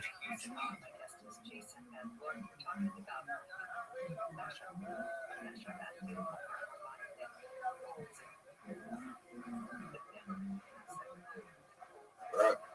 Attack.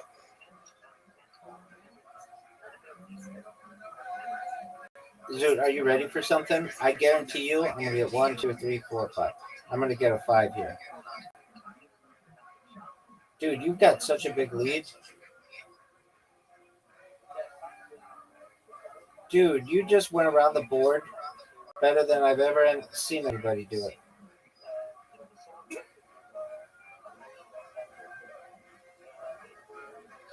Dude, you got everything, dog.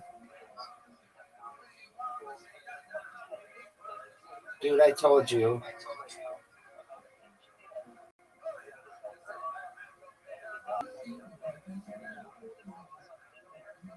Railway station. That was your best move. Right. That was probably your best move. Okay, pimp.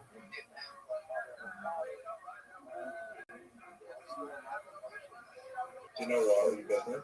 Why was it my best move, Zoot? Because the only two things I don't have is brown. It's over. It's fucking over. Oh, you can't buy that? You can't buy that? If you could have bought that, it's over. Oh, baby. Oh, baby. Oh, fuck.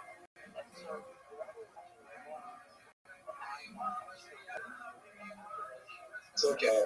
I've still got every property. If I get Kara, you're in trouble. I don't think I'm gonna get Kari, but I think I'm gonna get Deli. That's huge.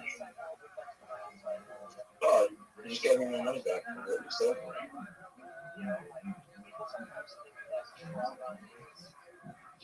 Rabbi, Yo, pimp.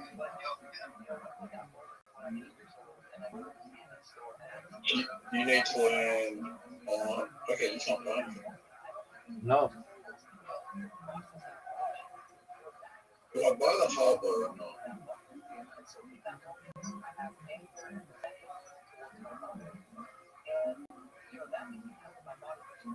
I'm gonna buy the harbor.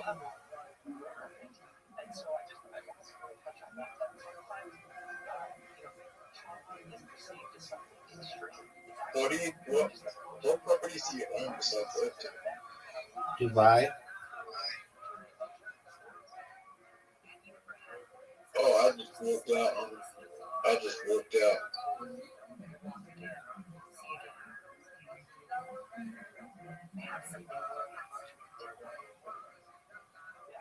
What about Cleveland on your road? Cleveland on your road.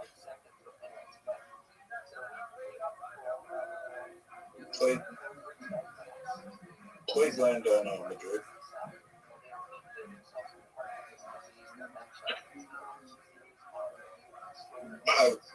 I was talking with them.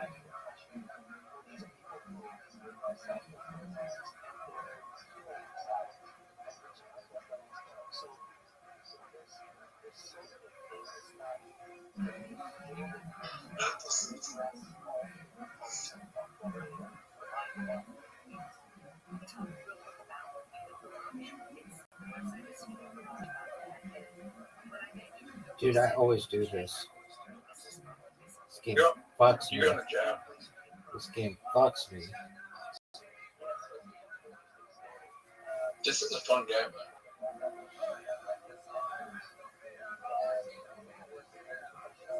Get a 2 or a 3. That's what I'm talking about.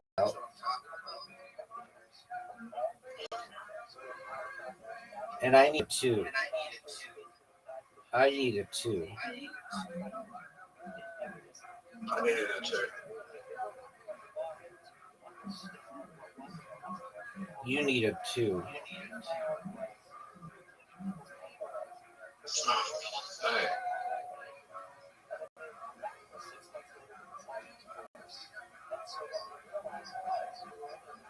Rabbi. Yo, pimp.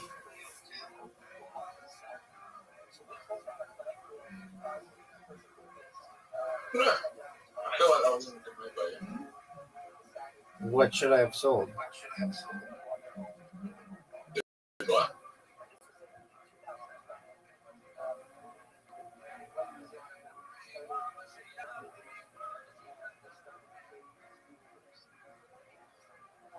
I need a 5. Give me a 2. Alright, I need to land on Billy. I need a 2. I need a 2 right here. Alright, I need a 1. Fucking hell. That was good for you. I need a 1. Yo, I need a 3. 6 is good. 6 is really good. And another 6. And another. Another 6.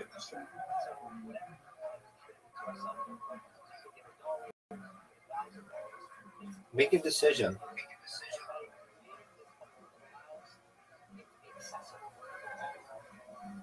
That was what I wanted. Dude, you went around the whole board. Yeah, but you got Carter. Yeah.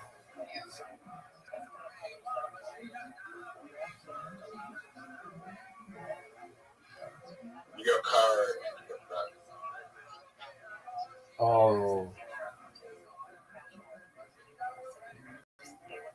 Don't roll a 1.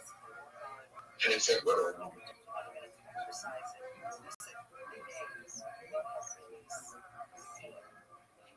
Ah. No, I haven't been to jail this whole game. Yeah.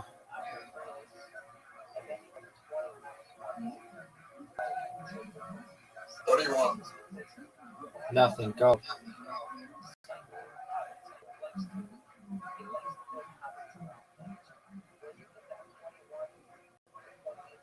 Neither of us is good.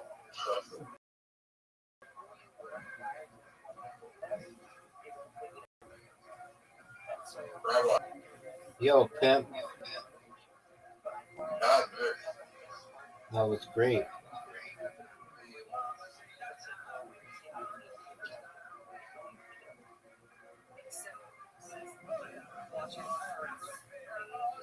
Thank you. Not me. Are you ready to lose? Nope. No.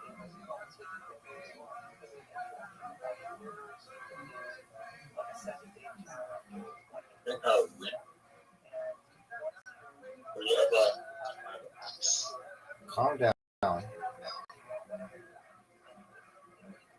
I had to pay $100. That's I need a 4.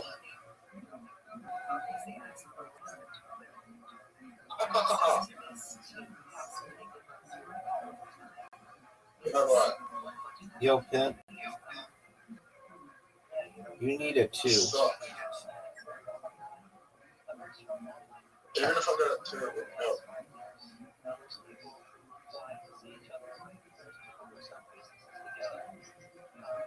Rabbi, can you roll a 2? I need to roll a 3. I'll take that. So you're gonna buy Beijing.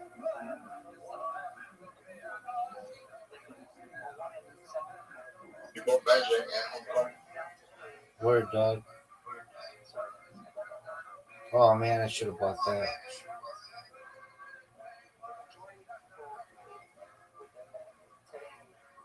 If you get Sydney, I'm fucked. Oh, for sure. If I get it, you're done.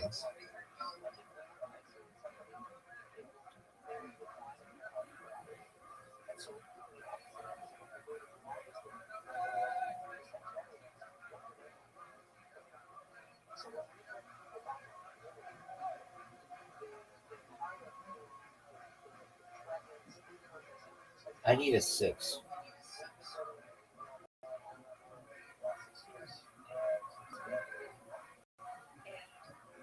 Big roll. You need a 3 or 4.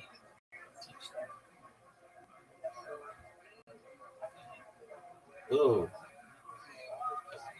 Ooh. Oh, big time.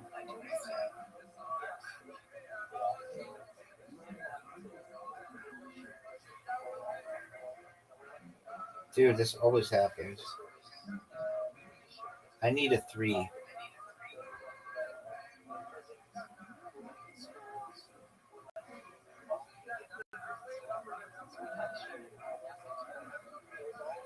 I need a 3.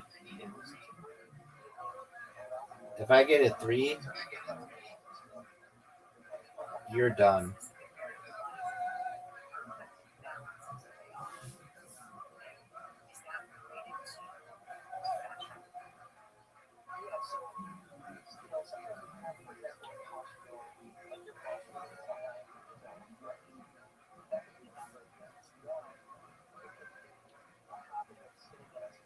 Give me a 1 or a 3.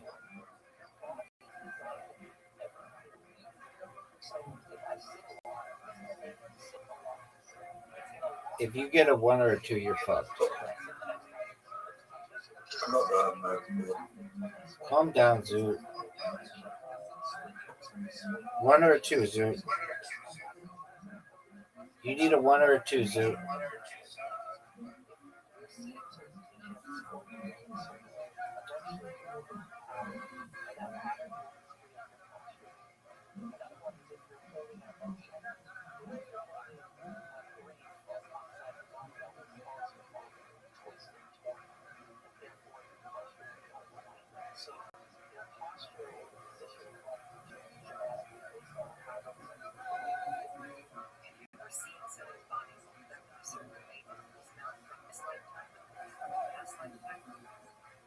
Give me a 1.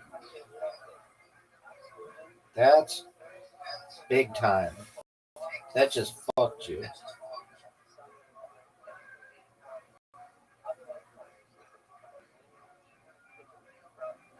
Oh, something. That's just not good. If you land on Sydney, I'm in trouble. But if I can get Sydney, you're fucked. Fuck. You have no cash though. Oh no. No. That's good. That's huge, Zoot. That's really good for me.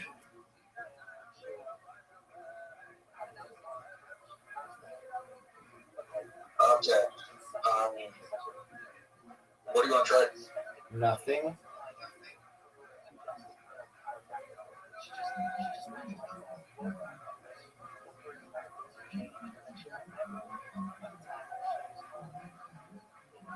Oh shit. You need a 3 or a 4.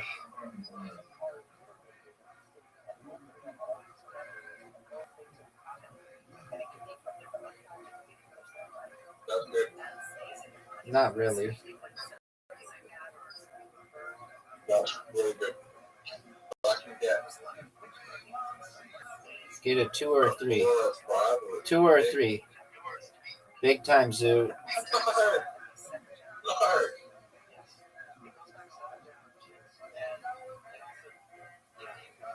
They could get $30 back. Fucking annoying. You're up, pimp.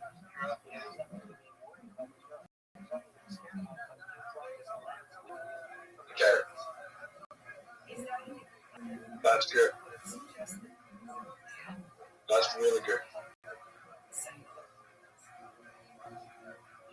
Okay, that is also really good.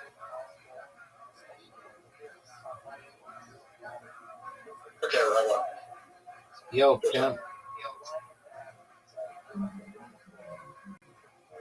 Oh, that's really fucking good. 1, 2, 3, 4. Okay, that's good. Alright, you suck. Are you ready? You ready? Yes, sir.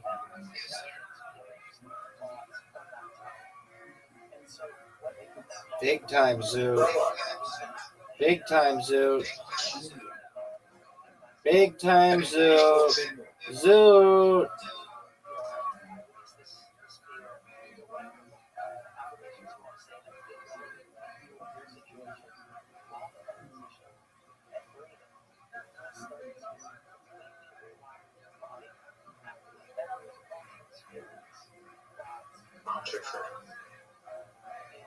Big time, Zoot. I hope I go to jail.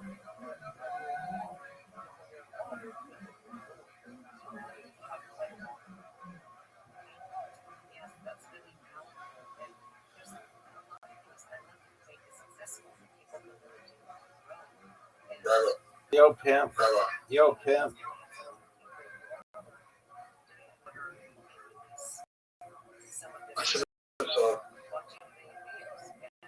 This is going to be dangerous for you.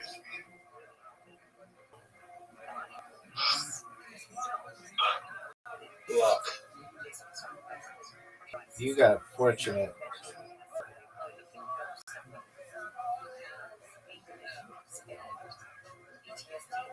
Okay. Grandma? Yo, pimp. Oh. No, I'm not gonna sell. I'm not gonna sell. Selling New York would be dumb, man.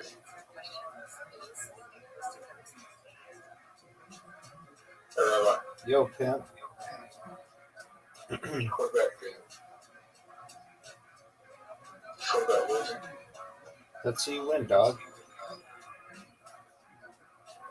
Are you going to go?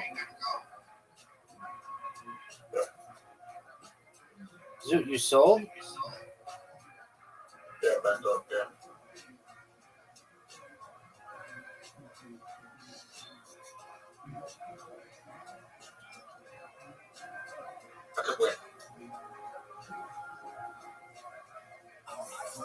That's not bad. That was big. Brother. You're in trouble now, Zoo. Oh, it's over.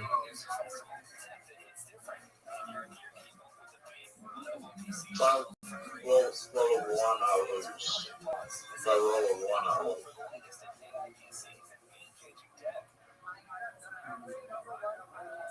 Brother. Yo, pimp. You better start selling your shit. So, Zoo, what do you want?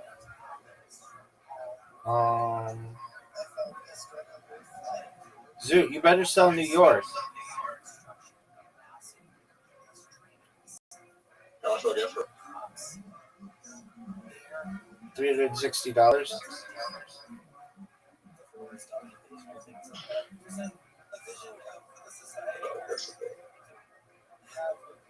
I would sell all your shit except the 2 green ones.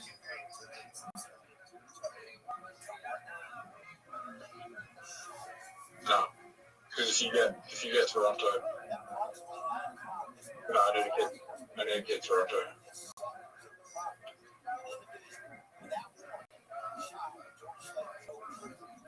No, Robot? What's that, Zoo? I think I'm better off just staying in jail. Why wouldn't you sell Delhi?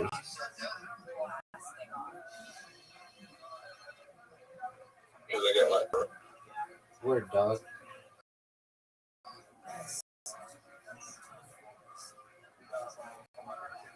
Robot. Yo.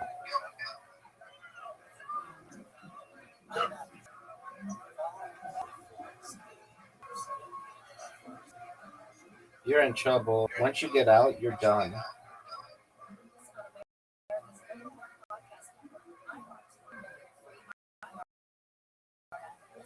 Once you get outside, you, my friend, are done.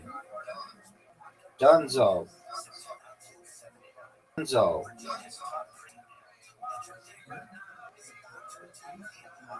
Oh. No.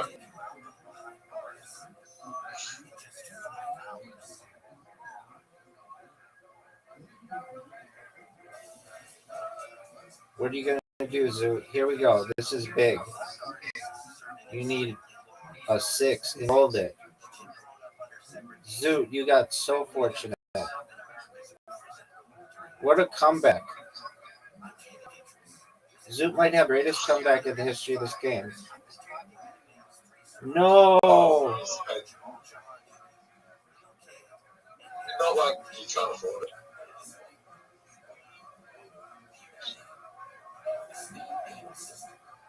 Are you going to buy it back? Think about it. Are you going to buy it back? Yeah. Look at you.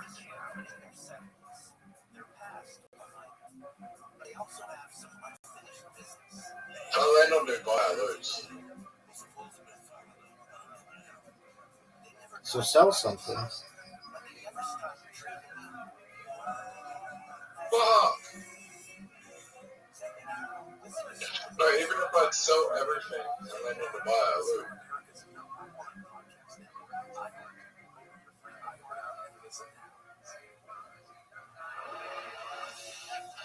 So I land on Beijing, Dubai, or Sydney, I lose. And I just did.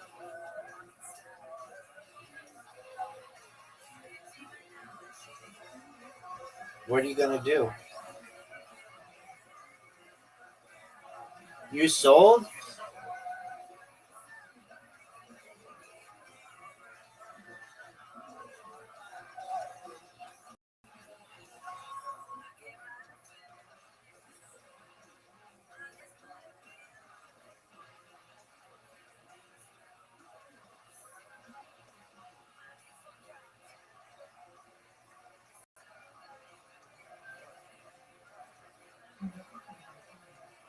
And he buys Paris.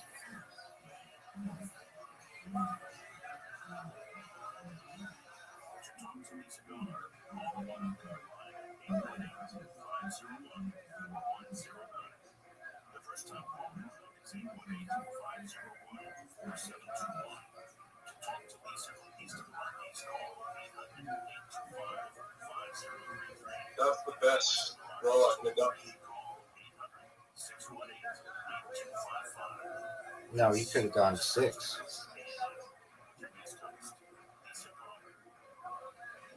You bought it again?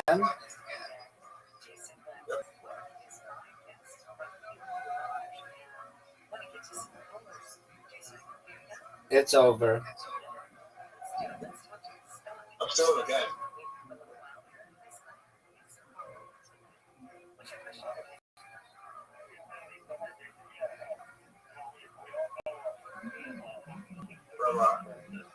Yeah, why didn't you sell?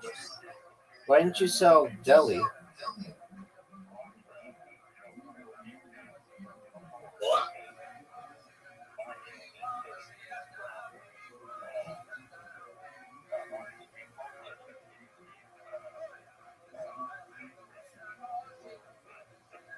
Okay.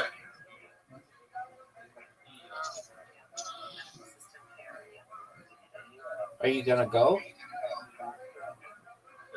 It's over. Still in.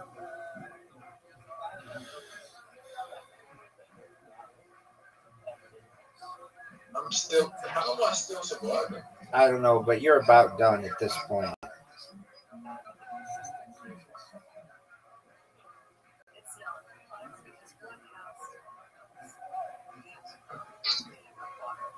I don't know how you survive this next roll.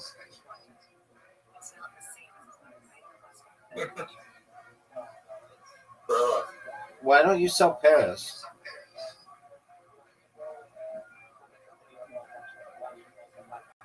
yeah. Even if it's, I'm dead. It's over, baby. That was not a fun game. All right. Dice party. We never played this game. I know.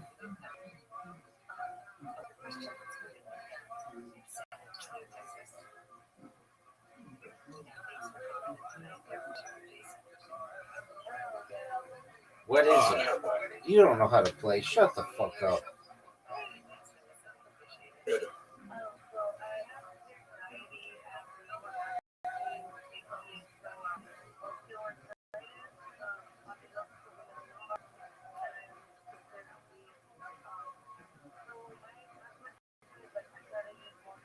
You don't know what to do.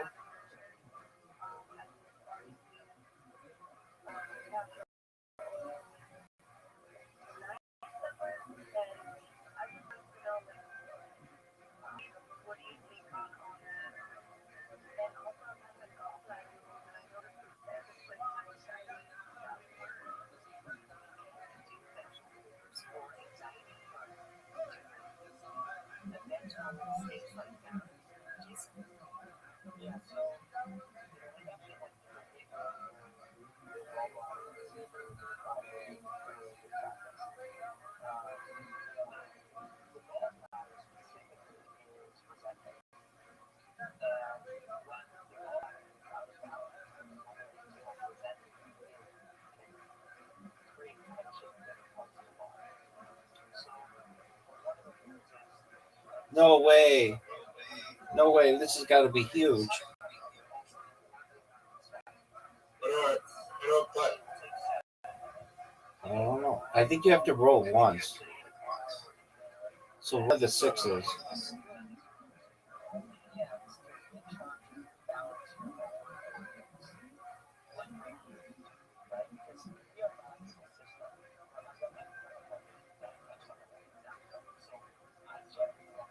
Wait, you didn't let me look it in? No one knows how to play this game, son.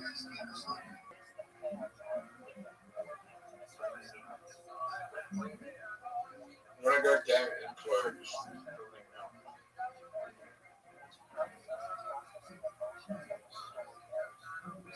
How do you play? How do you play?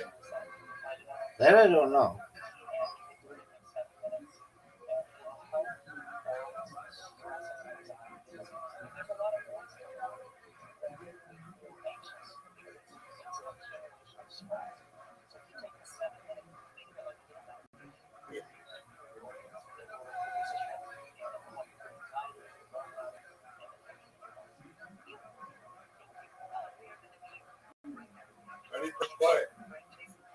I don't think anybody knows.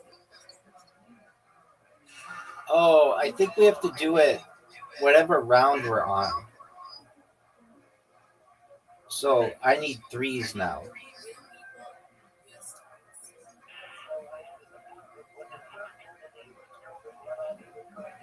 What do you mean? I don't know.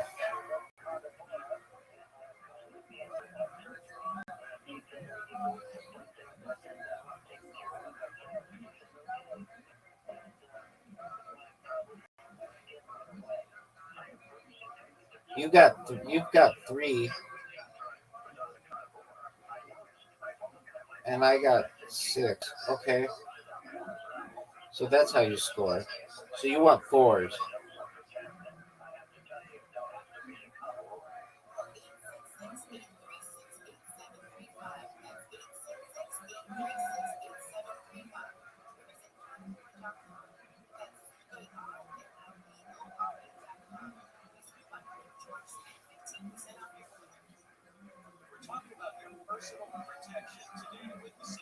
Oh, now I get it. You don't get it.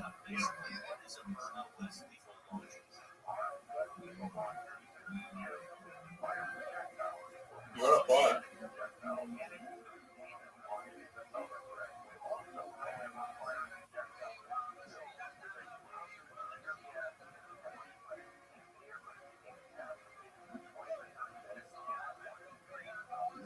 Oh, you get 2 4s?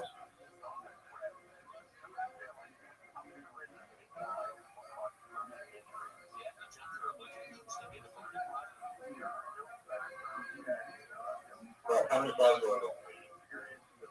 You got 1 5, son.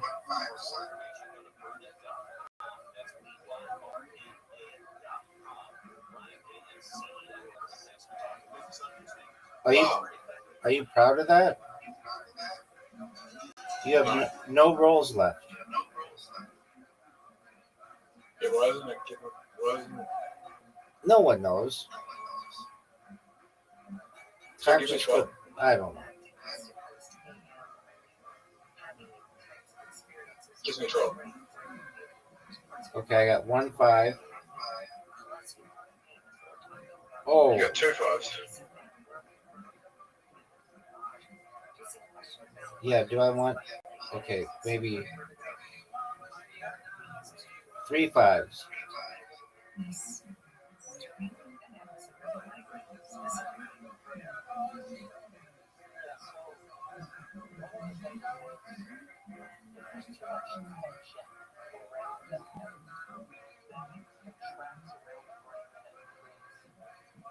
Oh, fuck yeah.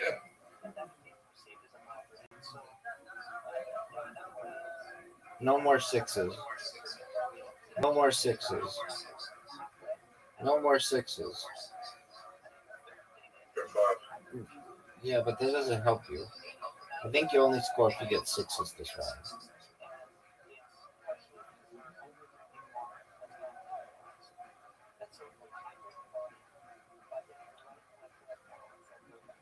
It's over. Oh, if you get anything. Oh, now I get it. What is it? If you get anything higher than the number it counts. Whoa.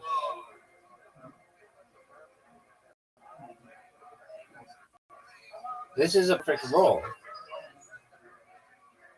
Yep.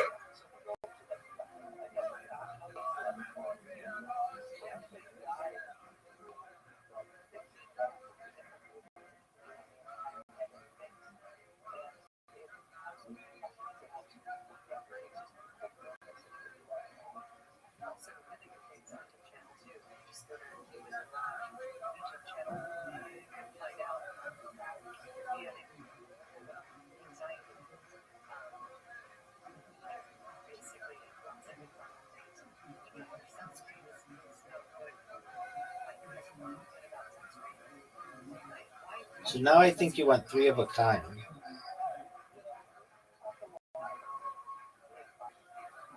Hang on.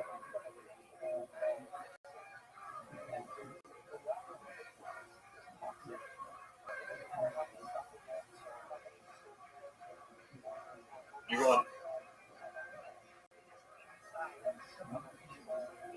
He gets it now. No, I don't get it.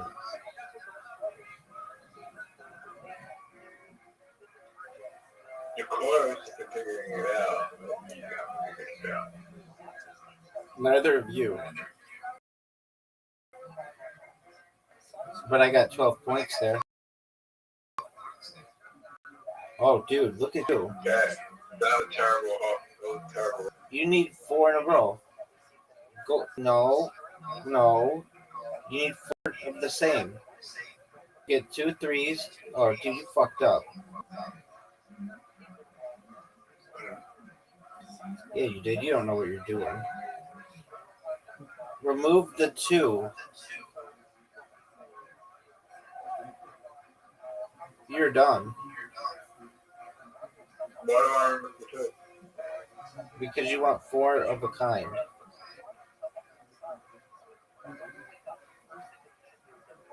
Fuck.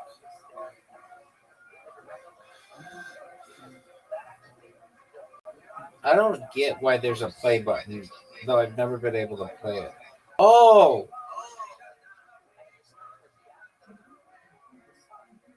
Well, You're up.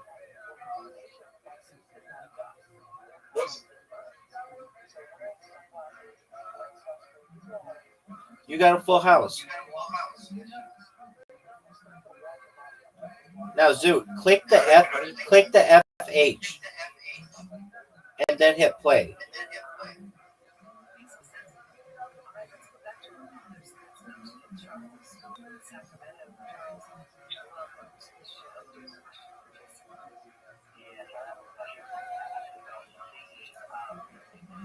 oh, fuck. No, you need a small straight this time. Oh, straight.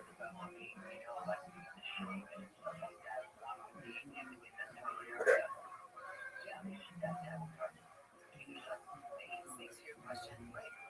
So This you, could be big.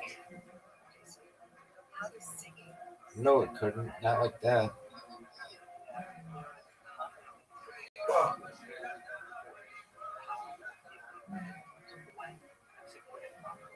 Two straight. Two straight. Two straight full. Not even close. Large straight. 5 dice in sequence.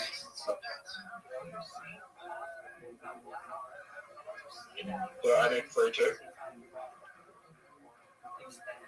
Yeah.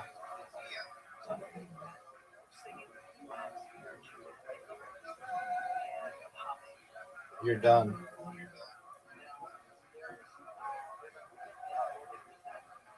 Can we play this again if we didn't know how to play? Yep.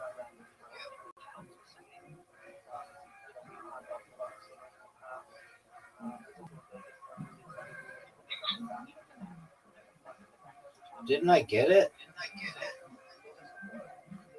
No. 5? Needs to be low. Oh, no. 5 or then go. Okay, 5 in a row now. Or no, yeah, you need 5 of the same.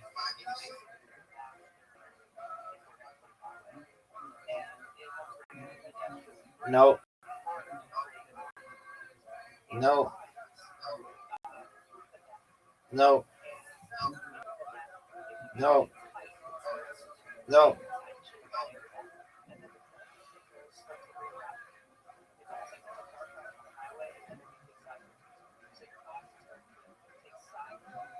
Here we go. I've got a chance. Oh, fuck. No. Fuck.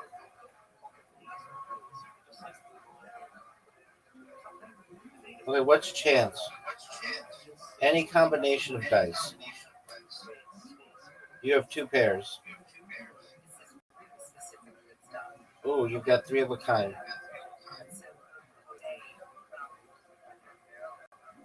You've got 4 of a kind.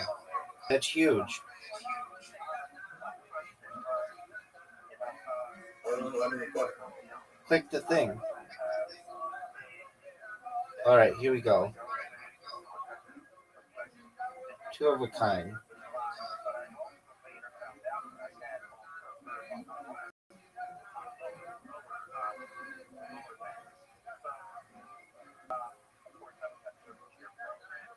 Okay, I won, but that doesn't count.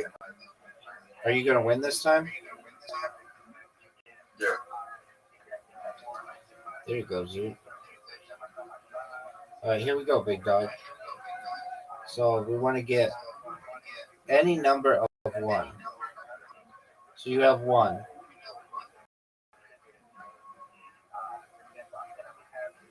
Then you've got another one.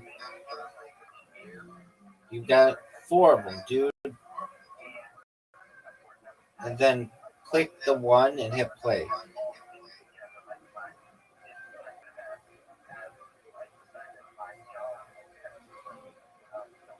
Off to a good start. But I'm also doing pretty good. I'm not.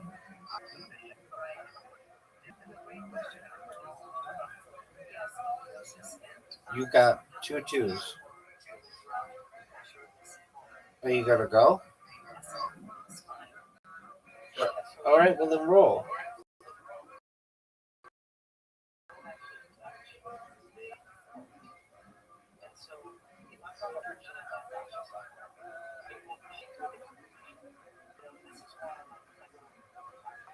Not good. Not good at all, Zoot. I didn't get a single two.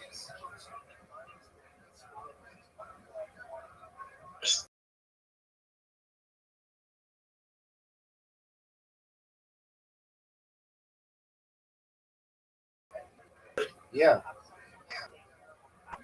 You don't know what to do.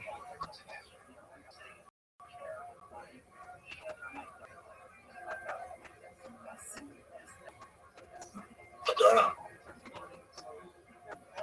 Oh, no way. You do know what to do. Oh, fuck, you are.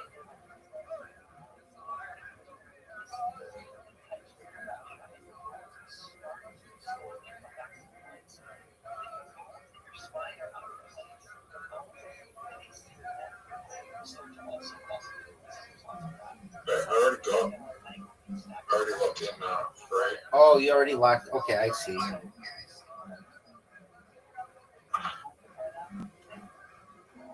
Oh,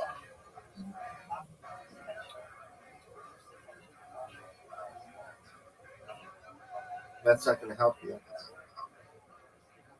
yeah. It's not going to help you. You already locked in.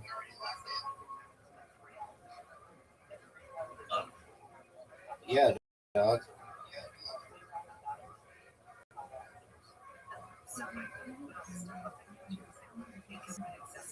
Oh, that's good for you. Word, dog. That's good for me. Because you already locked in the 24.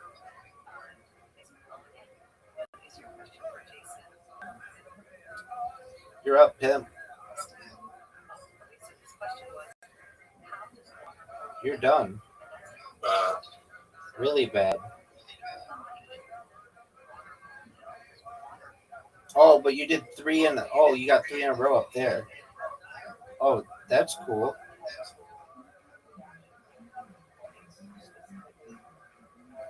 But I didn't score anything, though. Yeah, you did. You got 24. Yeah, that was from the previous round.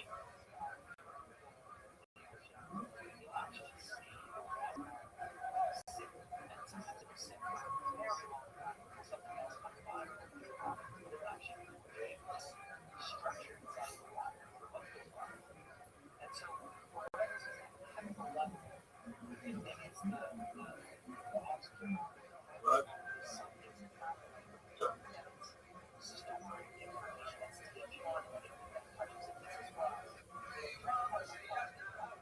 You already scored them. Oh, wait. Go for it.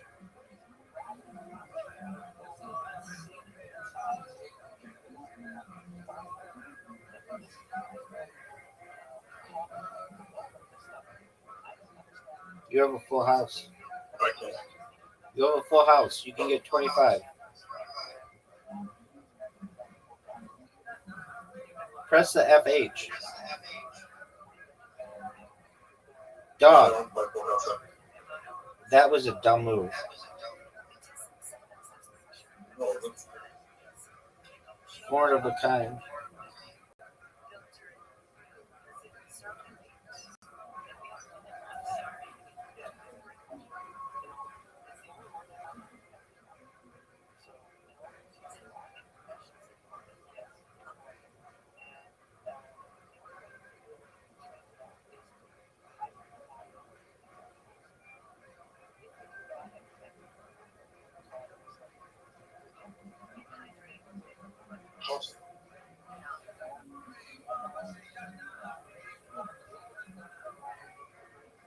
thank you for coming.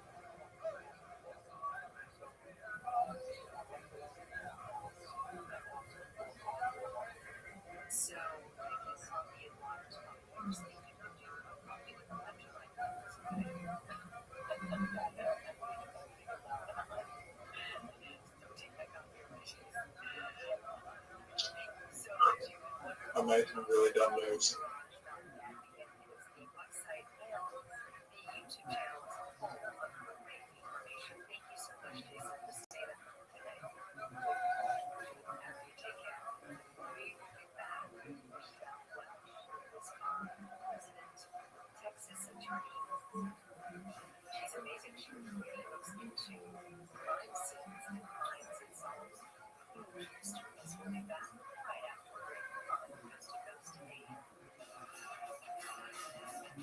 Oh,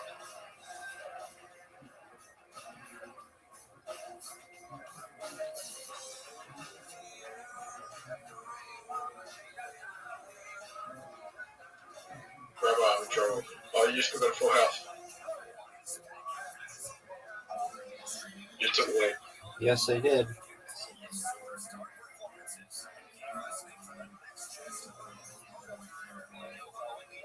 5, 6, 4, 3. 5, 5, 6, 4, 3. 5, 6, 4, 3. So I need a 6 or a 2. No, you needed 2. I need a 2.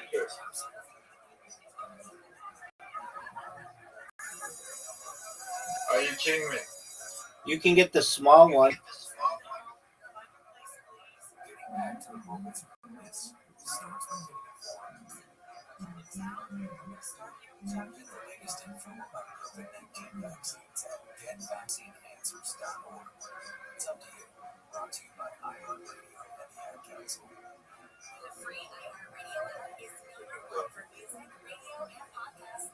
Two, two, two. I don't have a full house right now. No.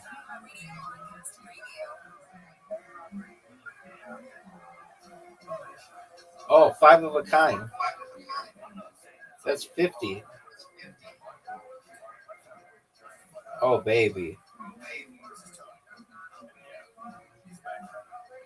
Give me it. Oh, he hit the.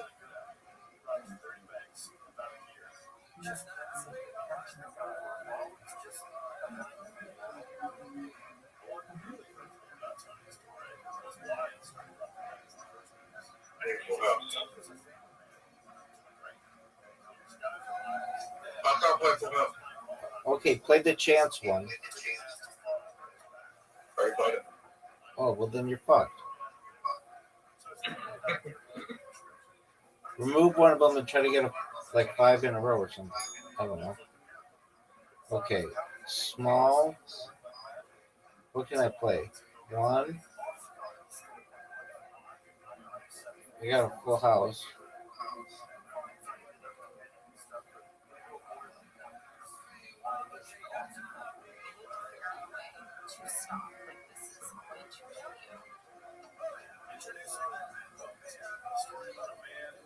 I don't know what to do. I have to get a small strike. Otherwise, I can get a small strike. Well, you got a 1, a 2, a 4. Get that 5. Then you just need a 3. Then you need a 3. Get that 3, son. Large. Are you gonna go? Because you already played it. So you can only play the small one.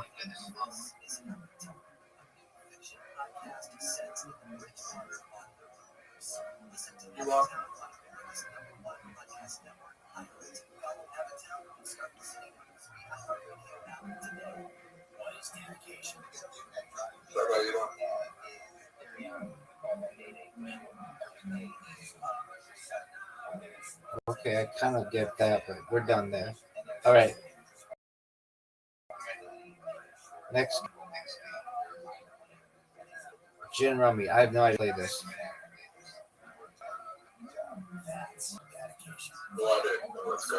You know how to play Gin Rummy? Yeah. Okay. Well, go. Everybody's waiting on you. Oh, I have the best cards ever.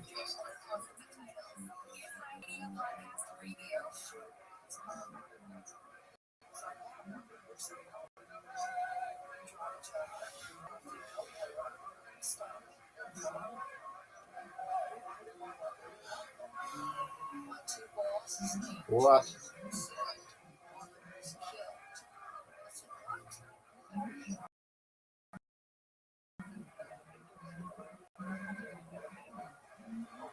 I picked up a 3.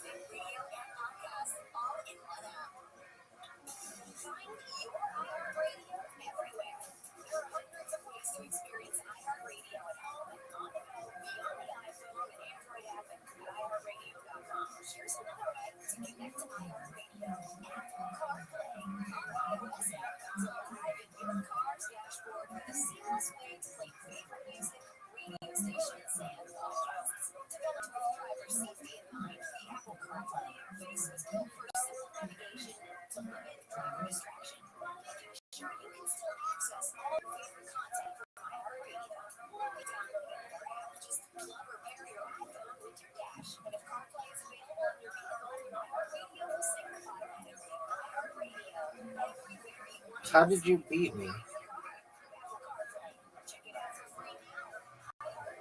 I'm just clicking buttons.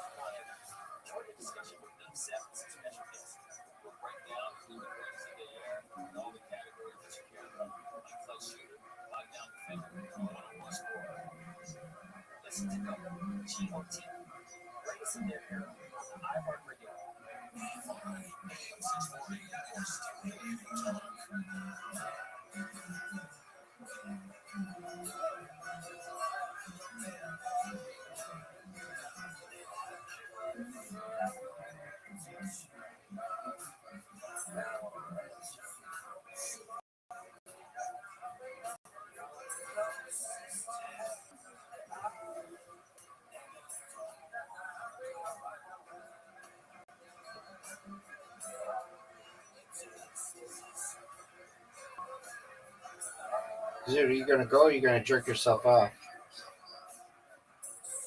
Your time. No, it's not. Yeah, it is. Told you. Your time. Oh, baby, I won. The game's awful. What the fuck? How do you even play that game? No one knows. I thought you said you knew how to play. How to play? Yeah, that's what you just said.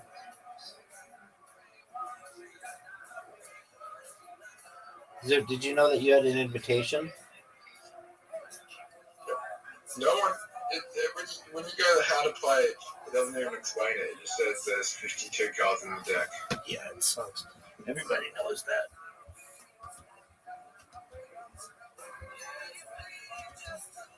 Remember, you know you're about to get pulled up. Yes, sir.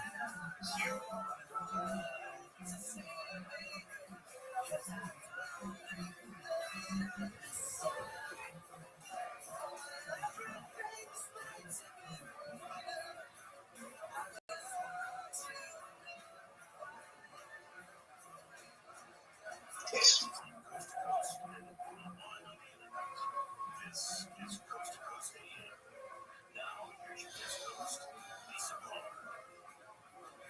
Sir, do you know what Coast to Coast AM is?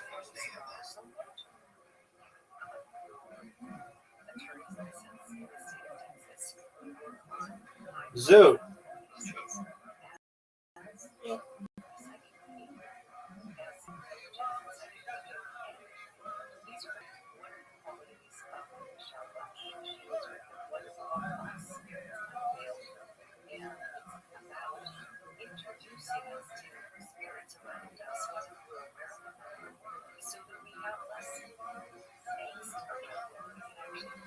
Zoot, are you gonna win?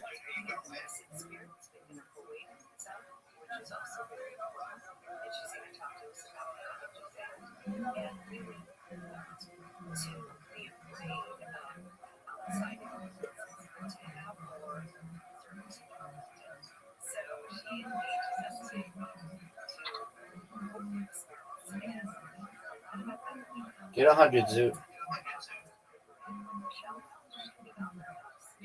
That was good.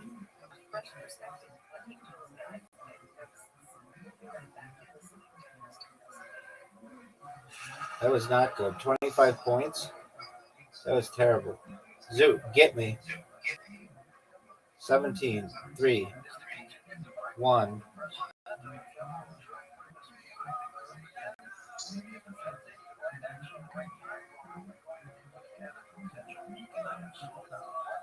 That was not good either.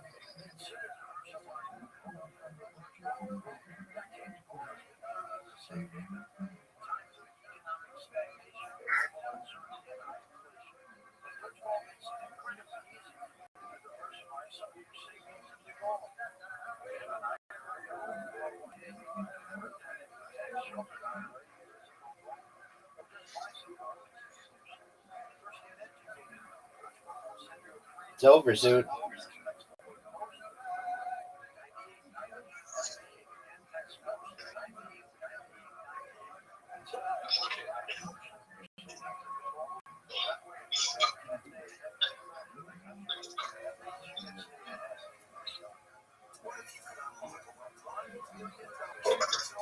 Zoot, you're up, pimp.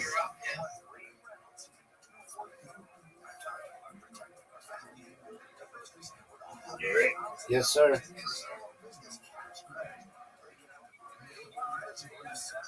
Are you gonna go?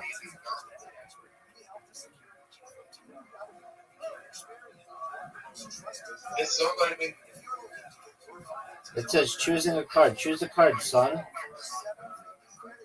It's not letting me pick. Zoot asked for a queen. It's your turn again.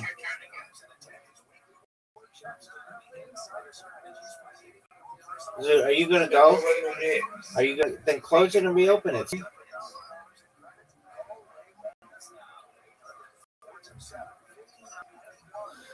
But there we go. Now I see it. Go, bitch.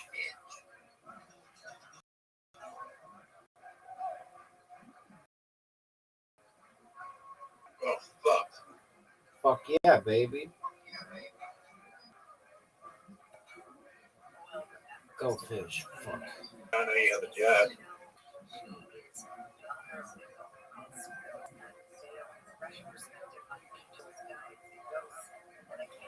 Rabbi, Yo, pimp. you're good. You have a two?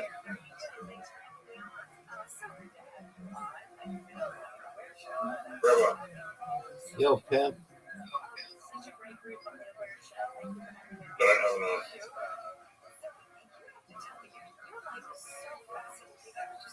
Wait, you drew a 9 from the deck when you asked for it?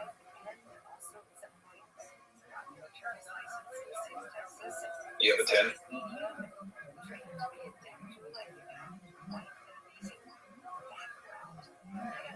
You have a 10? You have a 4? Oh, good. Hey, Rabbi, What up, pimp? remember you have a jack, so I'm going to shoot for a jack.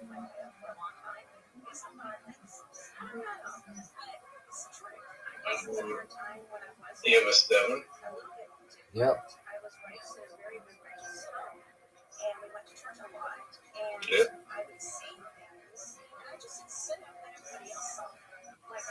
Gotcha, B. You don't have a 7?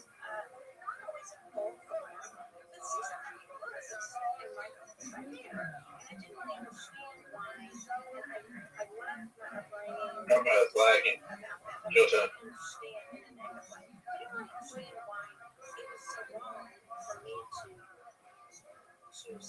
Fuck.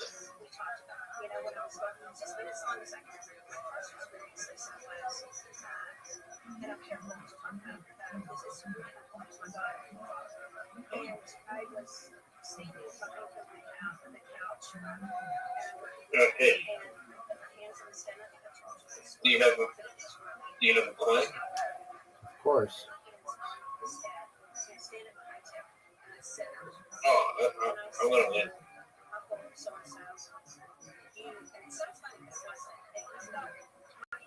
Rabbi, What up, pimp? your turn. Got a fish. Lord. You're up, pimp. What? Do you have a plane? Word, dog. Psych. It's fine.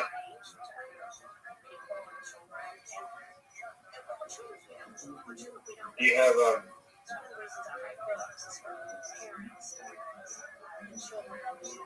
you have a what?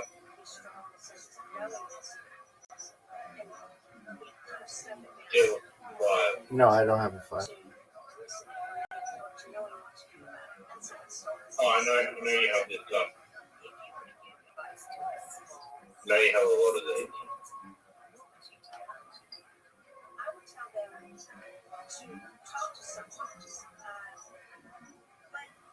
You're up, Zoot.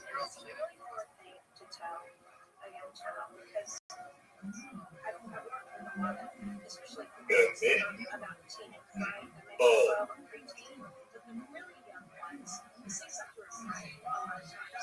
You have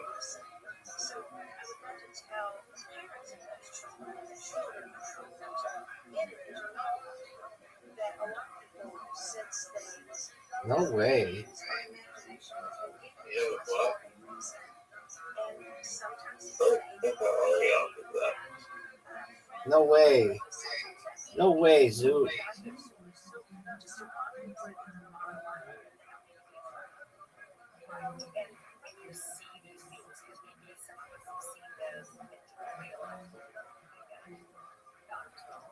beautiful. Oh my god. You got a 4 from the deck? Yep. You're up, pimp.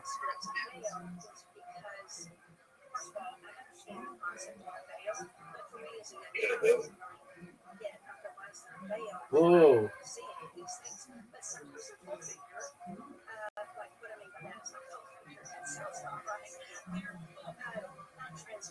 Yeah.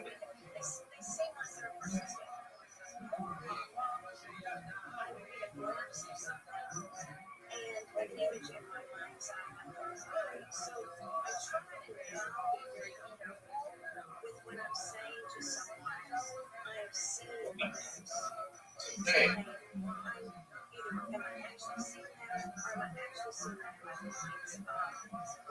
How you doing another night?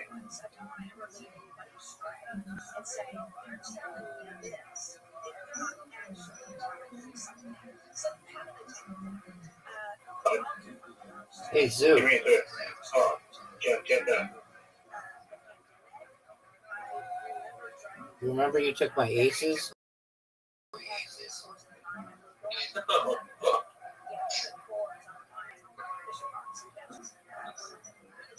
That's not good. This is not good for me.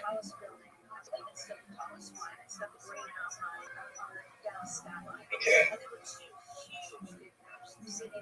Thank God. You're in trouble.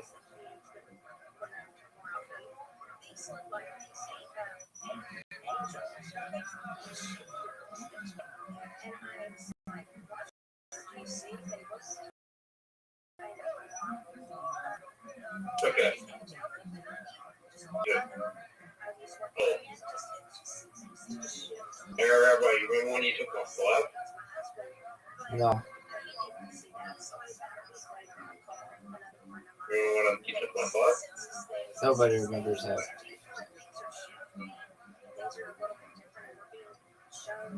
I did. No one remembers that.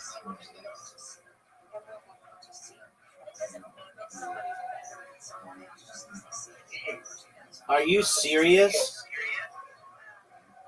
You remember when you took my 2? It's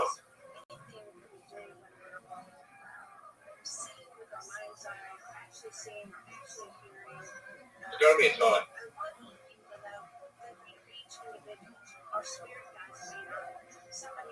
Fuck.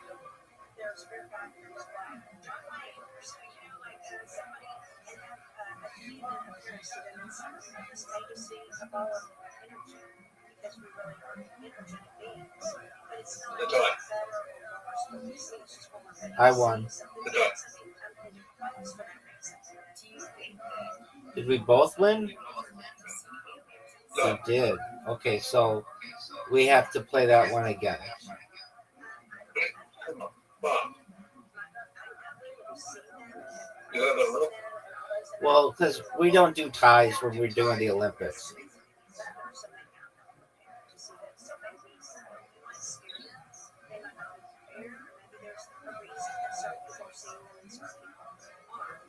You have a queen? Of course I don't. But I know you have a king. It's like,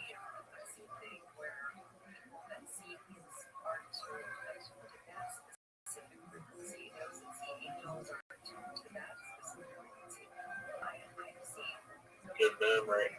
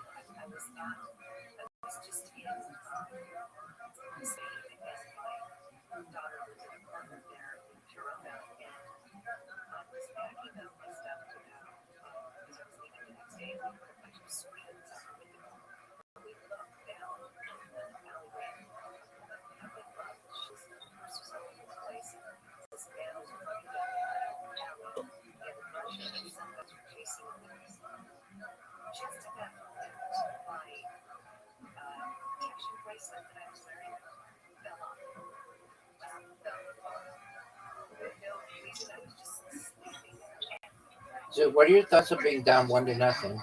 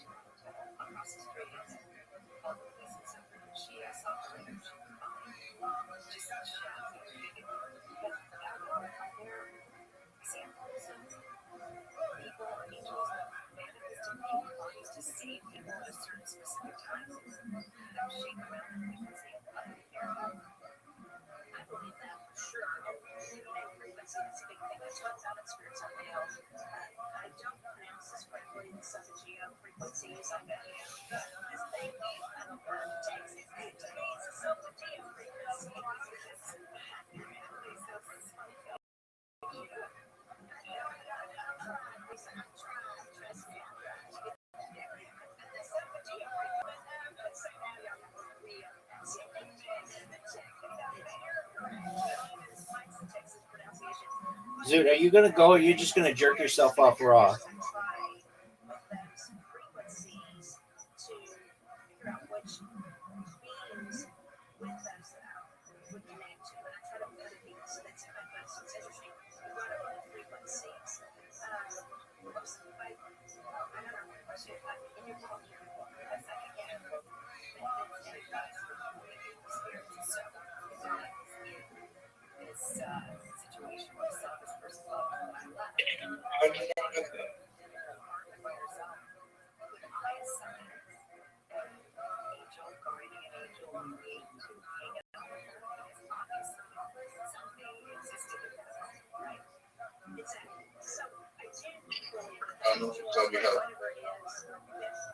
So, what are your thoughts on being down 2-0? I know what card we have. Oh.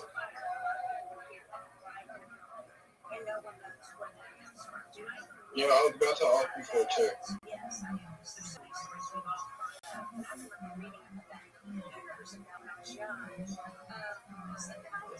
How do you feel about this one?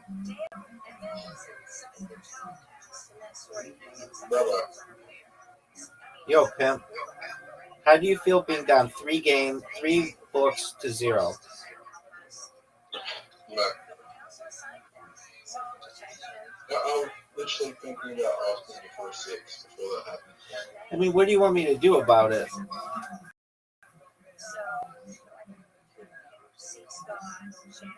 You're in trouble.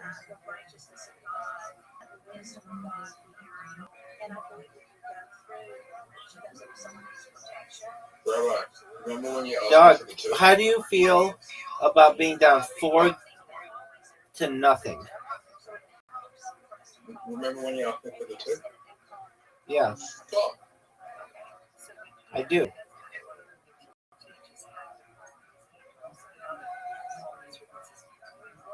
Oh. No fish. You have a 5.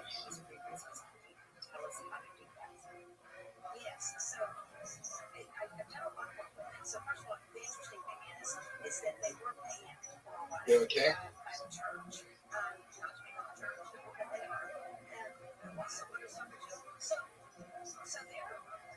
Watch fucking draw. So you're down 4-0. Oh. Son, 5-0.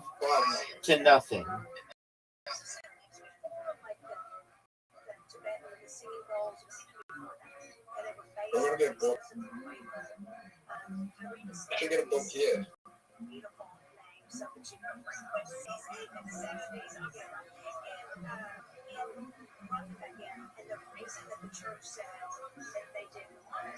Oh, fuck. 6-0, son. That's the score here. Let's see it.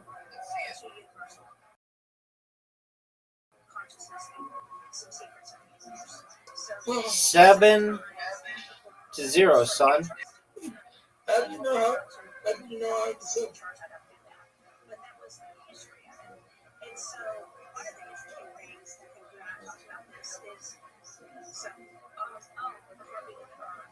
Eight to nothing.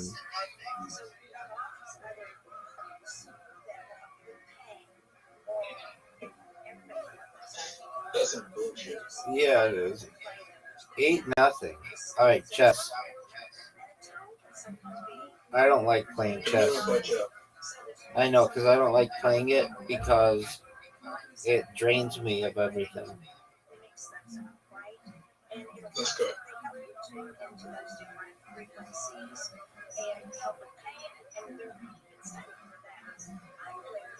You have the advantage.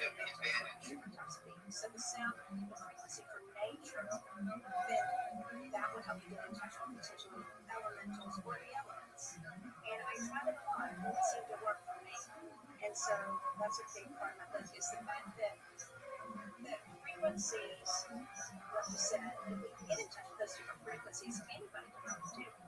We just need to know at what frequency what we are trying to get in touch with is on. And say it is something that's in resonance with us.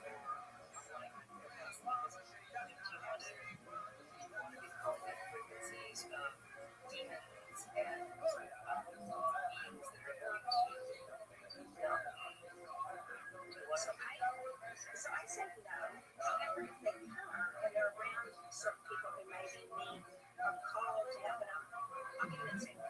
So my husband has diabetes, and this is in the book about a spiritual development. There was what I call a relative spirit. Woke up one night, and this woman, I can't believe she just was. She did not want to call her. She was just hanging out over water and with his diabetes and like the spleen area, which I'm not a doctor, but I do get some a lot of information. And I just got to my came from is I said, what do you want? You know, right? As a check money. Did not energy, and she was laughing. She really had ill intent for that night. And where there's darkness, if there's light, there's darkness. Not being distinction without comparison. So if we only knew all white things, we might not know what something is also beings look at that ways. So they are not going to have fairies, are not going to have the same moral compass potentially that I have, or the same code ethics or laws, or they may have different. You know, it's an interesting conversation. People are into that, but you're listening to Coast to Coast AM.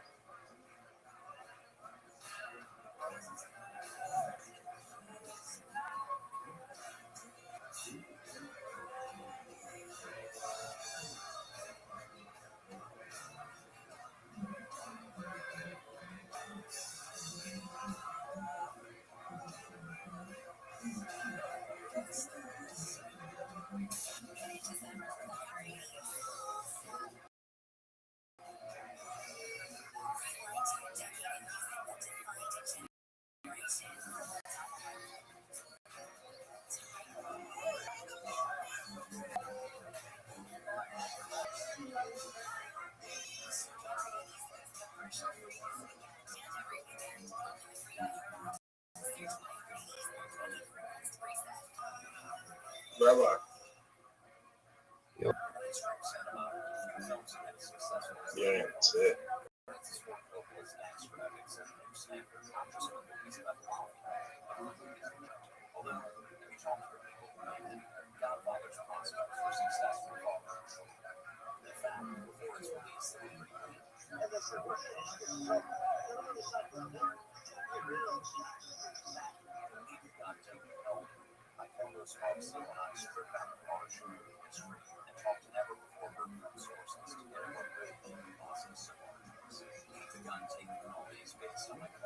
What you know?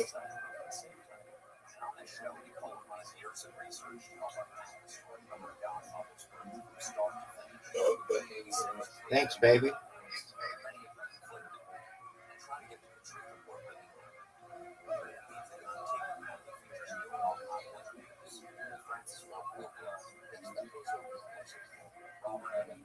I had a really bad night.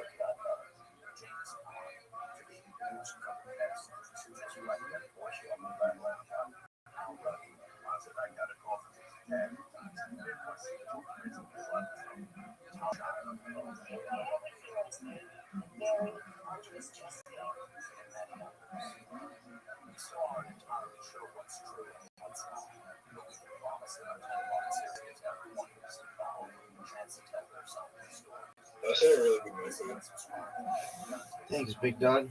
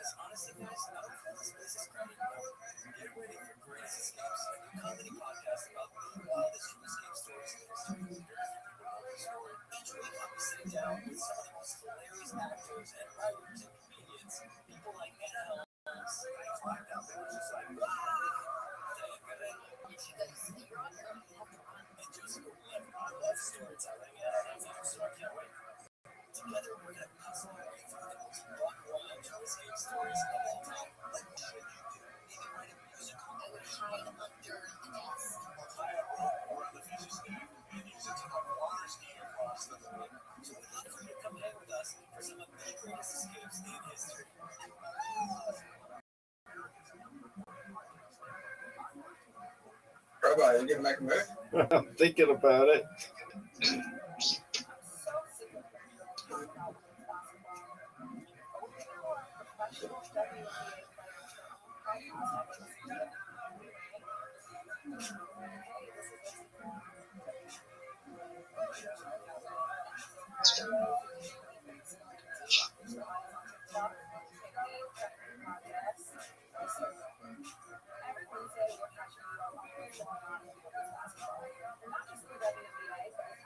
I need to do that.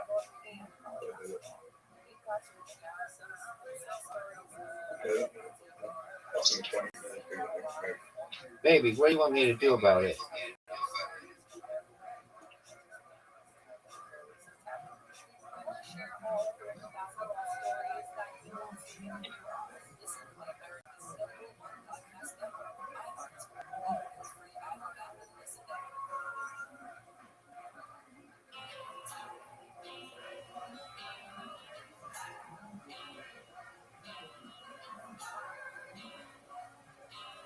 I'm glad I did it though.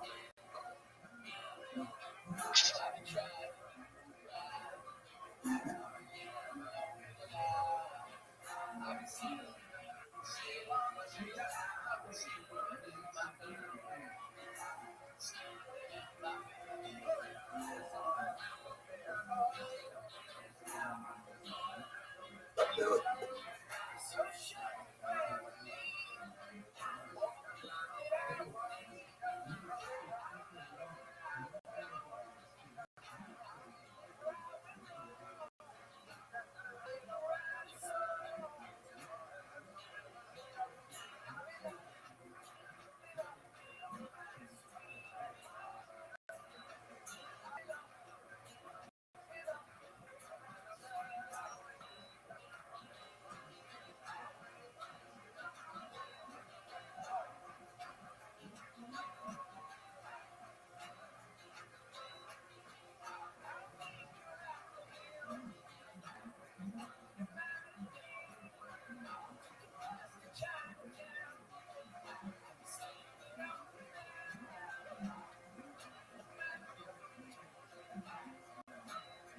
I really only see one move you have.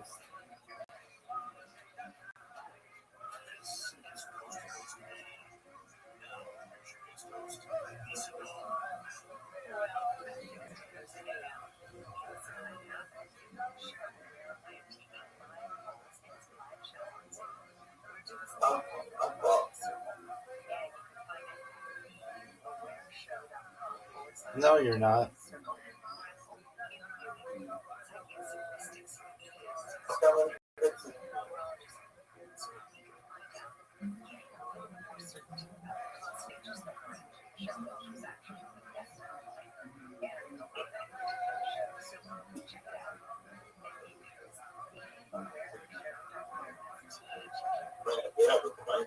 Yeah, you have a queen, dude. You can win.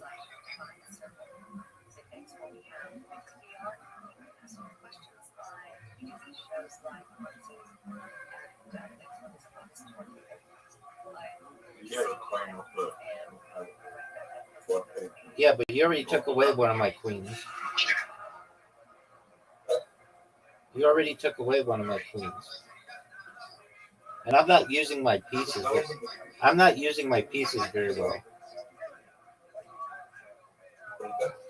I'm not using my pieces very well.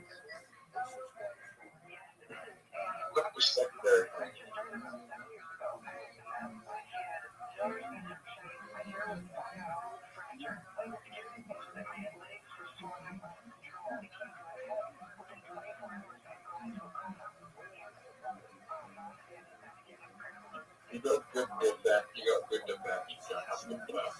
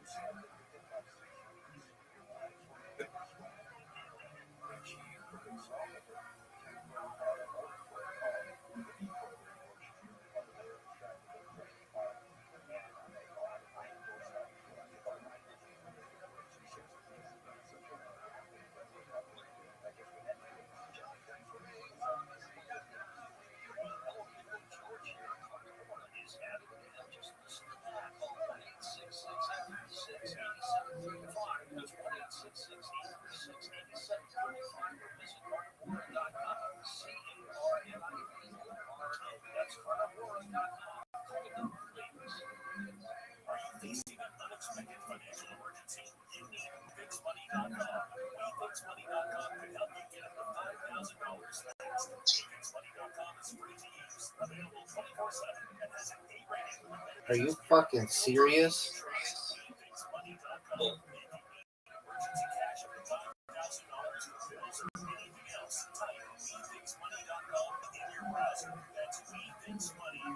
Dude, that was a brilliant move.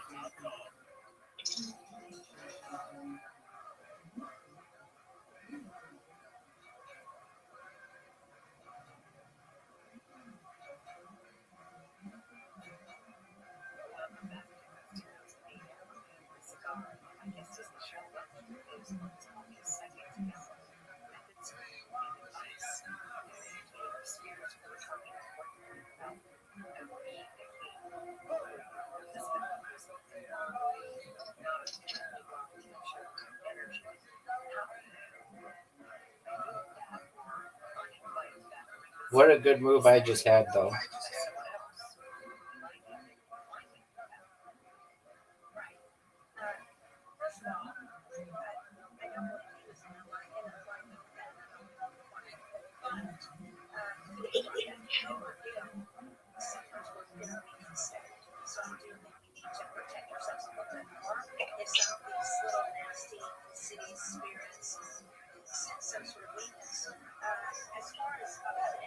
I say one move.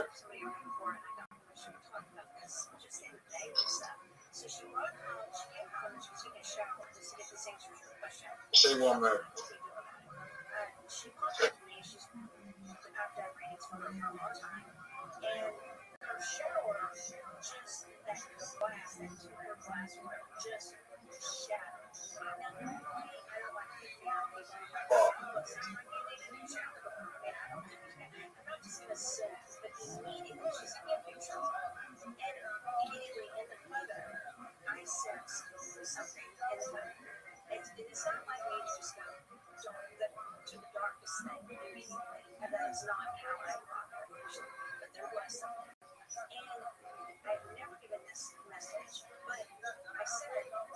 Fuck, dude.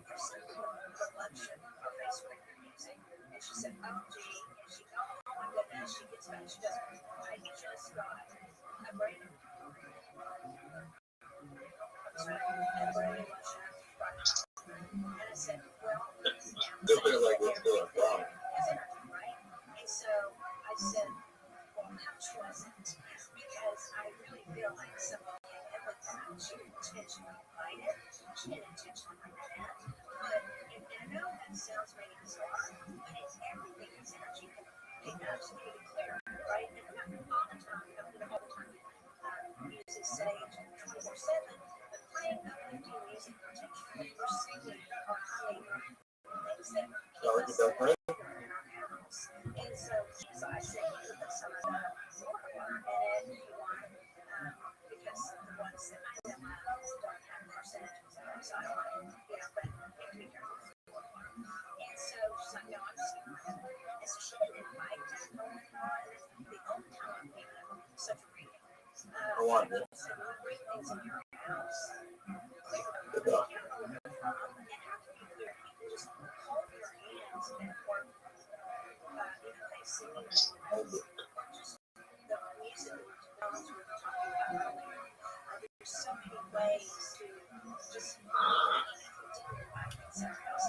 people I think get, and even people I mornings is when I teach. Some people so bad want to connect with something, and I don't know why. It's like you really want to be like this, but Well, I think you can win. they might follow connecting with maybe something that's not in their best interest. And I wonder how many intentionally do that. Not that many that I don't know that are like that, but maybe. What up, Pimp? Welcome. How are you? How'd you find out about me? Through the social life. Hi, dude. How's your day going? Good. I was like wondering what Word dog, that's what I do, my friend.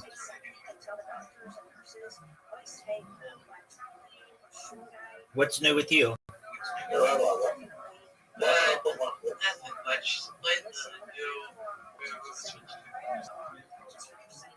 Was it fun? It was really.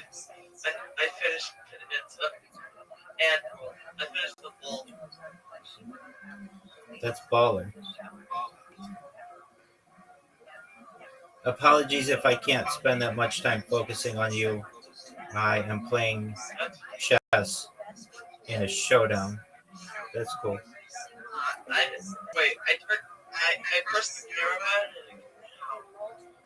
You pressed the what? Camera button? The camera button. Yeah, I'm not sure why I did that. Yeah. Because I kept the card working so that I could stream switch it.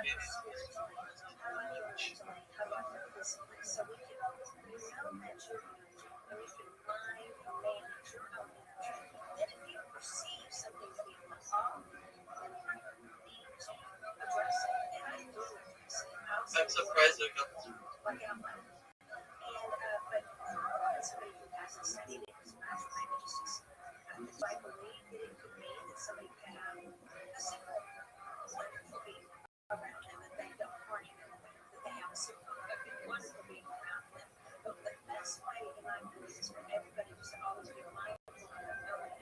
Did you just give up? Did I checkmate you?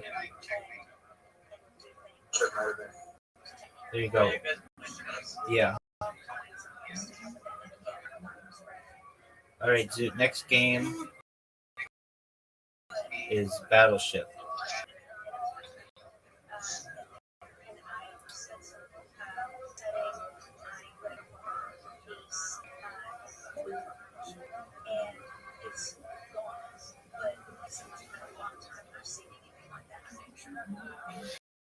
Zoot, you have an invitation.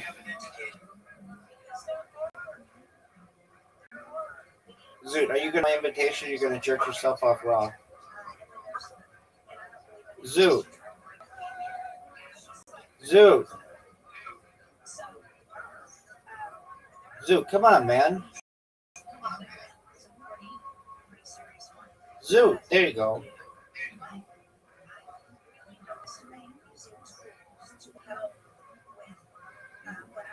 You're a pimp. You're a pimp. Zoo, go. Zoo, it's really easy.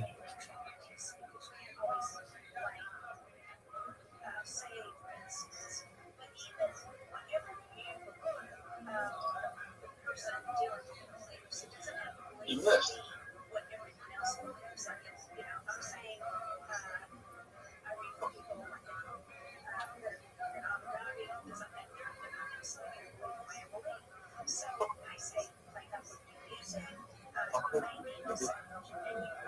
Baby.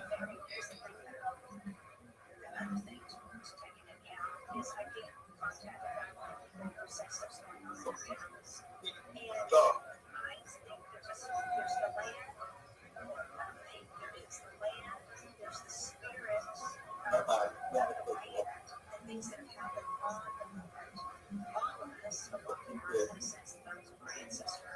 the third part.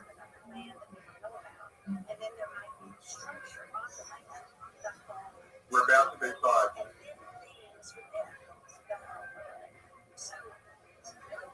There, forever. Told you we're about to be five.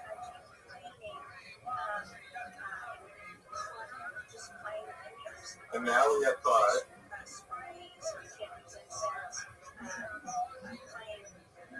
I have to wait.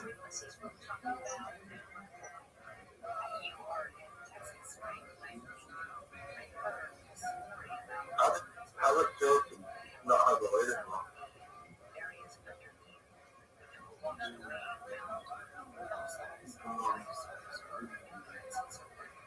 Bye-bye. How old? How old is this game?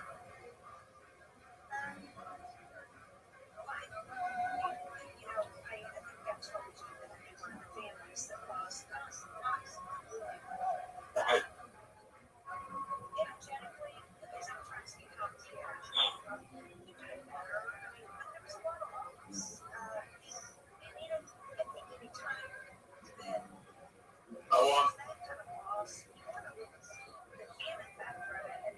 I want to say battle. Rabbi, it's time to play spades. Do you know how to play spades? Never played spades. I think so. No, you don't.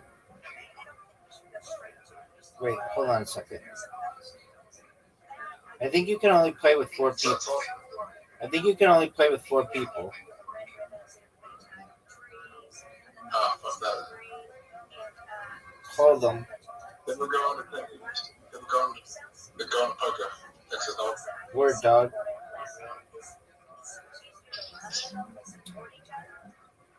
So I just hold and work there and hold up. Then we end on. Zoot, are you going to accept my invitation? Zoot, are you going to accept my invitation? We end on reverse. There you go.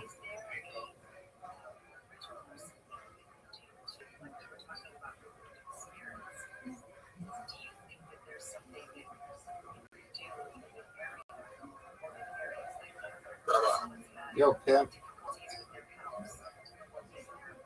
That's the worst thing you can imagine.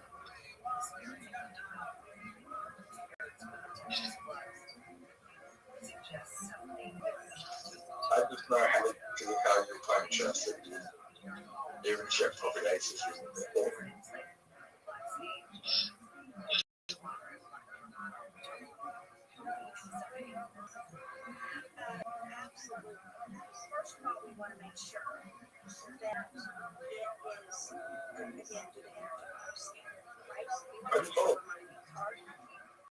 Because I have the best cards ever.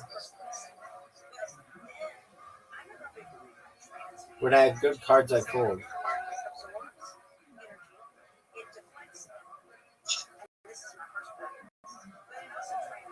Alright. You ready? Yep.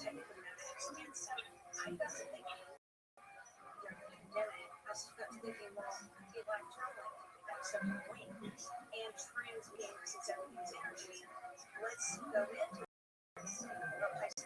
okay, something's going on, and we detect maybe it's just the house. Yo, Pimp.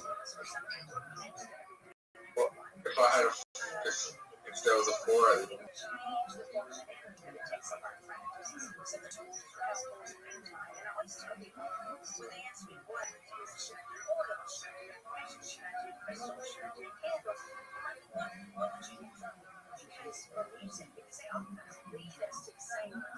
yeah, but not going after it. Oh, I'm sure it is. I bet that one's like the best one.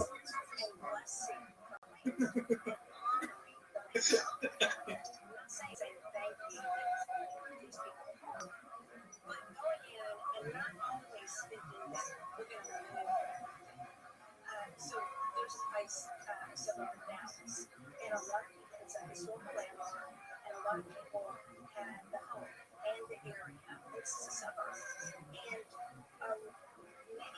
paranormal groups that come to try to clear the land. The husband and the wife lived in the house there, the home, and they come and try to clear it. And the closest way to the house is not very actually. Oh my God, I'm a hot dog. What? That's come on. Make it fun. Some Native Americans, and then there was also a slave cemetery on that and so we honor them. And so Oh, they honor them because of the flowers. too bad. Actually, fuck my career. Yeah, not it's sad, it's it makes it prettier. I'm sorry, but you and then for the Native Americans honoring them. Whoa, you got the lead?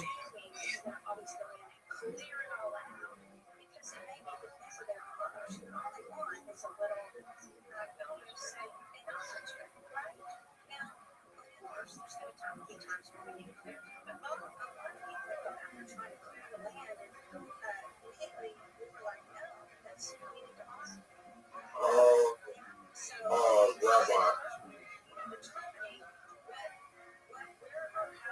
Oh, it looks like that. Fuck. It's like really bad.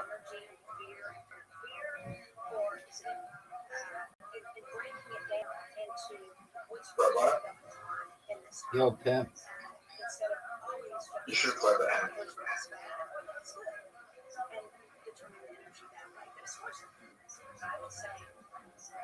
The blinds are going up a wall. Yeah, they are. Oh. All right.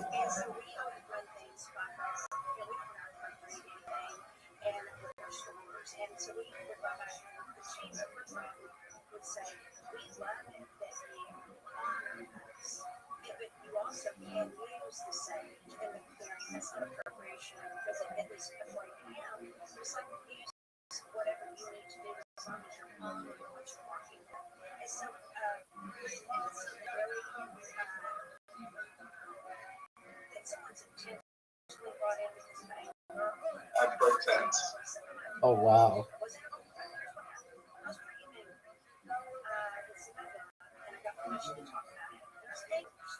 Oh, shit.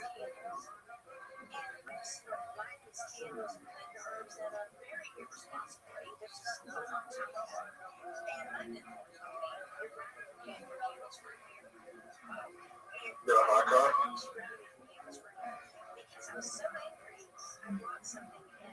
What do you have? Really good cards. Better than the pair of two? Pair of eights.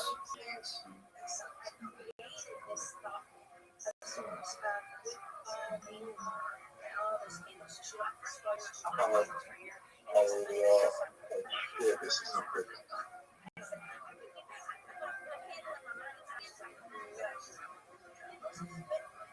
Just watch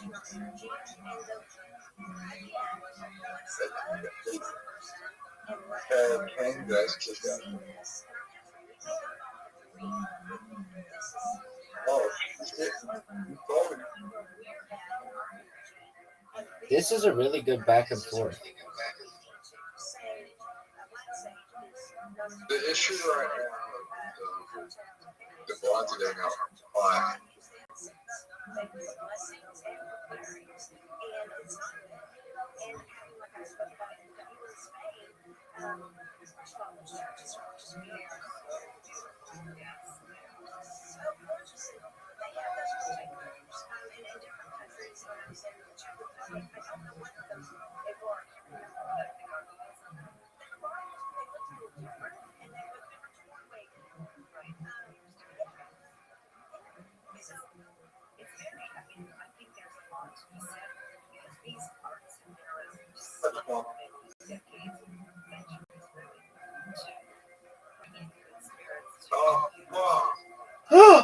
You did.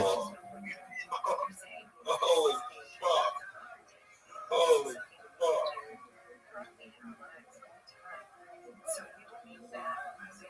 You got so fortunate.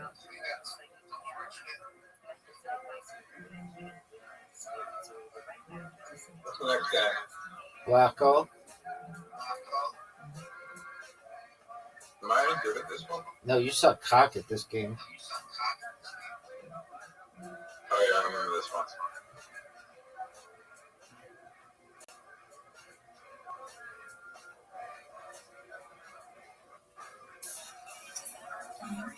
You're up, pimp. So I have to put down the first You one. better fucking put something down, son. No, you don't want to put that one down. Yeah. No, you can scroll over and there are more. Scroll over, there are more. There you go. Put that down. You're fucked. You scroll and there are different shapes, dude.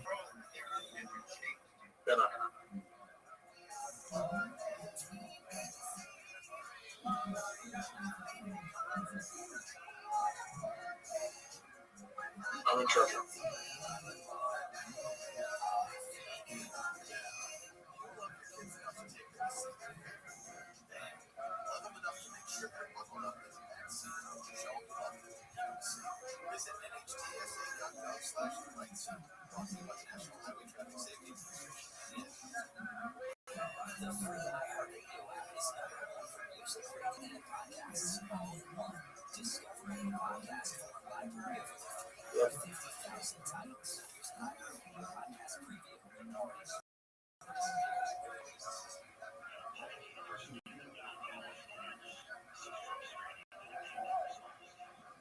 You have to do it off of one of your corners.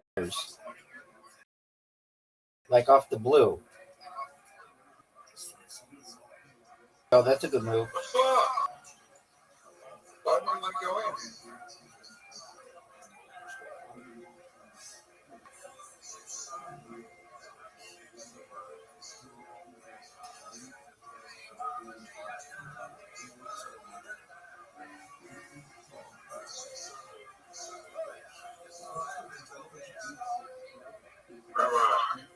Yo, pimp.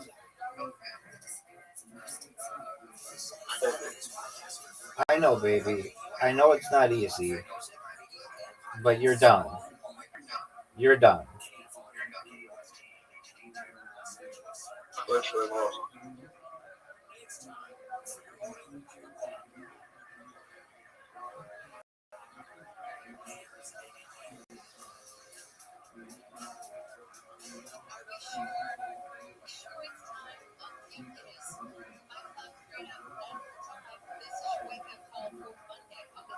Zoot, use your single piece in that little spot, and then you'll be able to move over. Oh, no, you can't. You can't do that. Yeah, no, that wasn't good advice. I just lost this game.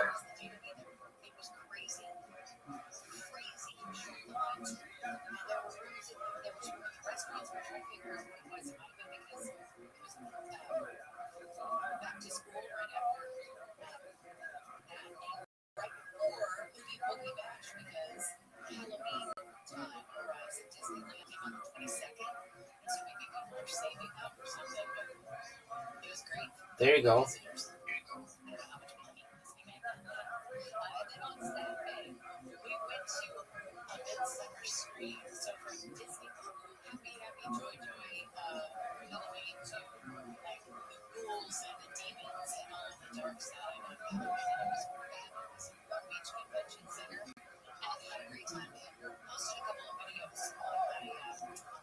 Zoo, you have one that's like an L.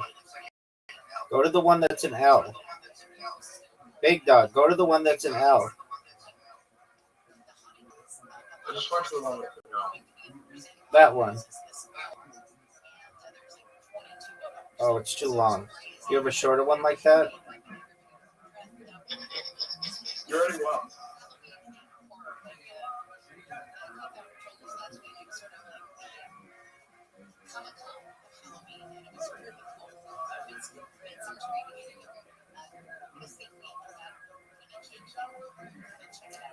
I know, Zoo.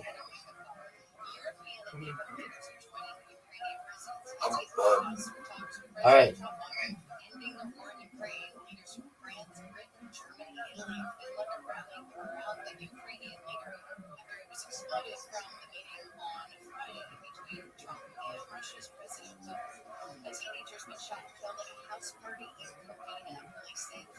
There you go. Can I come back? Maybe. Look how much of the board we have compared to me. Yeah. But I figured out something. But I can't really do anything else. Yeah.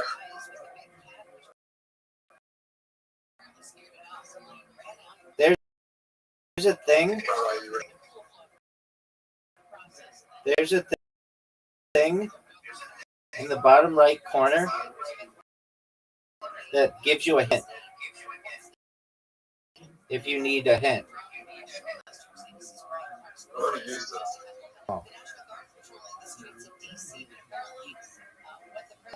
Oh, that was amazing.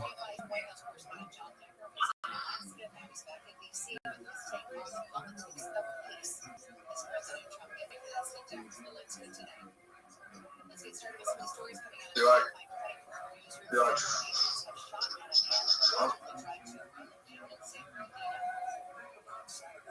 Zoo, do you have one that's 3 or 2?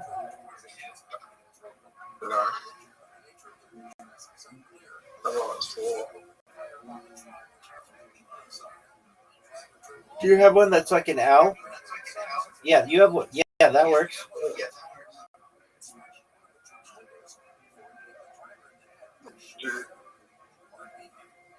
I'm out of moves. You have a long one though. There you go. If you came back and won, this would be the greatest comeback in the history of this game.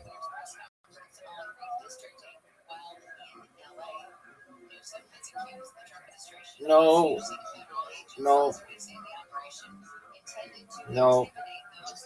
What's the greatest comeback you ever seen in a game? I don't really know. Mini golf being down, or any sport, I don't know.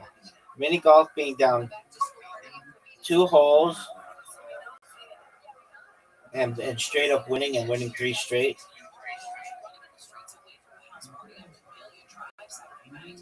But what's the most famous comeback of Stephen Bradbury?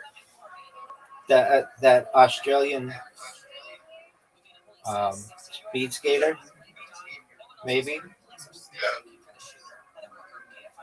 Greatest comeback of all time.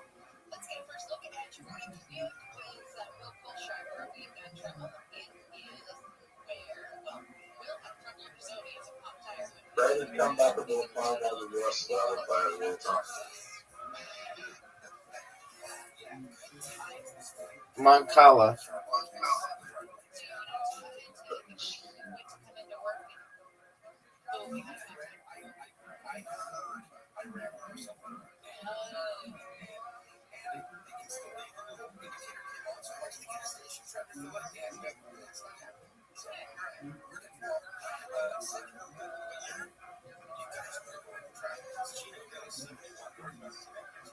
I'm using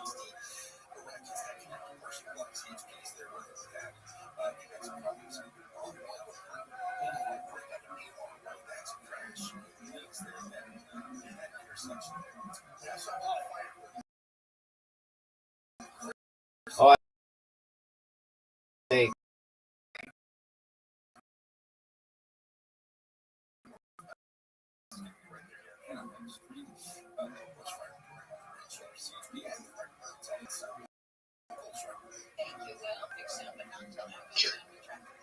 you fucked up.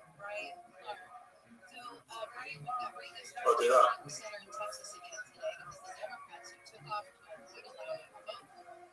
I like I'm glad you like your life, Zoo. Free turn, son. Free turn, son.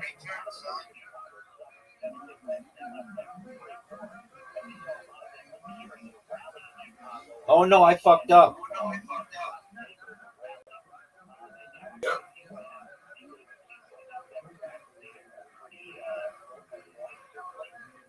pretty sure, but maybe you didn't. Maybe I didn't. He's right. You're up, buddy. This is bad. I think you're gonna be okay. Oh no, you're not. Oh, I won by one spot.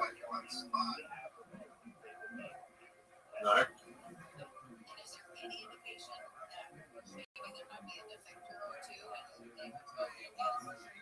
You didn't win. Are you sure? Game's over. All right, let's see what you got, Tim.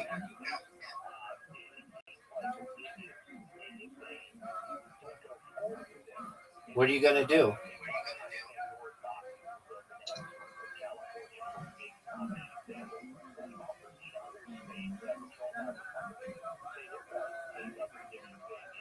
You're up, pimp.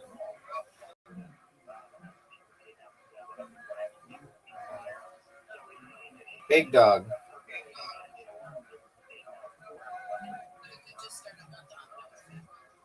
I won. I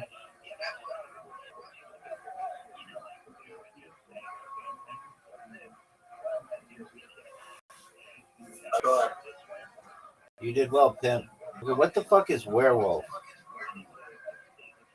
Oh, we can't. I can't play that. Yeah, it takes two people. Dots and boxes. I hate this game. Better ever than me.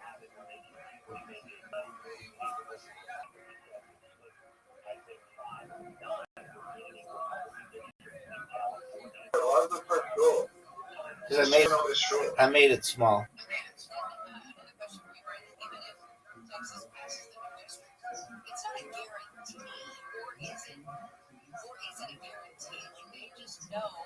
Where those voters are and can draw those lines so specifically that they can pretty much guarantee those seats.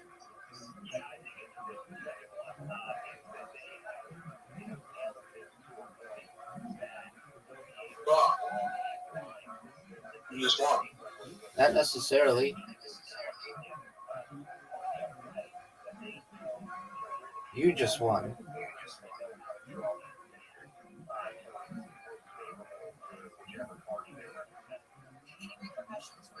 I fucked up. Yes, you did.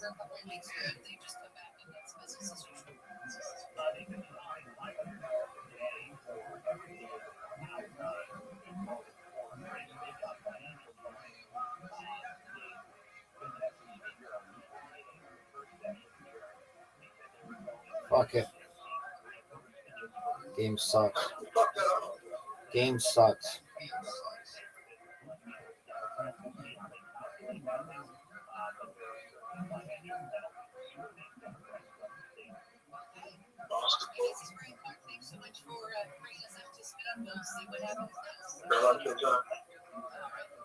No, it's your turn. Right. Do I get a switch? That's a miss. That's one switch. That's a miss. That's a switch. That's a miss. That's a miss. That's a make. Make. Swish. 8 points. That's pretty good.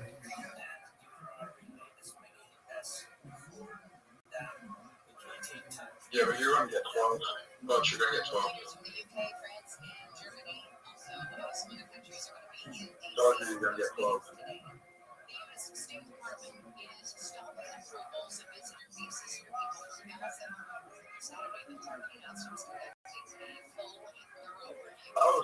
I said you're going to get 12 to get 11.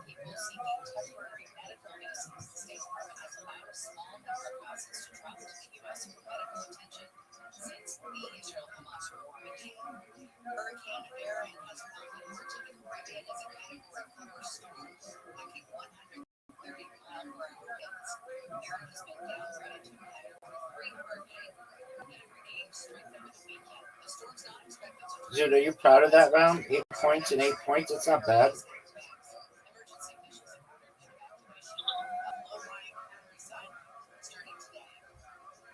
You're annoyed that no one's put on T-string yet? No, not at all. Why not? I knew it would take a long time. Oh, I only got 3 points that time, Zoot. How long do you think it would take? With these bots, you never know. Could be today.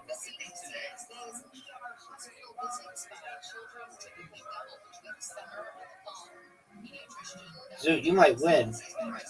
Just get a swish. Get another. Okay, you made 3 points.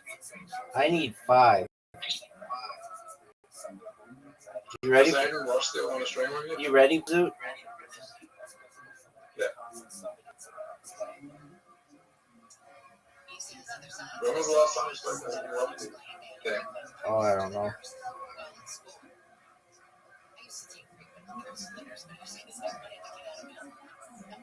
Zoot, I just won. When was the last time I even lost mentioned? I don't know.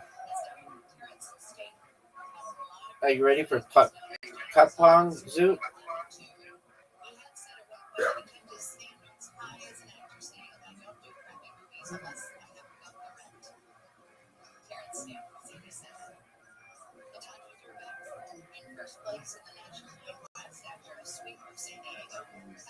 So, what did you think of that?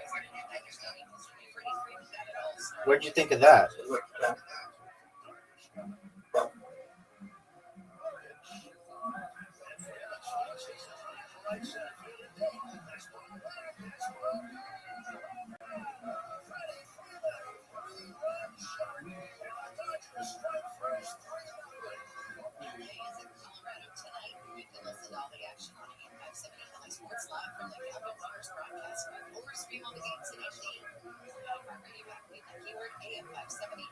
That was the best opening I've ever had. Get it, Zoot.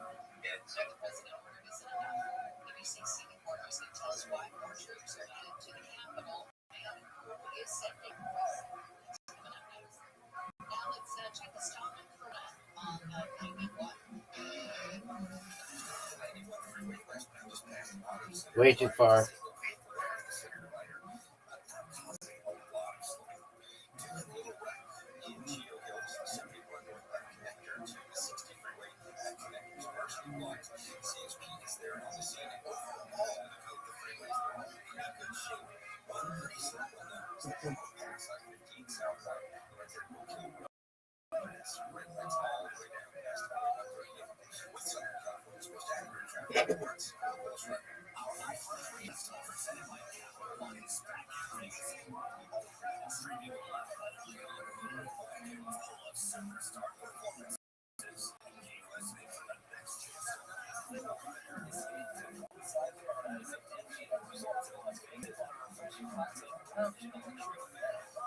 Zoot.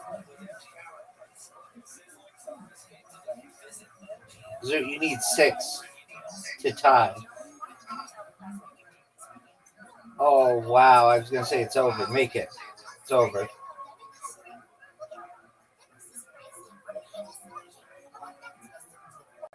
Bullshit. No, Tony Glass. We need to go check his. You're right. Wow, you've played a lot of these. Why'd you remind me to bullshit? We need to go check his. I know. I feel like we could play bullshit often is just for 4,000 watts. Word, dog. Two, three, four. Here we go, Zoot. Are you ready, pimp? Zoot, you have an invitation. Are you going to accept it? Or are you going to jerk yourself off raw?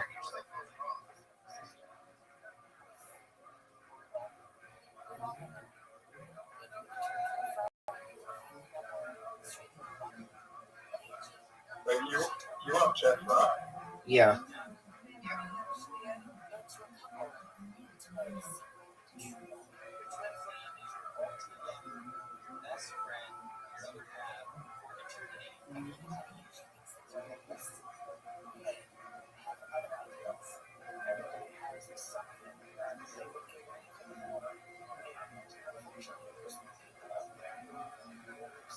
This is a big move. This is a big, big move. Zoot, this is going to blow your fucking mind.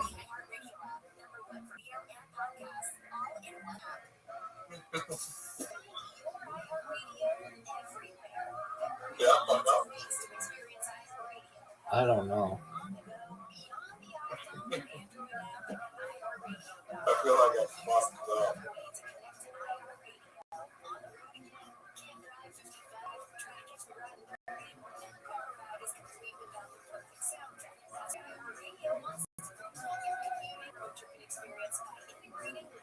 You're up, pimp.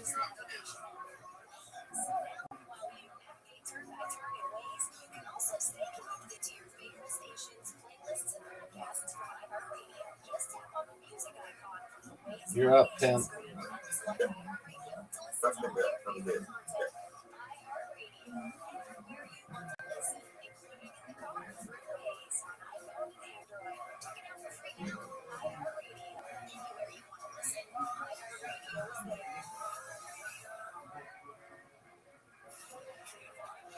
You're up, pimp.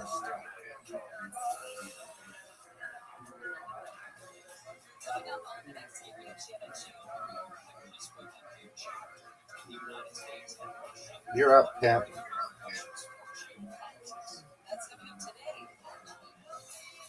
Oh, what the fuck?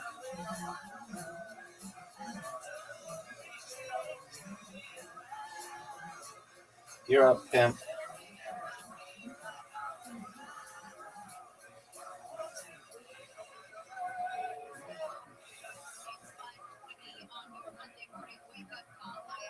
You're up, pimp.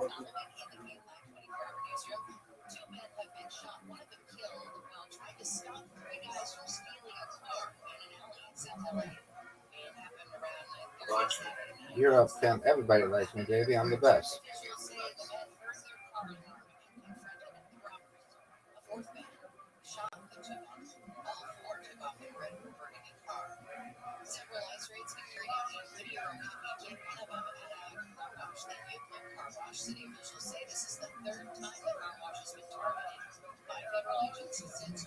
You're up, pimp.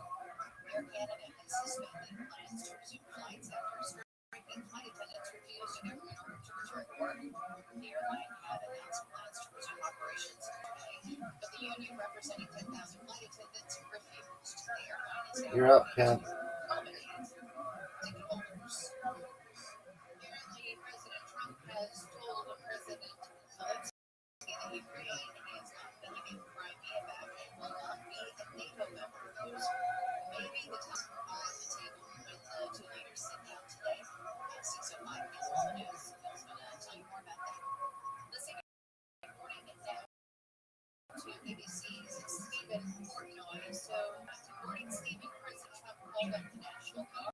You're up, pimp.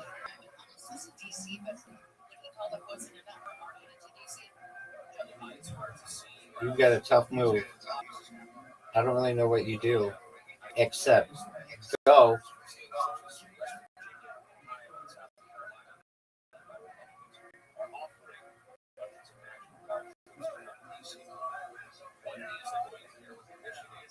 Zuda, Zuda, you know it's your turn. You're up, pimp.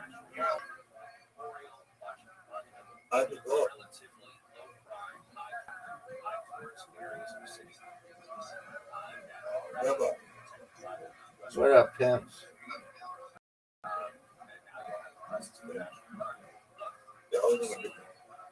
What do you want me to do about it?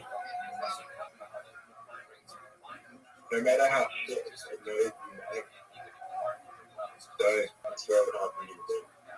Oh, for sure.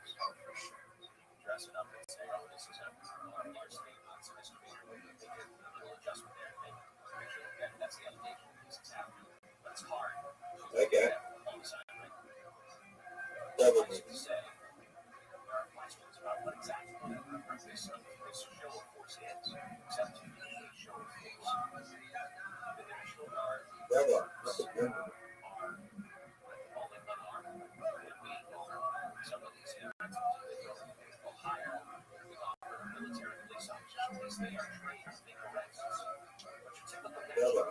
Yo, pimp. No, you can't. It's over for you, son.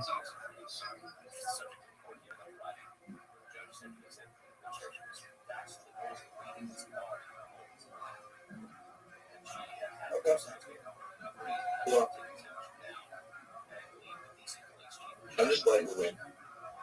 No, you didn't. Okay, Truco, what the fuck is this?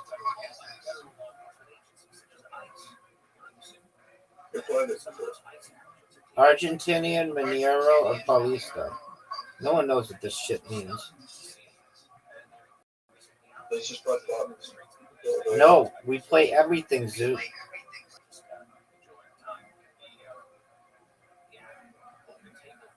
We play everything until Big Two. Zoot, you're up. Everybody's waiting on you.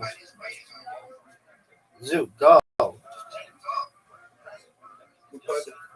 I've never played this game.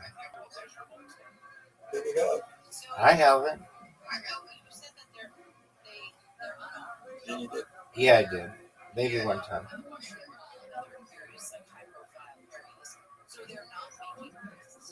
I won with the King of Cups, son.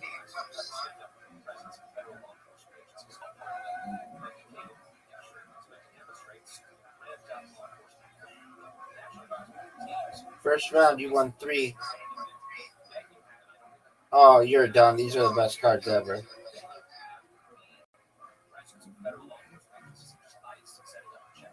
Zoot. You don't either.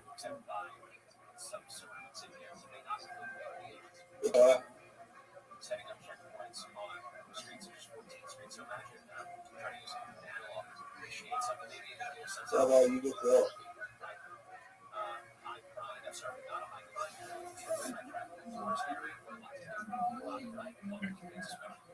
Yeah.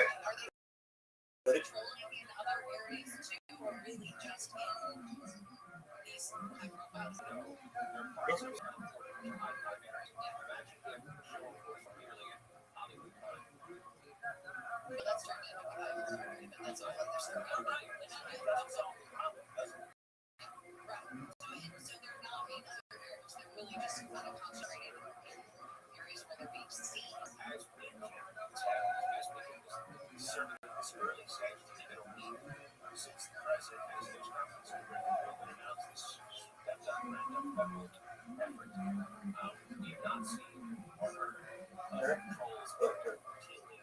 Well, I don't care.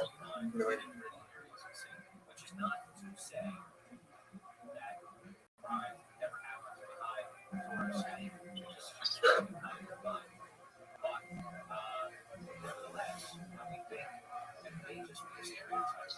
Bravo, do you want to? Just Finish this fucking game. Well,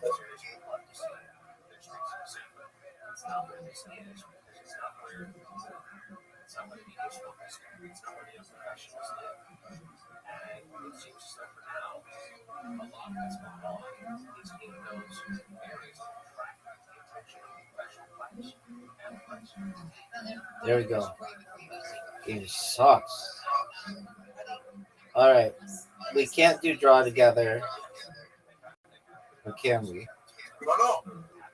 Pretend. Goodbye. Are you sure? Yeah. Okay.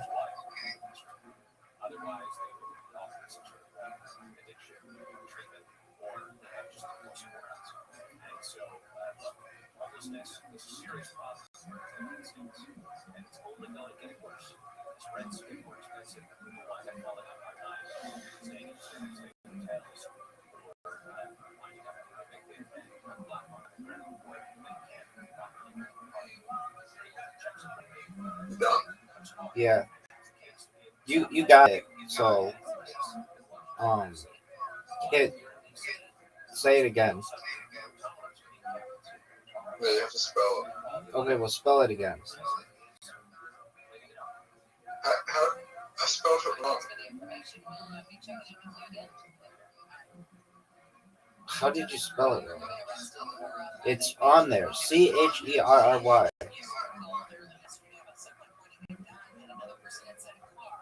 Guess it, Zoo. Spell Cherry.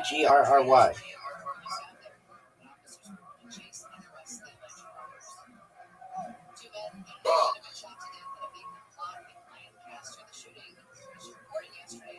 Bob. I don't even know how to do that.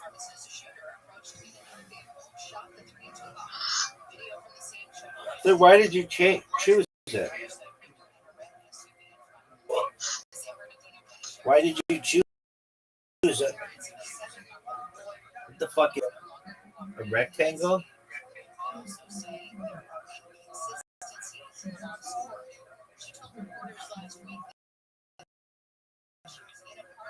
That's the worst thing I've ever seen. What? Oh, is that a juice box? Yeah. It's a juice box? Yeah.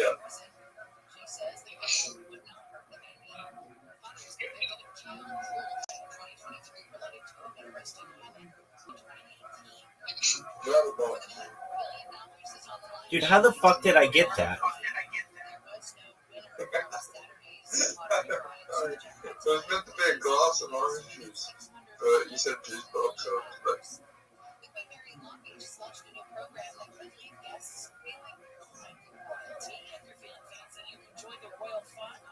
in a boat? Close.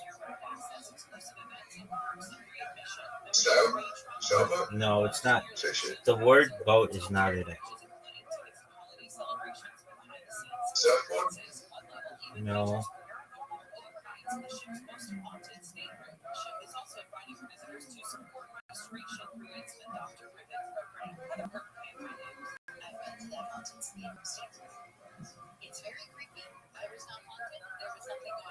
Okay. Hardship? No. What the fuck is that?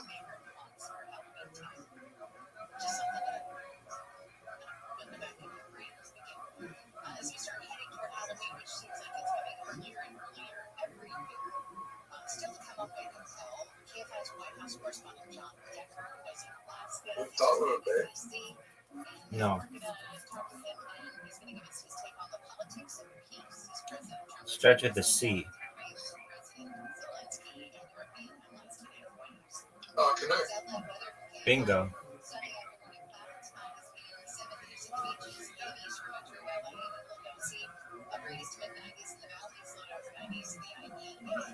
Ah, fuck.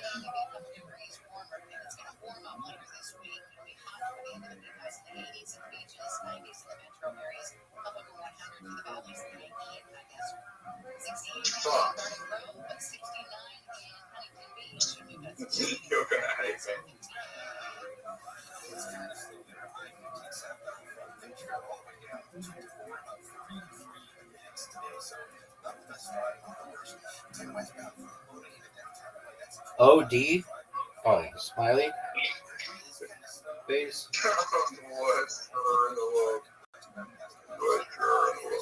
Strawberry face? No.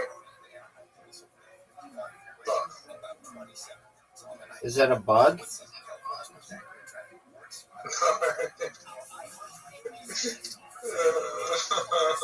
Oh, I'm so bad.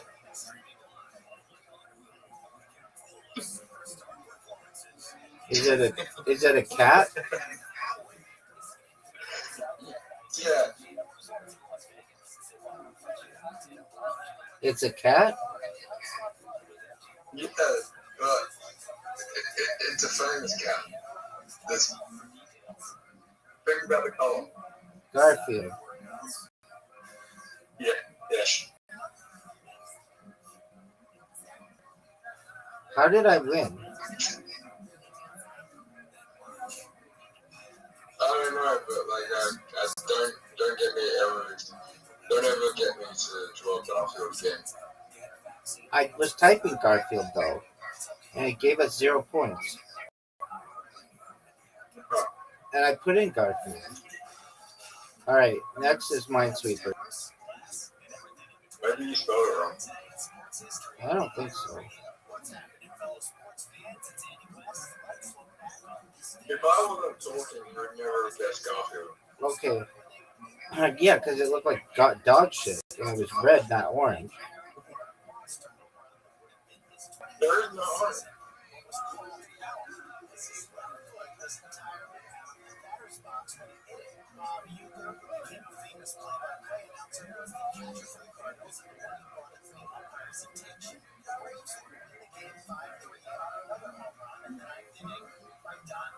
Oh, fuck.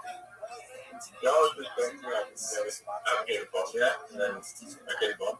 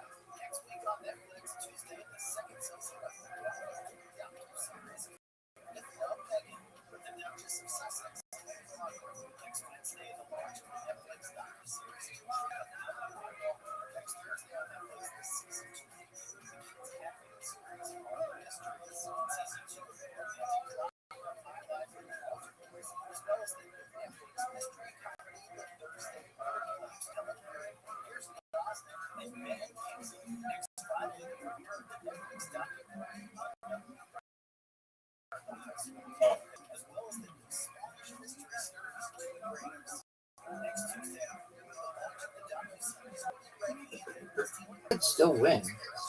This would be the greatest comeback in history.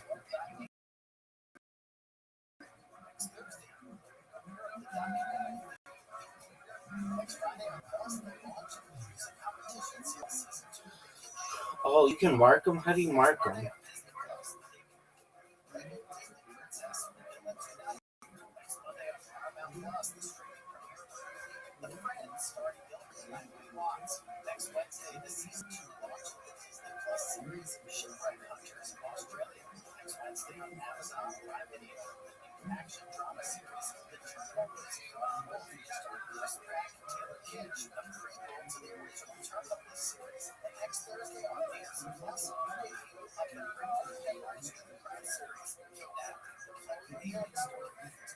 Okay, literati. Just can you give me 2 minutes till I have to use the restroom? Can you give me 2 minutes? Yep. Okay, excellent. Don't go anywhere. Don't go anywhere because we have to finish this. 1, 2. 1, 2. 1, 2. 3, 4.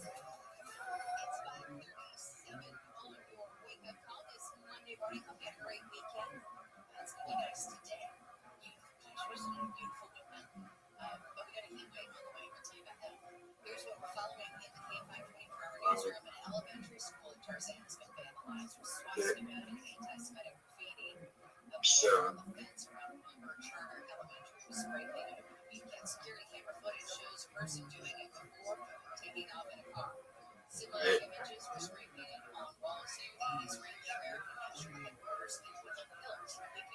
one, two, 3, 4, 5, 6, 7, 8, 9, 10, 12, 13, 14, 15.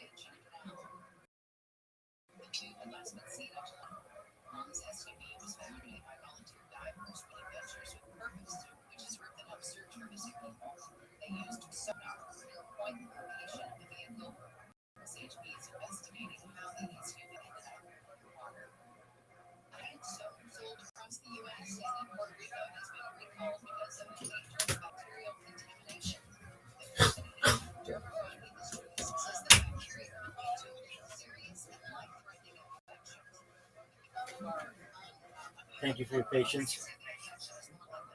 All right, turn-based word helper.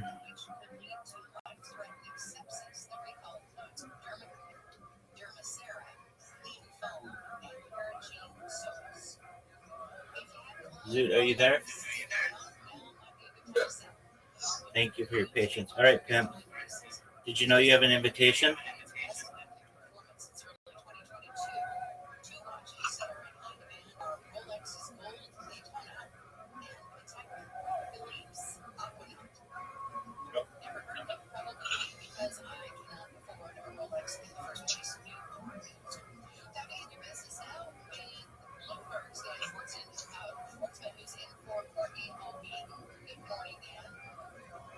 You're up, Pimp. What you gonna do, son?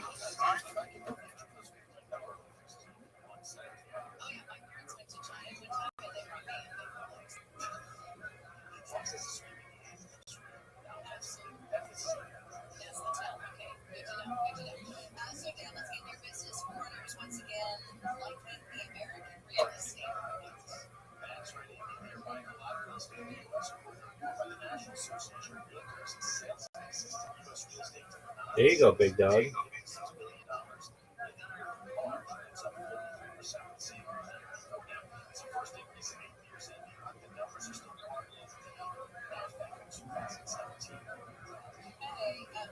Do you play that?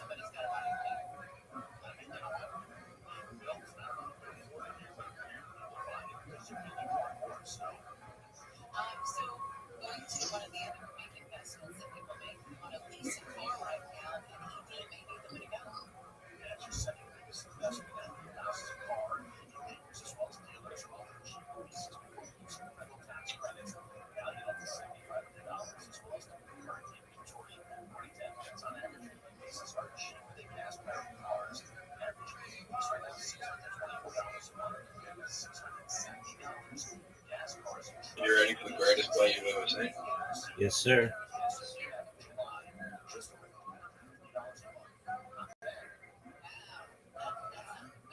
Put it in the way. We're tied. It should be in the way. I should. What? Because I'm sexy with a big dick, you know.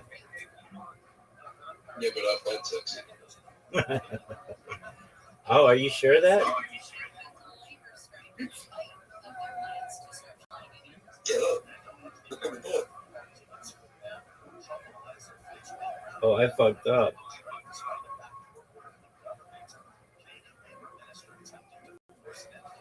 Oh, fuck.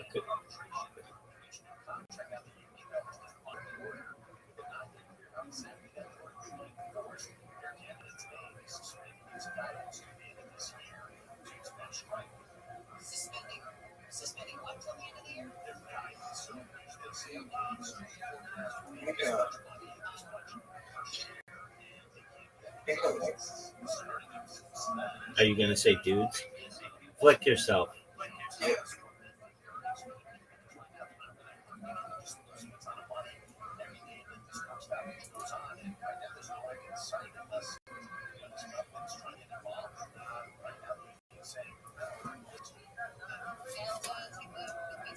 Yarn, that's good.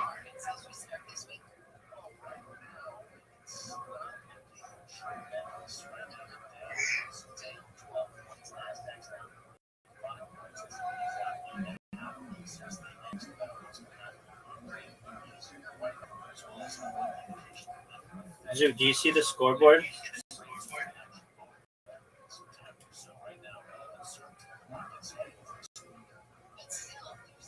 Zoo, do you see the scoreboard?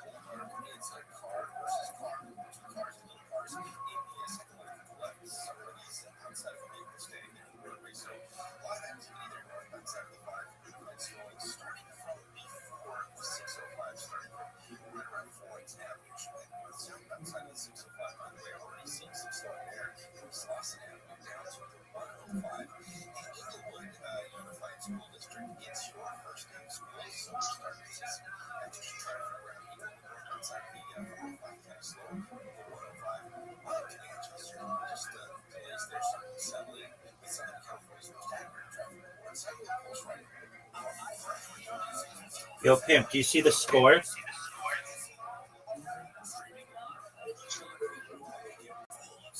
It's 255. Yeah. Yo, Pimp, I don't know what the fuck you're saying. All I know is I'm just asking you. Do you see the scoreboard? Yeah, I'm winning. Are you sure about that? I'm fucking losing, but over 30 points. I don't think so. Something else. Oh, no. 26 points. I'm losing by 20 big points.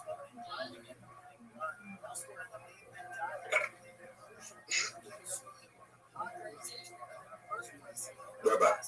Yo, Pimp.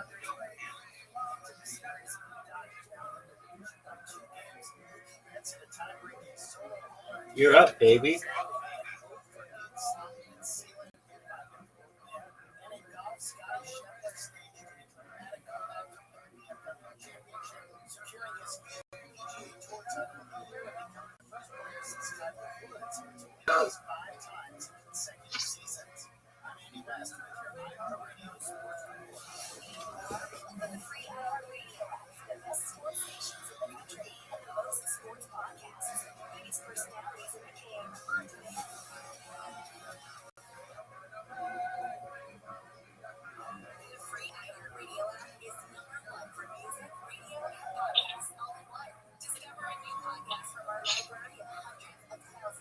Zoot, do you think you could win?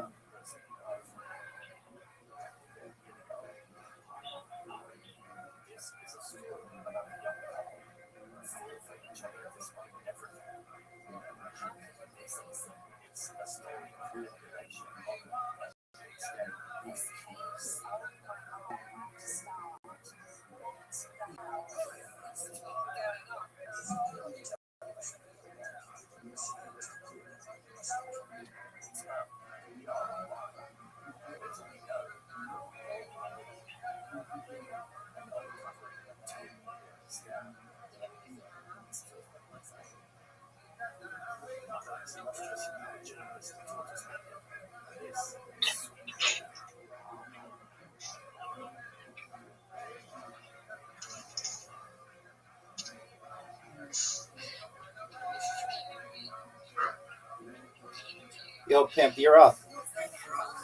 And you've got a chance to win. Normally, you're never this close.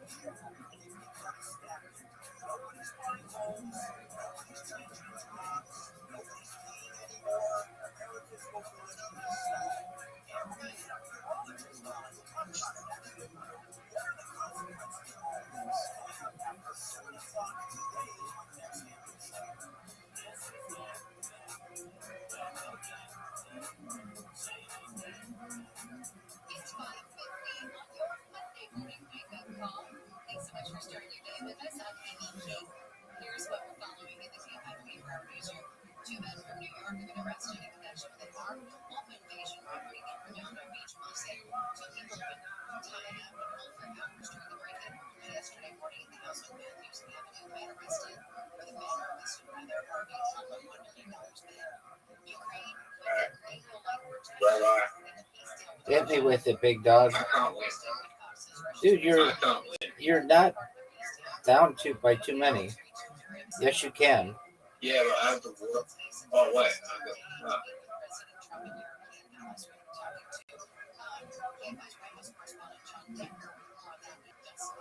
I'm just kind of bored of this game. All right, well, get over it, Don, dude.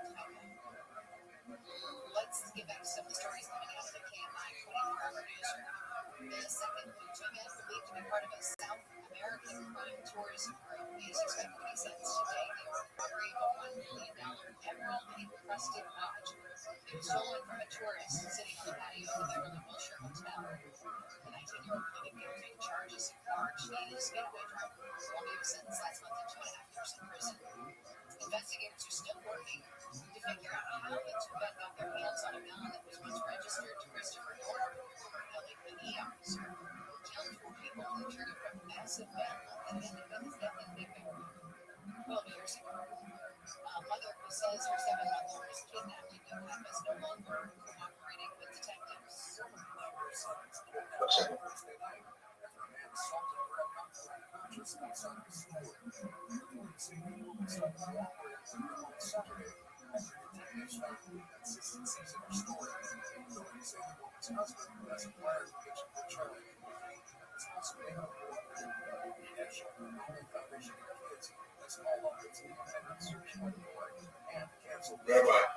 Yo, Pimp.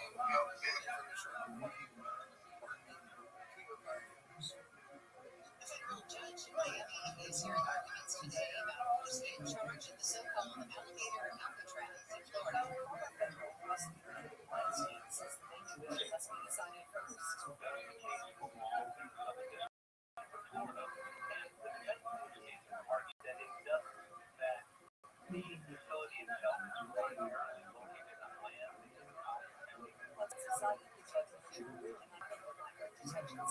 Attorneys for ASA say at least 100 detainees were reported without process. Two police officers have been killed in a shooting during a domestic. Brigham City Police Detective Crystal deputies also responded yesterday. Currently, he's in the hospital. Upon arrival, they immediately began taking fire. They requested additional units and then stopped answering their people. Police say when the shooter put down his gun and the guy was arrested. President Trump has posted on social media that he's going to lead a movement to get rid of mail-in ballots and voting machines, which he says are highly inaccurate, very expensive, and seriously controversial. He says the U.S. is the only country in the world that uses mail-in voting. And other countries gave up on it because of fraud. He wrote this morning that the Republican Party will, as he put it, fight like hell to bring honesty and integrity back to our elections. Air Canada has suspended flights to restart operations because the union representing 10,000 striking flight attendants has decided to defy a return to work order. Canada Industrial Relations Board staff back by yesterday afternoon, but the union refused, as leaders called the order unconstitutional. The shutdown began early Saturday, causing the airline to cancel hundreds of flights. Now let's say good morning to KFI's White House correspondent John Decker, who's been a very busy man buzzing around the globe. First a trip to Alaska, now back to D.C. Morning, John.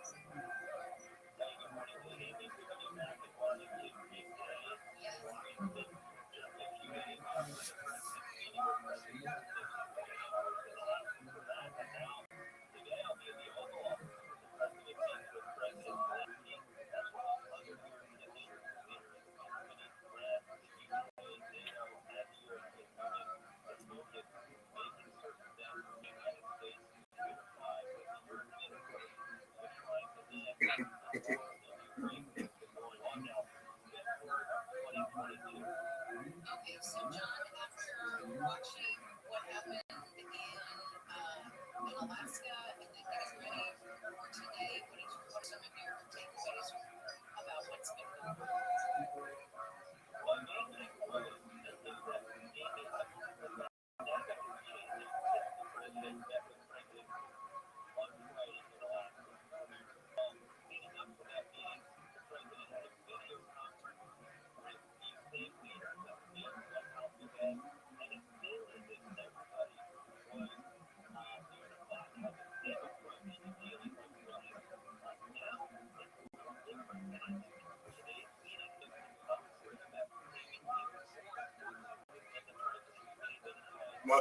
Yeah, choose something.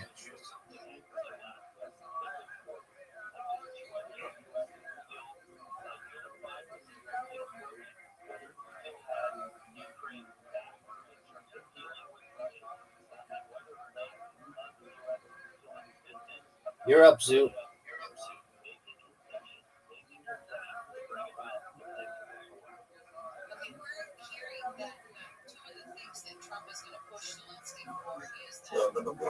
You're up, Zoo.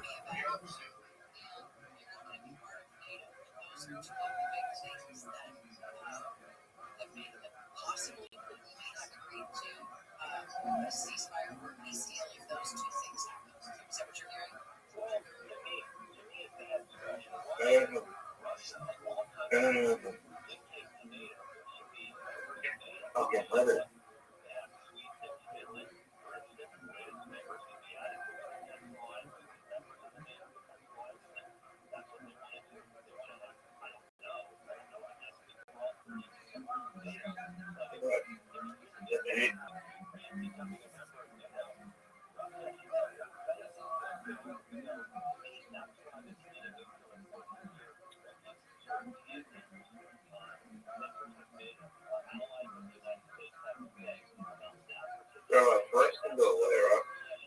Perhaps.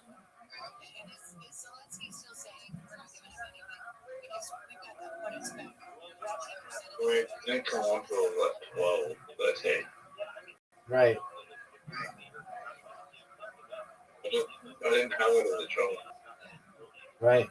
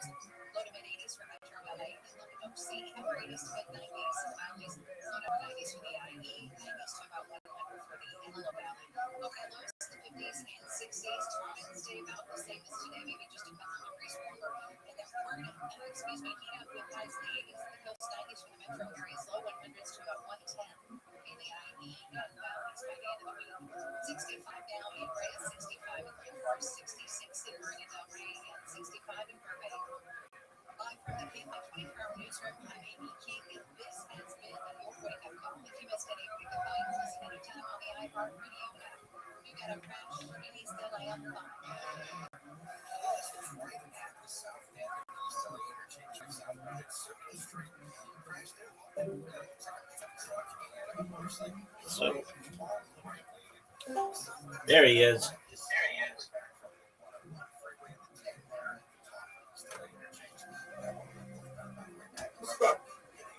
Let's see what you got, Pam. What's next? Dude, you gotta go. You're almost done.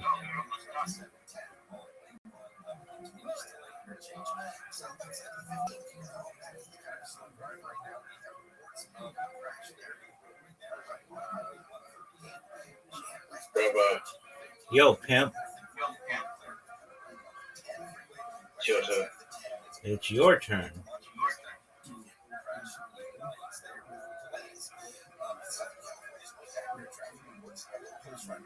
It's your turn, son.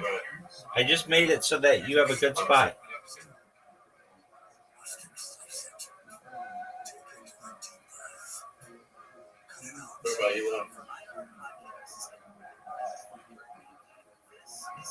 It's not over yet. It's not over yet, son.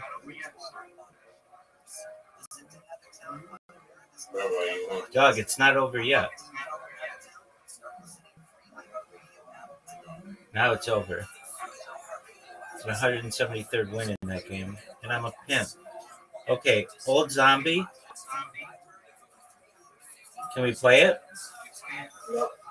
No, you can't play. How do you know? You need 8 people. You know all that shit. Okay, pussy dose. Pussy dose. Pussy dose. It's let's do it. Pussy dose. Good morning. Good morning, Mr. Aquarius. How you doing? No words, and I'm not going to play no games. This is what we do every morning when I'm in here. Word, girl. How'd you sleep? How'd you sleep? I slept good. How about you? Oh, I didn't sleep. I've been playing with Zoot all night. Let's play. Zoot, accept the invitation. Oh, we can't. That needs 4 people. What time is it over there? What time is it over there? 6:05. Where? 6:05 for me. At 9:06 for me in the morning. Where are you? I'm in Georgia, USA. Atlanta, Georgia. That's Atlanta, right? Yeah, Yes, it is. Atlanta, Georgia. Yes.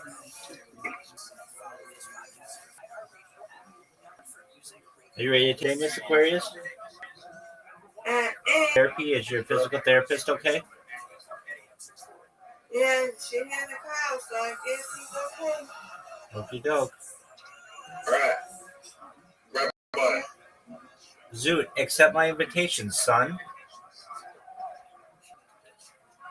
Talk to you later. Have a good day. Have a great day, Mr. Aquarius. We'll see you tonight, God willing. The last game. So the last game we can play is Reversi, and then your favorite game, which is Conquest.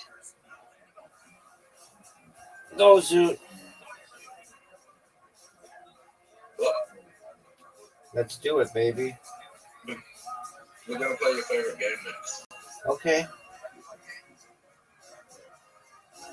You told me your favorite game is your favorite board game is what? It's Risk. Don't think.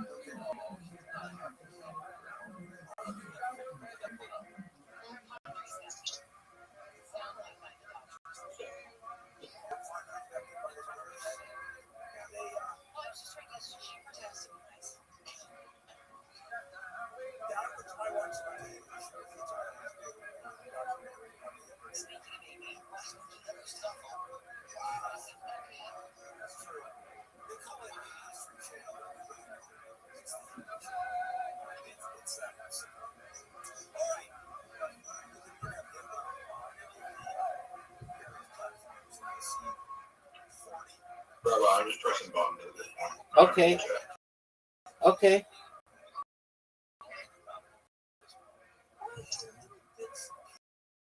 So I want to play Risk.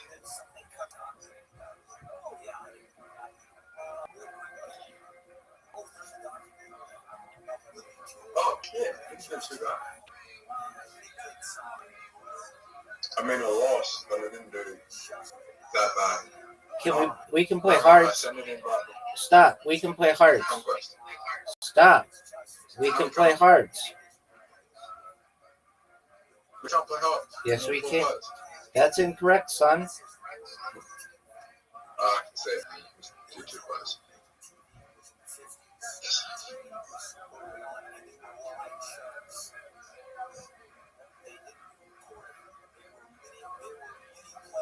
How do you play? No one knows.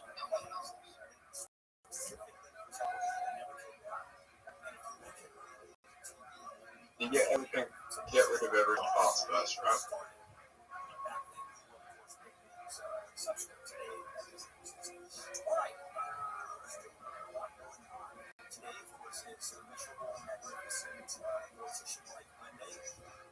Right. Okay, I'm gonna play with a fine card. Okay, I think I'm gonna. You don't know how to play. Yeah.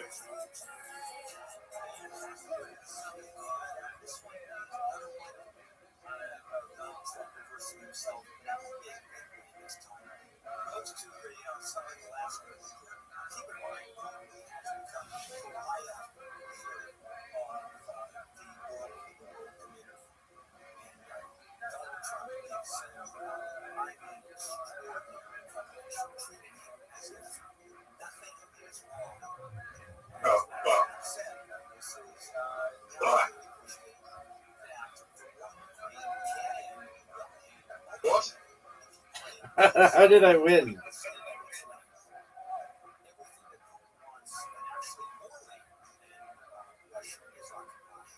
I have more heart than you. I mean, what do you want me to do about it, dog?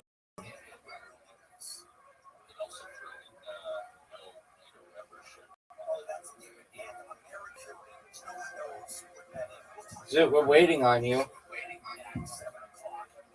Zoot, we're waiting on you, son. Are you ready? Attack territories.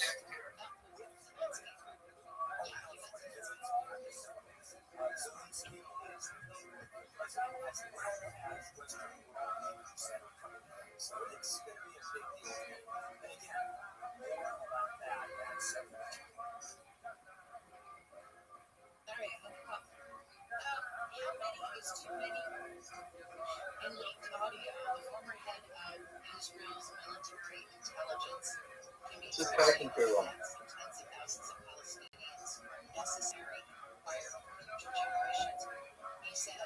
Bro, this is really fun.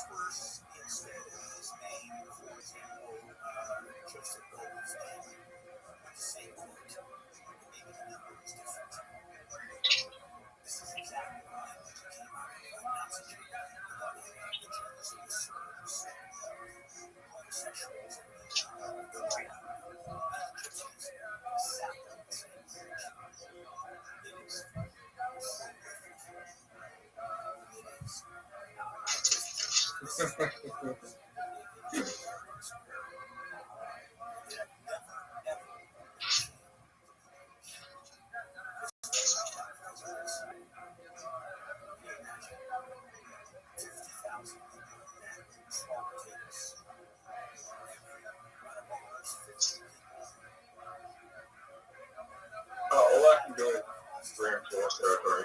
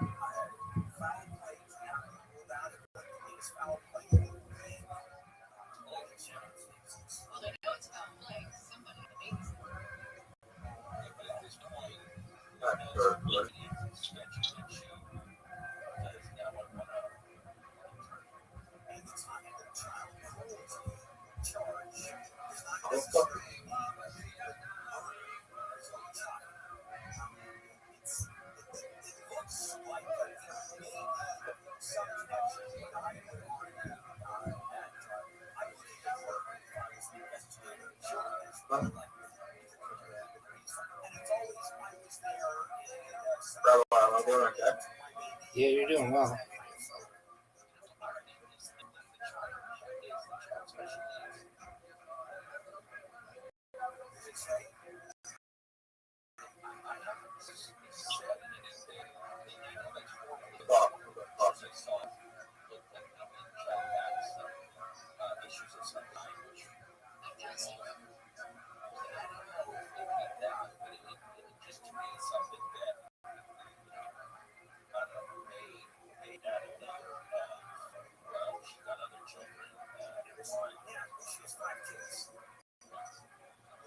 Are you going to reinforce?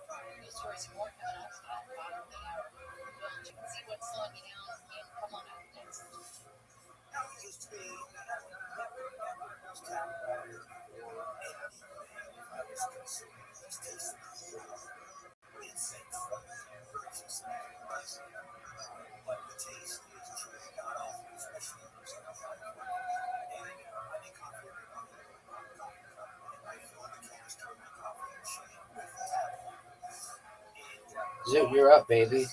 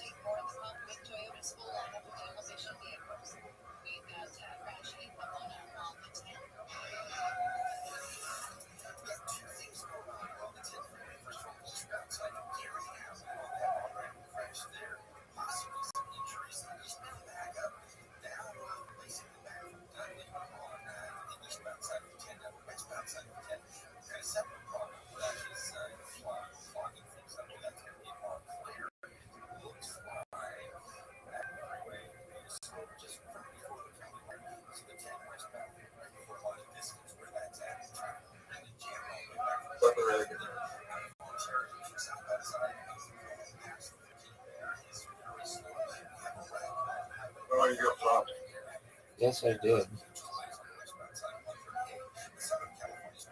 I got fucked again.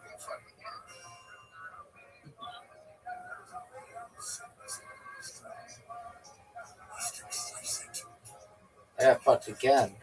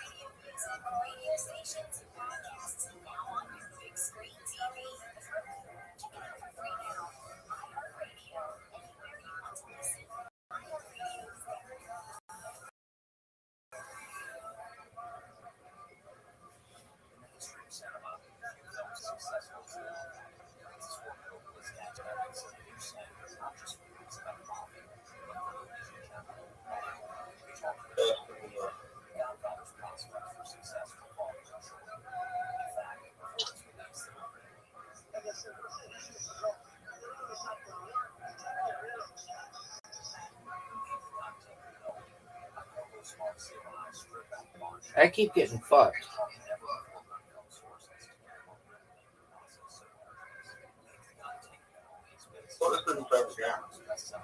No, Risk is not this. This isn't Risk. Risk, you gain territories for owning continents.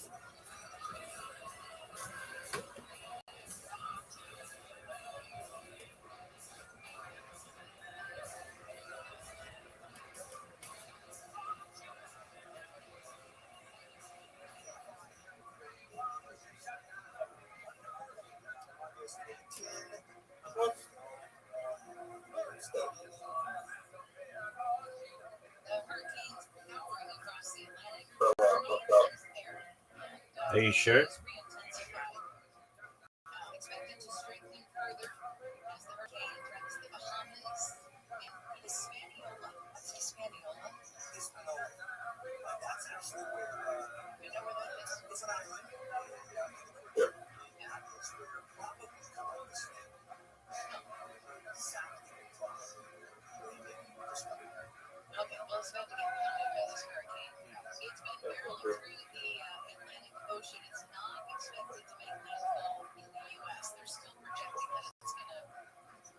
So what are your thoughts? You want to be interviewed?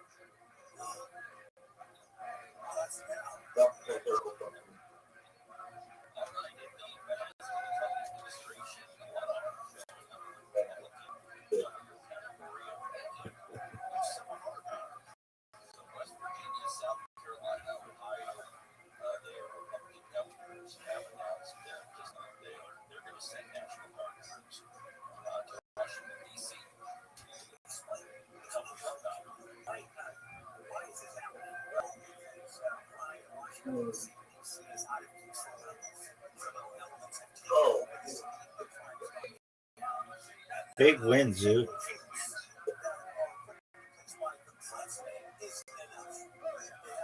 Zoo.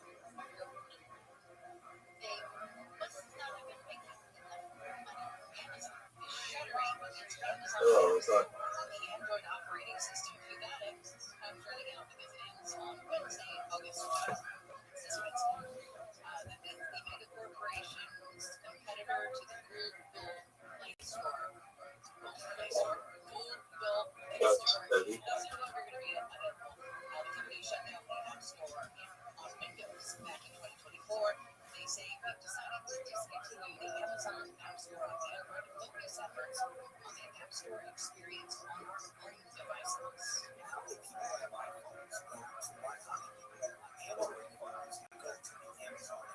not good.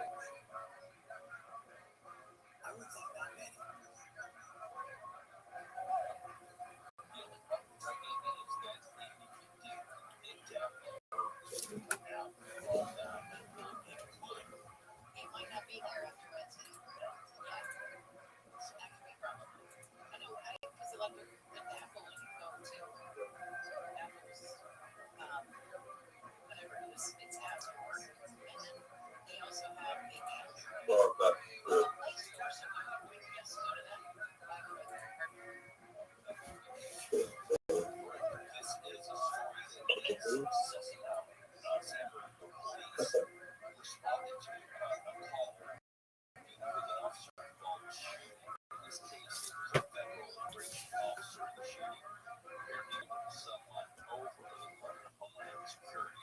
Said that agents were conducting this targeted enforcement operation in San Bernardino there, and said that the Customs and Border Protection officer was injured during a vigil stop. It seems that the vehicle was the weapon in this particular case, so says they. And the subject just flat out refused to exit the vehicle and tried putting them down. That's their story. And on the flip side, the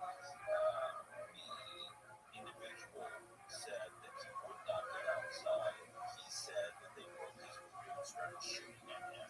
Well, you can see the window being broken. The video shows the window being broken, and you hear the shots. Now, the argument is saying it broke the window because they got out. Right? It broke the window, I guess, to drag him out. You can see a hand go through the window clearly. And as soon as that happens, the driver steps on the gas. And the police are saying that they were hit. And that's easy to ascertain. One police said were no injuries. Okay, where's the argument there? Oh, wow. So I'd love to see Dude, it's not even close.